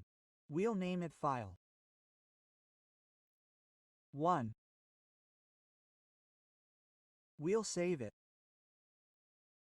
Look, I'll copy this path from here so we can easily open it from here. And if you want to preview it again, you can preview it from here. And then click OK from here. Then we'll select the same folder where we selected it. Let's rename it to File 1. And save it. Look, our file has been saved. What will we do now? Open our folder. And, suppose I had a path, I'll paste that path here and press Enter. Look, our PDF has been created. We've converted our drawing to PDF perfectly. And it's a completely clear PDF. So, this is how you can convert your Revit file to PDF. I'll close it. I'll minimize it. And from here, you can print it with shadows on. Let's take a look at it one more time. Go to File. Go to Print. And from here, you can click on Print Preview. You can also go to Print Setup. If you need to change the setup, look at this. This is letter-sized paper, so I'll change it to A4. You'll find various sizes here. You can select A3, A5, whatever you want from here. I'll change it to A4. Here you can choose the orientation, whether you want portrait or landscape. For hidden line views, there's vector processing and raster, so you can choose whatever you need from here. Zoom. Here, it's fit to page, so we'll keep it fit to page. Paper placement is exactly centered. Look at the appearance, our raster quality is high, and here we've kept it color only. Whether you want black lines or grayscale, you can choose from here. So, simply click OK from here. We've changed the print setup and gone to File again. Go to Print and click Print from here. Or you can also use a shortcut. Control P, from here, I'll just change it to 2. And we'll copy this path. Control C, OK. Close it. Change it to 2 here. And in this folder, we'll select it. Let's save it. Let's open our PDF file again. We'll press Ctrl V. Actually, I entered the wrong path. Look, we've opened it. You can zoom in and see. We've created a high-quality PDF. So, you can convert your drawing to PDF this way too. Let's close it. We can convert not just the plan of any drawing, but also the elevation, section, floor plan, furniture plan, any plan, to any format. Let's convert it to an image now. From here, I'll take this elevation. Suppose, on the south elevation extent, we'll turn on Crop View and Crop Region. And then we'll drag it. Suppose, I want to print the front view of this multi-story building. So we need to drag these points. And we'll convert this to an image now. JPG or PNG. We can convert it to any format. So for that, we need to go back to File, Export, and scroll down. Look, there are many formats available. We need to scroll down a little. Don't click on this arrow. Look, to move up, just place your pointer on this arrow. And to move down, just move your pointer over it. It's moving down. Look, there's an image option here. From here, you can click on the image. And wherever you want to save your file, you can save it from here. We'll change it. Let's keep it in this folder. We'll keep it 1. And look, Our file format is showing. Let's keep it. Save it. You can also change it from here. We want JPEG. There are also qualities here. Smallest, medium, and lossless. We can keep it lossless. Shaded views, non-shaded views, lossless. And look here, this is our pixel size. The larger the pixel size, the clearer our image will be. Suppose I keep it at 500 pixels. So let's see how our image turns out. And here is the direction. You can keep it vertical or horizontal.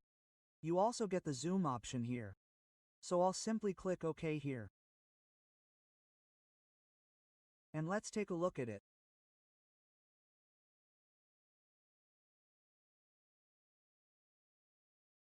Look, sorry, this is our image. Let's open it. Let's zoom in. So, look, the clarity we have is not good at all. Because we kept the pixels low. We converted it to 500 pixels. So now let's increase the pixel size a little. Look, the clarity is not good at all. Let's minimize it. Let's minimize this too. Let's convert it to an image again. File export comes down here. Images image, change it to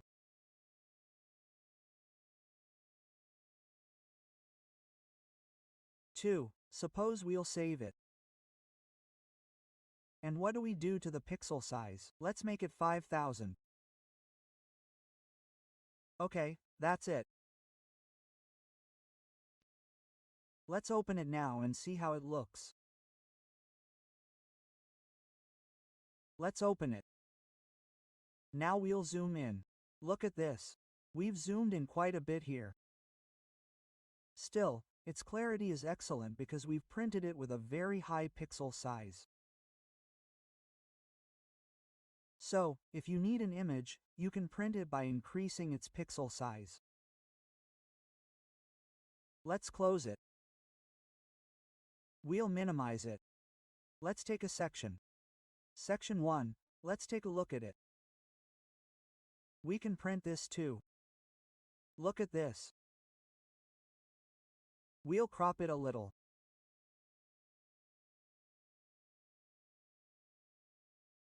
We'll hide this visual style here. Look at this. Now let's print it once. File export comes down. Image. Let's change it from here. Let's make it 3. Let's increase the pixel size to 3. We'll save it. We'll press OK. Let's open it again. 3. Look, we can zoom in as much as we want. This is a high-quality image we've produced. So, let's close it. We'll minimize it. We'll close it from here. We'll close it too. We'll close this too. Look, I have another plan here. If we want to print this too, let's say I want to convert this furniture plan to PDF. So let's look at it. You can either bring these cameras closer or hide them. I'll go to Hide and View and hide it by category. And we'll keep both checked. Crop view, crop region, and crop this crop region so that our print looks better. Look, we need to keep it positioned this way. You can change the scale here. I'll leave it as is. Let's convert it to PDF one more time. Let's go to the file. Let's take a look at the print preview. Look, it's looking great. Let's close it, or you can print from here. Look, from here you have to choose Microsoft Print to PDF. You can browse it and save it wherever you want. I'll give it 3. Let's save it. Click OK. From here, let's give it 3 again. Save it as PDF. Look, it's saved. Let's open it and take a look. Look, we've converted our furniture plan to PDF. And no matter how much you zoom in, we've produced a high-quality PDF. So, this way, you can convert your Revit file to PDF or JPG images without sheet creation. You can convert it to any image format, be it JPG, PNG, or any other format. So let's close it, and whatever settings you set here, our print will be done with those settings. Now, if we want to convert our Revit file to a DWG file, how do we do that? Suppose I want to convert this file to my AutoCAD file and open it in AutoCAD. We can do that too. So what do we do for that? Let's go to File again. Let's go to Export. There are many CAD formats here. In addition to CAD formats, you'll also find IFC files here, and you can export Revit files in various types.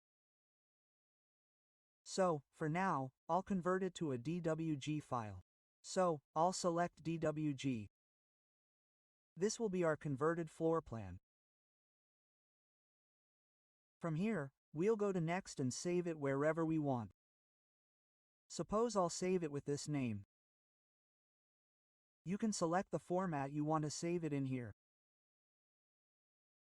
So, I suppose I'll leave it as 2018 and click OK. So, our DWG file has been converted. Let's open it in AutoCAD. We'll open it from here.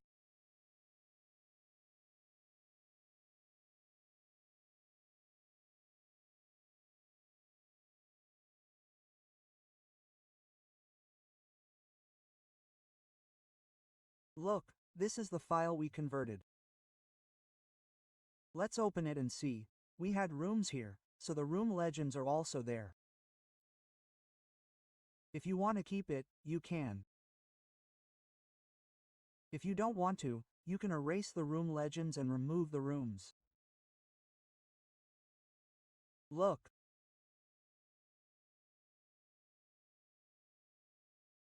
You can also change their properties or simply erase them from here. So, look, this is our proper DWG file, the Revit file in AutoCAD. Now, you can make any changes you want from here. So, this way, we can convert our Revit files into PDF, image, DXF, or any other file format. Now, we'll understand topology in Revit, why we should learn it, and what problems it solves. Topology refers to the 3D surface of a site or land, meaning its shape, slope, ups, and downs. This is what we call topology. Why should we learn it? Because buildings aren't always built on a flat surface. Using Revit topology, you can display real-world conditions. It can show ground slopes and level differences, estimate cut and field, and place buildings on actual ground level. Make side plans and grading accurate. First, I'll click New under Models.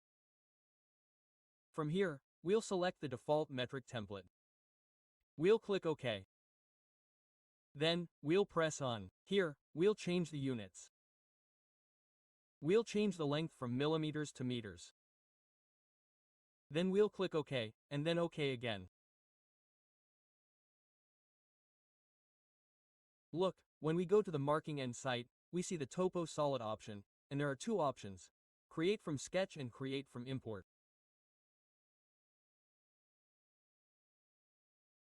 We can import our 3D CAD files or Excel CSV point files here and define the contours. So, we'll learn about Create from Import. We'll learn how to import a CAD file. So, what do we do first? Go to Google Chrome and look, I've opened a website here, cadmaper.com. You can open it. Click on Try it now. Look, there are some settings here. From here, you can select the city or address. So, suppose I select Darjeeling. Darjeeling. Look, we're getting Darjeeling. Let's select it. And look here, your Auto CD should be selected. If you have 3D buildings here, you need to give it a false height. Keep it ticked at 5 meters. You can set it to 3 meters, 5 meters, or anything else. Keep topography on. Define contours every 5 meters. You can change it from here. And keep the road geometry as mesh surface. Look here, there are settings for highways, major roads, minor roads, and paths. So you can set it like this. And what do you do after that? Look here, you'll get a free file up to a 1 kilometer square area. So, click like this. Look. This way, you have to select an area of 1 kilometer. I'll press escape. Zoom in a little. And now, let's zoom in a little more. Look, this way, you have to select an area of 1 kilometer. Look, 1 kilometer is being selected. Click here. And double-click on it. Look, double-clicking on it will give you the option to move it. This is a selection box, so you can manipulate it however you want. And after selecting, click on Create File. Look, your file has been created. So, simply download it. Let's close it. Let's minimize it. Now, we need to import our CAD mapper file, which is our DXF file. What do we need to do to import it? We need to select a family. First, I'll go to File, New, and click on Family. From here, I'll grab the matrix site template. Matrix site, see, select matrix site, and then open it. Now, we need to import our CAD mapper file here. So, let's go to Insert. There's an Import CAD option. Look, click on Import CAD here. Select your file wherever it is. I downloaded it earlier.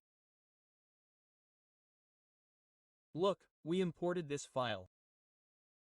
Right-click on it and extract it using WinRAR. This is the extracted file. Let's open it. Open it. Look, we're getting a DXF file. If it were a DWG file, you wouldn't see it. So, change the file type to DXF. Then select it. And set the import units to meters. Change the positioning here. We'll set it to Auto Center to Center. Turn off Orient to View and open it. Look, our file has been imported. Here, we'll go to Level 1 and open its 3D. We'll bring it to this side. I'll close Level 1 from here. Let's go to our file and take a look at its 3D view. Look, this is our topo surface. We imported this file. Now we need to select it. And here we'll delete some layers. So click on Delete Layers. Select the contours and the topography. Select both layers and click OK. So, look, all our layers have been deleted. Contours and topography. After that, we need to load them into our project. For that, we need to click on Load into Project. Look, our project is loading. Here, let's go to the topo surface. Top view and simply click on it. Look, and then press double escape. It's loaded into our project. Then, we need to insert the CAD file here again. So, for that, we'll go to Insert. Click on Import CAD. we'll select the CAD mapper file again. From here, we'll set the positioning to manual origin. Let's open it and simply click here. Now, we need to convert it to a Toposolid. So, for that, we'll go to Marking in Site. Here, there's a Toposolid option. Let's go here. We need to select Create from Import. We've imported our file. Create from Import. And here, there's Create from CAD file, Create from CSV file. If you have an Excel file, you'll select Create from CAD here. And if we have a CAD file, we'll select Create from CAD and simply select this CAD file. After that, we'll uncheck None here, select Only Controls here, and then click OK. Now, let's move it. We'll move it from here.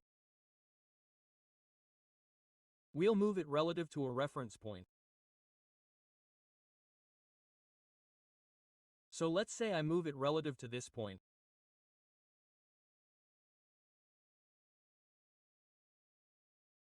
Look at this point. Look, this is our move. Let's press Escape. Select this and erase it. Look, we can orbit this. Let's change the visual style to realistic. And find it. Now our Toposolid is created. Now let's do one thing. Look, here the road is going deep into our grassland. So let's select this. And from here, let's say give it an offset of 5 meters. Or 10 meters. Look, it has come up to this point. Yes, now it looks proper. And with this selected, we can edit the sketch. And we can edit and cover these portions. I'll leave it like this. Let's finish it. Now we need to make some settings, so that we can get a clearer vision. So first, we need to select this Topos wallet. Go to Edit Type. And here, there's Structure. Click on Edit on Structure. Go to Grass. Here, there are various layers. Let's change the grass a little. Create a new material. Let's rename it to Grass. Let's tick Grass. Dot. And in Graphics, we tick Render Appearance.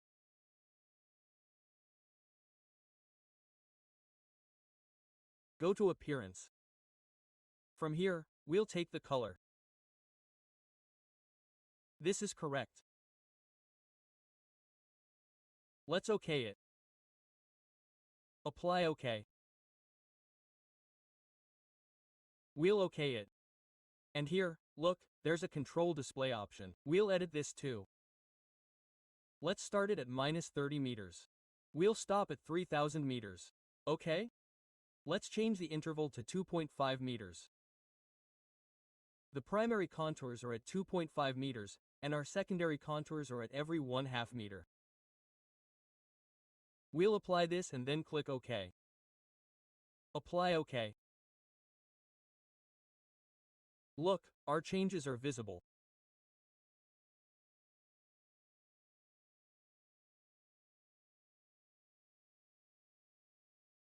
Let's increase the scale a little here. Select it again. Go to Edit Type. Edit the control display again. Suppose we keep it at 25 and change it to 5.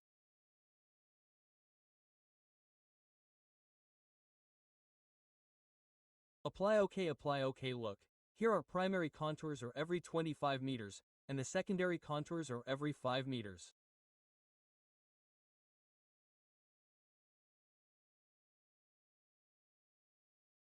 You can set this according to your convenience.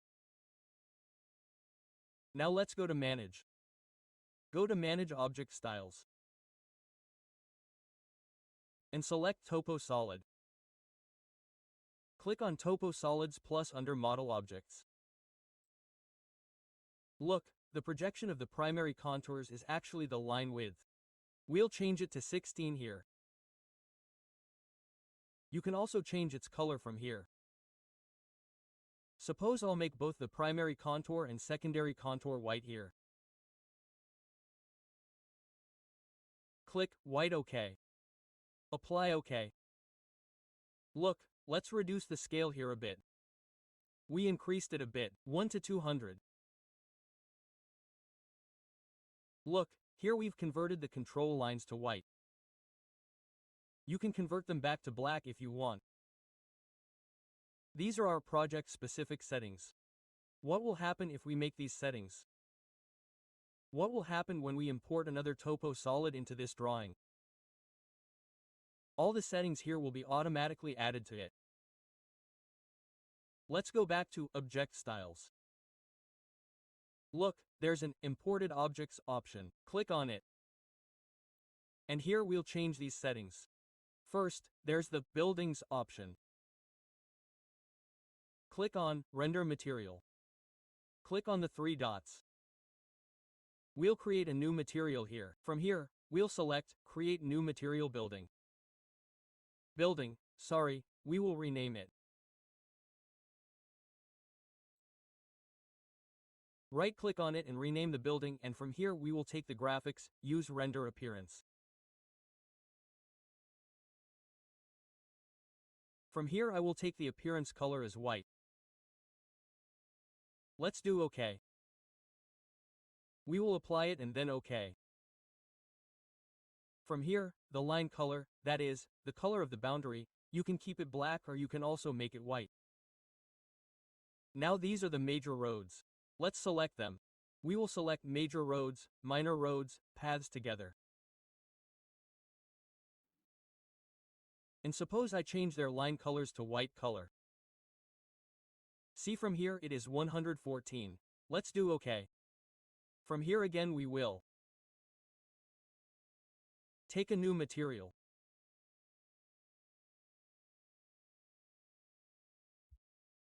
Create new material, right-click Edit Roads, now right-click Rename Roads, select it.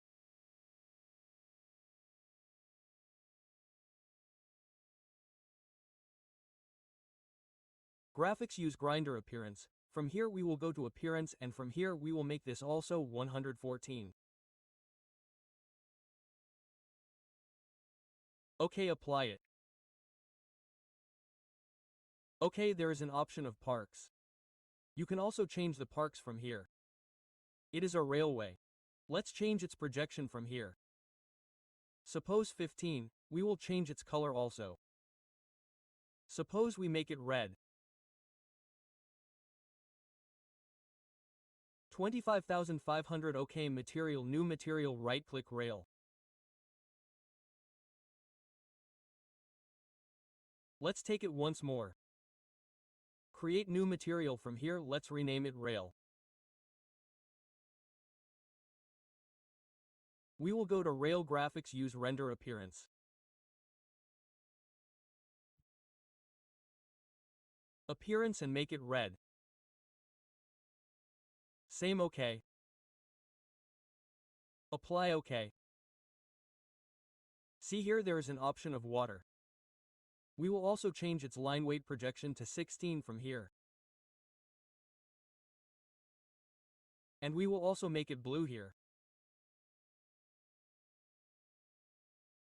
255. OK, new material, create new material, right-click.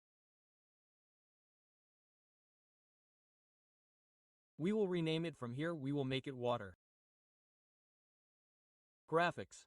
Well, water is already in use. Right-click and rename it to Water Body. Graphics. Use Render Appearance. Go to Appearance. Change the color from here.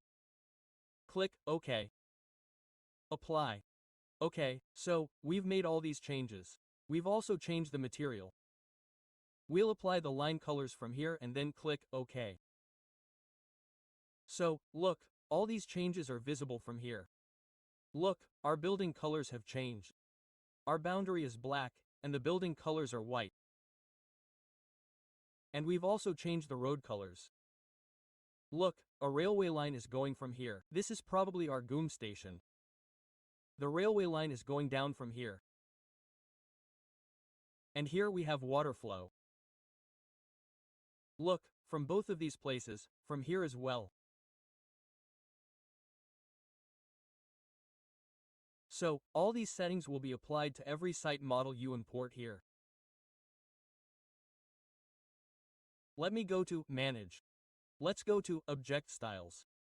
From here, select the Topo Solid. And look here, let's make both the primary controls and the secondary controls black again. And we'll do that.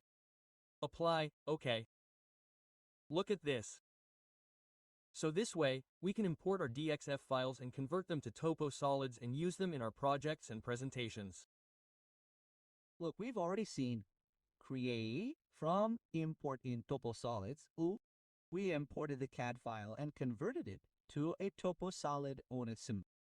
So we've already done that Now what will we do? We'll use create from sketch in Toposolids. We'll create our Topo Solid. So let's see how. Click create from sketch, and here our draw toolbar opens as a con. You can create your Topo Solid it using any tool from here. And if we go to properties, we find various forms here, all those here. You can select any of these. I'll select grassland 1200 millimeters. And simply take a rectangle from here and create a random rectangle like this. Look, we've created this. And as soon as we finish, our Topo Solid has been created. Let's look at it in 3D. Let's change the visual style to realistic. Look, if we select this, go to Edit Type, and create a duplicate. Let's click OK. Edit the structure, and you'll see all the layers here. Look, the thickness is yours. You can change the materials from here. And if you want to add a new layer, you can insert it from here. If you want to delete a layer, you can select the layer and delete it from here. So I'll leave it as it is for now. Let's click OK. Okay. Let's take a section out and take a look. Let's take a section from here. We'll cut a section. We'll press Escape. And from here, we'll take a look at the section. Look, this is our section. We'll make it realistic. Look, nothing is showing here. So we'll have to find the detail level here. Only then will our layers be visible properly. So look, here we have a grass layer. Next there's sand, and this is our earth surface. Now let's manipulate our Topo Solid a little. To manipulate the Topo Solid, we simply select the Topo Solid. After that, look, there's the option to modify the sub-element. So if we click on the Modify Sub-Element here, we can select any side and change its elevation from here. Suppose I make it 2000. Let's click on this side outside. So look, when we view it in 3D, this was our 0 level. And this has moved to 2000 up from our 0 level. So let's look at its section. And from here, you can also check its spot elevation. Look here. If we come to this, it shows our spot elevation. So wherever we move, the spot elevation of that point will be shown. This is 0. And this point of ours is at 1225. Let's press Escape above. Control Z. We'll keep it flat. So we have to select it.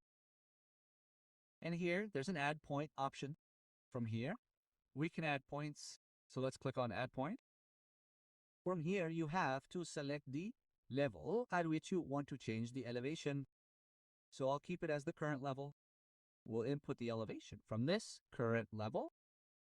So let's take the current level from here. And suppose I take an elevation of 1.5 meters from here. We'll do 1500, 1500. And suppose we click on 4 random points like this here. Look, we've taken them like this. Let's go into 3D. So look, this is our proper view, that 1 meter elevation we created in the section. You can check it. Look, from this point, we go up 1.5 meters. From here to here. Let's edit it again. Let's go to level 1. And we'll add some points from here. And if we need to manipulate any point, we can do that. To just select it and modify it. And suppose I need to change these 2 points. So by selecting these 2 points, I can move it like this. Suppose I need to move it a little to the left. I moved it a little. And if we select any point, we can change its elevation from here by clicking on it. So I'm leaving it at 1500 for now. We'll add some more points here. Let's add points. Suppose I make it 2.2 meters from the current level 2200. And let's take some points like this. We'll take them on this. And this side and this way too. Look, we've taken some points like this. And if you want to add a split line, you can do that as well. Appeal. Suppose I add a split line like this from this point to this point. And if you reset it from here, all the changes we've made so far will be reset. So let's leave it like this. Let's move to 3D. So look, we've manipulated our Toposolids of a solid. And you can change it at any point. And if you want to delete the split line, you can delete it too. Let's leave it like this. Actually, let's move this point a little to the left. And let's place it like this. Look, we've created a somewhat random Toposolid. Now we can import any of our projects here. I can import my Revit file here. So let's go to Insert. Go to Insert. Look, there's a Link Revit option. Click on Link Revit. And from there, we'll select our building. We've already created this building. So let's open it and link it. Here, we've linked it to this model. Now let's go to Section. Look, we need to select this, drag it upwards, and move it a little higher. What will we do now? Select this building, move it up. We'll move it up using the arrow keys and bring it to the right. Let's leave it like this. And what will we do now? Align it. We'll align this surface with this surface. So let's go to Modify. Take the Align tool. From here, let's make it hidden. See the 3D surface. Let's go into 3D.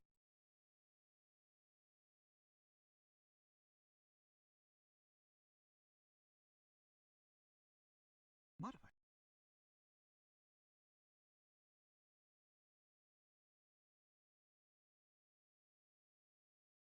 Let's bring these two and this one a little to the right.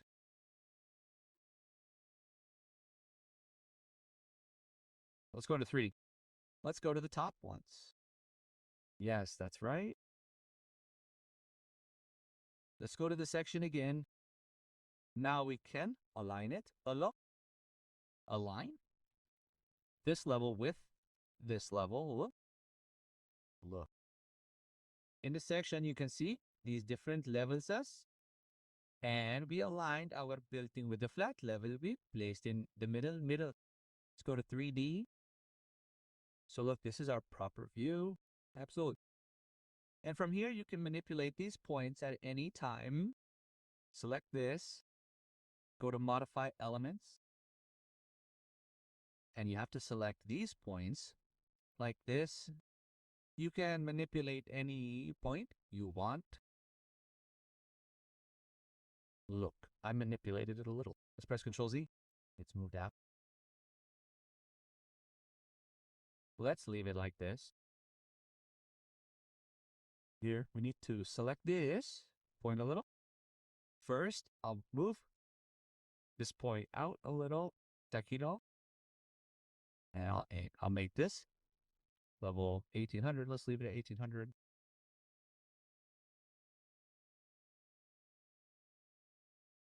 Now we'll add some side elements. So let's go to level 1. Here, we'll move to the massing and side. Or we can do this in 3D. Let's take a top view in 3D. Here, look, there are side components. Yeah, you can add them at any point. Suppose I keep adding them like this. From here, you can also change them. I'm keeping the Scarlet focus at 12.5 meters. And you can see it like this at level 1. Look at this. Let's take a look in it. 3D. Look. We've added all these. Selecting this will take you to Edit Sketch. You can also edit our sketch. I'll enlarge it a little. Let's finish it like this. On both sides. Look, we've enlarged it a little. And if we want to add roads here, we can do that too. I'll go to the top. We'll make it hidden. I'll move it a little to this side. Let's select our Toposolid. There's a subdivide option here. We'll use this subdivide option. Then let's take a line. Let's take an offset from this to this point. Let's say 5 meters, 5,000. Again, from this point to this point. And draw a road from here too. The IV2, we did a nice offset from this side downwards. No problem. Let's make it 0. Or let's leave it at 5,000.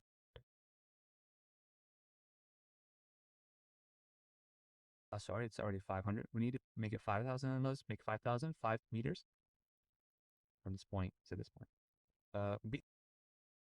We'll skip. Select it and move it. Nope. Look, this is how it is on this side. We need to trim it. So we'll apply a split here. SL, L. We'll split it. Now we'll use trim, TR. Trim this with this and trim this with this. Look, this is done. Now we can apply some fillets here. Let's add some fillets like this.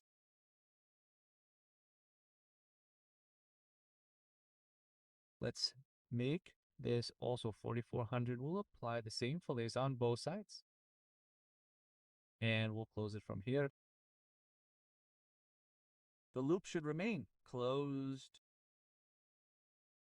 Look, we created it. And from here, we'll change it. Let's make the path concrete 350 millimeters. And finish it.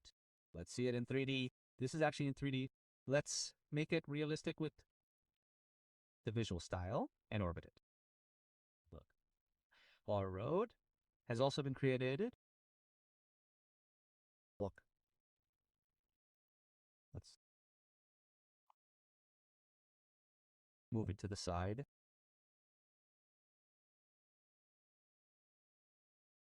Let's move this one to this side. Then our building will be clearly visible from the front. Look, we've created the road using subdivision. And whenever you edit the points in the Toposolid, our road will automatically be edited along with it. This is a great option. You can also add parking components here. Suppose I go to level 1 and add some parking components here. The parking components move in 3D once. Look, let's place it at this position. Here. And also behind it. Let's do this, it's better. We've also added some parking components like this. Let's move on to the marking end site. You can also add property lines. And if you want to check the contour levels, you can also add the property lines. From whatever point you want to check, suppose I want to check from this point to here. So look, this will show your contour points. Wherever there are levels, all those levels will be shown here. You will see all the levels of these contour lines. You can also show property lines. You can create sketches by sketching. Suppose I want to show someone's property on this side, saying that this one belongs to someone else, so I can show it like this. Oh, look, let's finish it. Let's go into 3D. Look, here we have added some parking components, and here we have also shown someone else's property. We have created roads. If we want to show bricks on the sides of the roads, we can do that too. Man, cat, I bored. Let's go to top view. Here we can change the visual style to hidden. And we have to select topologically. We'll go to the subdivide again. And from here, suppose I take a line from this point to this point. We'll escape. We'll escape from this point to this point. Again, here we'll take a thickness of 150. What? Let's bring it to here. Click. Escape. Okay, let's take it from this side. From here, 150. See, let's bring it to here. Skip. Take the pick lines. Take this curve. Take it. Add an offset of 150. Let's take it again and, sorry, take it one more time. Zoom in. Look, it's connected. Now we'll finish it. From here, we can change it. Suppose we take a path of wooden planks of 150 millimeters and finish it. Now we'll change its visual style to realistic, and we'll orbit it. Zoom in. Okay, we'll add a little offset to these planks. Suppose I put 100 for this. Look how much better it looks. You can draw it on this side as well. Let's show it one more time. Select it. Go to the subdivide. Take the top. And suppose I take a line from here. Let's take 150. From this point to this point, enter 150. To this point, and then connect it. Finish it like this and offset it. 100 millimeters. Click outside. Look how nice our road is. You can do this in the same way. Select it. Go to the subdivide tab. Take another line from this point to the corner. From this point to this corner, do 150. That's it. Pick lines for this. It's connected. I'll offset it by 150. This is also done. Now we'll close it with the line. Let's zoom in. Sorry, this is the offset. We need to set its offset to 0. That's right. We need to connect it. So we have a closed loop and nearly so finish it. Select it and offset the subdivide by 100 millimeters again. So we're done. Let's orbit it. And here you can add more elements. You can add side components by going to massing inside, or you can manipulate them. We don't need to count too many. Let's add some side components here as well. As well.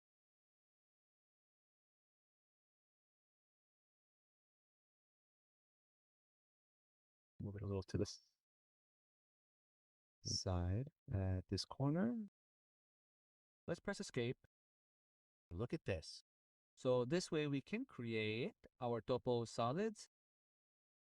We can edit them, and here we can add side components, parking components, property lines, and display the level controls. We can also create graded regions from here. You can also check out its section from here. We need to enlarge it a bit. Look at this. And we'll make it realistic. So this section of our Toposolid will also be shown. Now we're going to generate some 3D views. Some interior views and some exterior views. We'll also create a short walkthrough. So, look at what we've created so far. And this one was also created by us. So, first, let's see how to generate interior 3D views. For that, I'll go to the site from here. Double-click on the site. Let's zoom in. We'll change the visual style to wireframe. After that, look here, you'll find the camera option. You can also go to View and access the camera option under 3D View. So, I'll click on Camera from here. Suppose I want to view this living room and kitchen area from this corner. So, we'll have to set the camera. Suppose I click on this corner. Or we'll click somewhere in this position and in the direction we want to look.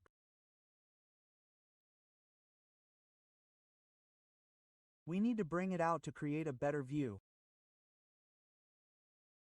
So I'll click here. And as soon as we click, see, a view is being generated for us. A 3D view. If we click on the plus sign here, see, a 3D view has been generated for us. You can also rename it by right-clicking. Let's leave it as it is. Now, let's select it. You can enlarge the view using these drag points. Look, I'll enlarge it a little.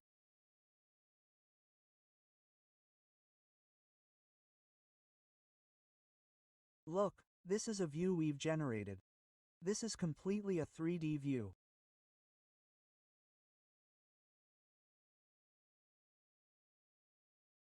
We can also change the visual style from here. We can even keep it realistic if we want. Look, this is our realistic view. From this corner, we can see the kitchen and living room. And look here, we also created a curtain wall in the middle. When we were learning about curtain walls, we created one here to prevent kitchen smoke from spreading into the living room. So, look, we've generated a great 3D view. And from here, you'll find a navigation wheel. If you click on it, you can bring it here. Look, there's an orbit option. You'll find all the options: zoom, rewind, pan, look, center, walk, up, and down. So, if I click on look here, you have to click and hold.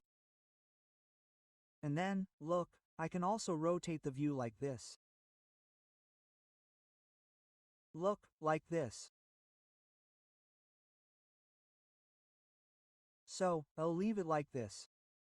If we want to move up and down, I'll click and hold on up and down. And look, we can do this up and down. Look, we can do this up and down, and we can also do walk. We have to click and hold on walk. And let's see this. Okay, I've added more speed. You can slow it down, or you can also use the keys W and S to go back. Use the S key. And to go forward, press the W key. Look, let me press escape. Let's press Ctrl Z. We're back to the previous position. Let's make it realistic again. Let's click on it again. From here, you can also orbit it. Just press and hold it. And look, this is our orbit. Look, let's keep it in such a position. Let's zoom in a little more. And press escape. So, we can generate this view like this. We have to go to File, Export, and scroll down. Look, there's an image option. You can click on image here. And here, you have to keep a higher pixel size so that your picture is of better quality. Suppose I'll make it 4000 here. And save it in any of our folders. Let's create a new folder here.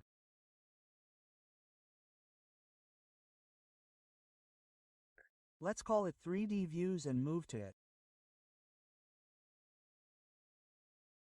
Let's select this folder. Let's save it inside it. We'll save it. Let's do OK. Now if we want to open our image, we can open it. Look here, 37, this is our image.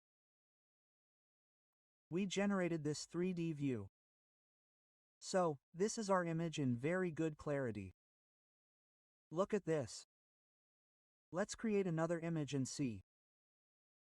From here, we'll take another view. So, let's close it. Again, let's move to the side. 3D view, here we'll take the camera. And suppose this time I zoom in on the kitchen from this position. Let's take it all the way out. Look, like this. Look at this, our kitchen view is being generated. We can enlarge it by dragging it. Look.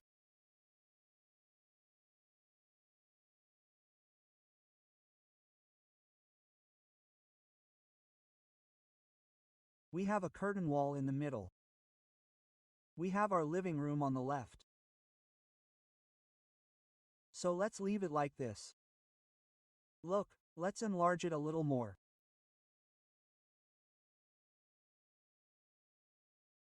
Let's convert it to a realistic one. Look, this is our realistic view. We can also zoom it if we want. From here, we need to zoom in using the navigation wheel. And zoom it in like this. Look, we can generate this view like this. Press escape. We need to generate this very view. So, let's take a high quality image of this too. File export will come down. Look, there's an option for images. Go to image. And 4000 pixels. OK, let's click OK. Let's change it. Project 2. Save. OK. Now let's open our second image and take a look. Look, this is a high-quality image. This isn't a render. We're simply creating 3D views in our project. So, let's close this one. Minimize it. So, we've created some interior views. Now, if we need exterior 3D views, we can do that too. So, let's close this one. We'll close this one too. We'll close this one too. Save it. So, our two views will be saved here. Two 3D views. So, what will we do now?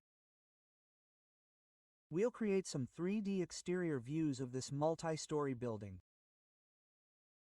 So, let's go to the site. We'll take the camera from the site again. You can do it from here, or you can go to Views. So, I'm simply taking you from this corner to the outside.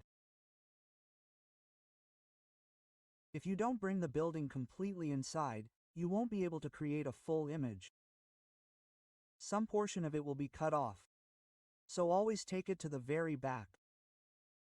Look, this is my 3D view being created. So, I'll enlarge it from here. Let's keep it on this side, like this.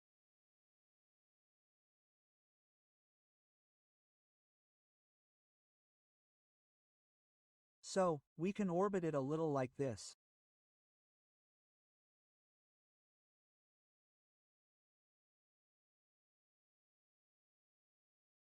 Let's make the visual style realistic from here. Look, this is our 3D building, and let's tweak it a little more.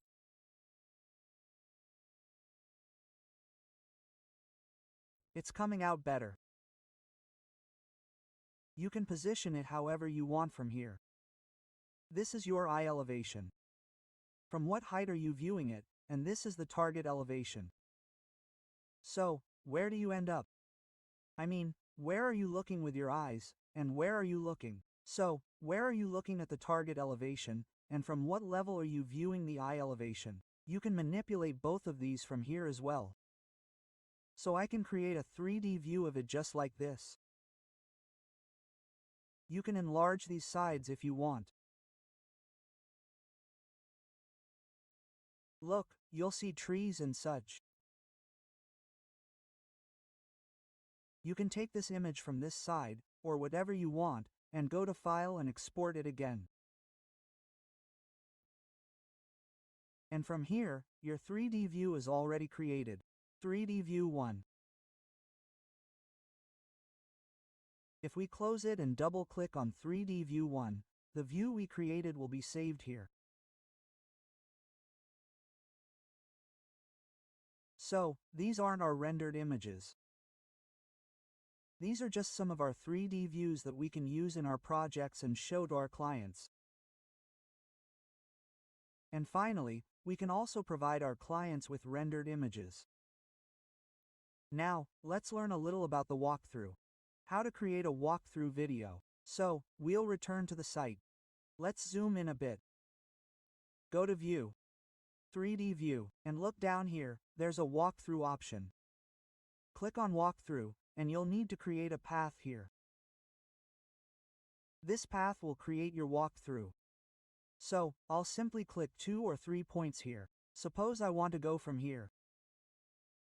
This is my second point. This is my third point, and from here, I want to go inside the building. This way, my fourth point. Look, let's finish this. And here, a section for walkthroughs has appeared. Click on the plus sign. This is our walkthrough created. Double-click on it. Edit the walkthrough. And look, here, you want to see the keyframes. So, let's click on Previous. Do it again. And then do it again.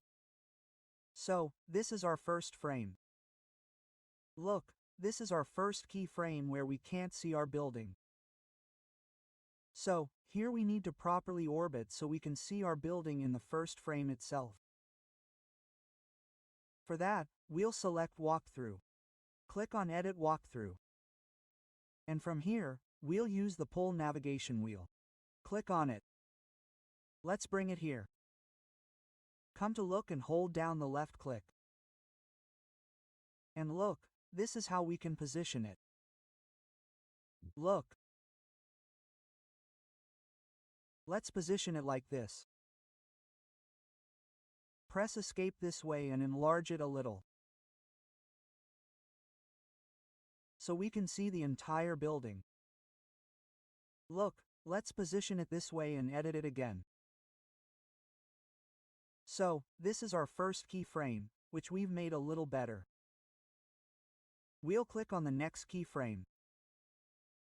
So, this is correct. We can enlarge it a little. Let's leave it like this. Click on Next. Look, we have to go inside the building, so we can position it like this too. You can enlarge it a little if you want. We need to click on the next keyframe again. And look, we're inside our building. Let's go back to the previous one. Previous keyframe, previous. And what will we do now? Let's make the visual style realistic. Look at this. We'll zoom in. So, this is how we'll get our walkthrough. Next keyframe. Look. This way we'll create our walkthrough. We can enlarge it a little like this. Next. Okay, that's fine. What do we need to do now? We can also export this workthrough we've created. So what will we do to export it? Go to File. Go to Export again. Go down to Images and Animations. Here you'll find the walkthrough option. Click on Walkthrough, and from here you'll also get the seconds per frame. The total time is displayed here. From here, you can also change the dimensions. The zoom here shows you how much % of the actual size you need to zoom in. So, I'll leave it like that. We just need to create a small clip to show you how to use a walkthrough in Revit, so I'll simply keep the settings as they are and click OK.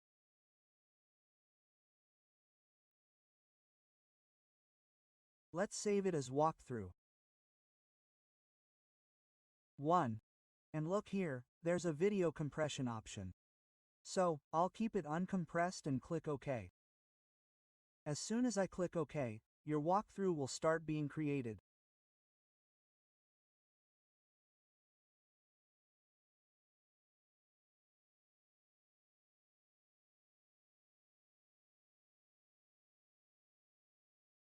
So, finally, our walkthrough has been created. I'll open it and show you. So, this is how we created a walkthrough in Revit. So, you can create your own walkthroughs in interiors this way too. You just need to place the path correctly. Your video will be created based on the path and keyframe adjustments. Now we'll learn how to add schedules to our projects. For example, door schedules, window schedules, wall schedules, room schedules, columns, puttings, and beam schedules. So, we'll learn how to add these schedules to our projects. So, let's go to the ground floor level. Here you can see our doors and windows are tagged. And the doors are tagged in a different way. You can select them here too. Select all. And change the mark from here. Or, we can change it properly even after creating the schedule. So, let's take a look. First, we'll create schedules for the doors. For that, we need to go to View. Here, there's a Schedules option. Click here. And here you'll find the Schedule and Quantities option. Click on it. There are many categories here. You'll find them in the filter list here. So, you can create your schedules by category. We need to create a door schedule. So, let's click on any of them and type D. Look, here we see the Doors option. So, select Doors and click OK. And look, here we have 53 items in our Available fields. So, you can add any parameters you need from these fields. So, let's add some parameters. I'll take Cost from here. Let's add that. Let's also add Count. Description, Comments. You can add any fields you need. Here I'll take Head Height. We'll also add height. We'll add mark from here. We don't need seal height to add doors. It's needed for windows. You can also add type from here. Type mark, and I'll grab width from here. Let's add that too. We can move these parameters up and down. I'll bring cost to the bottom. Using the down key, we'll move mark to the top. We'll also place count above cost. So, mark, head height, width, count, and cost. If you need any other fields, you can add them here. I'll click OK. And as soon as I click OK, our door schedule has been completely created. To edit it, you can click Edit and edit it again. So, if you need levels, you can add levels here. Look, let's add a level above cost. Or let's click OK above the count. So what will this do? Which door is attached to which level will also be shown here. So let's edit it again. I don't need levels. So I'll select this level and click on the Remove parameter. Click OK. Look here, there's this mark, so we can add a type mark here if we want. Let's edit it. Come down. Look, let's add a type mark. We'll move it up. Click OK. Look, this type mark is being added here. Let's edit it again. If we don't need it, we'll select it and remove it. Click OK. Let's edit it again from here. We'll also remove the head from here. Let's remove it. And look here, there are many more options. There's a filter option. If you want to filter this schedule, you can do that too. Suppose I want to filter it by width. So what can I do? I'll take width here. We can also do width equals 2, greater than equals 2, greater than, and equals 2. You can take any parameter from here. I'll take equals 2, width equals 2. Suppose I take 1200 from here. If I press OK, then all the doors with a width of 1200 will be filtered. We can edit it again. We can do it from here also. We can edit it by clicking on any field here. Look, and we can filter it not just by one parameter but by multiple parameters. I'll make it none again. Let's move on to sorting. We can also sort it. Suppose I want to sort it mark-wise. Let's take mark here. Let's press OK. So look, this will be sorted mark-wise. Let's do one thing. Let's move on to GFL. I'll select this door. Let's select all. And change the mark here. Suppose I make it D1. OK. Select this door. Select all and make it D2. OK. Select this. Select all and make it D3 and then OK. So here we've properly tagged the doors. Now when we go to the door schedules, and edit here, we'll go to sorting and grouping. Look here, there's an option to itemize every instance. If we uncheck this, the items won't repeat on every instance. I'll show it by clicking OK. Look, it's showing the door count for D1. The door count for D2 is here. And why is the door count for D3 varying here? Let's check it once. Let's check D2 again. We'll skip. Let's select this. Select all. OK, here we only need D2. This is correct. Let's select this. We already had a variable here. We wrote D2 along with it. So this is correct. Look, let's go to the door schedule. Here we see the height and width of D1. Here we have the height and width of D2, as well as the height and width of D3, and the count is also displayed here. So if we need a total here, we can do that too. First, we'll input the cost. Suppose I edit it before inputting the cost here. And I'll show it to you once. You have to go to Sorting and Grouping. If you do itemize every instance, all our repetitive doors will be displayed individually here. And here we can enter the cost. Suppose my D1 cost will be 12,000. We'll type this in and click here. We'll click OK. So what happens here? We've already added a cost of 12,000 to all the D1 doors. Let's add it to D2. Let's say we'll add 10,000 here. We'll click OK. So we've added all the D2s as well. And in D3, let's say we'll add 6,000. We'll click OK. Look, we've already inputted the cost here. Now we'll go back to Edit. Let's go to Sorting and Grouping. Here you can also add headers and footers. I'll untick Itemize every instance. Here we'll tick Grand Totals. And then we'll move on to Formatting.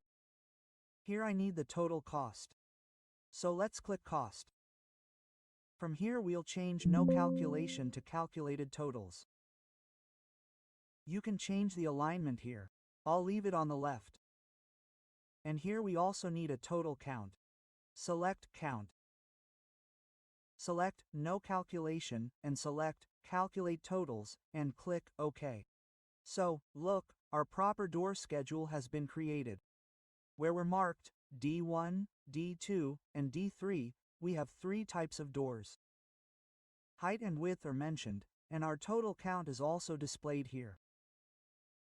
We have 72 doors in this building, and our total cost is 680.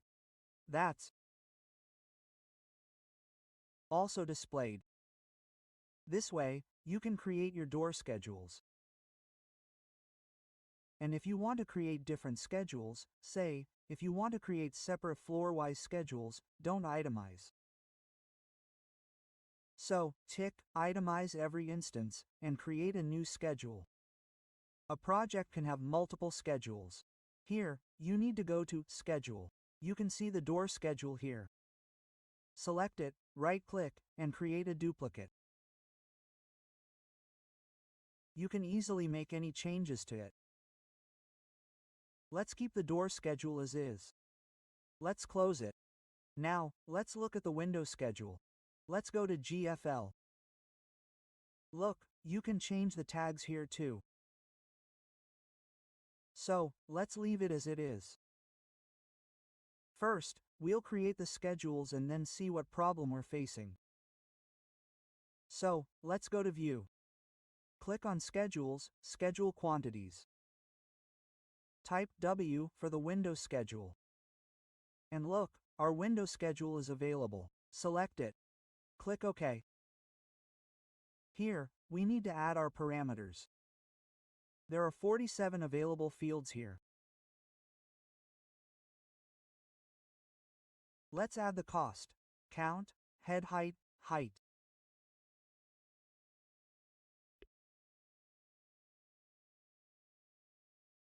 Level, mark. Seal height. We need seal height in Windows. Here, type mark and width. Let's bring the count to the very bottom. Also, the count. Mark to the top, then type mark.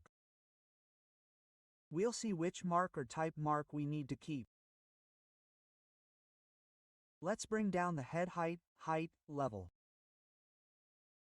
Width to the top. Look, head height, height, width, seal height, level, count cost. Let's OK this. And as soon as we OK, our window schedule is created. So, look here, I'm having some problems with the head height.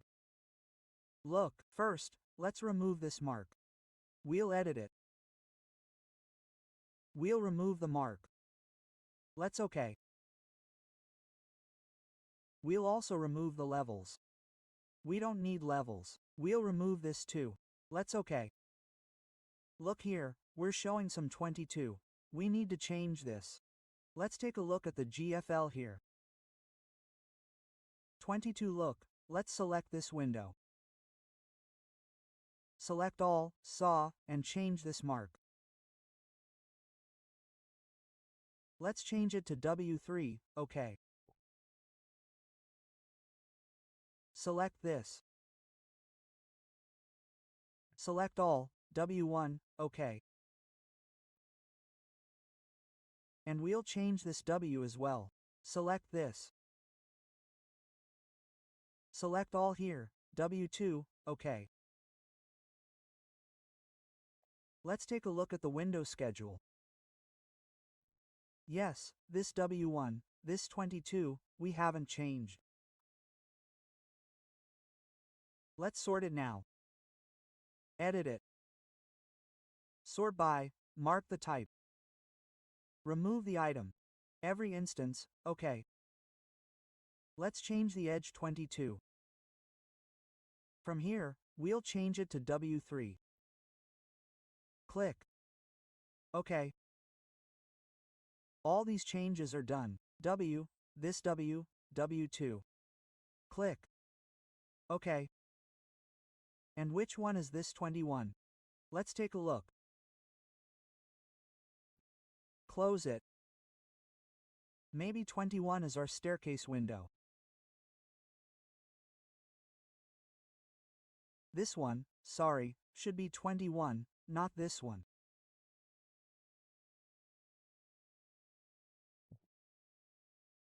Let's go to the window schedule. Let's make it 21. Click on the star edge window SCW and click OK. Look, its head height is variable because it's different at each level. So no problem, and from here we can adjust this head height as well. Let's make it 2100, and this one also clicks 2100. Look, we did 2100 here and it became 900. Now we can also adjust the cost here. So, suppose my SCW is 3500. Or we can change it to 4000. We'll click OK. We'll keep W1 at 8000. We'll make W2 6500. And W3 5000. We've applied all these changes. Let's click OK. So, our window schedule is almost created. We need to add some grand totals here. So, for the grand totals, let's go to sorting. Edit it. Tick the grand total score. Go to formatting. Here, we'll take the cost. From here, we'll calculate the no calculation totals. We'll also calculate the count as totals. We can center the alignment. We'll also center the cost here. And in the fields, we can remove the head height. We've already checked it and corrected it here. So, let's go to the fields again. We'll remove the head height from here. Let's click OK. So, look, our grand totals for windows are showing here. There are 84 windows in our total building. The cost here is $549,500. We also have individual counts, and the height and width of our windows are shown here. Look, the type mark is also available here. The seal height is simply a variable, HCW, for the staircase window. All other seal heights are correctly mentioned. This way, you can create your window schedule.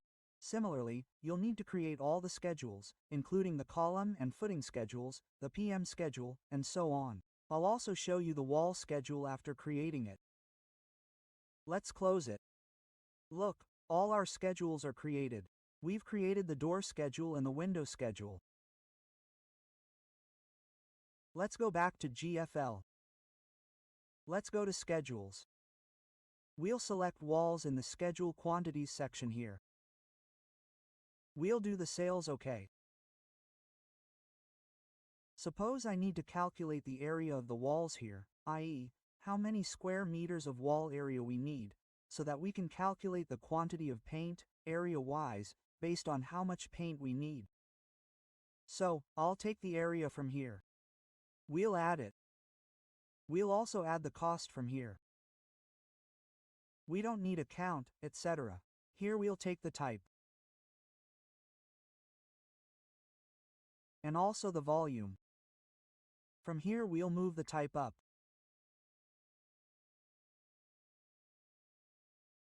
The cost down, right? Type, area volume cost. Let's OK this. So, look, our wall types are showing Xeric 254 mm and Xeric 140 mm. All our areas are also shown. And their volumes and costs are also mentioned here. We'll enter something for 140 here. Suppose I'll enter 5,000 here, and click on the meter. OK. So, all these are entered. Look. Now we need to calculate the total area. So, we'll edit from here first. You can filter from here. Let's move on to sorting. We'll untick Itemize. We'll tick Grand Totals. Formatting the cost from here. We'll calculate totals area, calculate totals volume, and calculate totals from here.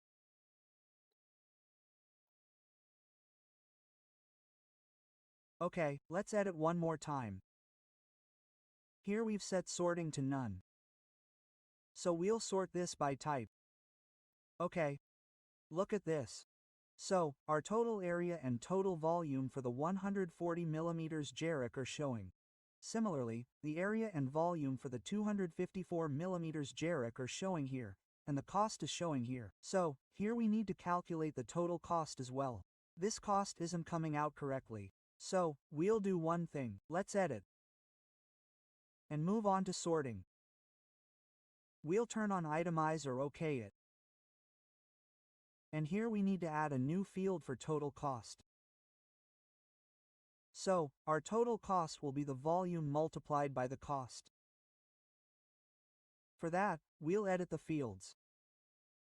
Look here, this is a function key. We can add our field here. Let's add it. We'll name it Total Cost. Let's keep it common here. We can keep the type currency. From here, we'll add the formula. Click on the three dots. We'll select volume here. OK. We'll enter the multiply symbol. Multiply volume multiplied by again three dots. We'll click cost. And here, we'll enter cost divided by 1. Otherwise, this formula won't generate. OK. And here, look, the total cost field has already been added. OK. So, this is our total cost. Now, we can edit it again by going to Sorting and Grouping. We'll uncheck Itemize every instance here. OK. So look, we're showing the area of this generic 140 mm wall. The volume is also being displayed. The cost is also being displayed. There's a problem with the total cost here. Let's edit it. Let's keep it itemized. Okay. Let's leave it as is. Let's go to the very end. The total cost isn't showing here, and let's check the edit formatting. Okay, here we've marked the total cost as no calculation. So, from here, let's calculate the totals. Okay. Let's edit again. Untick Sorting Itemize every instance. Okay, look, now our proper value is being displayed. So, look at the total cost here. 3,139,175. This is our total cost for this building. And here the total area has also been calculated in square meters. So, you can calculate the paint accordingly, but in square meters. Whatever your cost is, multiply it by the area. In this way, you can also calculate the total cost of paint. So, in this way, you can create schedules. Door schedules, window schedules, and wall schedules. Along with this, you can add room schedules, column and footing schedules, beam schedules, and whatever schedules you want in your projects. You can create them easily. You can sort them. You can group them. You can format them. You can also filter them. And in the appearance also, you can change the appearance graphically and text-wise. Now, let's learn how to add paint to our building, how to customize materials, and finally, how to extract renderings in Revit. So, this is our multi-story building, which we've already created in this project. Let me tweak it a bit. Here, look. First, go to Modify, where you'll find the Paint option. Clicking on this arrow will reveal Paint, and below that, you'll also find the Remove Paint option. From here, click on Paint, and various materials open up. We can select any material from these. Simply left-click, and the material we selected will be applied to whichever face of our building we click. Look here. And if we want to remove it, we'll use the Remove Paint option. Similarly, we'll click on our face, the place where we want to remove the material. We can remove it this way. We'll select the material from here, and then select the material. From here, we'll select the material we want and simply click on our walls. Whatever material we select is automatically applied to the wall we click on. Using the Remove Paint option, we can simply remove that material with a single click. If we need customized materials, or if we need to take a PC material from the asset browser or create one, let's see how. For that, we'll need to go to Manage. Look, there's a Materials option. We have to click on Materials. Look here, you will find various types of materials here.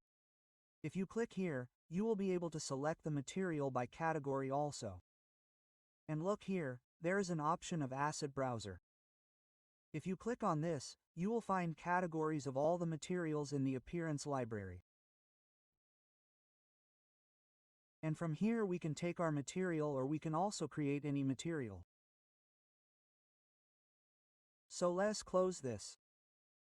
Let's do one thing. Let's create a new material. So to create, we have to click on Create New Material here. We will right-click. We will rename it.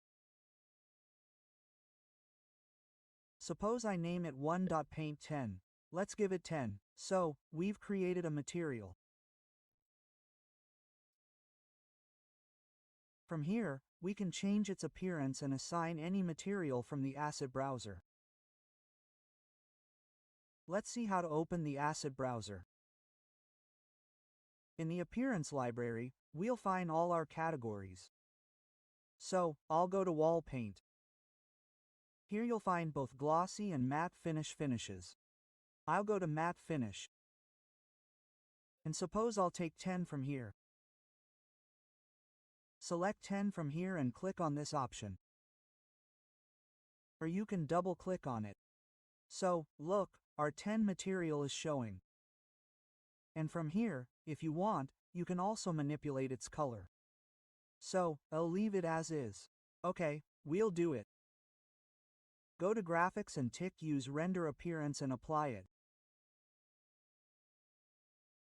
Click OK. Now we'll go back to Modify. Click on the Paint option here. Paint will go up. So, look, our Paint 10 option has opened. Left-click on it and simply click on this wall.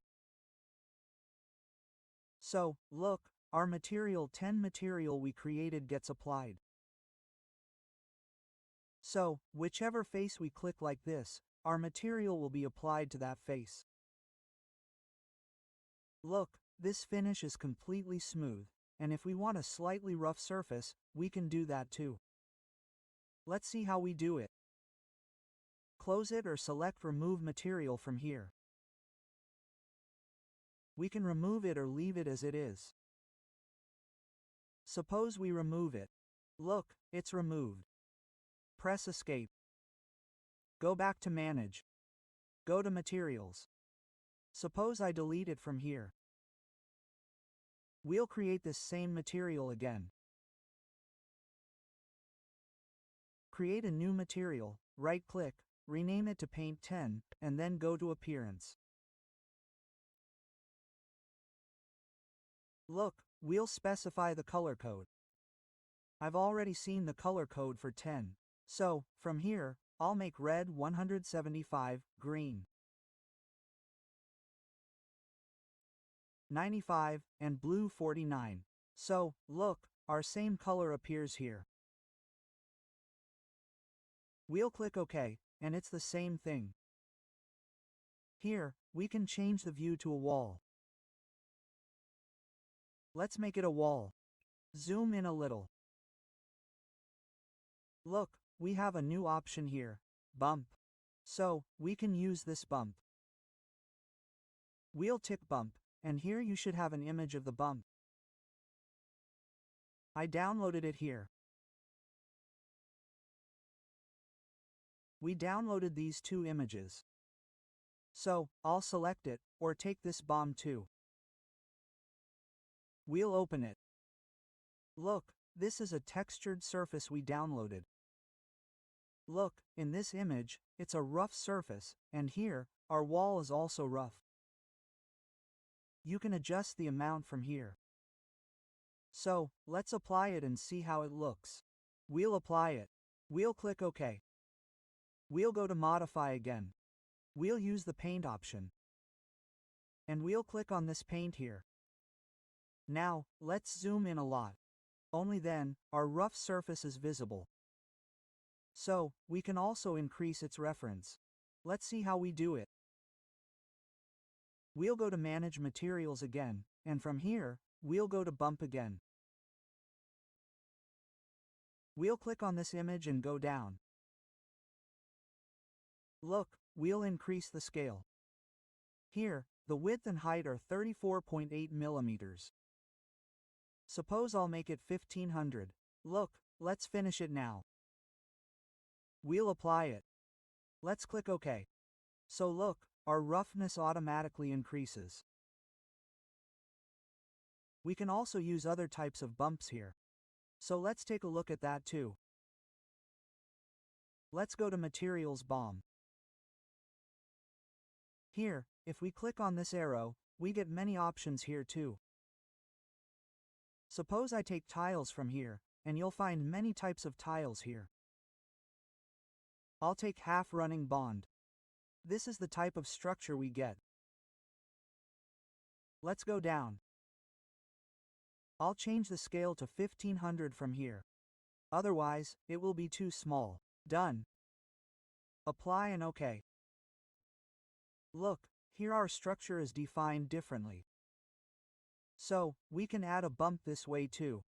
So, I'll leave it as roughness. Let's Ctrl-Z it. Then let's go to Materials. Paint. Here we have the BOM image and we'll keep its sample size to 1500, 1500. Look, let's do it. We'll apply it and then click OK. Now we'll add this material. We'll go to Modify. From here, we'll take the Paint option and select it. After that, we'll just left-click on the face where we want to apply the paint. Look at it this way. We can zoom in and see. This is our roughness being defined. Now, if you want to define the color for our entire building at once, you can do that too. For that, you'll have to select the wall. We'll select this wall. This is our basic wall generic of 254 mm that we created for this project. So, we'll go to its edit type. Here we'll edit it. You can also change the structure here. Or you can insert a layer. Change the structure to finish space 2. Change the material. We'll make the material we created paint 10. Okay. And we'll change the thickness here to 1 mm. The waterproofing wall can be from 1 mm to 1.2 mm. So we'll make this one and OK it. So look here, some of our constraints are not being satisfied. If we remove this, look here, can't keep wall and floor joint. So we'll have to unjoin this. OK it again. Apply it and OK it again. So it's been applied here, but if we look here, it's not applied here. Look, we're getting some errors in the staircase portion. So, I always prefer to apply the color to our walls using paint. It may take a little more time, but it will improve accuracy. What can we do in the case of a multi-story building? We can paint one floor and then copy it. This saves time. So, I'll press Ctrl Z.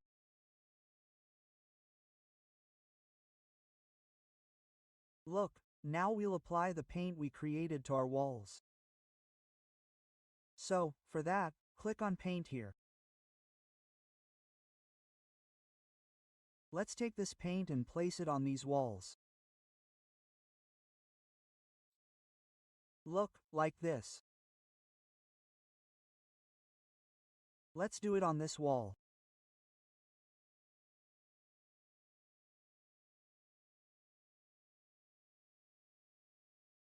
We can do it on these walls. Look, these are different walls. That's why we have to click more here.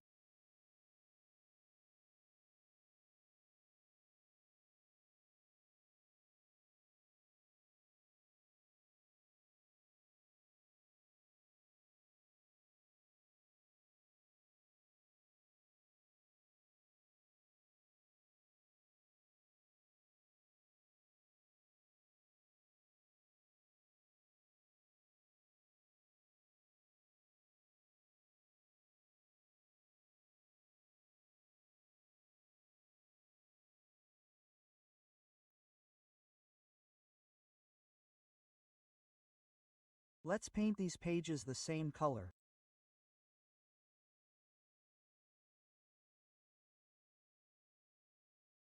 Look, we've created this. Now we'll set a different color for the balcony portions as well. So, for that, we'll have to go back to Manage. We'll recreate the material. Go to Materials. Here we'll select Create New Material. Right-click, rename it. Give it a two-dimensional color. We'll paint it with a bridge. Before that, let's paint. OK. Here I'll change the color code. Let's click here. Red will be 212. Our green is 194, and blue is 153. So our color will be something like this. Let's OK it. Go to Graphics and turn on Use Render Appearance. Go to Appearance again. And let's add some bumps here too. We won't use the bump image. From here, let's take tiles. Half running bond. From here, we'll change the scale. 1/500, 1/500 done. Dot. Apply and then OK. Now we'll apply this paint. So, go to Modify again. From here, we'll take the paint option. Look, our paint base is here. Let's take it and paint these faces.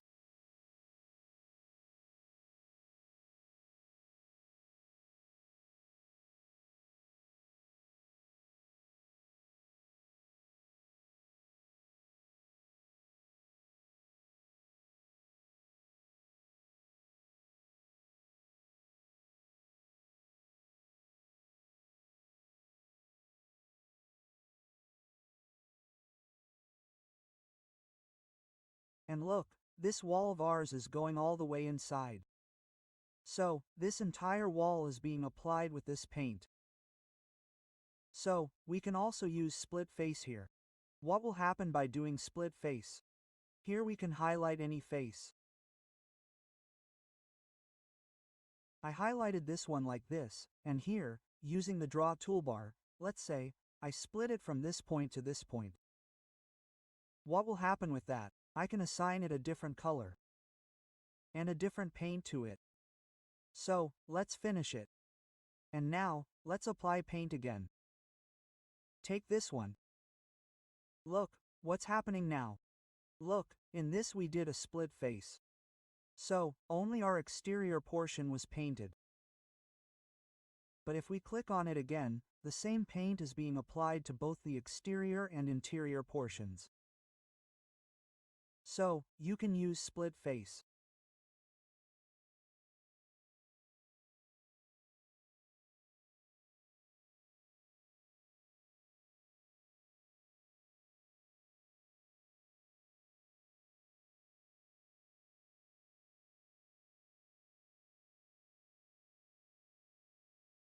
Let's leave it as it is.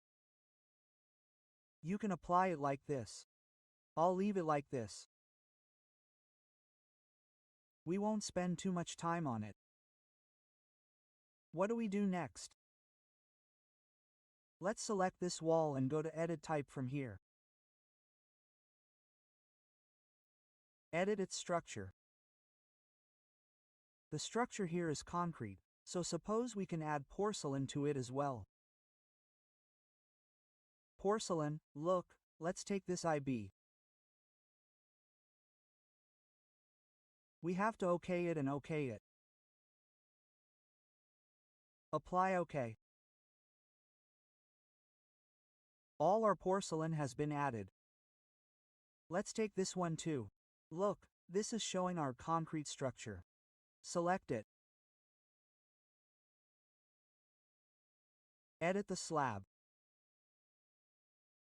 Edit the structure and here is the tile. Our tile work will be visible on the top surface, but our concrete is showing in this space, so we can edit this. We will add porcelain to it from here as well.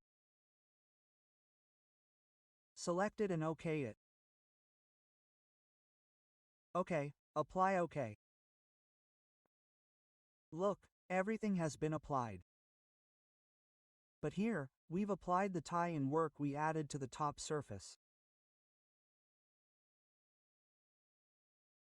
Look, we've applied a lot of materials to our building. Now, we can edit the materials we created using Model in place. So, let's see how to do that. Suppose I want to add materials to these pipes. So, we need to select this. Then, go to Edit in place. And from here, we need to apply paint. Look, from here, we can take paint. And from here, I can take stainless steel and polish it. Look, we can apply it like this. We need to finish it. So, it's applied here too. We need to select this. From Edit in Place, we can take paint. Apply it to stainless steel and this and this. Then we'll finish it. We can apply materials to these in the same way. Let's select this one. From here, Edit in Place. From here, Paint. From here, let's take this one. Paint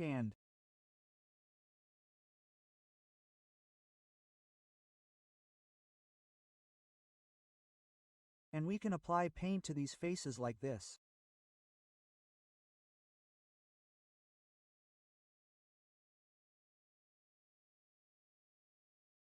Let's finish it.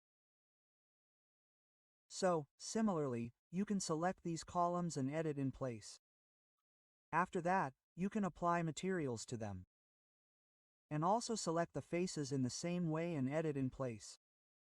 After that, you can apply paint from here. I'll close this for now. We'll move on. We won't make any more changes here. Let's go to the site. And here, let's go to Architecture. Let's take a floor, Architecture. From here, type Edit. We'll make a duplicate of it.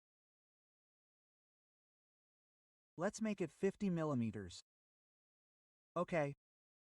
Edit. We don't need this layer. Let's delete it. And let's add some side work here. Let's grab a new material from here. Let's rename it 3. We'll look at this later. Let's apply something to it. First, let's go to the Appearance Library, Site Work, and suppose we grab Asphalt.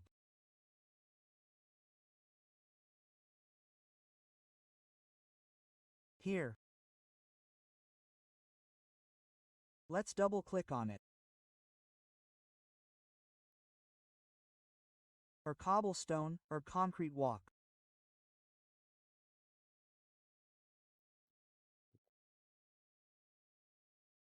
And let's go to Image. Let's make its sample size a little bigger. Let's make it 2100. Done. Apply. Okay, let's do it. Okay, apply, okay. Let's grab a rectangle. And add a simple floor here. Let's finish it here. Let's close it. It's overlapping. No problem. Let's go to 3D. And this is selected. We gave it a height of 50 millimeters, so I'll offset it -50. And look, here it is, it's down. That's better. Now we'll import our model into the Toposolid we created. For that, let's open the Topos wallet. Let's go to 3D. We'll erase this building. We'll delete it. We'll click OK. And to import this 3D model here, we need to save it and close it.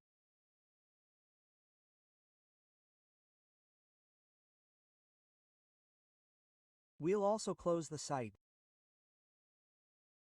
Now we'll go to Insert. Look, there's a Link David option. Click on Link David. We can set Auto Internal Origin to Origin here. Select our file from here. Let's take it. Look, our project loads. Let's go to the front. We'll select it a little, move it up, move it to the right, and then move it to the right.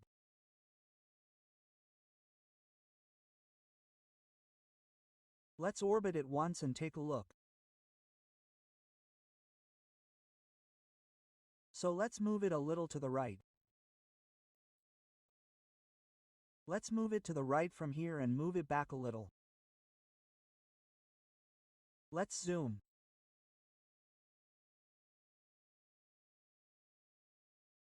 We have to take it back a little. Let's do one thing, let's go to the top.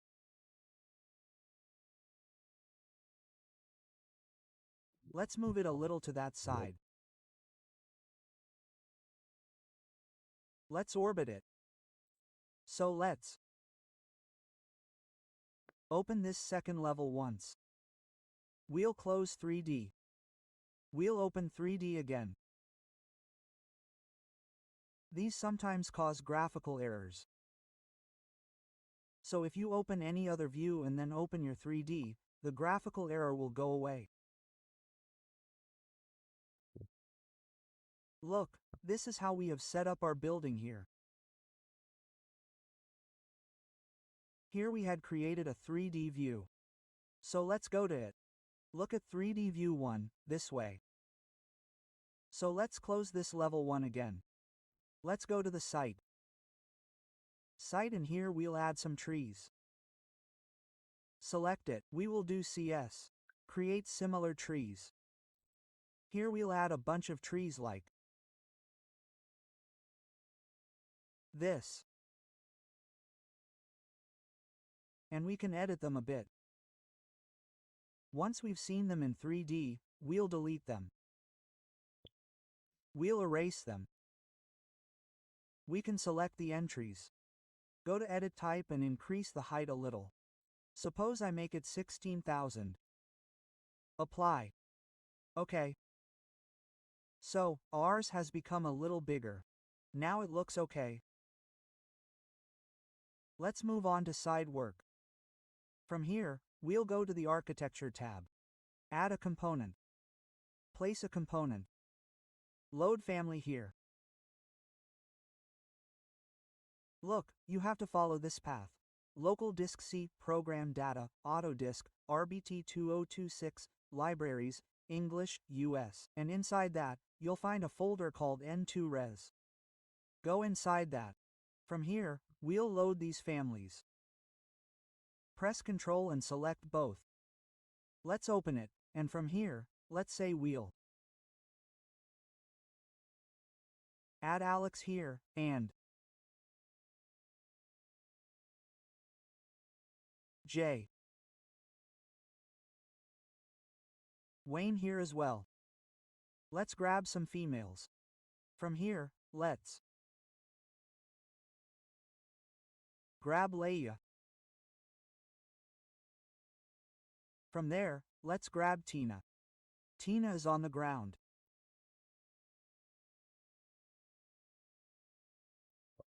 And Sia is on the ground here. Let's take a look at the 3D view. Look at all these, look at all these.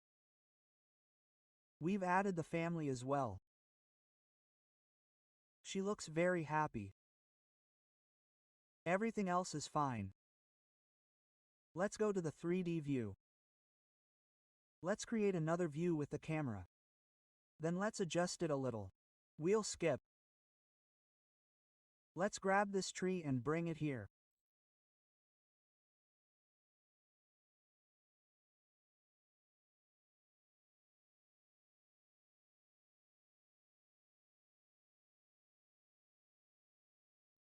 We'll make it a little smaller.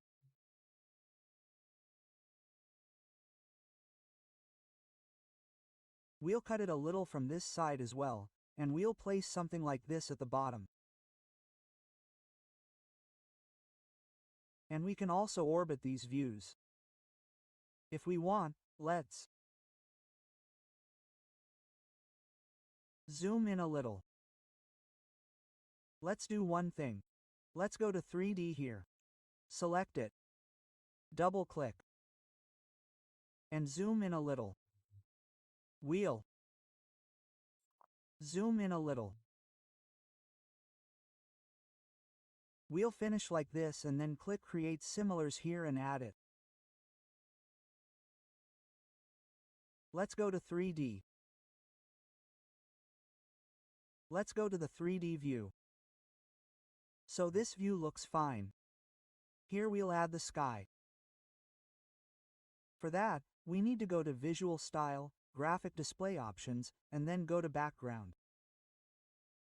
Look, the background is done. Let's add the sky here.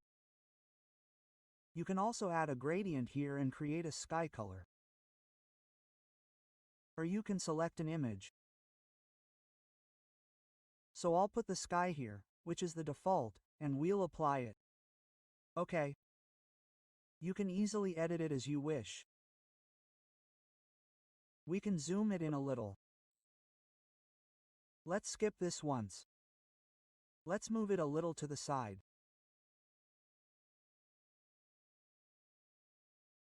Let's keep it like this.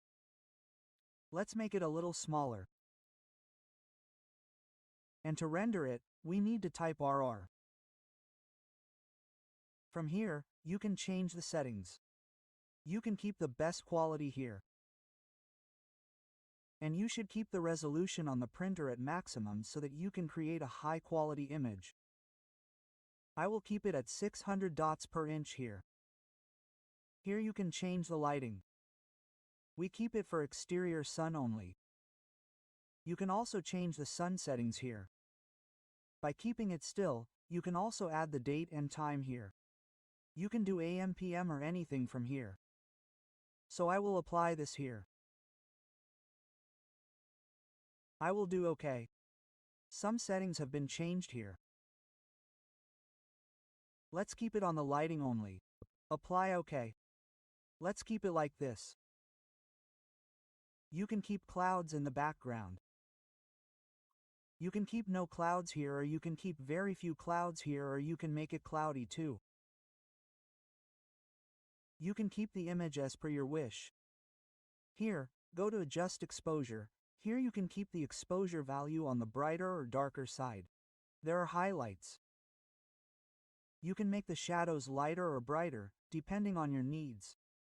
You can manipulate all the settings here, including saturation and white point. I'll leave it as is.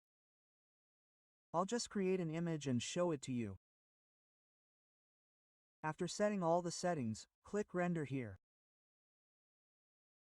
If you need to save the image before rendering, I've already told you about it.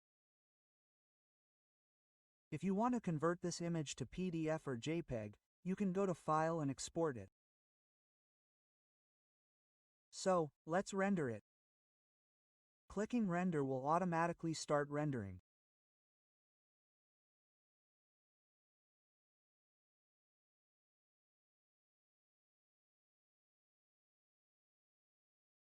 After rendering, you can save this image to project. Look here, it's saved. And if you want to save it outside the project, you can export it and place it in any folder. I'll open it and show you one more time. So its picture quality is good because we rendered it in a slightly higher quality. So you can manipulate these settings to create renderings as per your requirement and save them in your project or export them and use them in your presentations.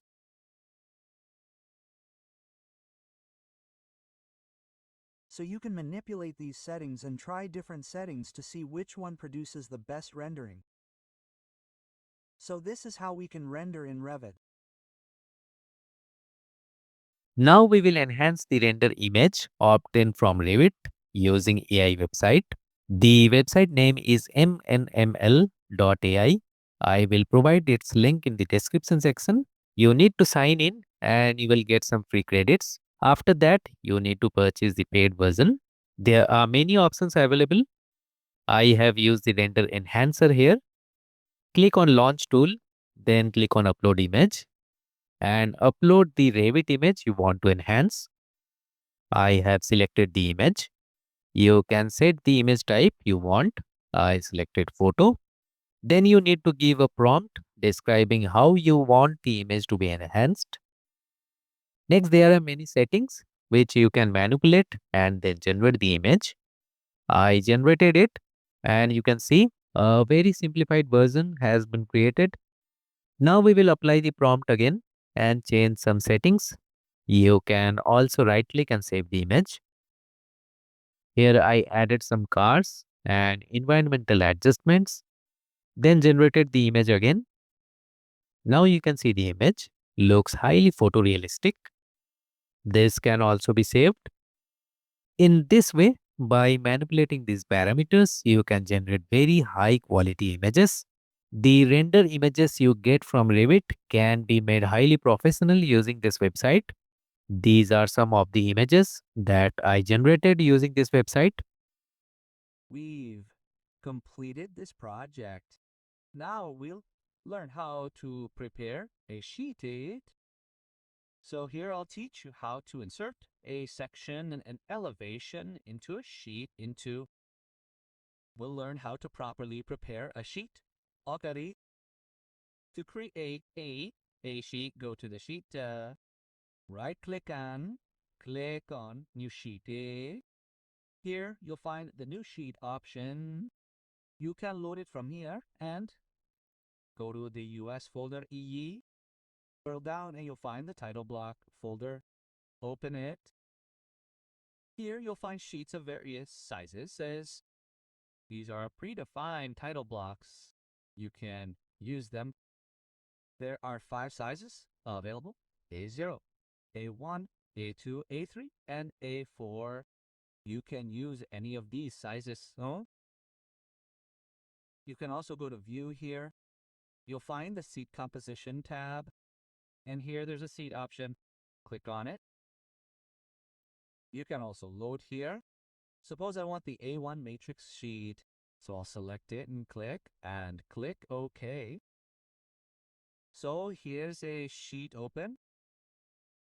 When we select this sheet, we get the Edit Family option. Click on it. And we can edit it. We can remove any elements we don't need. We can also manipulate these lines.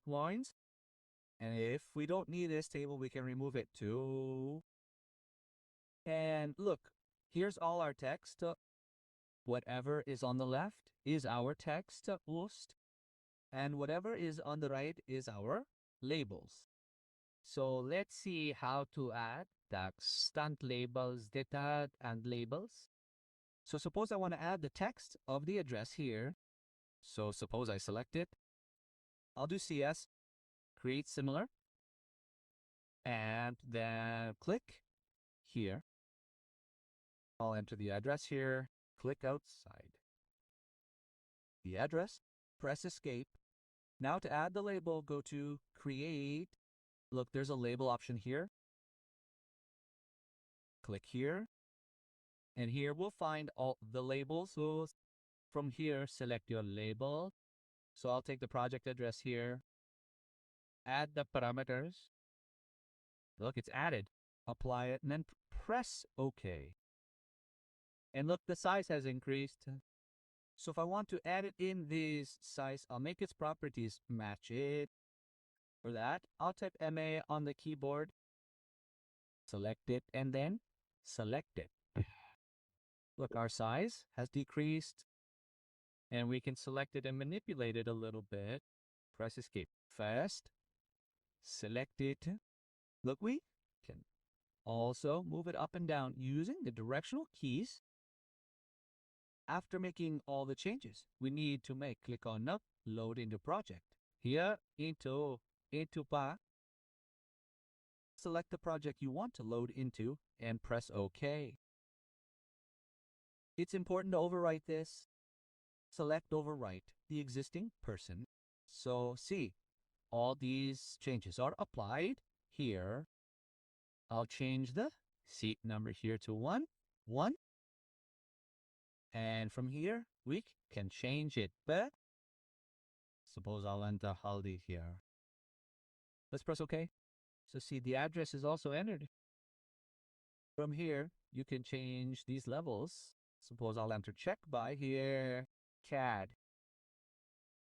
Standard. So look, our check by CAD DD standard is entered. Look, our scale is blank here. Whenever we add a drawing to this sheet, our scale will automatically be added. Now let's see how to add this drawing here. So suppose I want to bring this south elevation to our mod sheet. So first I'll rename it. Select it, right click, and rename it here. I'll call it front elevation. Front elevation. Okay. Look, here comes the front elevation. We can make this size a little smaller. So we'll have to match it again. Let's say I'll match it with this one. Ooh.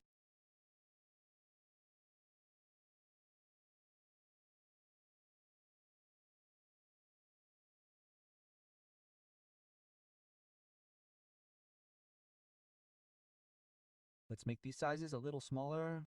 Load it again. Okay. Overwrite it. So look, our size is proper. Now it fits here. So let's load our south elevation here. It's very simple. You just drag the south elevation from here and drop it inside the sheet 8. Look, and place it in the JSP position. You can simply click here. So look here, our front elevation is attached to our sheet net. To change its scale, you can simply double click here. Suppose I change the scale from 100 to 150 so that it fits completely within the sheet. After that, I'll left click outside, double click, see this, and we'll drag the sheet and place it properly in whatever position we want, light. And look here, we can drag this text and place it in the center. So look how easily we've prepared our sheet. Now to manipulate anything here, suppose I want to move the front elevation to the south. I'll select it. Select the sheet. Look here, there's a title on seat option. I'll do it here. Front elevation. And click outside here. So look here, the front elevation is there. And I'll drag this point a little and bring it here. If you don't want a line, you can put the title no line here. If you don't want a title at all, you can also use no title here. So I'll leave it as is. And look here, our scale has been automatically added. So in this way, we have properly prepared our sheet. Now, you've already seen how to convert the sheet to PDF. Go to File. Go to Export. Look, there's a PDF option here. Click on PDF. And here we will place it in whichever folder we want.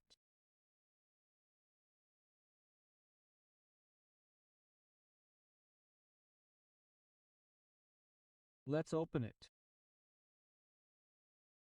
Let's export it. So our sheet has been exported. Let's open it and take a look. Here's our PDF. Let's open it.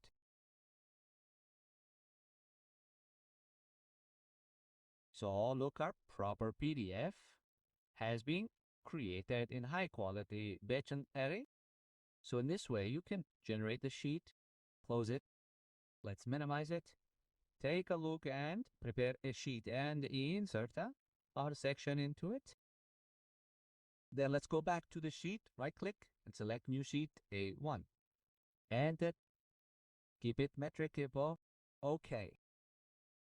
And here, look, the sheet appears exactly as we edited it. Our sheet number has changed here. It was 1. It's now 2. So here we'll insert our section. We'll drag the section from here and place it like this. Look like this. Select it once. We've removed the crop region from here. Look, it's visible properly now.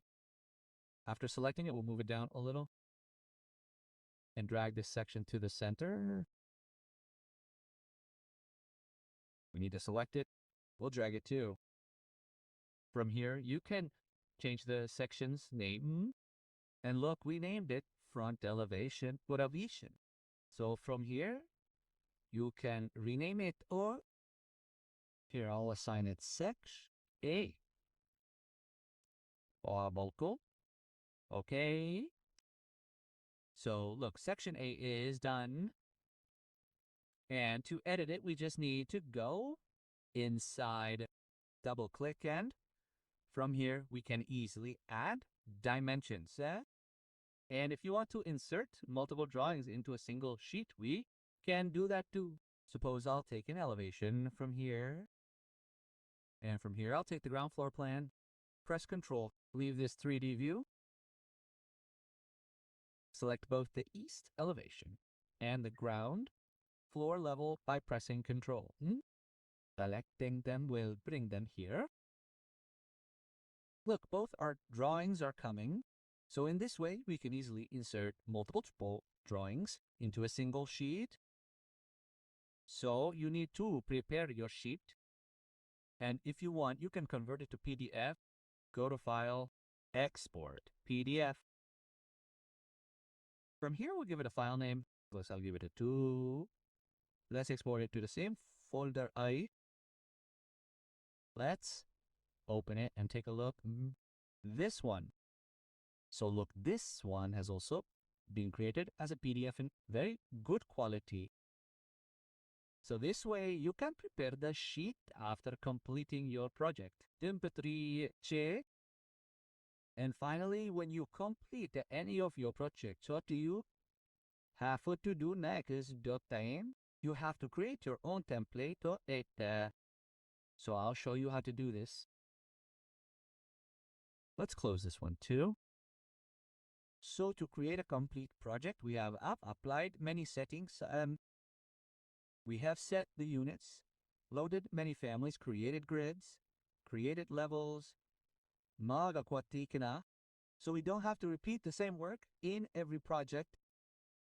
Once you have completed a project, save it as a template. Tamafa uta template. So how do you do that? Just go to File. There you will find the Save As option. Look, there's a template option here. Click on Templates. And wherever you want to save your template, save it here. I suppose I name it my template. And as I poesa and save it here.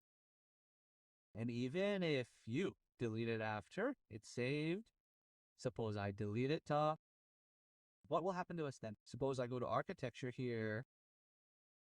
Let's go to Components. So look, all the components we've added so far are available. Here are all the families we've added. So here we can delete these levels as well.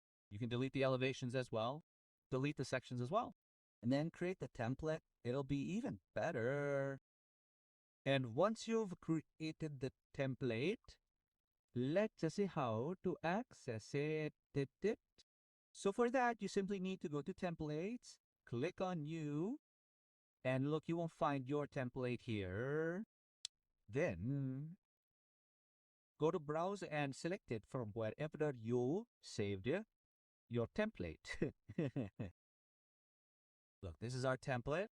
We can open it from here.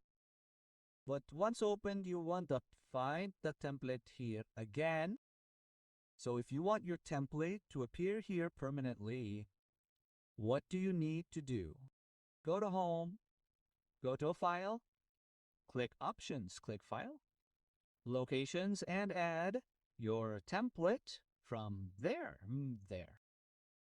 Suppose I add it from here. Look, this will open my templates. Click OK. Now if we go to Home, click New, and look inside the template file, we get the My Template option. So complete your project this way. Only then create your template. All the settings, units, and families you've loaded will be available to you. Effects back. So, if you find this course helpful, please like the video, share it with your friends and colleagues, and subscribe to the channel for more CAD and BIM tutorials. Your support really motivates me to bring more such detailed courses. So everybody stay healthy, stay safe. Bye-bye.